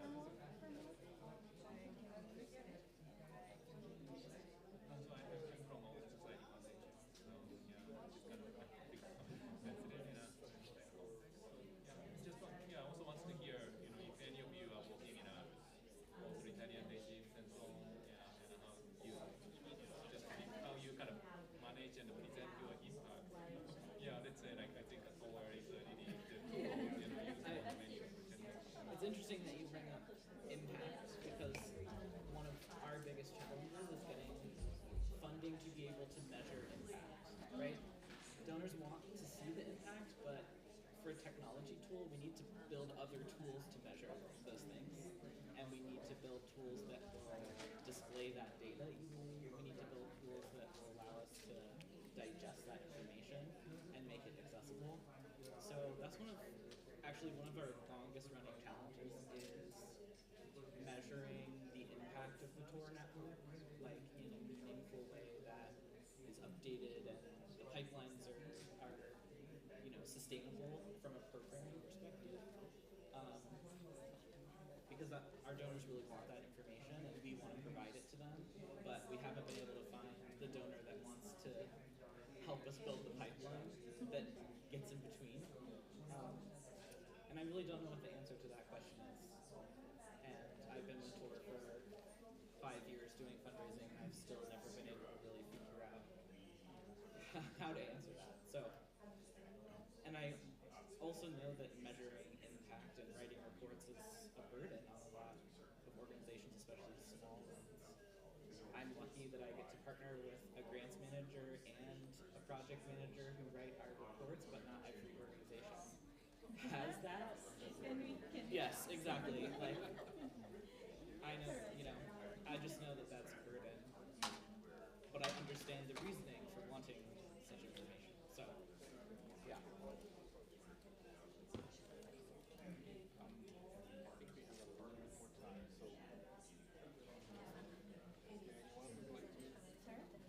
Yeah, well, well, I think in our case, we mainly fund and support community networks. No?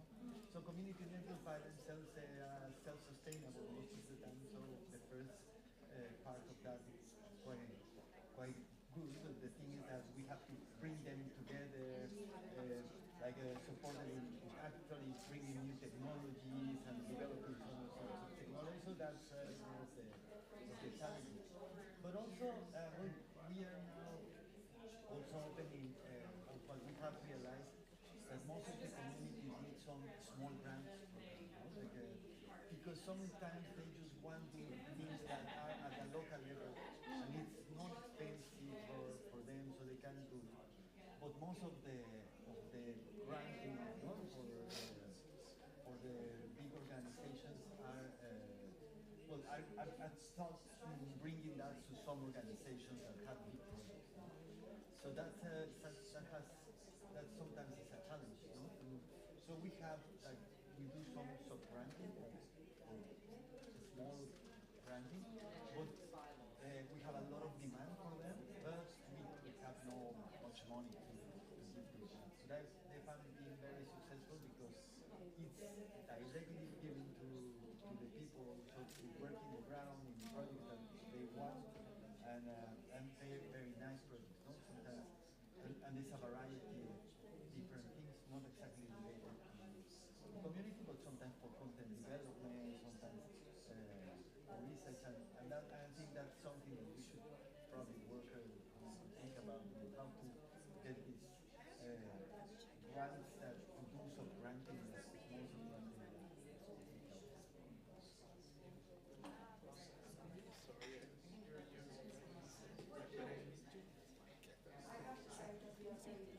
Please feel free to keep the conversation. Hope we will still be able to communicate after.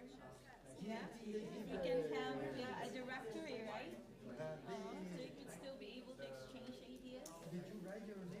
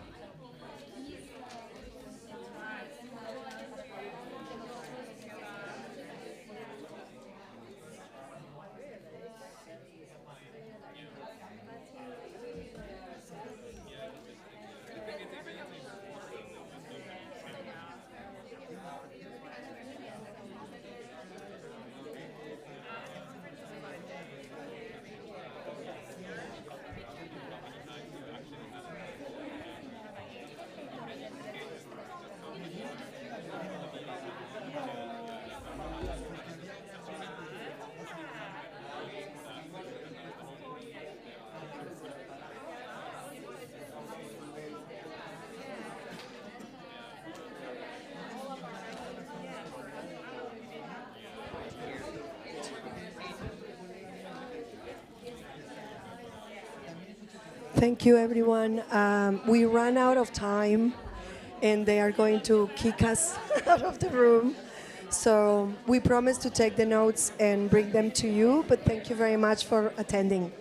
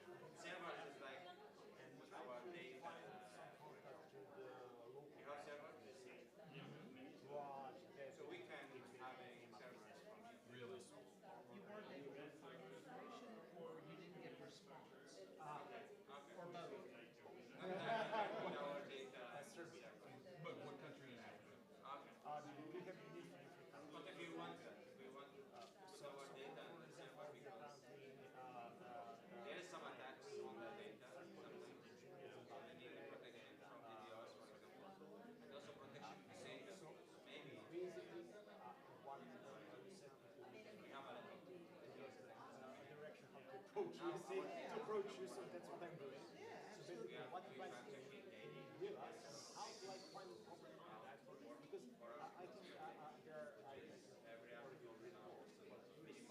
you see a report about you see the family, they are like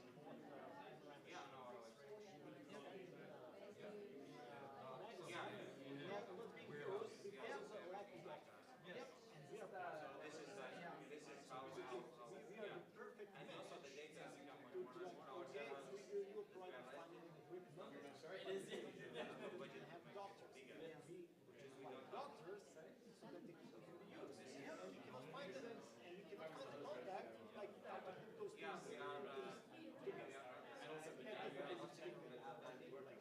Guys, we help with this or So I mean, standing here, you should send us an email so that we can actually reach out to some people. Because our system, you know, every mission has a website. So if you Google the mission, you can find it. And that would if they don't answer, that's not right. So what you sometimes have to do is go to the regional bureau in Washington. There's a regional bureau, there's a and normally when you look at the structure there, you'll see that there's a version is assigned to healthcare, a version is assigned to digital, and so oftentimes the best way to talk to the regional bureau, who can then reach out to several different missions and say, I've got this potential conflict. When you report something, and say, yeah, this sounds really important or really worthwhile, and at some point may have with a regional program it just depends. It depends on, it not only depends on the personality of the person that you're reaching out to, so however it depends on budget situation, our dysfunctional government is running out of money in 40 days again. So there's so many things, exactly.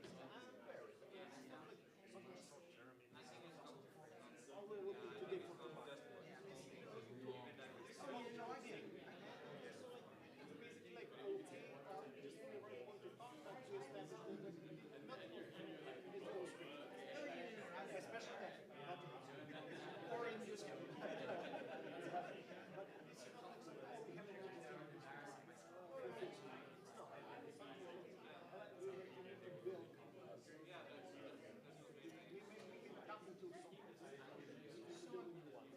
I'm curious, is there just a mission in Serbia? We tried. I would think that that's a single best place to inject yourselves. They don't know people. They either don't answer like say, I will check it for you, or like that's because it's one of the most useful replies.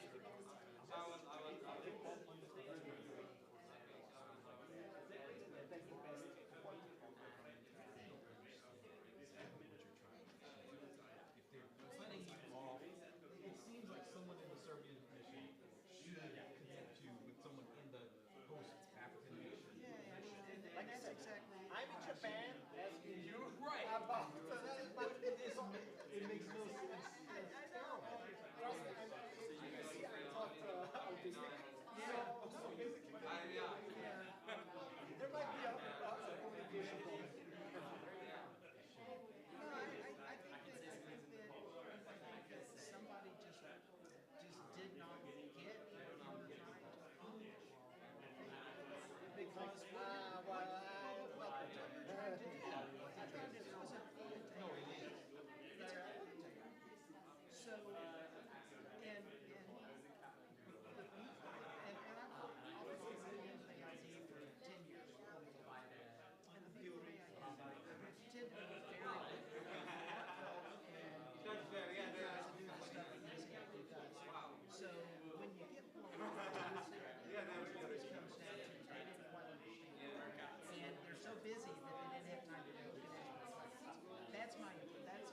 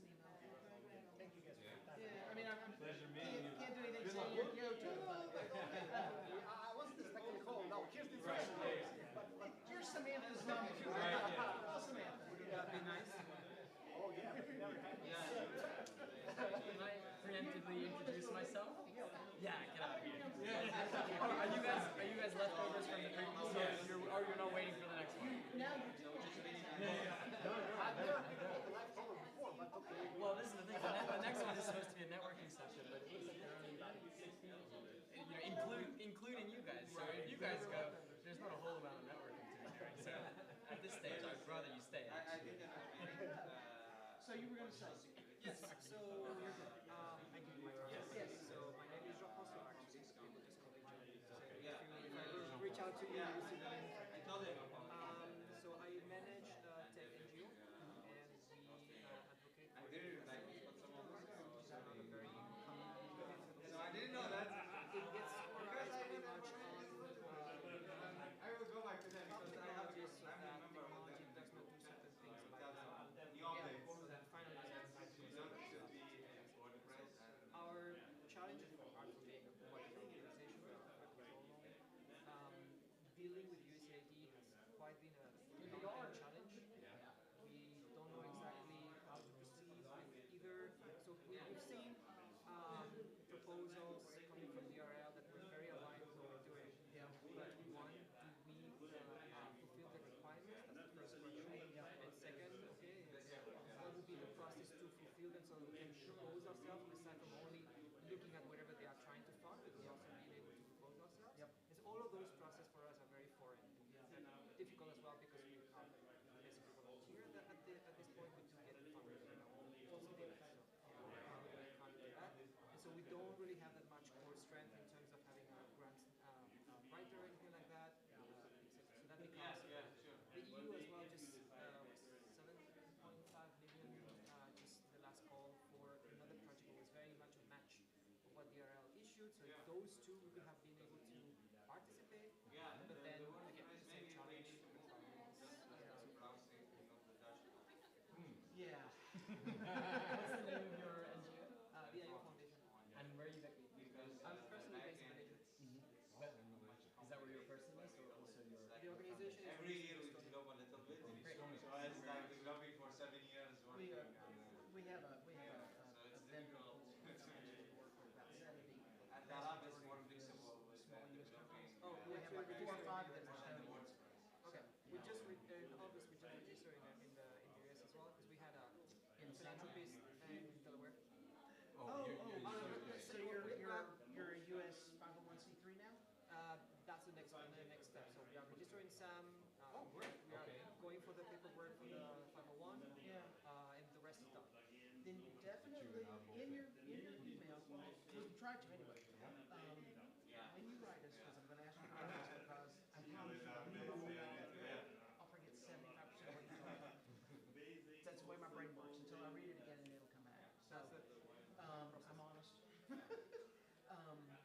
But when you write us, definitely remind us that you're registered here in the U.S. And if you've got your SAM registration number, your UID, I think it is, whatever, send that. UID for them, yes. Yeah, exactly. UID is the one for the others. Yeah.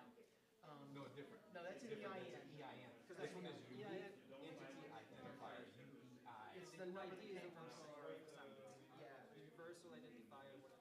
UEI. It's for that. So when you send us that, then that allows us to say, great, thank you. So yes, we should be able to use our bullpen to funnel some work your way. Now we have a development process normally. If an organization has specific expertise in a specific area, we can do sole source type things too. We've done that twice maybe in 4 years that we've done a sole source. But we make our process for our worldwide task orders very transparent and easy. Okay. But we also will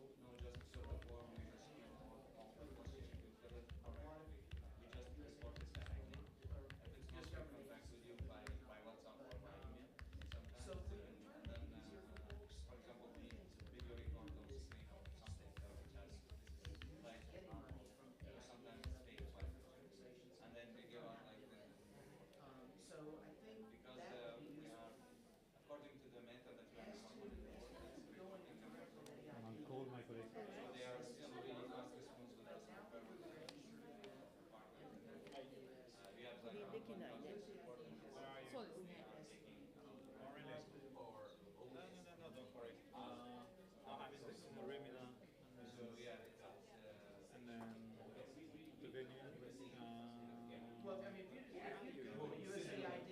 Pascal? Wesh? You're still at the print? Really? No, I don't think so. Sami and so on are with you. No, it's too long. I guess the best way. I don't know. Yeah, send you a picture. You can try that. Would be the best way to do it. In my opinion, yeah. No. How many people? Which room is that? Yeah, that scene. Oh, okay. No worries. I'll join in. That doesn't matter. Sure. No, that's 22 maybe. Yeah. I've no idea, honestly. Whatever. Let me know. They are in the room at the Prince Hotel. 30-ish people. 30? 30 something people.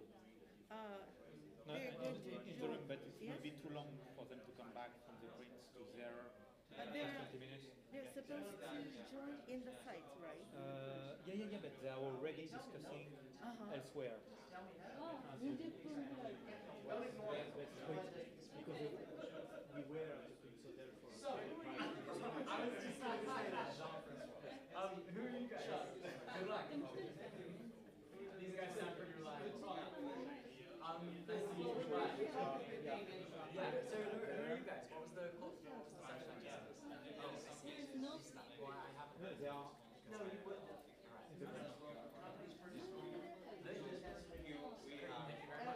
George Washington. Incredible.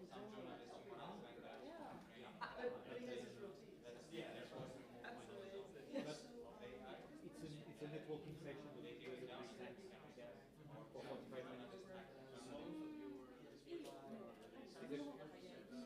Maybe 2 minutes faster. Yeah. Oh yeah, as long because it's We have 45 minutes more. they're already discussing Have you heard of the Cyber Peace Institute? already started. Okay, I'm with the young, I'm kind of in the young professional program, so I just call them yeah, it's in Brooklyn. Yeah. I'm actually based in London because the work is remote. Just because they were there, but yeah, so it sounds like there's a in the sorts of projects that are Maybe we should connect to them. No, I just calculation every day. We are doing some facts about it. Sometimes we are calling with the person because maybe it's I just called the collection. We called the delegates, 5 delegates, and said after we found it on the meeting from the hotel. He said that they started the discussion further. Yeah, so we have these services. And it's kind of It's usually okay. I will need to ask them to join. on the Zoom, but there is like a computer, one computer, there are like 30. 30人って言ってたよ。来てもらった方がいい。20分かかる。 That was before my time. どうしようかな。30人とつなでもいいけど、もう1個のカメラで。Maybe one camera. One camera. The time will go. I mean, I guess you guys walk around. I'm not sure Would be over. So we now can it's just taking the role day to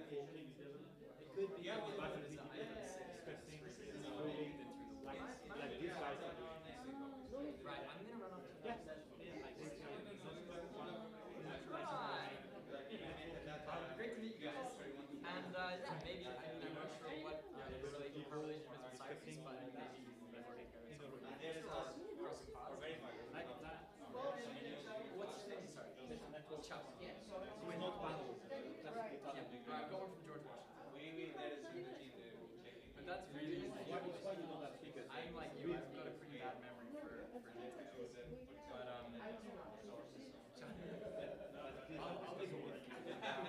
thank you very much, guys. It's not Great discussion. with drink. So it's a networking section.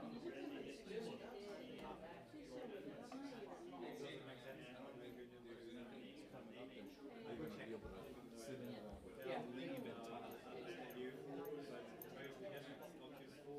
Yeah. It's why we don't have people online, because it doesn't make sense to have networking online. Yeah. I go there and my computer is connected, but we developed it from 2017. And day by day, You want to go there? Okay, let me check. we have a lot of ideas to develop it. it's a simple way. Android, iOS,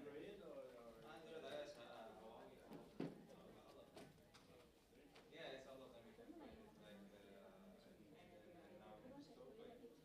I downloaded the beta, but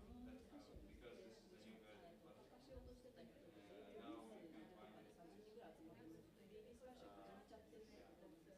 So this it's like this is 8 months. The new updates is only next month. Yeah, and this is like I think it's fine because when people are using, they like it's just a plain user. It's not complicated. Because I'm a computer engineer, my background. I'm always following the team. Yeah, so even in Huawei and an Android.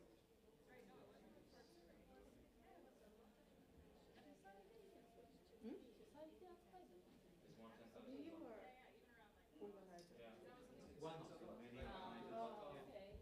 me, the No, no. Ministry of Foreign Affairs, French National Research Center, And it's become organization, Sami is from the French Cybersecurity Agency, Julien is an academic from the Eastern European Group, because of the health, and Francesca is from the so it's like Brighton even like University. There are many organizers, Yemen. right? It's Yes, but basically since it's a networking section, the real thing would be to all of them organize.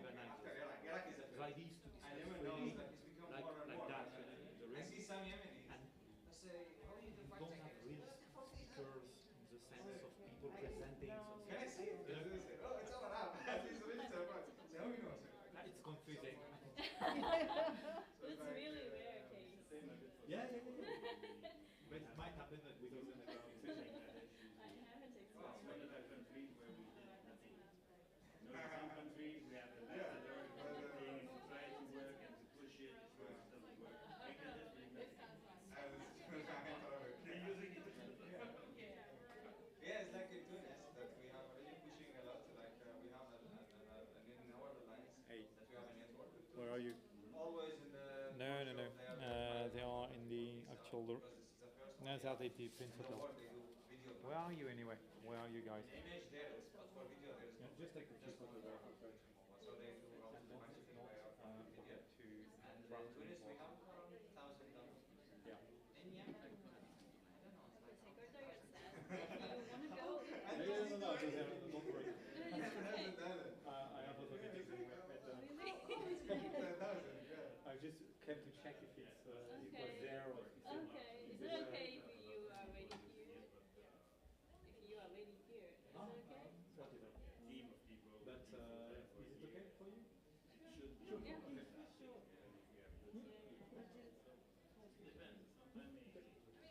And I just told them to draft the report for the website and to do the stuff. I mean, it's a networking section, but even it's here to draft the report of what the activity is, even if it's not in the right They didn't do any place. advertisement.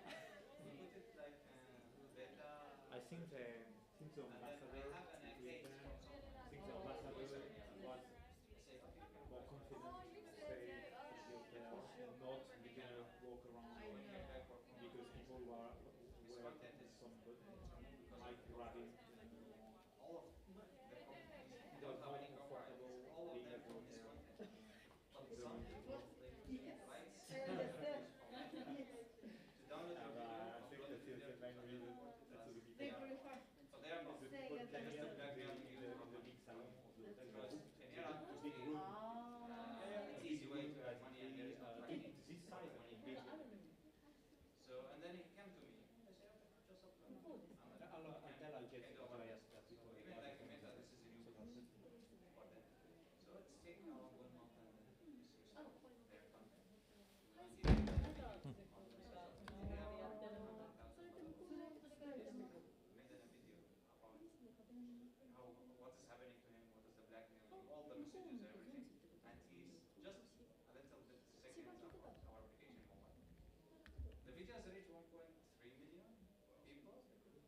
donuts like just really go out from this person. So yeah, it's and then after copyright case, and Meta they make it really serious how to solve this problem, the misuse of the copyright tool.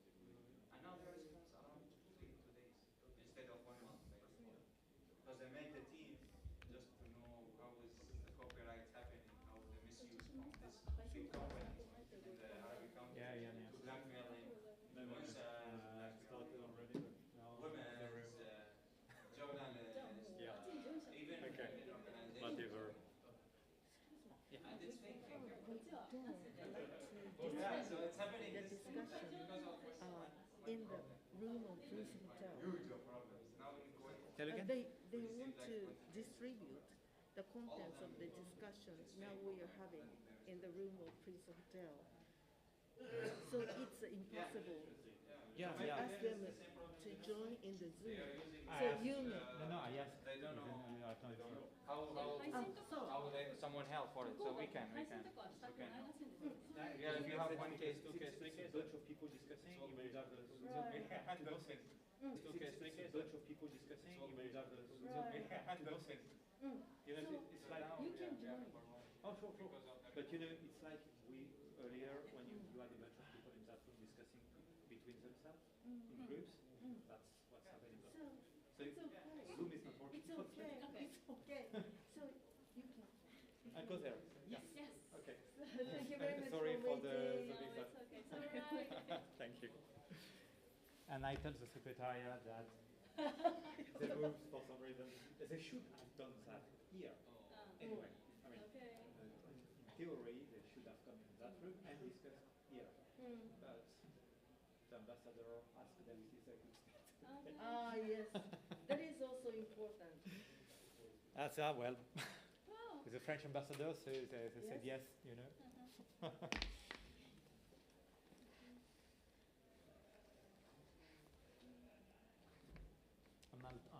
sent a message to Anya and Andrew from IGF Secretariat. It's the point of contact for IGF, the IGF team. It's not. IGF. I sent her a message just to tell her that they were elsewhere. Okay. Thank you very much. You know. That's very helpful. Thank you. You too. You didn't have lunch. No, yet. I had no time. So I Do you have the water? colleague Okay. grabbed me a box.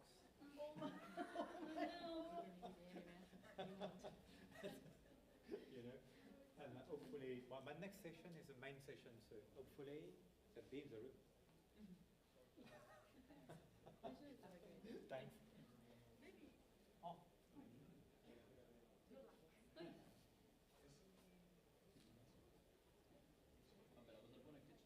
こんなことも。いやない。ない。ない。びっくりしました。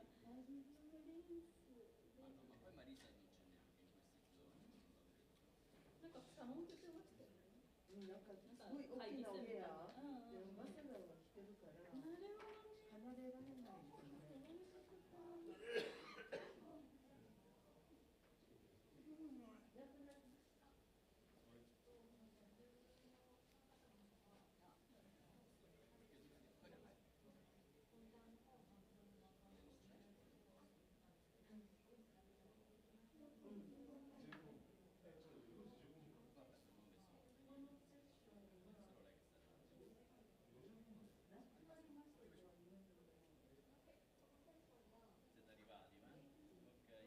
そうです。もうオンライン配信なしって言っちゃってください。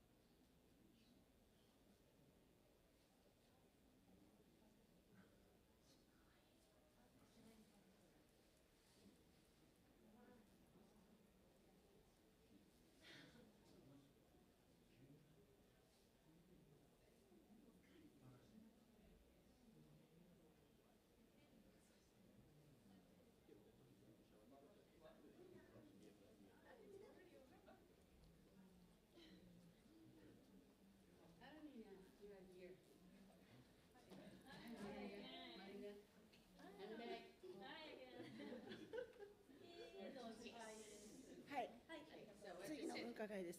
Okay, is the speaker here? No, no. Moderators? Oh, moderators. Okay, you there? Maybe anywhere.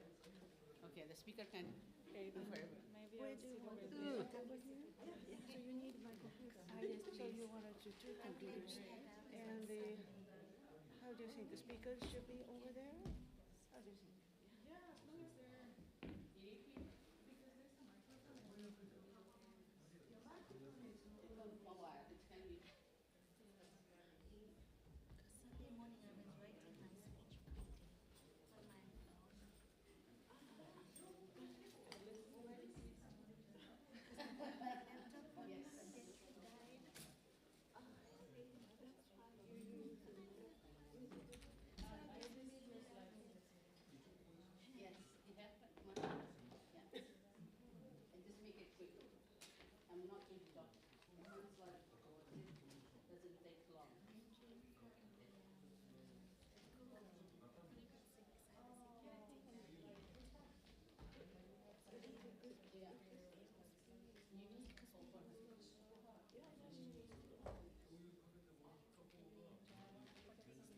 Yeah. You need to open. Yes. You also need to take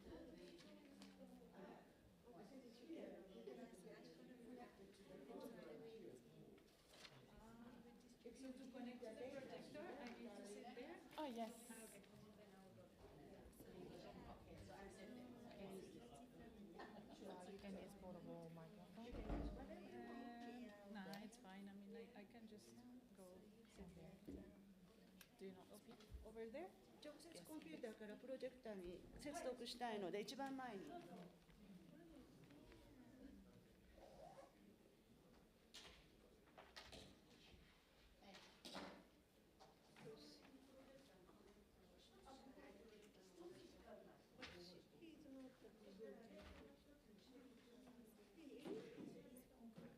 He's based in Australia.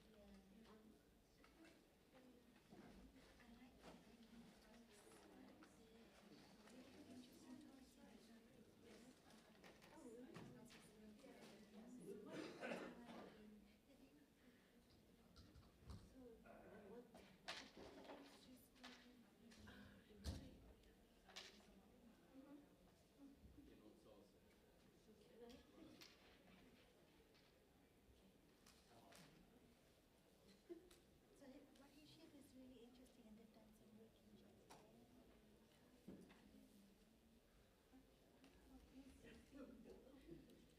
So he's based in Australia.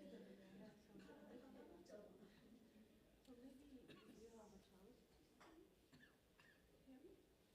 No, the room was full. They were giving the flyer, the room was so full.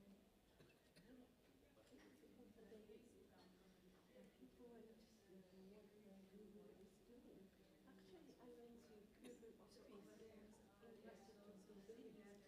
And they gave funding, I think, all related to Asian population.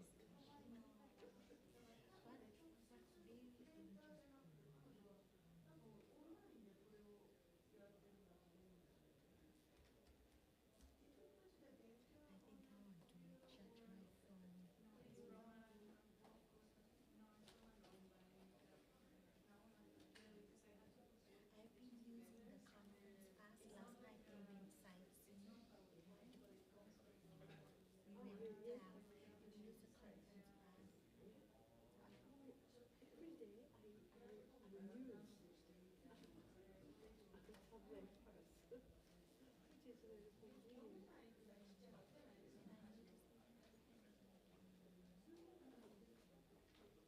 But maybe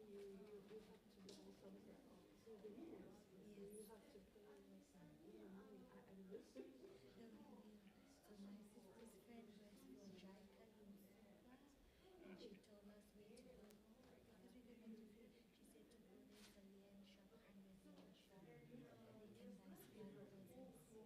go there's a yen shop, 100 yen shop, and you can buy small presents. Maybe we can go to language shop. So yesterday we went.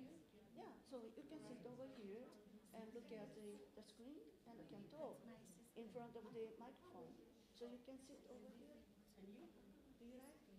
Yeah, I want to move like here because I don't need to look at the display, but I have to hear. So do you want to see the Zoom? Ah, I see. So no, it's only A lot of people right. but it was full. Yeah, the slides is this Oh, one. yeah, because I also have the printed materials. The mic. Oh, I need the mic. Okay. he And who else? Me? You, me, and? first. I have the mic over there, and I'm the end. Choose 4 or 5, right? 4 people, and Maria Luisa Sam and Eric, the new one. Eric And is coming? Nina, or I don't know which one first, but at least I'm the last. Okay, you're the last. Yeah. I'm the second one. And whenever I have lunch, I take Second or third. Okay, no. Second. Yeah. I still remember second. no, I had lunch yesterday. Yeah, you were second. I took Who's the but in the Trish? end they had bunch. Trish the first. So Trish is all mine. And then me, and then Nina. First we said Maria and Eric, Eric. and you, and So you had Trish, all mine. where you had and lunch? Astrid, Oh, here upstairs? So Eric will be the second, the first. Oh, okay. Because he is not Bavarian, so She's kind gone to of the overall. Oh, okay. Okay, so then you will talk about Okay. She came to register yesterday, so she was here yesterday. Because it was there was agenda. She works like an office manager, so she wanted to know about gender. Something about gender. So she came and she listened. For free. And after that she had lunch. Today she never came. Tuesday is good. But Sunday same she's thing. going to see. She She might come back tomorrow. その次の3人目のスピーカーが Zoom でオーストラリアから参加するので、その Zoom で九州、そうこの人が3人目なんです。私がその井上という一番最後にみんながどれくらいいるか。 So they discussing because you know they yes they are not a speaker from Australia, so they need they want to know the timing. So she's on Zoom, the Australian lady. You're right, that's right. And I hope everyone was here. We have people listening in online and it's on the website on YouTube.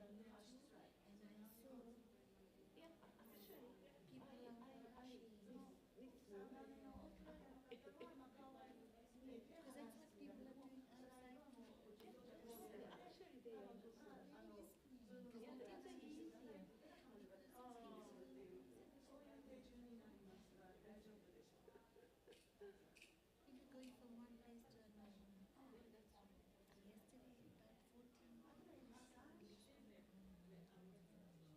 Oh, really? because I sat next to Maria. You can see. And I saw 14. Okay, 14 and India maybe several people and maybe 20.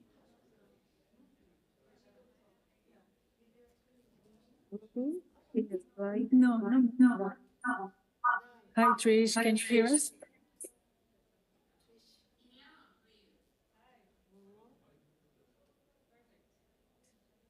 We're testing now. Yeah, we can see you. Yes, when I arrived, I was not allowed to unmute or unvideo, but you seem to fix that.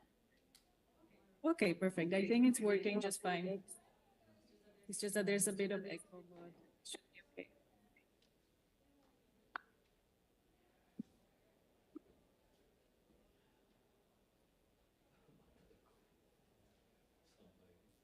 Huzzah! How's the day been going? Good. All good. We're just running around a little bit, but good.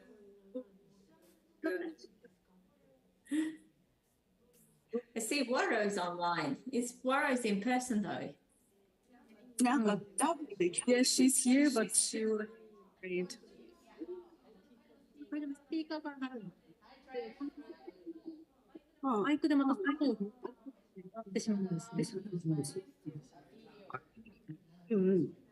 I just turned off the video a bit because maybe they can turn the view so you can see. Yeah, when you should does they have a sound from the speaker in the room, so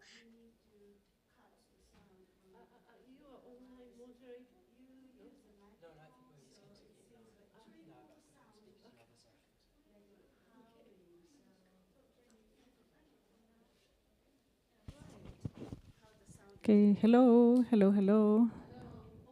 That sounds good. Just to say, I can't hear anything now, which Yeah, but she I'm can hoping hear. is deliberate. She, ミュートにしていただいたんですけど、パソコンから音はまだ鳴ってるので、その音を she said, Sorry, we just muted it for a moment because there was a lot of echo.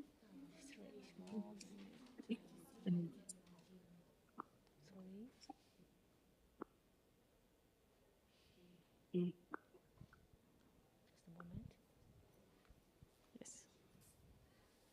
今上がってますか？あ、で、ズーム上げていただいても大丈夫ですか？そうなんですね。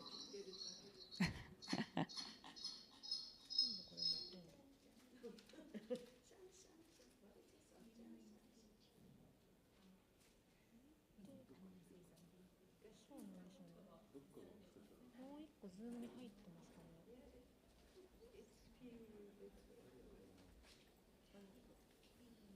なんかもう一台どっかから鳴ってる気が。コンピューターの音を消しといた方がいい。これの音を拾ってる？そちらってズームに入られてますか？ズーム入ってないんですけど、念のため音を切っといた方がいい。音切りました。これでどうだ？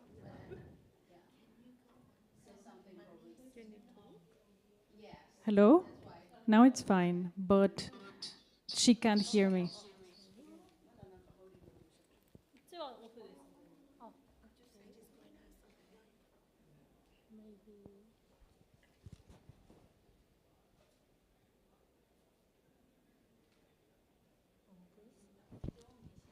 Hello. It's good? Okay, I'll give it a try with her. Can you hear us, Trish? I can hear you now, yes. Perfect. Now it's working. Yeah. We fixed it. Thank you. Hooray! We're just going to give it a couple minutes while everyone else arrives. Brilliant.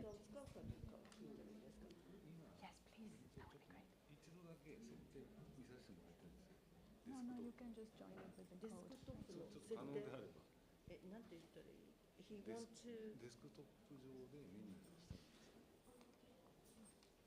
He want to see Mm-hmm.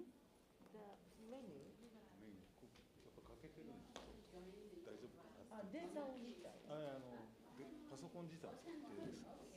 He want to アプリじゃなくてパソコンの方。 So, Trish, can you see the slides now? I cannot see the slides. You don't see them? No, I can see you looking very professional with a microphone. I can see them now. You can see them now? Okay, great. Yes. Perfect. Okay, I think now it's working. He want to know the setting of your computer. The what, sorry? Setting? The setting? Basic What setting? 具体的に何ですか？Resolution. I have no idea. I wish I could help you, but... Can she touch it? Yes, of course.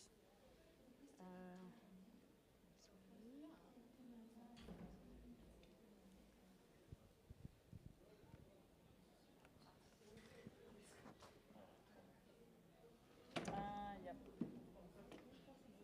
Can she change? Yeah, of course. Go ahead.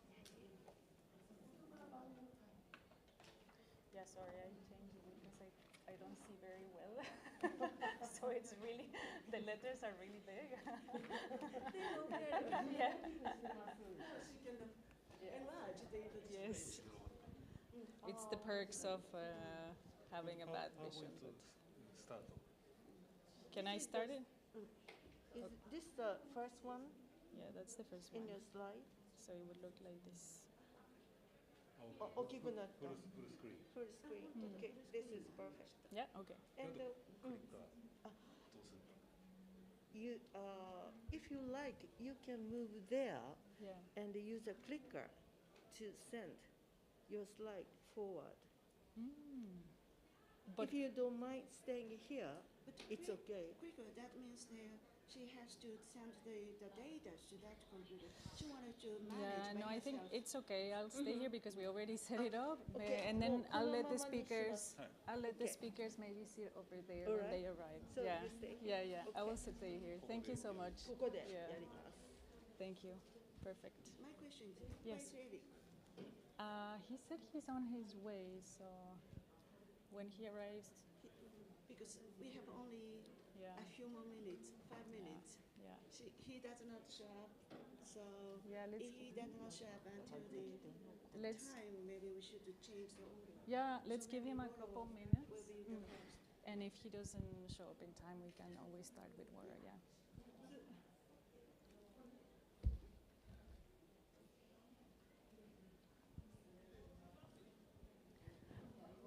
But then If he does not show up on time, maybe you will be the first to speak.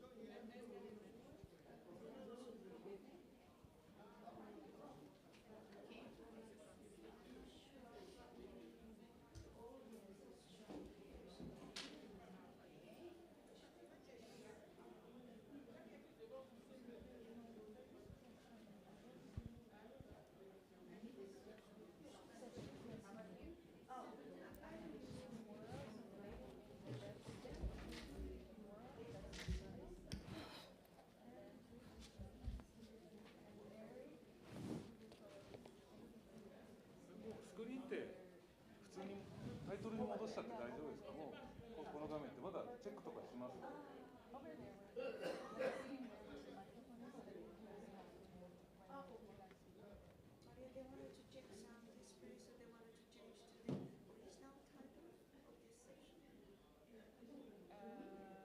But that is the original title. I think the only thing that's missing is the...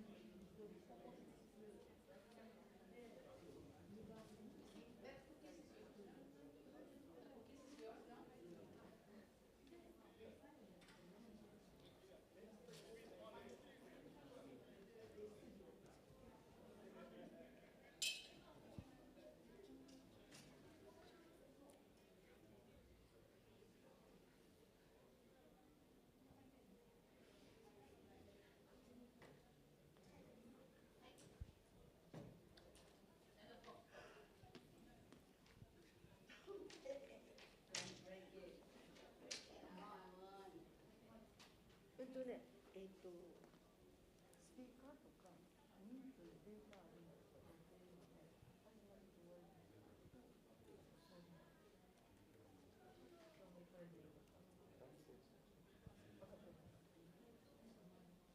いらないです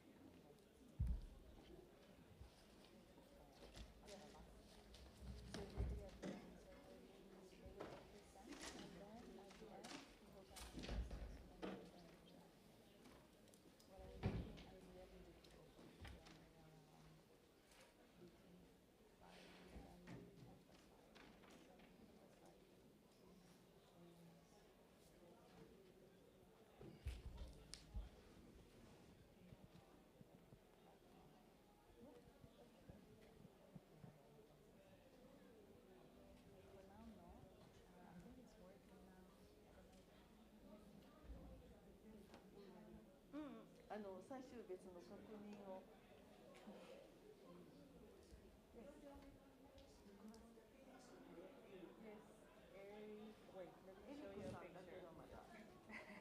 1番目の方が He'll join later because Dawn has a session at the same time. So this is Eric. He's wearing a white shirt because I already saw him before, so he should be here at any time. Worst case scenario, then we can start with more.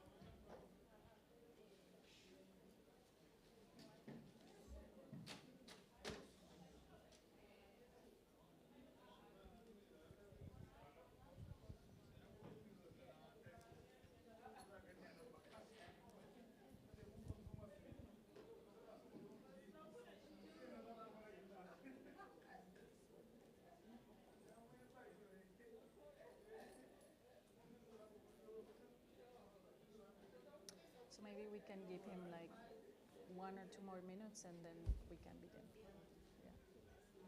We have only 1 hour, so we should do Yeah. more time. So if he doesn't show up, you should start already. Yeah. I'll give him 1 more minute and then I'll start. 1分待って始めますと。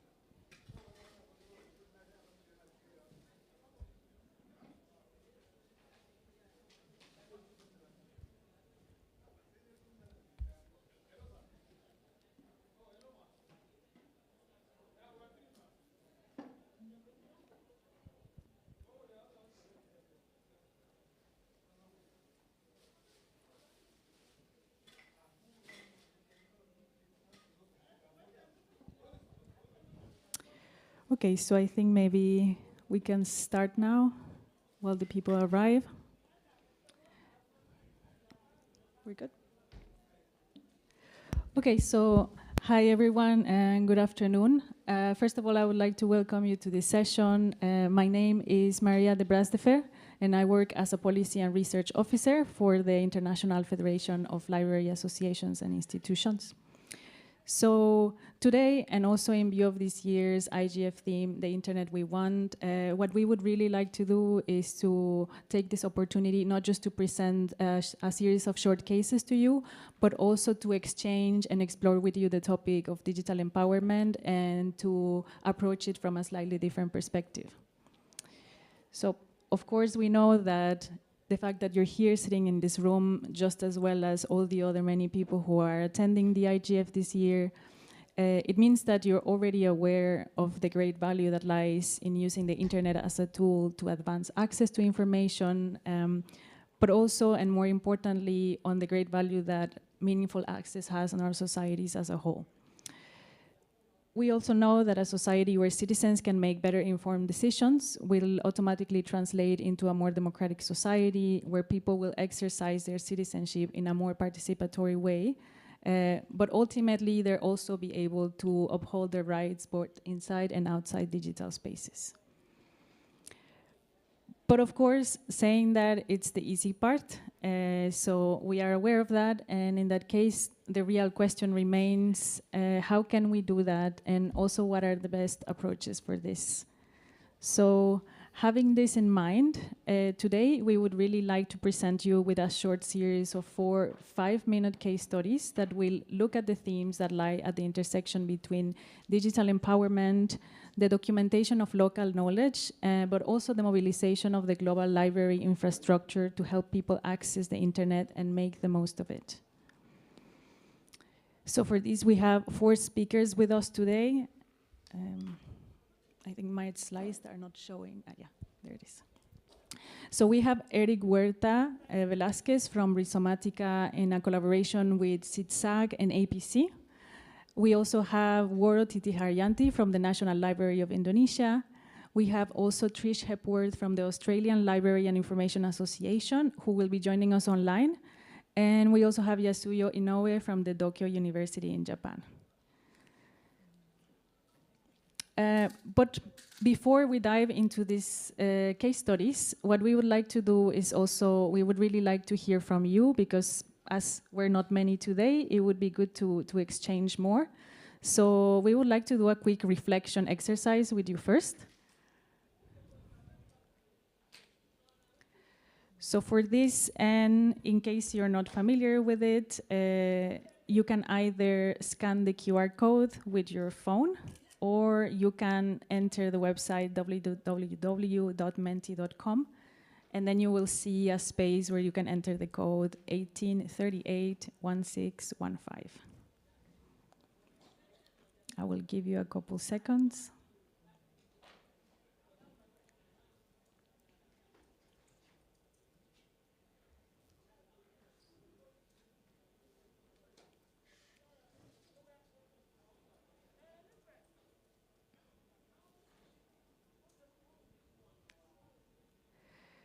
So now what you should see on your phones is the following question.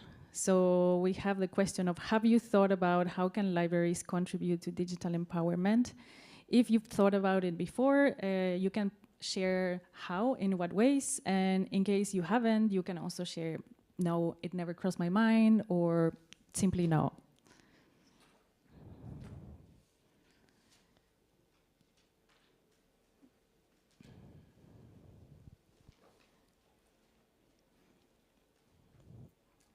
Okay, so far we only have 1 yes.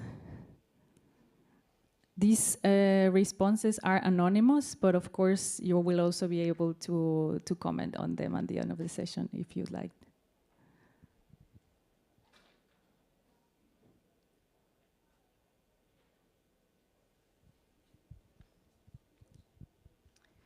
Okay, so we have a second response. Yes, media literacy awareness, coding lessons, etc. Yes, that's very accurate. We have another, just a yes.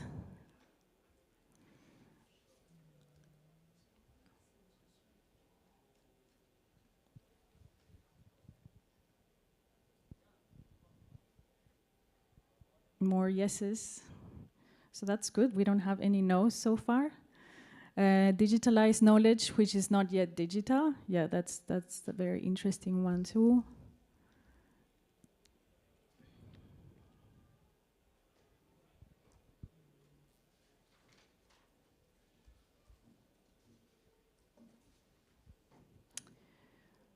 Okay, so I think we don't have any other replies, but this is good news because it means that all of us were more or less on the same page about it. It means that we've thought about it before, but maybe we don't know exactly how.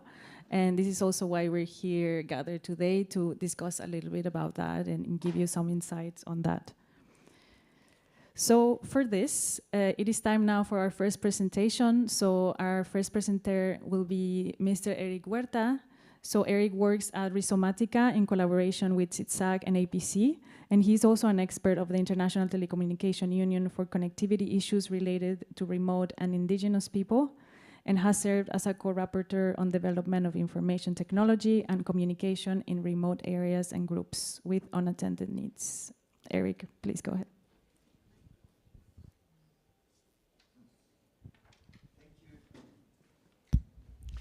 Thank you, and I'm sorry for being late. I got lost within the rooms. Like it looks very similar, and I went to the different ones.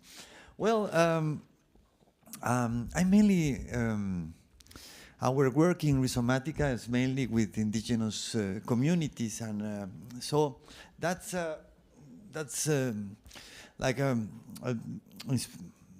made me think about what we could share in this session. It was more about, well, the role of libraries, but also to question what is a library for everyone, and maybe if it does the same. I think one of the things that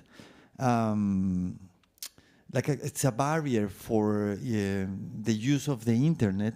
For some people, is that it's non-meaningful content within the internet. No, there is that's explained as one of the barriers of internet adoption, and some of them is about the content. No? Sometimes some communities even say, well, it's when they have to take a decision on which technology have to use. Sometimes some communities refuse to get into the internet because of the kind of content that people will find there, that sometimes have no relations with to the reality, or sometimes it's exposed to certain content that they don't want to be exposed to that specific content. So, well, that made me think about, can we put the first one? Well, that's the sort of communities we work with. So we help mainly, we work together with indigenous communities that want to run their own media, such as community radios, such as in community mobile networks. No, they are owner of their own mobile networks, and also we have this applied research program in which communities define which sort of local research that they want to do for a specific task, and there's some examples. No, so there you have the opening of a communication center in a rural area in Quetzalan. That's some of the sort of the communities that have their own mobile network. And this is a community in the south of Mexico that works a lot with traditional medicine, and that's the project. The next, please. So my first question is, so what is a library? No? So when we think about a library, so we mainly think in the picture that is in our left, no? But when you talk with some communities and what is a library for them, it's this, no? It's the territory, because most of the territory it's talking, is saying, is where they learn, is where they teach each other, is where they, is where they gather the local knowledge and this meaningful knowledge to manage and understand the territory. And so, how do we put together these different concepts of library? Or this reservoir of knowledge that it's in the nature, on the territory of the communities, and the concept of library that we find as in books, no, and the storage of knowledge in books, no, and what are the chances that the internet give us to do so? So the next one. So I think that ICTs can bring together these two concepts of library, mainly because most of the knowledge, for instance, in the communities, it's on oral knowledge, no? And it's more related to knowledge that is put in practice. No, it's not actually. So for many of the languages, there are oral, are starting to be written, but but mainly are languages that are not written, and so. That is the main difficulty of bringing local knowledge into the libraries, because the libraries are mainly related to books.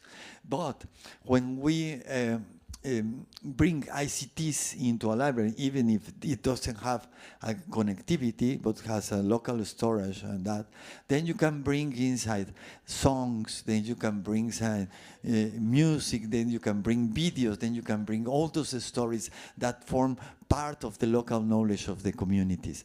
And so this sort of work is mainly what many communities are interested on. So, for instance, in this picture that it's in my right, they are sharing, this person are sharing the recovery, the experience on the recovery of some of the local language and the local variety of their languages, and bringing out some words and bringing out some stories and some research they did on that. And then this space, they are having a workshop on how to put this knowledge together in a handbook, on a manual, and so on, no? So that they could share it better with other people. So that's the idea. The other photograph is from a community that was one of the first in having these mobile, self-mobile networks. And also they have a university, and they have a library from the university as well. But one of the things that they were more interested in complementing this library was the intranet. They said, well, we got this library, we got the books here, but we need a lot of we need to document a lot of the findings that we are having from our knowledge. We also need to bring all the videos, the music that we need for, and that's a complementary part of the library of the local university, of the indigenous local university. And then the next one, please. And then in this one, I wanted to share, in the recent years, we have been we mainly work with, from long time ago, with community radios. But this also, we open this local research program from that bring us some other different experiences through. So I'm gonna talk about these two experiences, two chances that we have to bring and document specific knowledge. We got with UNESCO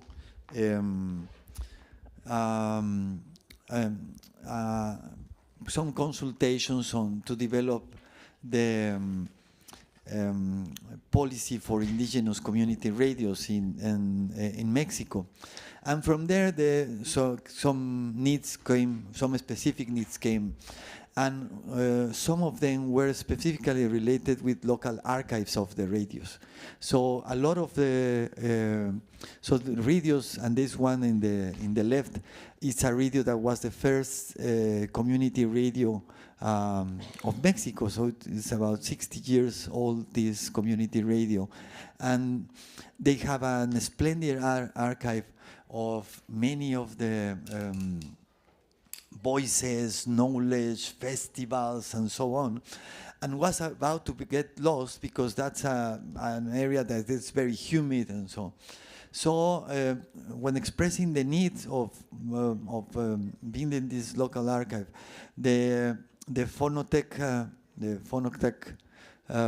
take interest in that and help them to restore the tapes, and also they are now keeping them. They have a copy, and they are now keeping in the Phonotech now, so it has access for.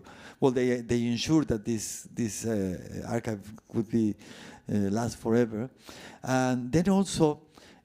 Some communities, they decide together that some community radios decided to have a 1 hour program every week, and that's in the national radios. And so that has become also an important reservoir for knowledge in the communities. For instance, they determine which are the subjects they want to talk about.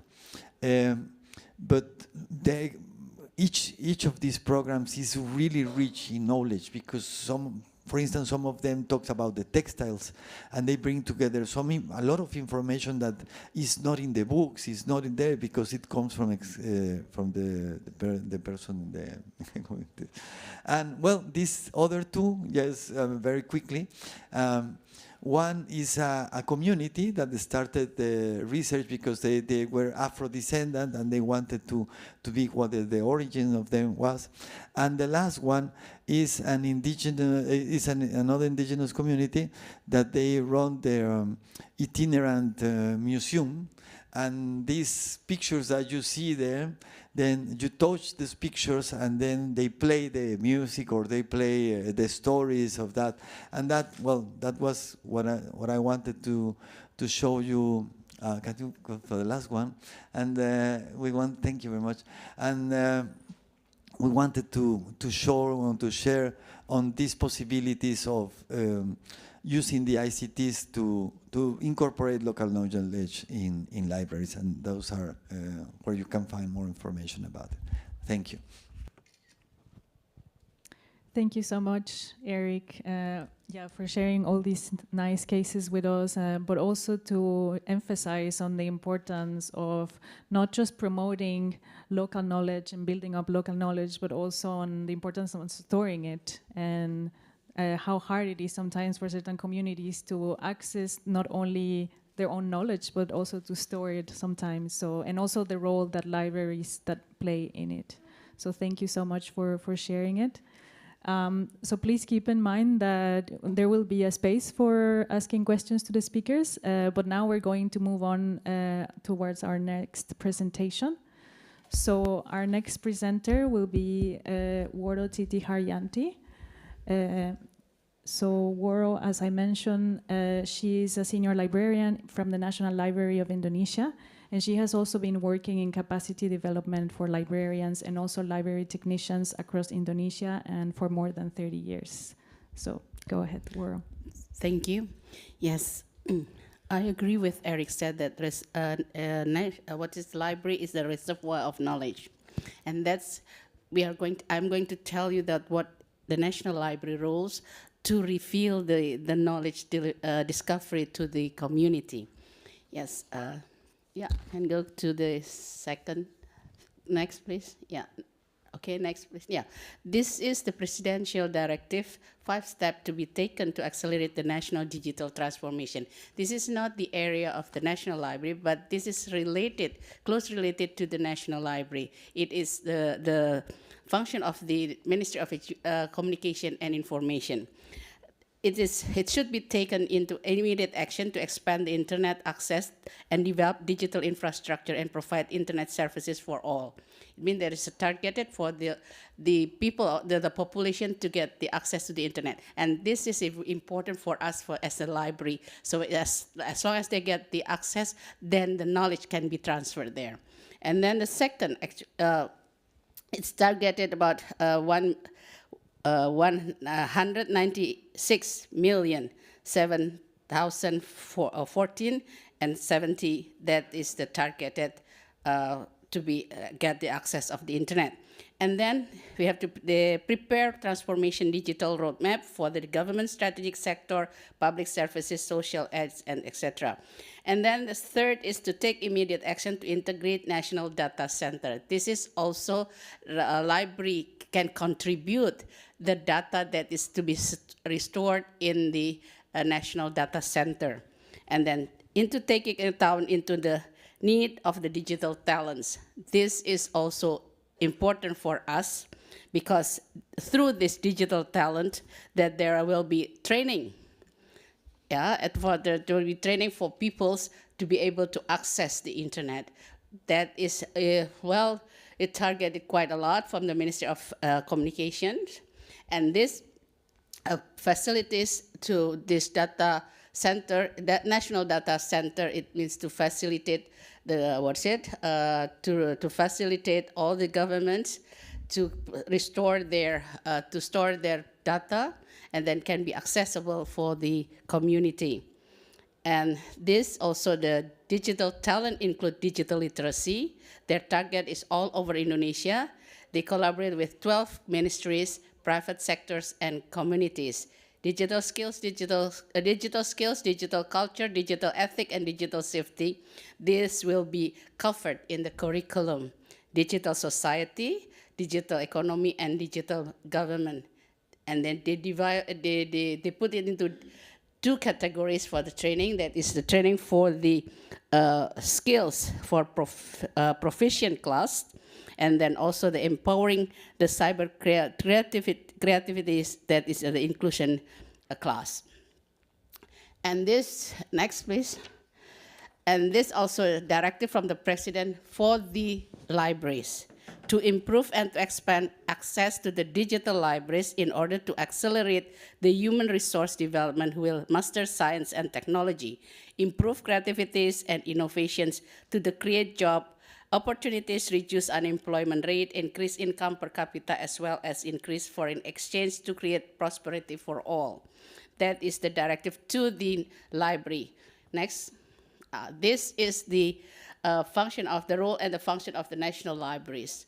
Yes, as the library, as the networking center, and also the preservation center. This library networking, it means that we will collaborate with other institutions and then make a network to create more local knowledge, to create knowledge that can be shared together. And then preservation center, as this also we have to localize their local informations, local content that should be preserved and also can be accessed. And then this research center, this depository center and reference library center, and of course this library development center. But in here, this is the role of National Library. And we have also obligation, next thing. Okay. We have the obligation to develop library national system in supporting national education system and guarantee the sustainability of libraries to community as a learning centers. That's again that we have to provide them with the access and also the content, and guarantee the availability of the library services throughout the nations, and guarantee availability of collections through translation, transliteration, transcription, and transmedia. And also, we promote reading habits and also develop library collection and develop national library itself. We also have to be developed and appreciate those who preserve conservative and conserve manual. Next, please. Yes, this is libraries is not yet fully integrated to the national data infrastructure. Yes, it is to implement what the directive of the president that the National Library is as part of the government, so we have to contribute to send our data to the National Data Center, because this is an example of NLE, that's the National Library, and then we have two that actually in InList and then OneSearch. InList is the open, application for to do the library management, that is the based on the MARC base, and then online. OneSearch, that I will talk about it later on, and also IPUSNAS, it can be accessed all over Indonesia. And other ministry will do the same thing. Next, please. Yes, this is knowledge discovery. That is we have the Indonesian OneSearch. And here is the Indonesian OneSearch is single search portal for all public collection from libraries. And at the moment, we can collect, we can have the 12,608,000 records.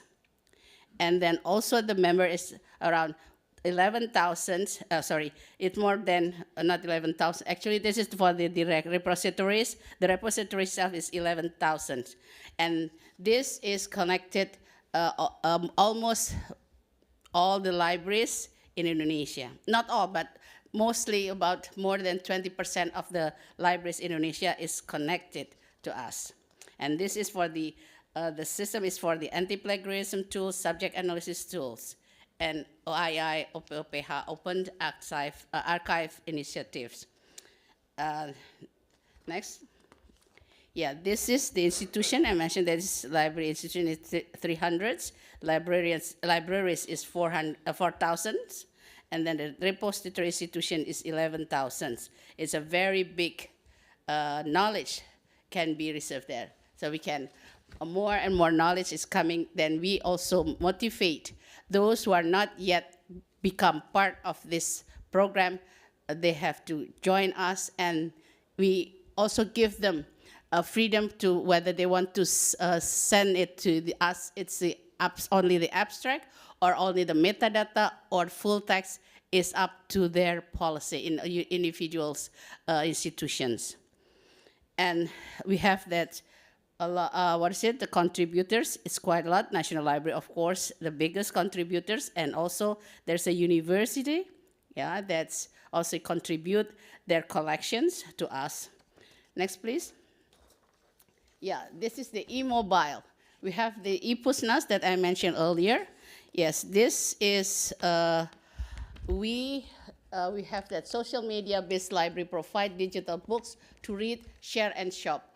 This application available on mobile, and then using digital right management and technology as the security. And in this also, we have the menu is for e-donations. For those who write books and then want to donate their books and give the right to the National Library. So you can, and up to now, we have around 140 books that is donated to the National Library. And that is free. Then everybody can access it. Well, we can, it doesn't have the royalty things. No, we are not talking about the royalty things, because we can give it, voluntarily, and it's free. Okay, next.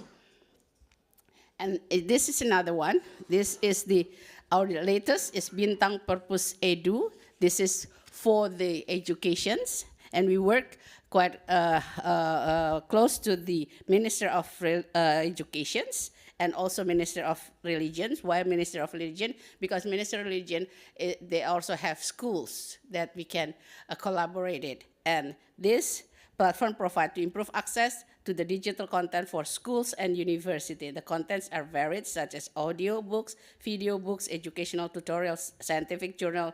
All of this can be accessed via multiple platforms.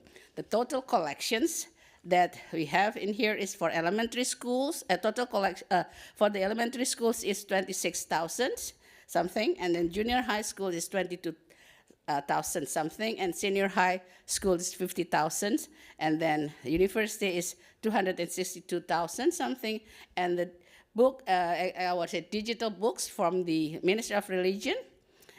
We have 58,000, and from the Ministry of Education we have 1,063,000 books that is stored there, so it can be accessible for the community. I think next, yeah, next. Oh, this is this is for the e-resources. E-resources is the service that we have. This is digital collection for Service National Library Indonesia, which are either subscribed or made independently by the National Library. It means that we subscribe the book that I think everybody is familiar in here, and there is Nility, that's mainly for the research for the manuscript, and also there's Balai Pustaka, that is we digitize their book and then we put it here, and this is free, and to be able to access this, you have to be the member of the National Libraries, and you can do it online to become the National Library members. And the National Library memberships with the the membership number, we now connected to our national ID, and that's it integrated. Thank you. That's all I think.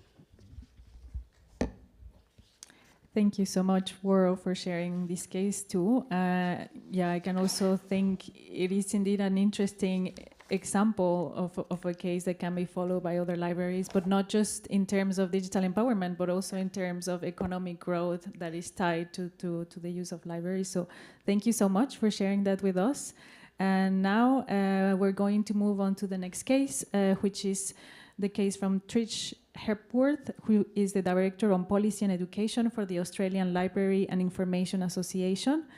And she works across the sector to empower the workforce and also strengthen libraries to achieve a socially just and progressive society. Thank you, Maria. And I wish I was there, but thank you very much for having me. I'd like to acknowledge today that I'm coming from the lands of the Ngunnawal and the Ngambri people and pay my respects to elders past and present. Maria, are my slides up? Thank you. Perfect. Brilliant. I guess I wanted just to very quickly have a little bit of a look at what this looks like from Australia. So in Australia, we have an index called the Digital Inclusion Index that gives us statistics about digital inclusion across the whole population. And the Digital Inclusion Index measures the accessibility, the affordability, and the ability of people online, and then basically gives a score. What you can see up there is some of the various vectors that we know are wildly different across the country. So Australia is a very concentrated metropolitan kind of a country. We've got most of our population lives in cities along the coast, and there is a huge difference between the digital inclusion scores in metropolitan areas, which are quite high, and the digital inclusion scores in regional and remote Australia, which are much lower. Similarly, for our First Nations people, so the Aboriginal and Torres Strait Islander peoples of Australia, we can see that they have a much lower digital inclusion index than the Australian population generally. But again, in particular, the further you go from those metropolitan areas, the lower the digital inclusion index. Now the next slide, please, Maria. And across all of the different vectors, we see a really significant change across age bands. So this graph on your screen at the moment talks about digital exclusion. So it's looking at those two bits around accessibility and affordability. And as you can see, for younger age groups, the ability to access digital worlds, to be online, is much higher. And as you go through the older age groups, that accessibility really drops. And if I could have the next slide, Maria. And that probably unsurprisingly goes with ability as well. So, and we see this across all of the things, the accessibility and the ability of people are closely correlated. So people with the most access also have the most ability and comfort online. Those with the least access, so First Nations people, regional people, older people, they have the least ability online. If I could have the next slide, to have a look at what that actually looks like in practice, only 23% of Australians were confident that they could edit a video and post it online. So the fundamental ability to be on TikTok, for example, is only shared by a quarter of people in Australia. Only 35%, so just over a third, were confident that they could work out if they were being harassed online, and if they were being harassed, what they could do with it or which authorities they could report it to. And if I could have the next slide. While people's abilities and media literacy is quite low, people's interest in being secure and able digital citizens is very high. So when you ask people, they are really keen to know how they can protect themselves from scams. They want to use media across all the different forms of media to stay connected with community, to stay connected with friends and family.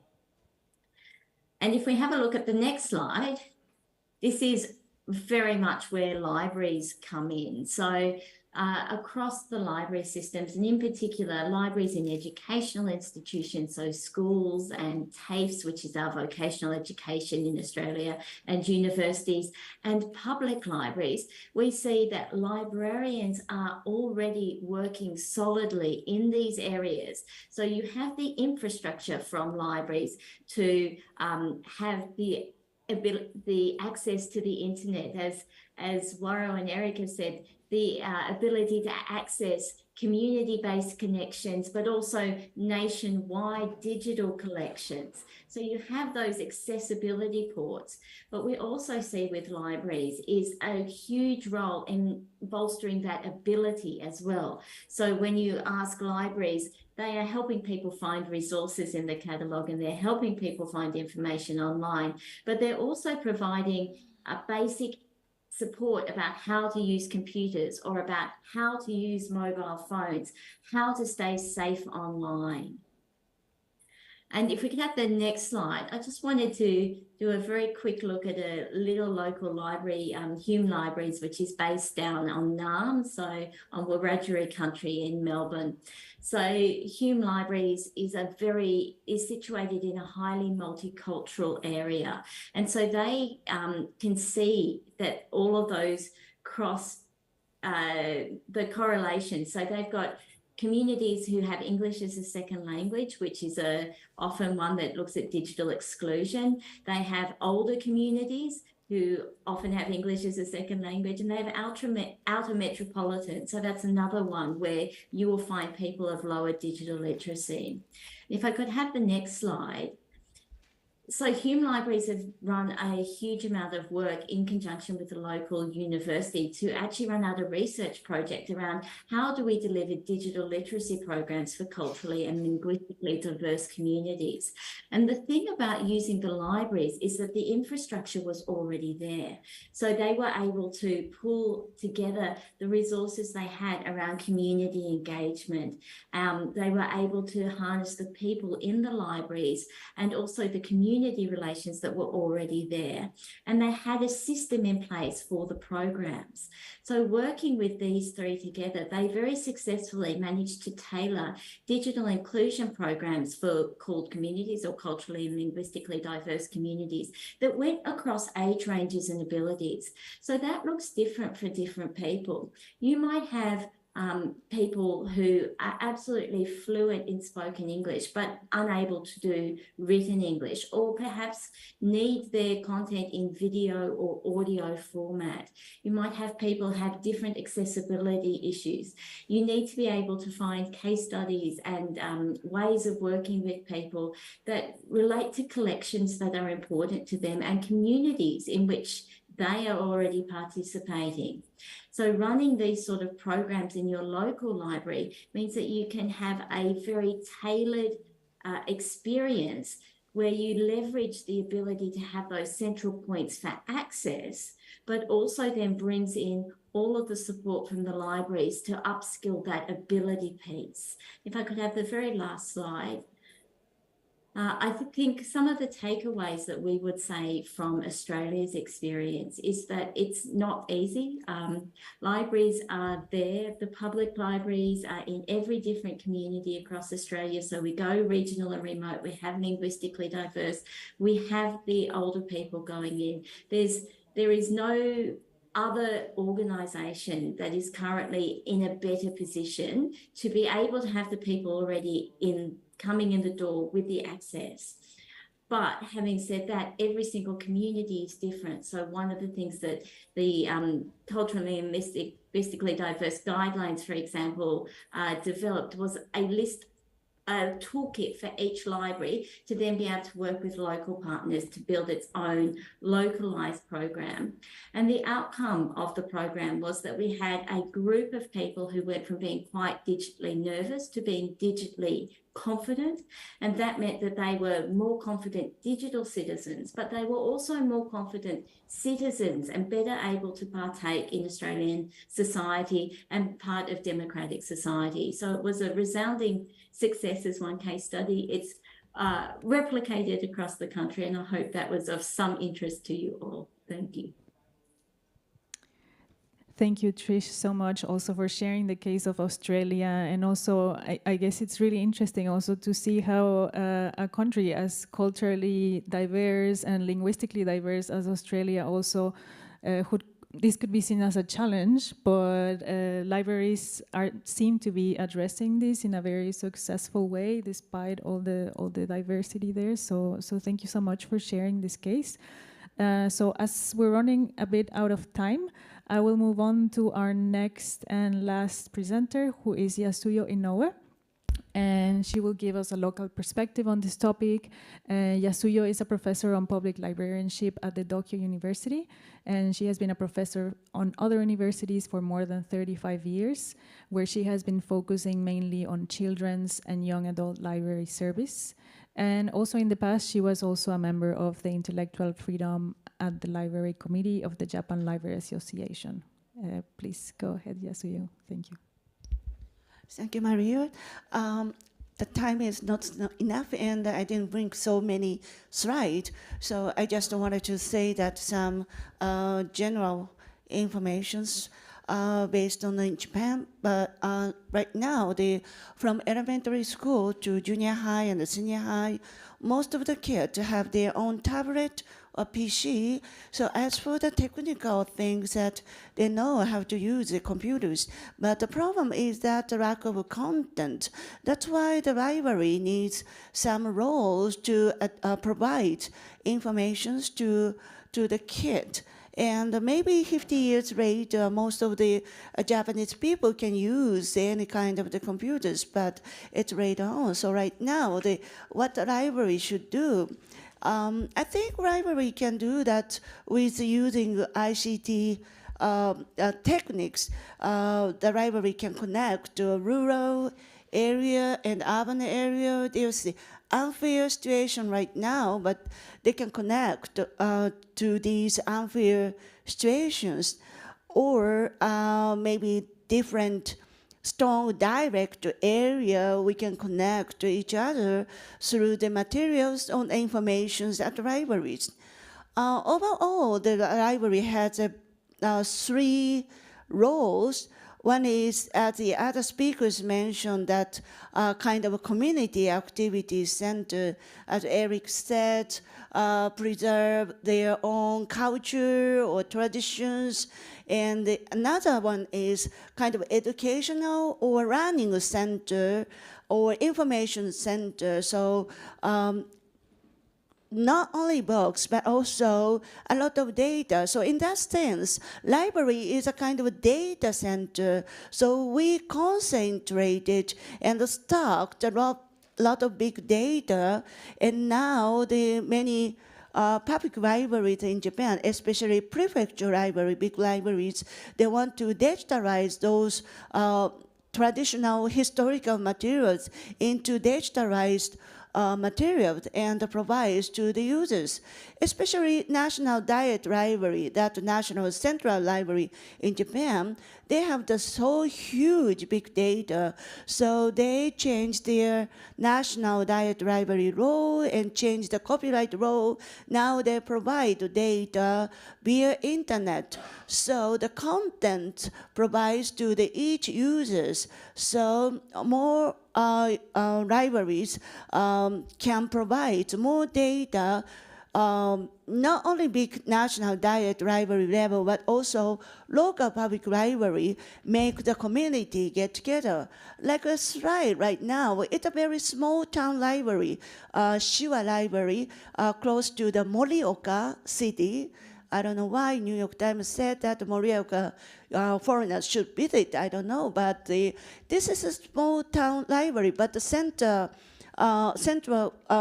photo that is a Japanese sake they just exhibit inside the library, and they showed up how they make it brew the sake, and sometimes they tell the people how to brew and what is the taste and what is the character of the sake.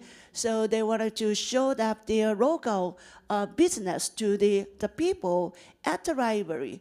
And the right side, that is the library connect to the agriculture corporation. So once a week, there was a kind of the vegetable market in front of the library. So people buy the vegetable and they come into the library, and there's a collection of the recipe. So which vegetable did you buy? You can use this recipe at your own home.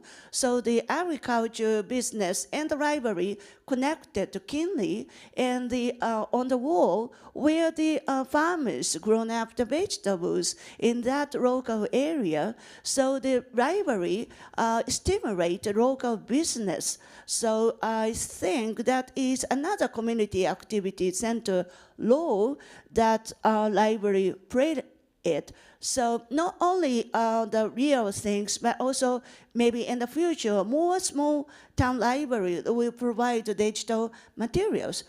So if you have any trouble or questions, go to the local library, so maybe they will help you how to expand your local business.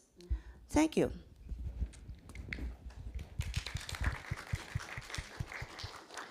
Thank you so much, Yasuyo, and also all of you who are here today. And yeah, I think, well, as a final remark, I can only say that if we see all these cases that you presented, you can also see how the role of libraries, well, you can see this common factor in all the cases about how the role of libraries really is evolving, and yeah, with time, and also with the use of internet and access and all that the communities can get out of it at a local level.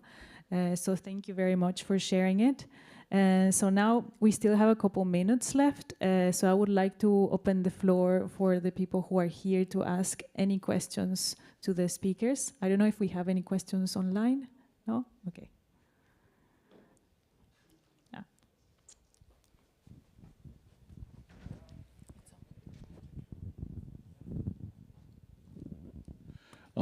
Thank you. I did have a question for Trish Hepworth, but is she still online? She is. I am. Oh, you are? Great. Good to see you. Trish, we had some contacts within IFLA in the past couple of years. And one of the contacts we had was that you made a presentation at a library webinar that I organised for in the framework of the Asia Pacific Regional Internet Governance Forum, and that was, when was that? 2 years ago, I forget precisely. But I wanted to ask you, was there any body at the Brisbane meeting in August this year, the Brisbane meeting of the Asia Pacific Regional Internet Governance Forum, was there anybody there who was talking about the contribution of libraries? Because it seems to me that your comments about the Digital Inclusion Index are highly relevant to all countries. In fact, you've got a model there which we should all probably imitate. That is, countries which haven't got one should have one, have that sort of system and monitor it and develop it. But was there anybody at Brisbane who was talking about library information services, whether on the coast, as you said, in the metropolitan areas, or in the outback, in remote areas? Do you know? Thanks, Winston, for the questions. We didn't have an ALI or a library representative as such, but we definitely had people who were at that forum talking to things like the Digital Inclusion Index and also to the role of other sort of bodies such as libraries. And I think it's, one thing I know is very top of mind for our policymakers in Australia at the moment is the increasing need around things like media literacy and digital skills with the rise of generative AI. And that's certainly something that we know is getting a lot of attention in sort of big structural things. So, there's both the doom and gloom. Oh no, how will people be able to detect AI scams, or what does this mean for the future of internet search? But also those huge potentials. So when you're, working with people who might have lower levels of written literacy, the ability to use generative AI to help support them with job applications or even in writing search and prompts is huge. And so certainly from a policy perspective at the moment, I think there's a really important role for libraries to play in that digital skills and that AI media literacy space, which realistically, if you don't have libraries doing that work in a country like Australia, there isn't anybody else where adults who are not in formal education really have to go. Thank you, Trish. So do we have any other questions from the floor?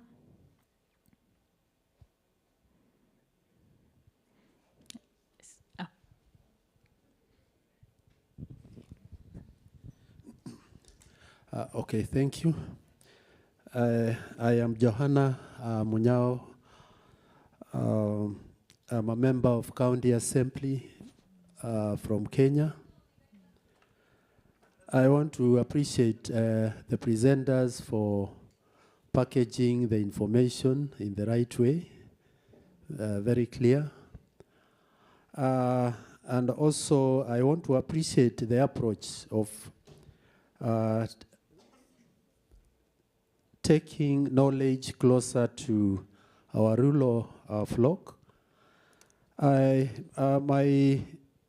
I do appreciate that, I've realized that this approach helps our young ones to come together, socialize, share knowledge, maybe also get exposed, and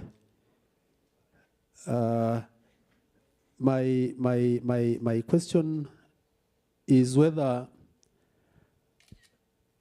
there is sensitization on how we have realized that in the area of academia, the most tricky part is how to publish some of these works or maybe some of the activities so that others from elsewhere can be able to access the same information, access our experiences. Do we really ever conduct feasibility studies to either vet on the content and also see the compliance of the same in terms of legal frameworks which may govern whatever you publish to be accessed through the internet? And again, I come from a rural area where the poverty levels are a threat, very low. So you'd realize it is like where the government is not able to come in and support fully, coming up with such structures, however good they are, and I really appreciate, becomes a challenge. Personally, I am running an institution with a very tiny library. And the approach I've gotten from here has really enlightened me such that I have thought of only addressing the needs of the learners within that small institution. But I have seen other learners can come together from even other institutions, and with such an access of such facility, be able to share knowledge and even be able to take it to a higher level of publishing the same in the internet and sharing the experiences with the world over. Thank you. Thank you so much. I think maybe we have time for one last question.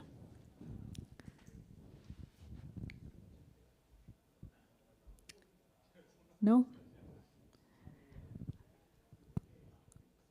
Yeah, well, I think, we're at the end of our session anyways, but thank you so much to all the speakers who are here today and who presented, and thank you so much for sharing your cases and your stories with us, and also thank you for the attendees and the questions, really. We really appreciate your presence, and also if you would like to collaborate with us in the future, or if you have any ideas for opportunities or collaboration with libraries, please feel free to reach out to us. Thank you.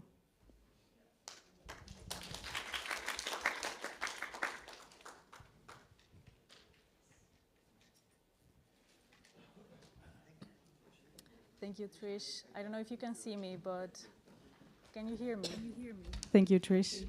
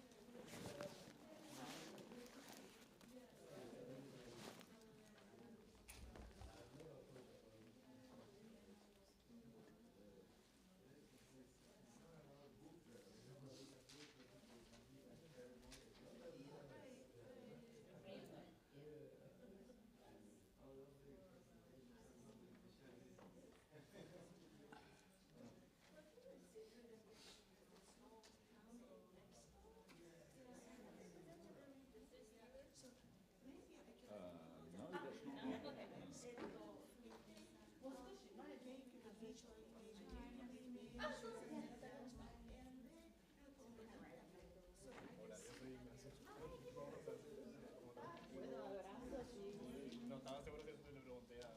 Ah, perdón. Sí. ¿Cómo estás? Soy Ignacio. También ahora lleguemos un poquito antes para...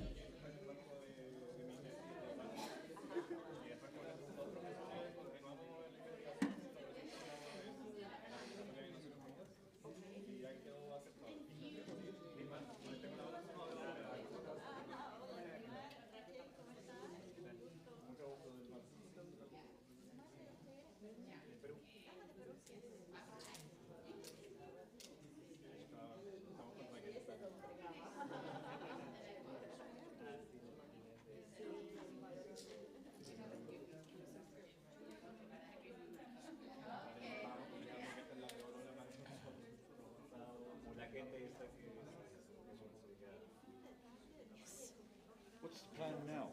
Go to the restaurant, dinner. Yes, but what time? Where? There's somewhere in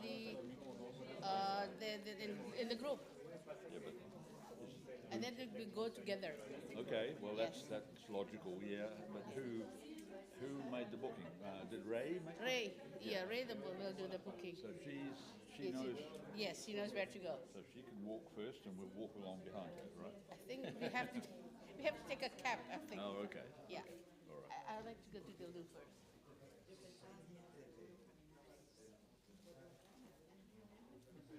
Para hacer algo.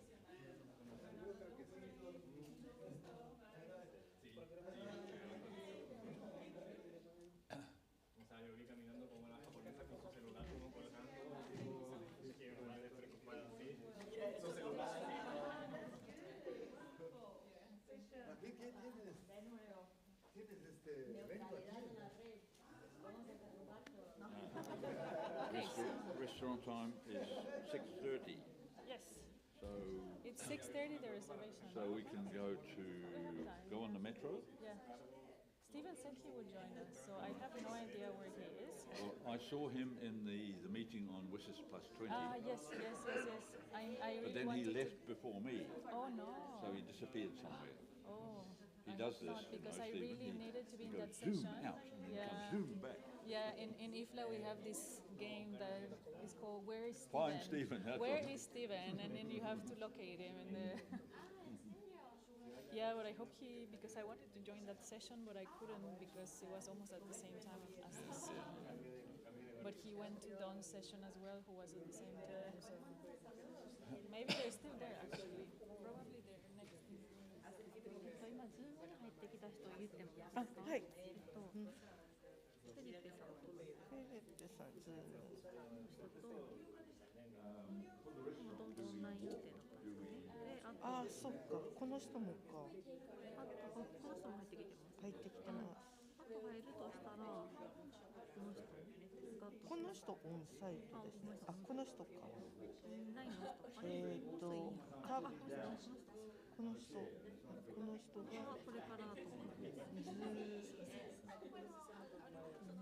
そうですね。で、オンサイトか。ありがとうございます。この人入っ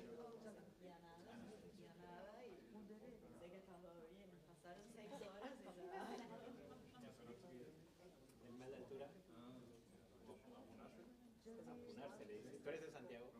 También está altura. No tanto. No tanto, la verdad. Pero así como al más de altura le decimos apunarse. Apunarse. Apunarse. Apunarse. De Puna, me imagino. No sé de dónde. ¿Pero ustedes cómo lo llaman? Soroche. Soroche. Bueno, aprendo algo. Y la brasileña ya decía.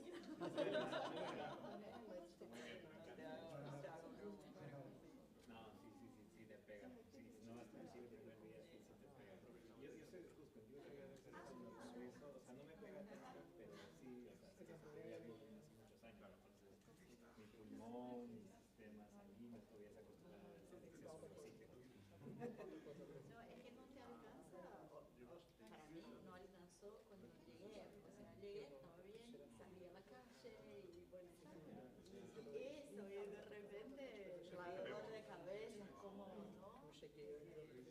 Mal de estómago.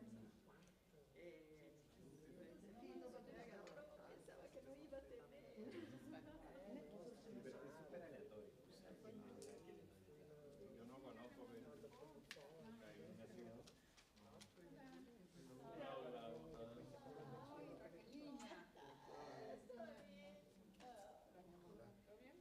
Pero bien. That's life. I was sure about it, totally sure about it, for several reasons, mainly geopolitical, but I wanted to everyone is believe it so badly.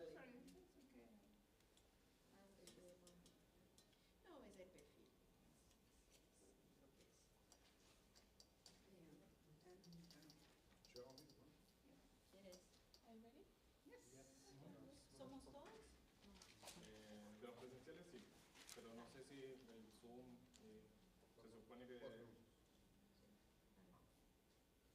no, o sea, son las 38 todavía. Sentamos por acá. Sí.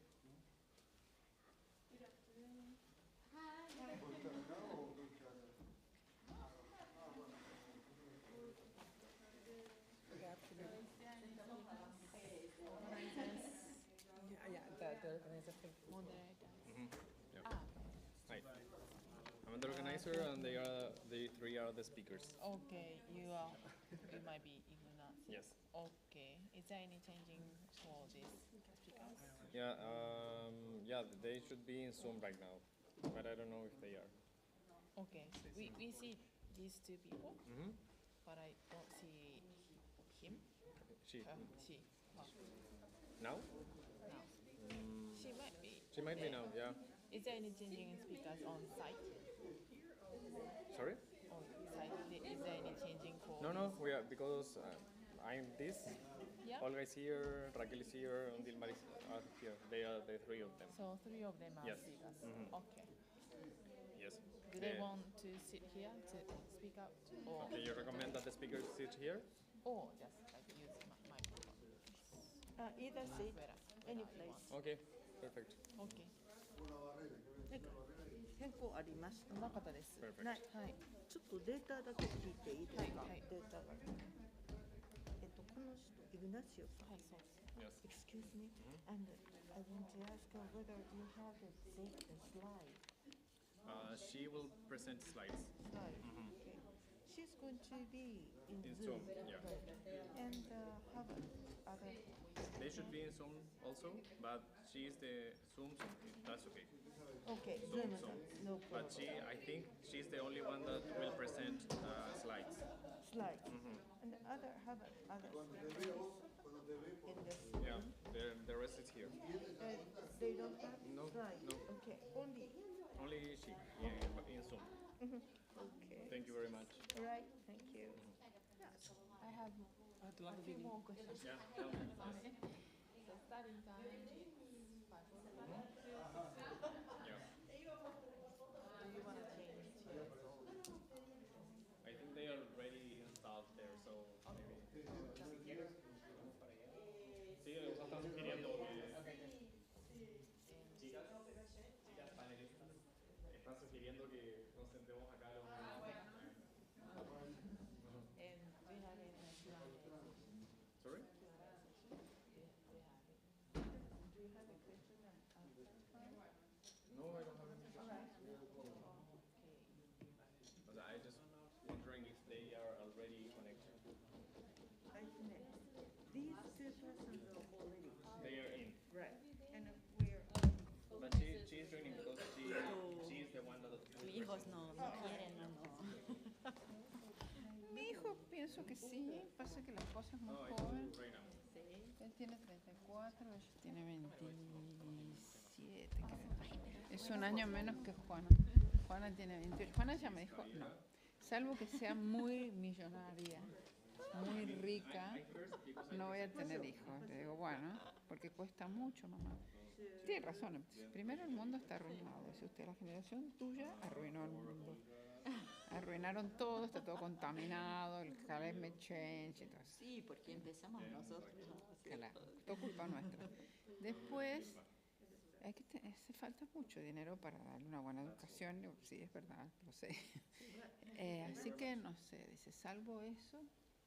No. Yo le decía a una amiga también que tenía muchas razones, porque no. Y decía, pero no hizo una decisión racional. No. ¿Quieres o no? Y después no. todo se arregla. O sea, vas a sobrevivir. Sobrevivirás, nadie te enseña tampoco. Y le mandé la foto de tu hijo conmigo. Digo, mira, tengo un nieto adoptivo, el hijo de mi amiga Raquel. Y ella me manda la foto del gato de ella. Ya que tenés tu nieta. Puedes decir que eso también era gato. Que se escucha en Zoom lo que están conversando. Obviamente, Para sí. que se arregle.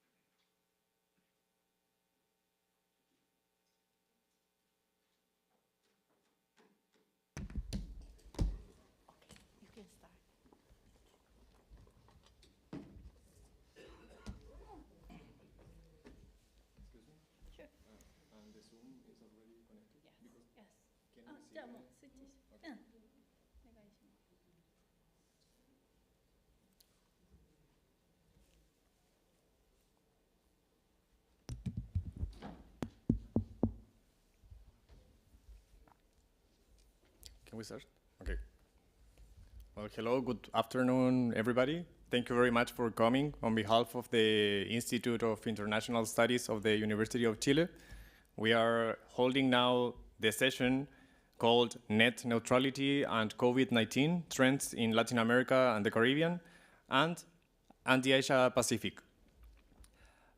First of all, I want to thank all the people who has joined the panel, Raquel Gato, Olga Cavalli, Dilmar Villena, and our online speakers also, Javiera Cáceres, Felipe Muñoz, and Piero Huasta. So we will talk about now about why is net neutrality important for our countries? Why are we making a link between Latin America and specifically the Pacific Alliance within Latin America? And why we are linking it with the Asia Pacific? We will address a global discussion, comparative regional processes regarding net neutrality. And for instance, just to make to start the conversation, the presentation of the paper that Professor Javiera Cáceres and Felipe Muñoz will make, they will talk about, for instance, that an important outcome is that the 4 members of the Pacific Alliance, which are Chile, Colombia, Peru, and Mexico, the 4 of them have regulated in law the principle of net neutrality, and that had as a result that the Pacific Alliance, as an organization and in the trade protocol, they set the principle of net neutrality in an international treaty, setting an important precedent in international public law. That's why our first presenters will present the paper Net Neutrality Exceptionality, a look into the Pacific Alliance countries during the COVID-19 pandemic and lessons for Asia-Pacific economies. This paper is now in press in the framework of the call for proposals of the UN Economic and Social Commission for the Asia-Pacific, UNCTAD, the United Nations Industrial Development Organization, and ARTNET. And this call for papers is called Unleashing Digital Trade and Investment for Sustainable Development. The presenters of the paper, I will present every speaker when the time to talk arrives. Our first presenters are Professor Javiera Cáceres Bustamante, who is also one of the author of the paper. She is an instructor professor at the Institute of International Studies of the University of Chile, and also a PhD fellow at the London School of Economics and Political Science. And Professor Felipe Muñoz, an associate professor of the Institute of International Studies of the University of Chile. The 2 professors and I are the authors of this paper which will start the conversation of this principle in our region. So Professor Cáceres and Professor Muñoz, thank you very much for joining us online. And please, whenever you want, you can start and present this research topic on net neutrality. Thank you, Ignacio. Good afternoon and good morning to all of those participating either on-site or virtually in this panel. I don't know if you can see my PPT because I asked Piero if you could project it. I don't know if Piero, yeah? Yeah, now we can see it. You can see it? Okay, perfect. Yeah, perfect. Okay. First, I would like to thank you, Ignacio, for convening such an interesting session. It is my pleasure to share with you the finding of our research project, as you were saying, specifically on net neutrality exceptionality in the Pacific Alliance, and how from this experience some lessons can be taken for other economies, including those of the Asia Pacific. I'm gonna be presenting. Felipe is here too, but I'm be the one presenting. Next, please. First, we'll start with an introduction that now you can see on screen. Well, it's not new that the information and telecommunications revolution has changed the paradigms of production, consumption, and even social interactions. The COVID-19 pandemic allowed us to witness the extent of the internet as an essential tool for individuals and businesses. So in a moment dominated by restrictions and social distancing, digital tools enable people to connect and collaborate with others across the globe. During the pandemic, as we all know, the importance of the internet as an essential tool for people, businesses, and the digital economy has surged. So several activities turned into digital environments as a consequence of the pandemic, ranging from, for example, remote working and education to the rise of e-commerce or the increased use of digital platforms too for social communication and leisure activities. So in this context, our research focuses on studying how the Pacific Alliance economies have regulated and managed the principle of net neutrality during the COVID-19 pandemic in order to draw some ideas that may provide insightful information for policymakers or using net neutrality principle during exceptional circumstances. Next, please. Now, this is a bit of kind of a theoretical framework or literature review. So I don't know, yeah, there. According to Tim Wu, internet service providers, ISP, should be required to treat all internet traffic equally without discriminating or charging different based on user, content, website, platform, application, type of attached equipment, or method of communication. So this is the basis of the net neutrality principle. If not, as this author argued, internet service providers could become internet gatekeepers, controlling access to information and stifling competition and innovation. So this principle seeks to prevent internet services providers from blocking or slowing down access to websites or applications or charging consumers extra fees for faster or prioritized access to specific sites or applications. So net neutrality can be defined as essential to ensure that the internet remains an open and level playing field where all users have equal access of information to the information and to services. So for this reason, and to provide stronger regulatory framework, we can see that some countries have already decided to incorporate the net neutrality principle as part of their negotiating mandates in their free trade agreement negotiations, including, as the case of analysis that we are presenting, the economies of the Pacific Alliance. Next, please. Here we see a little bit more of information regarding net neutrality and COVID. So as I already mentioned, the use of the internet skyrocketed due to the rise of COVID pandemic. So the population used the internet for communication and leisure purposes, including video calls and streaming services. Various activities moved into virtual environments. So the increasing usage of network limited the capabilities of internet services providers to provide the required broadband width. So this problem was particularly relevant in developing economies in rural areas and for those who did not have the access to broadband LAN connections or latest generation mobile connections. So to ensure that citizens could access to the internet, particularly those that are digital and digitally enabled services considered critical, governments imposed different measures and policies like zero rating or the price discrimination between digital packages in which companies may discriminate regarding the price they will charge for specific content prioritization, both type of measures that could be understood as inconsistent with net neutrality principles. Next, please.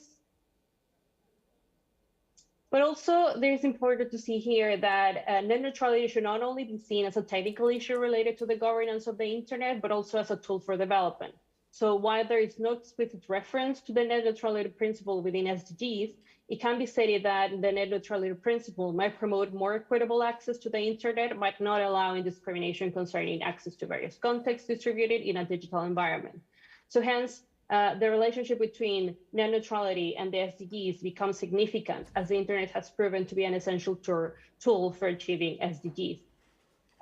Here we can see on screen some examples of how net neutrality could help the achievement of SDGs are shown here. So we have first, for example, that we might think about SDG 4, which is quality of education, and the need to access educational resources and online learning platforms, for example, or SDG 8, which is decent work and economic growth, and the increased job creation in the digital environment. So we can see that both activities are dependent on the access to the internet, for which any discrimination by internet services providers could hinder the capabilities of the population to participate in that. Next, please. Thank you. So the Pacific Alliance becomes an interesting case study as the regional bloc has established as one of its main working objectives the construction of a regional digital market. Various presidential and ministerial declarations and roadmaps have been elaborated towards achieving this objective, in which those instruments express the cooperation on net neutrality is necessary to, I'm quoting, create an enabling environment to promote the exchange of digital goods and services.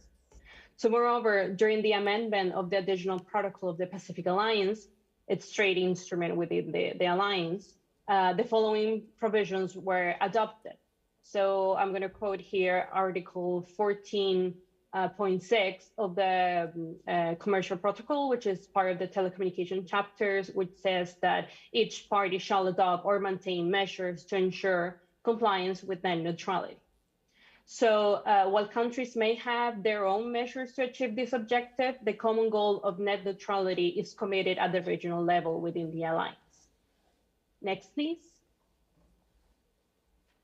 I'm sorry for this slide and the following one. I know it has a lot of information. I think we can afterwards share the presentation. So I'm just going to summarize this. We can see here that the 4 countries in the Pacific Alliance have implemented policies looking to ensure net neutrality. So our research found that Chile was the first country to adopt these measures.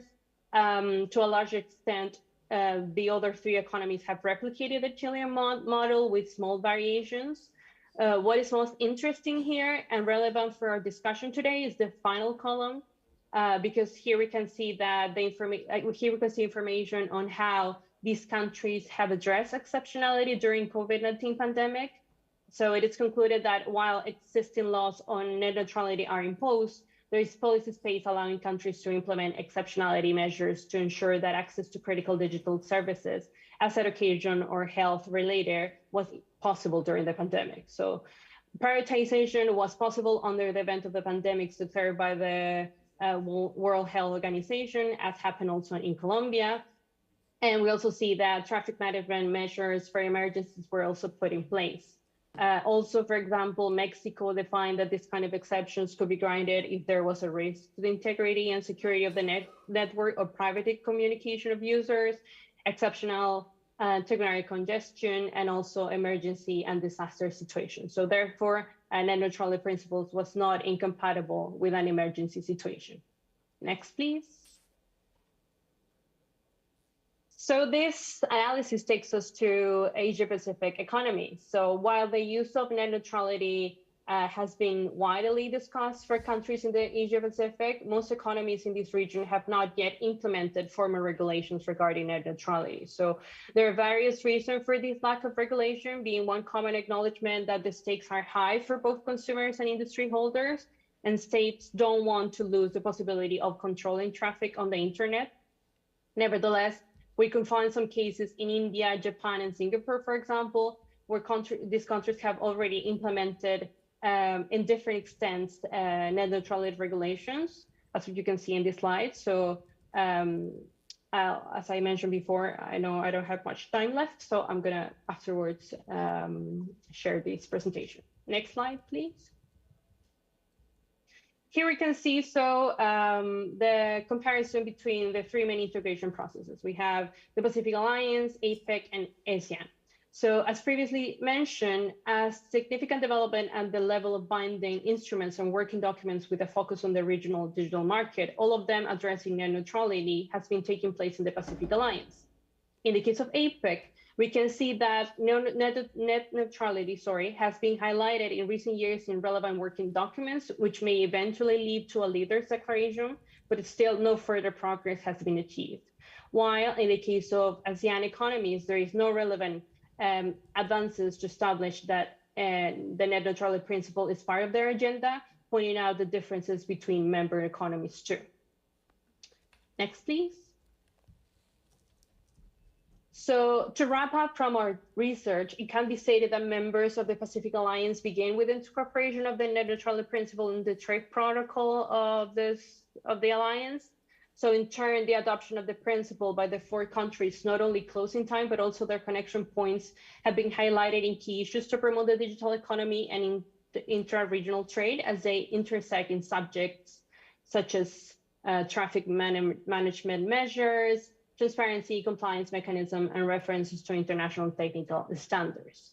Regulation details regarding traffic management measures in a way that would allow the adoption of measures to prioritize traffic and data for essential services in time of emergency, such as the pandemic. So in this regard, the full regulations stand out for the level of detail and for the instructions to which internet services providers must adhere, being able to manage data traffic in order to ensure the continuity of critical services. Members of the Pacific Alliance made progress in joint discussion that led to the reform of all telecom legislation and subsequently set the first multilateral precedent for the incorporation of neutrality principles in an international treaty. So the alliance practices align with what members' digital trade policy. A couple of more ideas before I finish. The regulation of net neutrality within Asia-Pacific economies has been a matter of divergence, as some countries have built regulations and frameworks to address this issue. In contrast, others have not worked on this topic. So while the topic has been covered in some preferential trade agreements, such as CPTPP, it has not been covered in others, such as, for example, RCEP. Next, please, just to conclude. Here, I think I already mentioned everything related to COVID-19, so I'm going to focus on the last 2 points. So we see that the Asia-Pacific region, particularly APEC and ASEAN, has discussed the concept of net neutrality at a multilateral level. However, the experiences in local regulations are still scarce, and many organizations or forums have focused more on the declarative sphere rather than that actually developing and creating regulations. The Pacific Alliance has offered an unusual normative and political experience. It has significantly developed its binding discussion and work instruments on net neutrality. So I think that this dissemination of information can help us build best practices in the Asia-Pacific region. Thank you. Yeah, next, please. Yes. Thank you, Ignacio. So thank you very much, Javiera, for that excellent and clear presentation. Now I give the floor to Olga Cavalli, who is the National Director of Cybersecurity in Argentina. Olga, thank you very much. Thank you. Thank you for inviting me. Very interesting investigation and the outcomes of this initiative, regional. I was wondering, Pacific Alliance, it is because I'm ignorant of how many countries do make part of the Pacific Alliance, if you can tell me? Chile, Colombia, Peru, Mexico. So the ones that you have mentioned, Chile, Colombia, Peru, Mexico.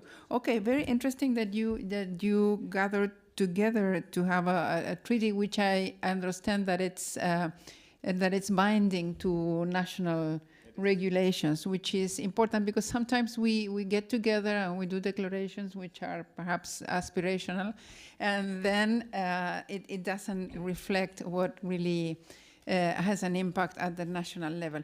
Argentina doesn't have a specific regulation on network neutrality, although the national law on digital services, I would say, Ley Nacional Digital, establishes 2 articles that guarantees the network neutrality for the services in place.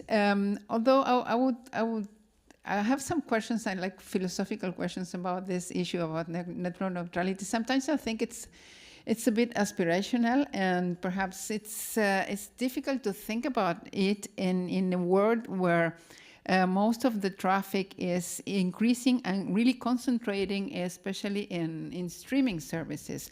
If you look the way that the internet traffic has been concentrated in the last years, it's mainly concentrated in 5-10 main companies that deliver services. At the same time, you have the content delivery networks that deliver most of this content into directly to internet exchange points. So at a point, trying to do regulations about network neutrality with a reality that most of the content related with streaming goes through private networks and doesn't go through the internet. Sometimes I wonder if, but this is just a question that I make myself. In any way, I'm putting a doubt in what you're doing. Sometimes I wonder if it's something aspirational and really we can achieve. At the same time, thinking about mobile services, the practice of, for example, in a package that you buy, and then you get some services for free, or included in the bound of services like WhatsApp, or some not all messaging services like WhatsApp, but not every messaging. I wonder, that's a common practice. I know that in some countries it was not allowed, like Chile, because you have a specific law on net neutrality, but in many countries, not only in Argentina, it's a common practice. So I wonder if, how can you prevent that to happen if it's something that we should really struggle to achieve, or just bear in mind that it exists? At the same time, I have a question for those who made the research. The inclusion of Internet of Things in the mobile networks, like for example 5G, will include a new way of treating the bandwidth, which is called network slicing. Some people think that network slicing is a way of not respecting the network neutrality, because you are treating differently different types of traffic. But it makes sense in relation with the service. I mean, you cannot delay an autonomous car, the data streaming of that car, because it may hit someone and do an accident. But you can delay other traffic. That's, I don't know, perhaps streaming or music or a broadcast of television or radio. So then some type of traffic in the networks that are being developed now, whether in 5G, or I also think about this new networks related with low Earth satellites, should have priority. If you are thinking about objects that are connected and they're providing critical services to users. So that's a question for those who have made the research, and I congratulate you for what you have done. Thank you. Thank you very much, Olga, for your inputs. Now, I believe that you mentioned, for example, zero rating and some technologies that are developing. I don't know, Piero. Zero rating didn't come to my mind because I'm totally jet lagged. I was finding the words in my mind, and it didn't come. Thank you for reminding me. Okay. I don't know, Piero, if I'm speaking on behalf of you, but I think that Piero, who is our next speaker, might refer to zero rating. I'm not sure. Piero, if you are not going to, don't worry. Piero Wasta is he works in the Undersecretariat of International Economic Relations, and he will present a commentary and reflection on the Chilean experience negotiating net neutrality within the Pacific Alliance. Piero, thank you very much, because also there's a lot of time difference between here and Chile, so thank you very, very much for being here. Thank you, Ignacio. I hope you can hear me. Yes. Okay, everything is okay technically. Well, first of all, I would like to thank you, Javiera, Felipe, for inviting me here. My first comment are in general that I think this effort is very good. For me, is very important. It's key to start discussing this type of issues. I think as a general problem, if you will, in the trade work, these type of topics are very hide behind more llamative or that are more famous topics. So it's always good to discuss this, particularly because we are in a stage on trade that the civil society is asking why we negotiate, why we are working these topics, and Internet has specifically with trade, that we are kind of defending the technical aspect that are born with Internet. For example, free data flows, net neutrality, etc. It's not something that we need to implement in the future, but something that we need to protect, if you will, in trade agreements to continue that. It's a discussion between colleagues of, for example, how do you implement new agreements like DIPA, like the electronic commerce chapters? Because it's kind of, we already have that. Yes, that is true, but the idea behind this is to protect these issues.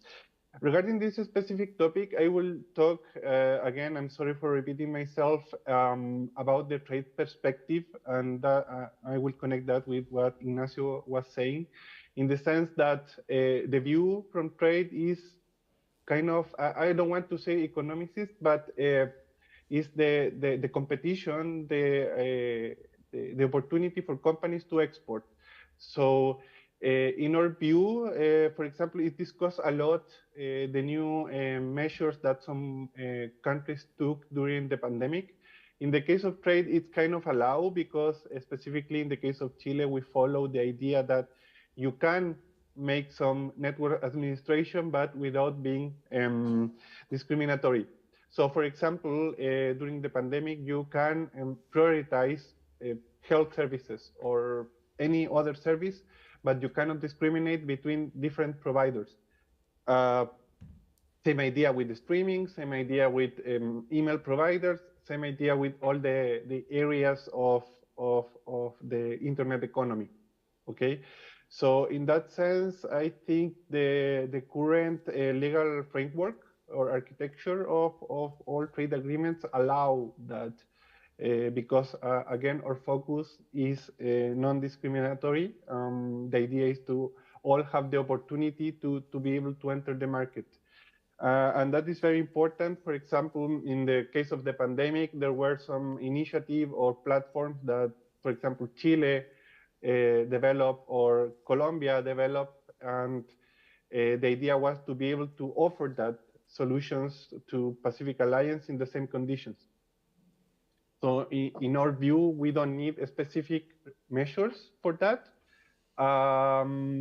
because it's already available, and that is the main idea on the main objective on trade perspective.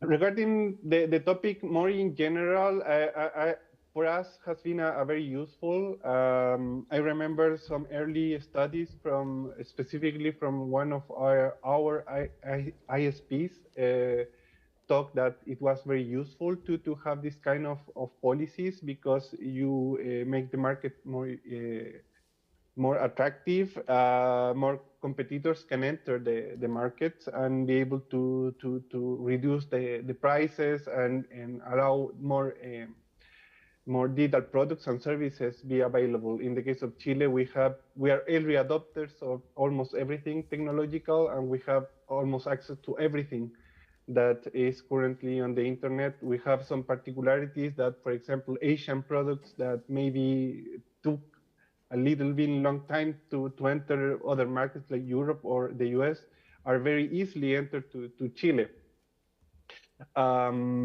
So I think it has been a good practice from Chile. I know that internet has been evolving. There is the old discussion about autonomous cars and prioritizing that, the digital health issue. But I think we need to see how everything is evolving. Regarding, for example, streaming, there is a lot of work regarding reduce the broadband they use. There is a lot of competition about algorithms that compress images. Probably it's not, broadband is not much important as the latency of the connection. So I think that is another point of discussion regarding specifically health and autonomous driving. But again, I'm closing for not extending too much my discourse. I think it's a very good paper. It's good that we continue the discussion. I know that maybe we need to evolve this more because again, it's a technical issue that we kind of established on the agreement that was already there, and we hopefully we are not going to change in the future. But it's important to highlight that, to see that this is important that we negotiate and other topics in the future. So thank you to the authors. Please, if you have any other question, feel free to ask it. Thank you. Thank you very much, Piero, for your inputs. Now I give the floor to Raquel Gato, who he is representing nic.br, or nic.br. She will comment and reflect from the perspective of the technical community and speak about the situation in Brazil. Thank you very much, Raquel. Thank you very much, Ignacio, Javiera, Felipe, for the study and for the invitation to be here commenting. I should start with a disclaimer. For the Latin America folks here in Japan, this is the worst time of the day. For us also. For all of us, so you're all jet lagged a little bit more by the end of the afternoon because of the time zone. So forgive if some word is missing and if we do look a little sleepy here. But anyways, so and the second disclaimer is I'm a lawyer. I'm supposed to talk about technical community perspective, but I will bring a little bit to my side in terms of commenting the regulation. And in fact, in Brazil, net neutrality was and still is a big topic. It was interesting, and that's what I want to bring forward with the questions Ignacio put in the beginning, why it is important, right? And what has been done in each of the countries that we are talking today and mapping the Pacific Alliance countries and now Brazil also and Argentina and others. So for all of you that don't know, Marco Civil of Internet, it's the Brazilian Internet Bill of Rights, or the Internet Framework, how we call it, and it was issued in 2014 after, well, nearly 5 years of public consultations and discussions to really get into principle-based legislation. So it's a law, but it doesn't go into the nitty-gritty details. And one of the perspectives of Marco Civil is to bring the users' rights protection before we go into the criminal penalties that comes with the problems that we know the internet faces. But let's protect the rights first, and then we can talk about eventually the criminalization. And one of the big topics was net neutrality. The first challenge was to make the legislators understand what the internet is and how it works, and into the technical perspective of open internet working. So how the decisions that you make, even with good intentions, can break this neutral core of the internet. And that's an interesting exercise that happened because Marco Civil was discussed through public consultations, online consultations, but also face-to-face hearings with the deputies and the ones making the decision. It was really important to have the click, when they understand what are the consequences of their decisions in terms of regulations. And then, well, fast forwarding, because we don't have much time, the decision was to keep it as a principle of net neutrality. To the point Olga was making, is it kind of aspirational? And I think at some point it needs to be, because it's a principle. And then you go into the exceptions, and the study brings this forward very nicely in terms of, okay, so that's what we want. We want to keep it non-discriminatory. We want to have the packages flowing, whatever the content is, where they are coming from, where they are going to, and so on. But then you need to have exceptions, and then it begs for the questions. Who is deciding what those exceptions are? And how are we going to control it or monitor it? I'm avoiding the word control, but it doesn't come anything better in my mind. Anyway, and so in the case of Brazil, Marco Civil has the principle of net neutrality as the technical one, so non-discriminatory, all packages flowing. But then it mentions the possibility of exceptions in case of the need, for example, for a traffic trolling, I don't know exactly how to spell that, and then to prioritize emergency essential services. And then after 2 years, there was, and then Marco Civil appoints 2 organizations that are going to define the rules that those exceptions are fit. So one of this is the Brazilian Internet Steering Committee, where I work. So Nick Biar is the executive arm of the CGI that is appointed there. And then it's Anatel, which is the Brazilian telecommunications regulator. So both have put together a decree that lays out the implementation of those exceptions for net neutrality. For example, in case of that you have an overload with spam or with the DDoS, the denial of services attacks. So in those cases, of course, you are going to break, and put rules in the middle because you need to.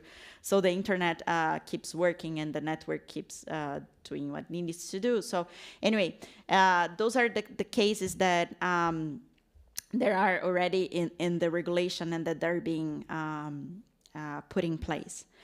But then, and I'm fast forwarding because this is the question that I have also for you guys in terms of your studies, and perhaps you can expand or just tell if this is something you were looking to see in the future. But I think, as I said, after you take the principles and after you take, you set out, those are the rules, then you need to think on the implementation and the monitoring. So how you were going to make sure that those exceptions are only exceptions and not become themselves the rules, and how you are going to even prove that, because this is an issue, right? Even if you set out an oversight and ways to,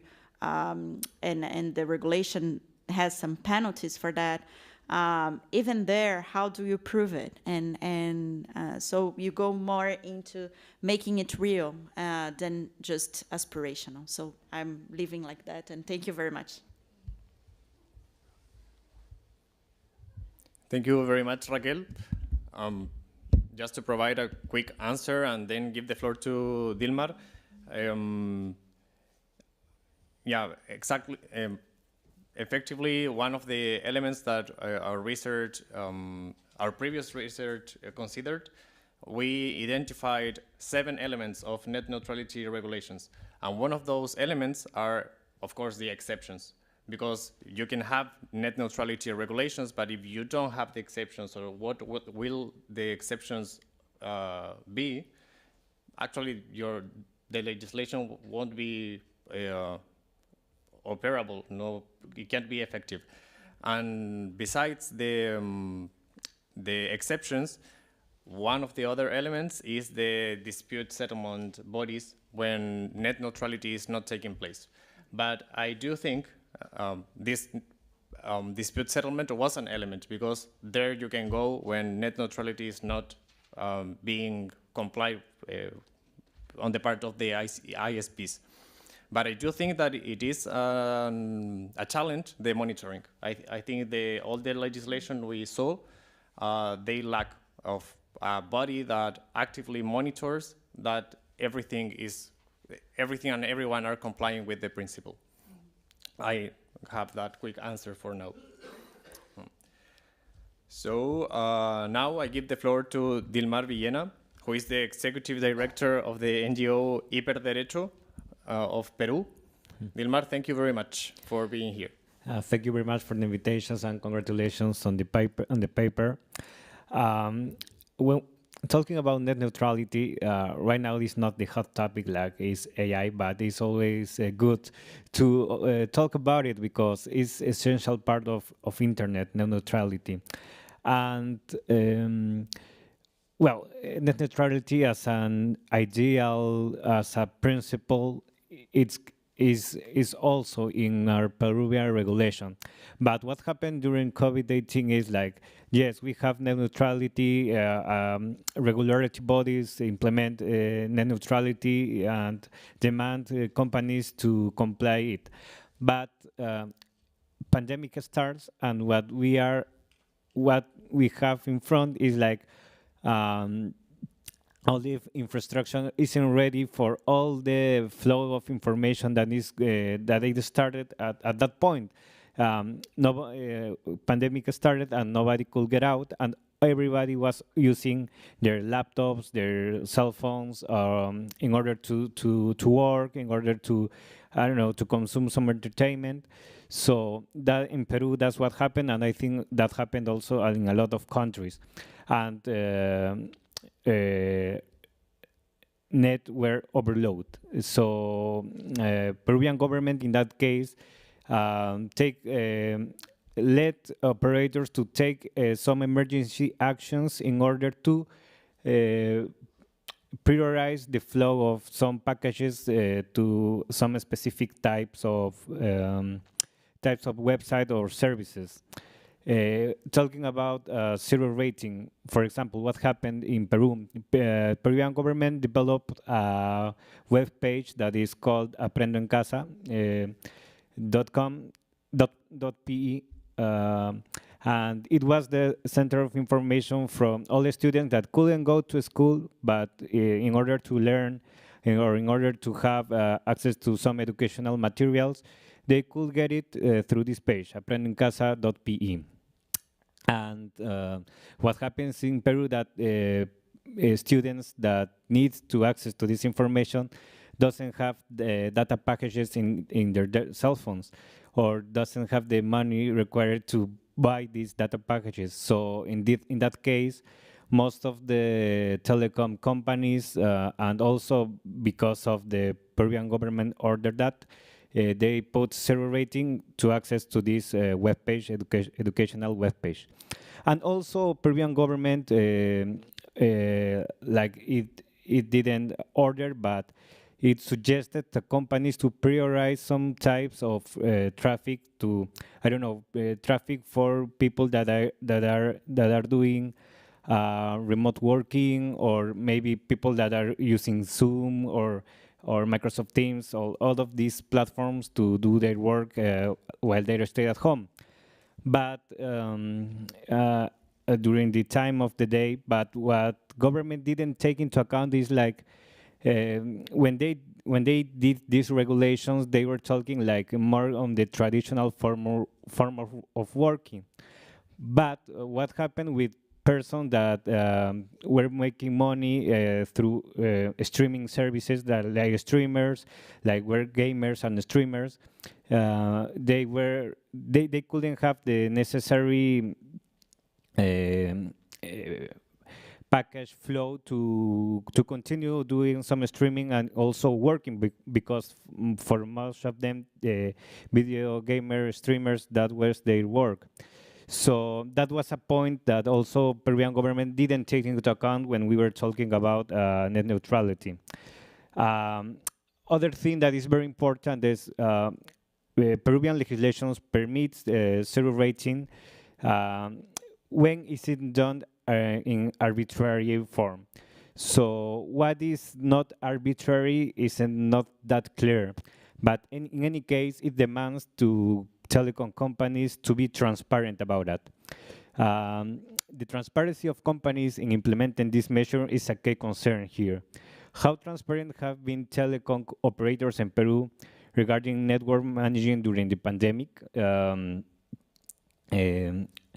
one of the questions we ask whether these companies are adequately communicating their actions and decisions during these uncertain times.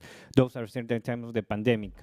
Among the major operators in Peru, just one at that time was complying with transparency demands on net neutrality. The other three ones didn't comply with it, so we didn't know to which platforms or to which websites telecom companies were treating or giving preference and treatment to their data packages. So, and that is what comes to my question maybe, and what we can discuss about the paper. Through the Pacific Alliance, there is a lot. There are 2-3 companies, big companies, telecom companies that are in our countries. No, I'm thinking about Peru, Chile, Mexico, maybe now Claro or Entel. I don't know. Maybe we can think about how these companies comply with net neutrality requirements in each country, and why do they comply more or less in each country. I don't know, in the case of Peru, the Entel, that is from Chile, is like 7 or 8 years in the Peruvian market. And actually is not much complies in net neutrality disposition on at least in transparency.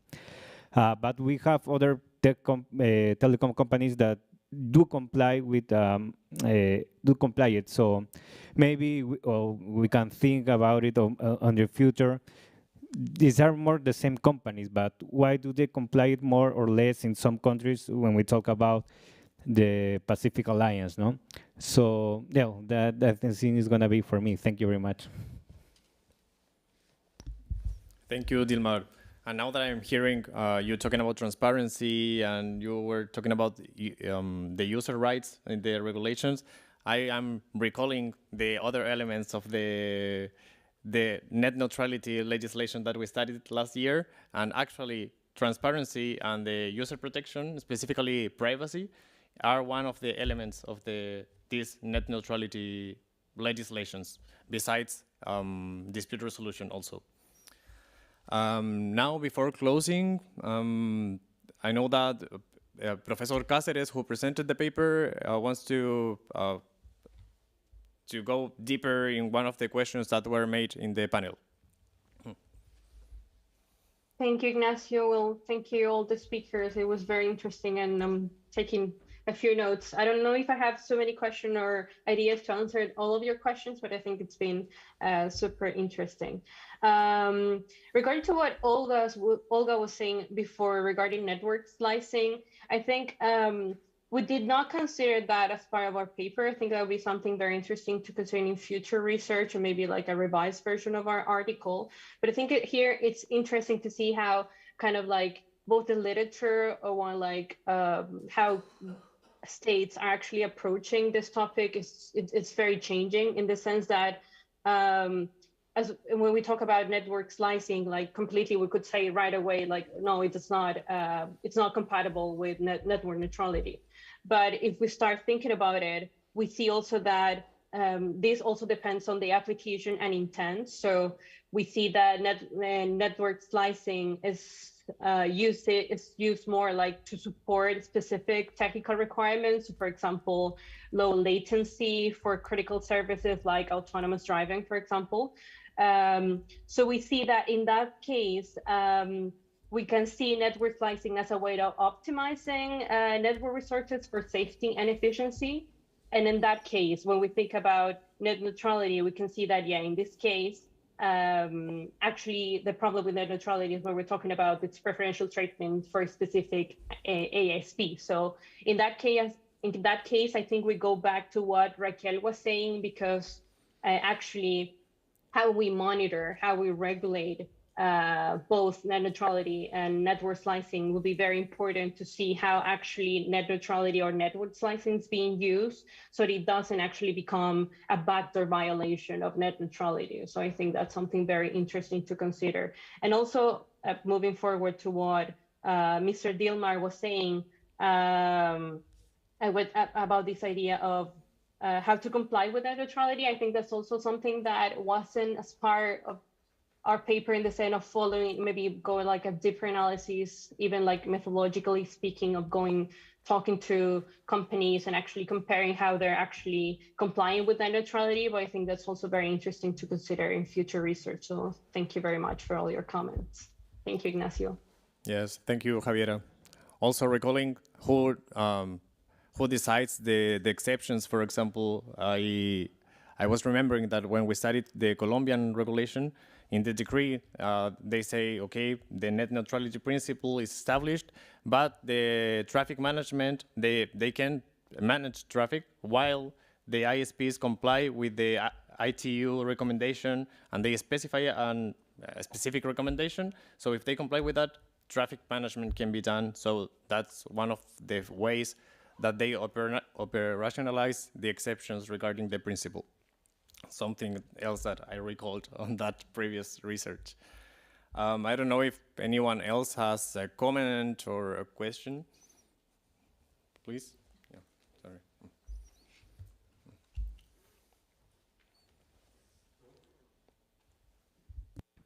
Hello. Well, thanks for the panel, the authors of the paper. Very interesting discussion. I wanted to comment on what Olga said. Most of the network slicing with 5G is something new that's going to stick eventually. We will have three types of slices. The one that most of us will use for sure would be enhanced mobile broadband. But there will also be using the same physical layer. That's the nice thing of slicing, is that you will be able to have different logical networks in the same hardware. So you will have massive machine type communication for IoT, for having millions of devices, and also for the, I would say, very few cases, at least at the beginning, with ultra reliable low latency. To me, because what I've seen, I'm not an expert, I'm not a lawyer, I'm an engineer, but and this has to do also with what Raquel pointed out, the exceptions. The law says the principles that should guide us. We don't want arbitrary discrimination of the scheduler, of the way we traffic packages. But there's also the same law usually says, okay, but this is going to be defined in a technical draft. That's where the details go. And it's interesting what Olga mentioned, because I don't see any technical draft today that speaks about discriminating not in the routing layer, in layer 3, where usually we are all watching if there's neutrality or not, but underneath it. So that's something for sure we have to analyze and see what's going on there, because that's where net neutrality, although in the routing is done correct, it's being respected, maybe underneath it is not. So that's something for sure that it has to be updated in all the technical drafts that accompany, that go with the laws, in our countries. So thanks a lot. Very interesting topic. Thanks.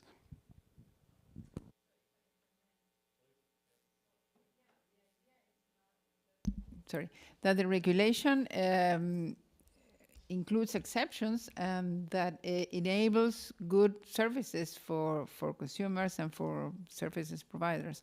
But you must have all these things that will happen or are happening right now. So because the environment will change very much from what it was before, especially considering the amount of Internet of Things devices that will be connected, which is, the number is really enormous, and it's happening now. So the idea is that the regulation is good for everyone, and it's not prohibiting things that are good, but consider them exceptions or part of or modify or more broad. That's a very challenging with any no me salen las palabras, pero estoy dormida. With all the regulations that are related with technology, it's very challenging because you have to be ample, you have to let updates and the changes in the services. So it's a process. Huh? Yes, indeed. That's why there's a common phrase, at least in Chile, that says the law always comes late. and Always. especially regarding technologies. So, of course, there is a challenge there. So thank you, also you for your input and the comments. Now I think we might be closing. We are on time. I want to thank all the speakers online and on-site for bringing the perspective of Latin America to the IGF of this year. So thank you very much, really, all of you online and on-site. Thank you for also the people who attended our session. Thank you for the participation.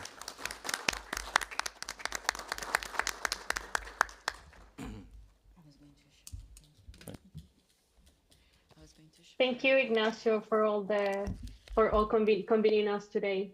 Thank you. Gracias, Have a Javiera. good Nos night. vemos. Chau. Nos vemos. Bye bye. We're done now.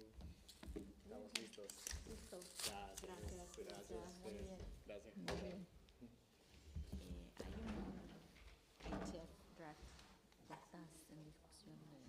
Yo solamente lo traje para traer conversación. Yo creo que yo en lo personal siempre siento que el tema del net neutrality es como demasiado aspiracional, especialmente con el tema de tanto streaming que hay y por otro lado con este tema de los nuevos servicios de IoT, ¿viste? Es muy difícil no priorizar o sea, lo que yo quiero decir es, si yo tengo distintos servicios y tengo que priorizar, no quiero caer en excepciones que estén en contra de la regulación. O sea, que la regulación me contemple y que se dé cuenta que hay una realidad técnica que está sucediendo y que el tráfico cambió desde cuando este concepto se creó o de cuando Internet se creó. Pero es para pensarlo, qué sé yo, es un tema... Sí, pero por el otro punto, si lo libera demasiado, también eso. Por eso O sea. es un trade-off entre la regulación y la realidad.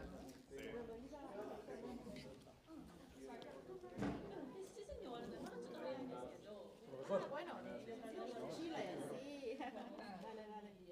Lo iba a mencionar, Marcelo, que tenía un draft de IETF que ahora está trabajando con esa idea de slicing.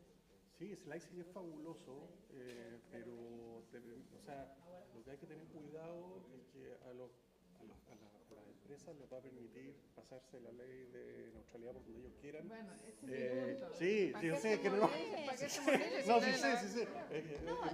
Y mira quién lo propone, o sea, las empresas telefónicas. Sí, hay que tener mucho ojo con hay que tener mucho ojo con eso.